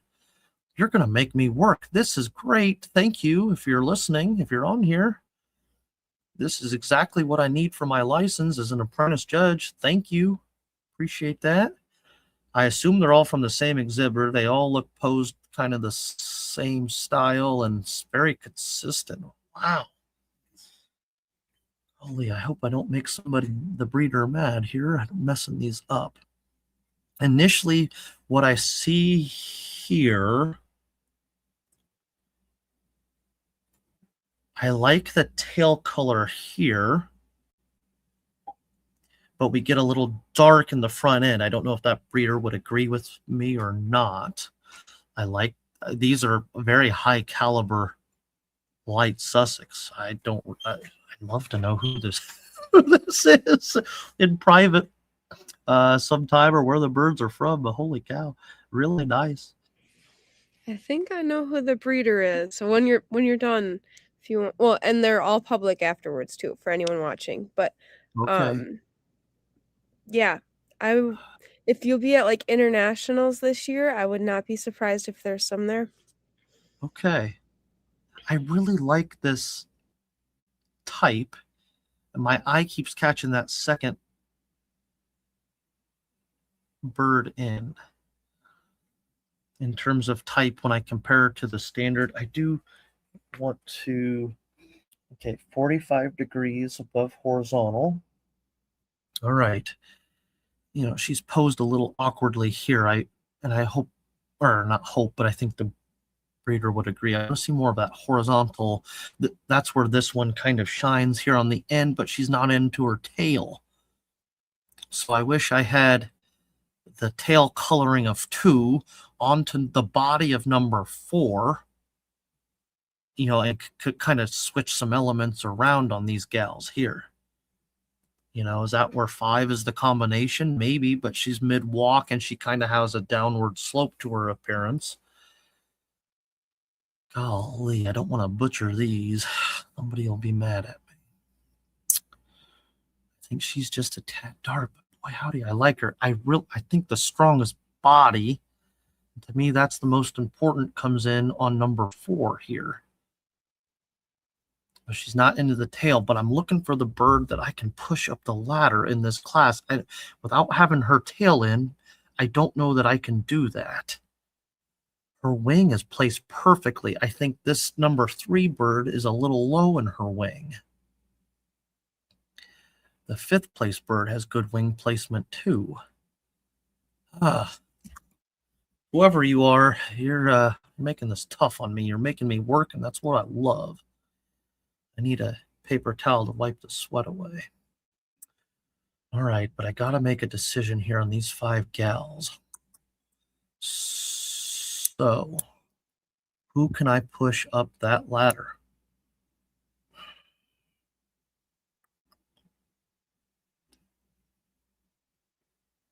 My eye keeps catching her. I think I got to go with my gut there. I got to go with my gut. I'm going to do that there today. I love her head. Really nice depth of body, width of body, just mass overall. I really appreciate that bird. I think she might be the darkest there, the base of the head, but you know, so is this. Well, she's got better lacing. Golly. All right, Jake, quit rambling. Let's make a decision here. She's a little high top for me today. I got to put her into fifth. Is she really the fifth place bird? Probably not, but the way she's posed in the picture, that's the way I got to do that. If I'm going to do that for her, I almost have to do that on this bird because she's mid-walk and that's the way she's posed. So if I'm going to do that, I got to be equal and do that for that bird.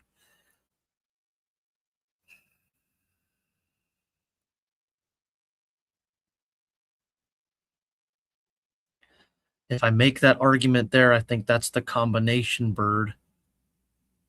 You know, when I'm evaluating for points on the scale, that tail color's going to be minimal as opposed to color here and the tail angle here. So let me do the right, what I feel is the right thing. Let me switch her around. But then I have the combination bird in 4. Whereas she's got the body, she's got the wing placement.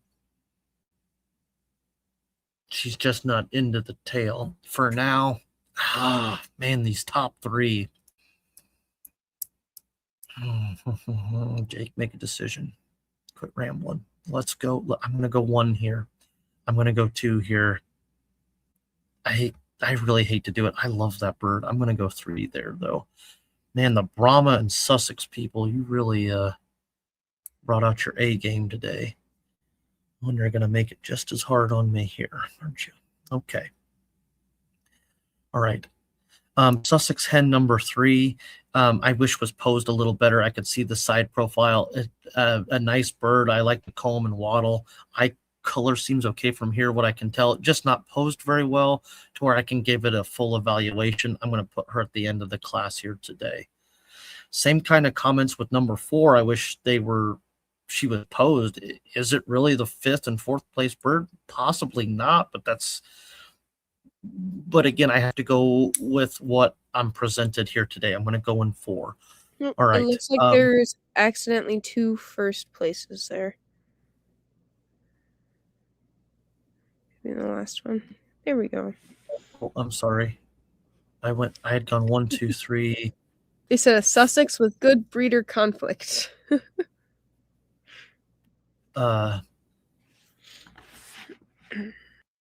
phooey. I hope I didn't mess that up. I thought I had went 5 here. I know I went first 1, 2, 3 here. If that one was 4, then that had to be 5. So that must be what I had done. So, all right. Okay, back to the females. Yeah, just posing issues there and to give a fair evaluation. This one here, she's a little high-tailed, but so is Sussex hen number 1. The combination bird would be here. So I'm going to go 1 there.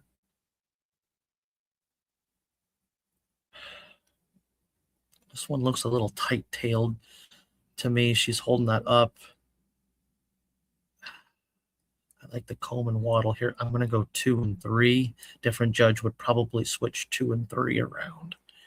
Okay, got my top 5. Now to the best light variety. Again, who can I move up that ladder? I want her to be able to compete against stiffer competition. I'm going to go here today. Male's good over his top line. Wish he was into his tail. It's a female day for me. She's going to be my reserve today. Let me look at that old hens one more time. It would just be this hen. Does that hen beat the pullet? Or did I get that mixed up? Yeah, no, that's the pullet. Man, that's a pullet too. Good golly, that's a nice bird. Does the hen beat the pullet? Well, I think she's crisper in her hackle there, and why she's got better color in the tail. I'm going to keep it the way I have it, folks, 1 and 2.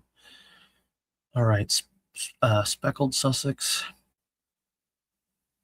every feather dipped in a can of white paint. I'm looking for good type. On the Sussex, I think this male here does the best in terms of type. Then it's a toss-up between 1 and 2, probably better condition here, more spangling. I'm going to go 2, 3, folks. Okay. Let's see if we have a different pose here. Just a young bird, more of a Tractor Supply farm store type bird, but I appreciate the nice clean leg and good condition over the top and bottom line. So good job to that exhibitor. We have an even younger bird here, really gamey in its appearance, rather than for a Sussex. I'm going to go 1, 2 here. Sussex, a nice English breed. Should see a nice white leg. Okay, and then is that that's the variety already. Okay, so we'll go 1, we'll go 2 there.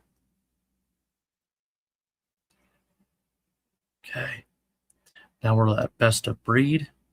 Okay, so we're going to go 1, 2 down the line on the Sussex. An unrecognized breed. Okay, leg bars. Okay, we get kind of subjective here, I think. We got 2 young males. Okay.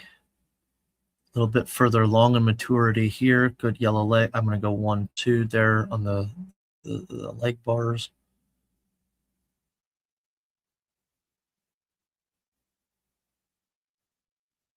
Three young females. I think we have the same bird twice, maybe. Maybe not. It looks really similar. I think it's the same bird, but I'm going to treat it as 2 different birds just because I don't know. White pullet 1, white pullet 2. Okay. They look really similar. I'm going to treat them as 2 separate birds, though. Looks like we're a little bit more mature here on these 2 birds. Cleanliness, condition. I'm going to go 1 and 2 and 3 right down the line, folks. Okay, cream leg bar. Looks like King Charles here. Got to finish coming into the tail for the year, but the exhibitor's got him in good condition, so lots to appreciate. That's going to be number 1. Okay. Feel like I'm looking at the same bird twice here. I don't know if this is the same. Puddin and Victoria look awfully similar. Well, not different tails, I suspect. Something looks the same. I don't know. Okay. It's 1, 2, 3, 4, 5, 6.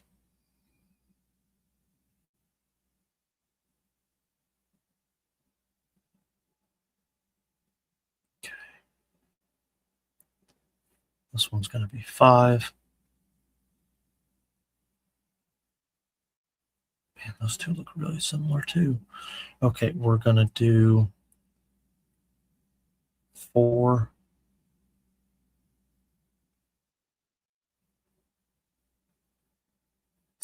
3, 2, and 1. We need an overall champion for this unrecognized breed. I'm going to go 1 and 2 here today on the leg bars, or crested leg bars. Okay, we'll echo that, 1 and 2. Okay, now we get into the English best of class. And a killer black Australorp to start there. You know, you can tell by the spur and the comb, he's just an older cockbird, maybe not quite in his prime, but boy, howdy. That would lead anybody's program to victory and to success. You know, a really nice Orpington there, black Orpington, good buff. You had really nice Sussex as well. Making it tough here today, but those are the standouts in the class for me. This is the one I wanted to push farther up the ladder. Again, I'm looking at the standard right next to me, and she matches it so wonderful. If I had to, you know, If I've got to dinger a little bit, maybe a little soiling. I'm a big stickler as a judge. I used to raise Aylesbury ducks. I like them clean, pristine white, and maybe from being out on pasture, maybe a little bit of soiling. Got to finish coming into the tail. I like to see that solid black on those the main tail, and then I'd like to see maybe a little bit more color up here in the at the head. So just really, really minor things, and I so hate to do that because that is a darn nice Sussex. Please, whoever you are, show more of them. Get them to some big national shows. You've got a heck of a breeding program going on. I really like it. I'm going to put it into third today. I hope they don't hate me. It's a nice bird. It really is. I like that I can see more of the breed profile here on the black Australorp. It comes really close between the top three. I'm going to go with the black Australorp as champion and the black Orpington as reserve today. Congratulations to all those exhibitors in the English class. All right, Mediterranean birds. Okay. Lorenzo here is going to be first over Adam, which is going to be second. I just like to see, Anconas. I think I said Leghorns, forgive me. Getting tired, folks. But which represents its breed better, and that's going to be Lorenzo over Adam. Okay. Moving into our next bird, I want to take a little closer look here. Let me flip to the Mediterranean class.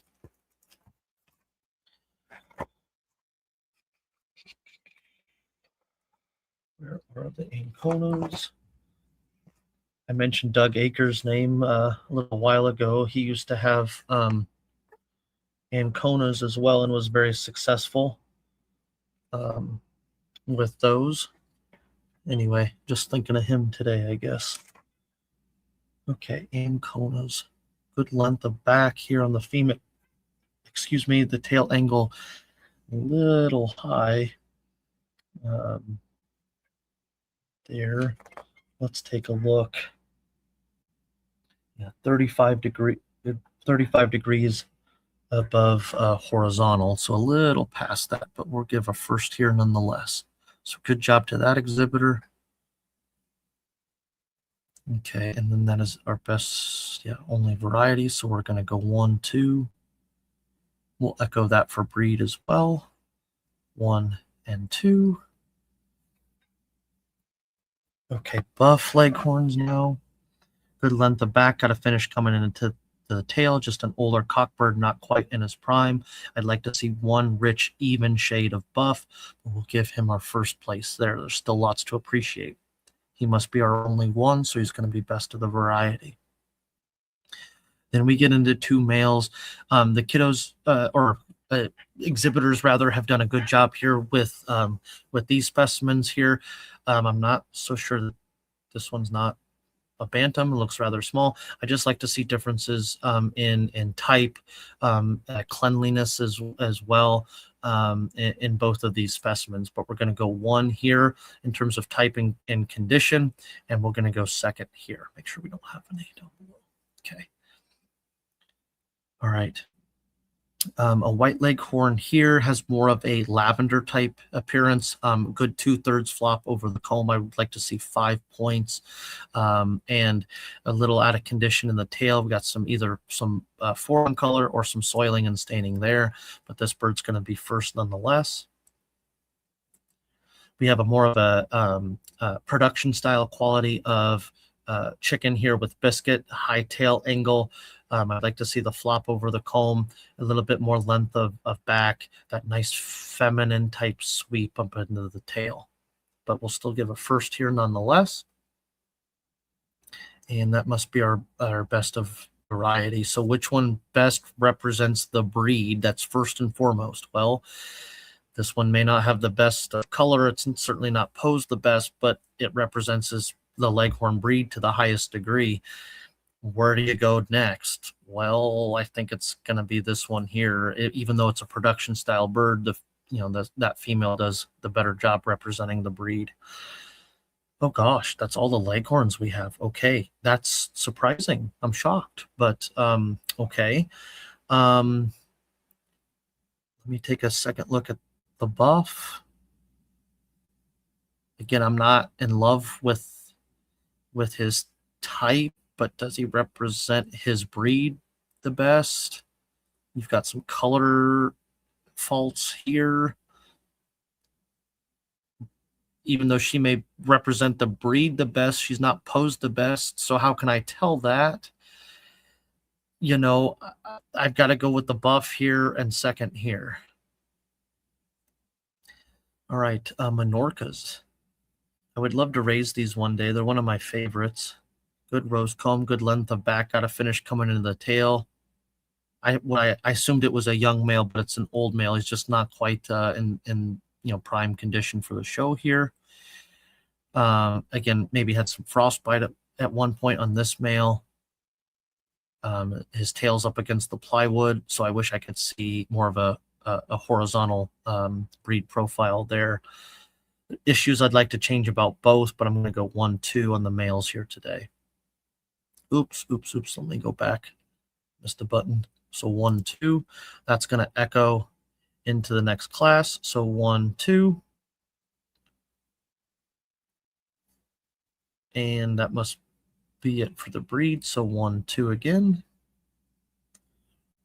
Okay, white-faced black Spanish. They're the oldest of all of the Mediterranean breeds and one of the oldest breeds that there are. I do want to check the back line just for my own knowledge. Give me just a second, folks.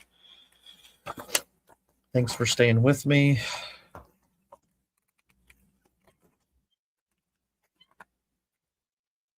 Okay, so a little horizontal. I want to see that downward slope here. Oh, I'm looking at the same picture, Jake. Okay. Yeah, a little horizontal in the back there. Let me get out of this and go to the next bird.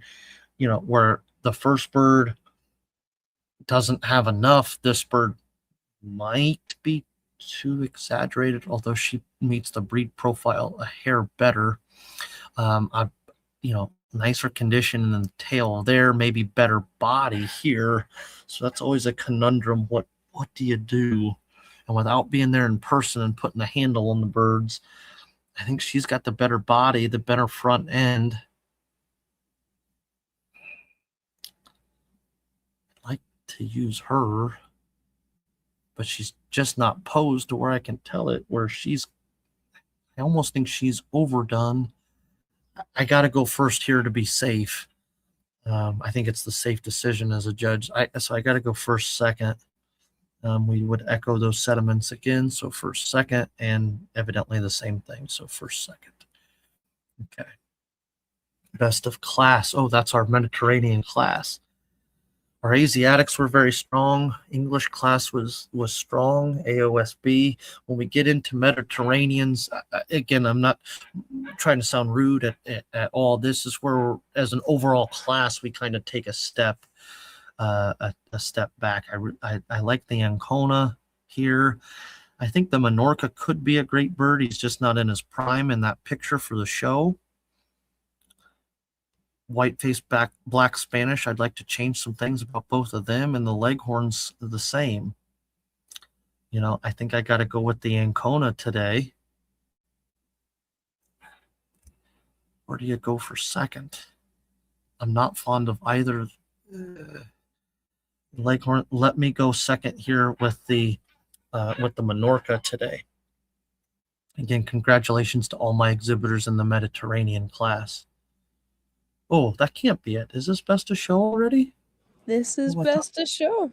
Okay, I thought I had a few more. So okay, well, all right. This is where people are dying to know. So okay, we've got a wonderful Sumatra and a very nice Sultan. I think the Sumatra does a great job. She's a very feminine Sumatra. I wish I could evaluate for the multiple spur there. She's got a heck of a great top and bottom line, good tail, wonderful face color as well. Does a great job. You get into the Plymouth Rock. I talked a lot about her in the class, how much I liked her. That's just a phenomenal bird. It really is. You get into the White Rock there, right behind her. Again, what can I say? It's a nice bird. Very, very high caliber top row there. Let's get into our second row. You get into the Brahma. Ooh, for a young cockerel to look that nice at that stage of maturity and development, I just, golly, don't raise Brahmas, but ship them to me, please. It's a just joking, of course. I'm just trying to have some fun, but it's a nice Brahma.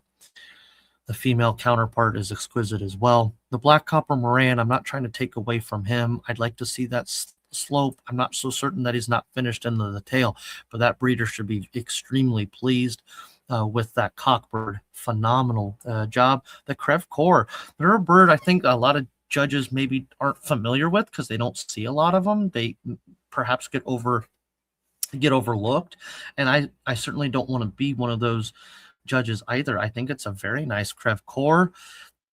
Is she finished in her tail? It's hard to tell in this picture the way she's posed and the lighting. Is she lopped on one side of the crest? Maybe. I think it's minimal. I don't know that I should really fault her on it. It's a nice Crev Core. We get into the black Australorp again. He's a heck of a bird. He's just, for my liking personally today, he's an older bird. Is just maybe looks like, his picture might be at a show somewhere. I don't care about that. I don't judge for that, but I don't know that he's in his prime as maybe some of our younger birds. I don't, and it's just, he's a good bird. I don't know that I can push him further. You get into the Orpington as his counterpart, does an okay job. The Ancona, I'd like to see changes in type there. Okay, I don't think I'm missing any other rows. All right. My standouts, I think my initial thoughts, placing these birds, the Sumatras stand out for me. The Barred Plymouth Rock stands out. The White Plymouth Rock stands out. The dark Brahmas stand out, as well as the Crev Core. I like the black Australorp as well, but as I've said, I just think maybe there's just something about him. He's just not quite in his prime, and it's just not doing it for me today. When I look at the Crev Core, I think that exhibitor should be extremely proud. Hopefully they have more of those at home in a breed program, and we'll get them to some open and national shows. I think they're really, really, really going to be kicking some butt with those. I'd love to see and handle them in person. I'd love to have you tell me how you thought I did on the Crev Core. But when we look at the black copper Moran there before it in the continental class as well, I'd like to see changes with him as well. So you move into the Brahmas. I've talked a lot about them as well. I think there's three that I kind of whittle and narrow it down to. That's going to, in no particular order right now, that's going to be the Brahma male, dark Brahma male cockerel. It's going to be the Barred Plymouth Rock female. And I thought that was a pullet. Yes, the young pullet. And then the Sumatra female there as well. So those would be my top three birds in no particular order. I'm going to hem and haw for another 30 seconds, and then I'll have the overall placing here.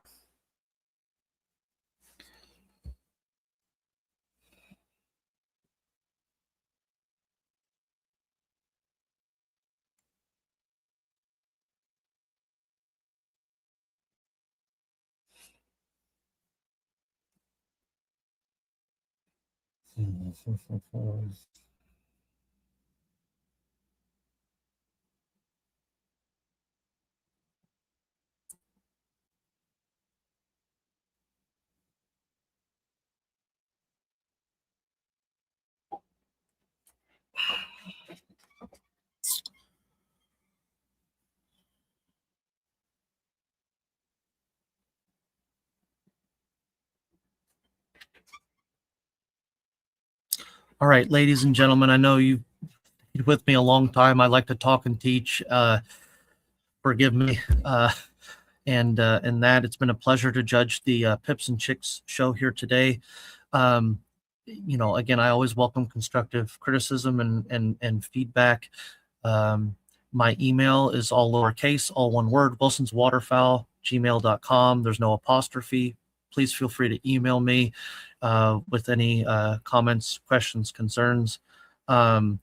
If you have any hate mail or bricks you want to throw, I'll give you my ex-wife's phone number and email address, and you can send them that way. Just kidding. I just like to have fun, just making a joke here. All right, without further ado, I'm going to give you my placings here today. 3, an honorable mention would go to the black Sumatra female. I think that's a superb bird. There's very little that you could falter on, maybe a little bit more length of back coming up into that tail set as well.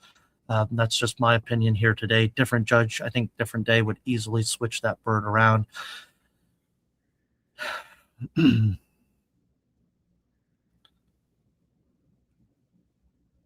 My reserve largefowl is going to be the barred Plymouth Rock, and my overall champion is going to be the dark Brahma.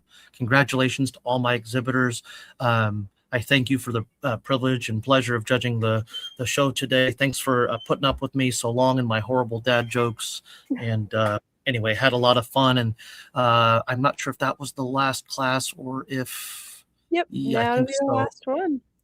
All right. Well, thank you. Yeah. Yeah, thank you so very much. In there. It was a long fun. time to judge, and you did fantastic. Yeah. So thank you. Yeah, no problem. So, like I say, had a lot of fun. Thank you for having me. Yeah, absolutely.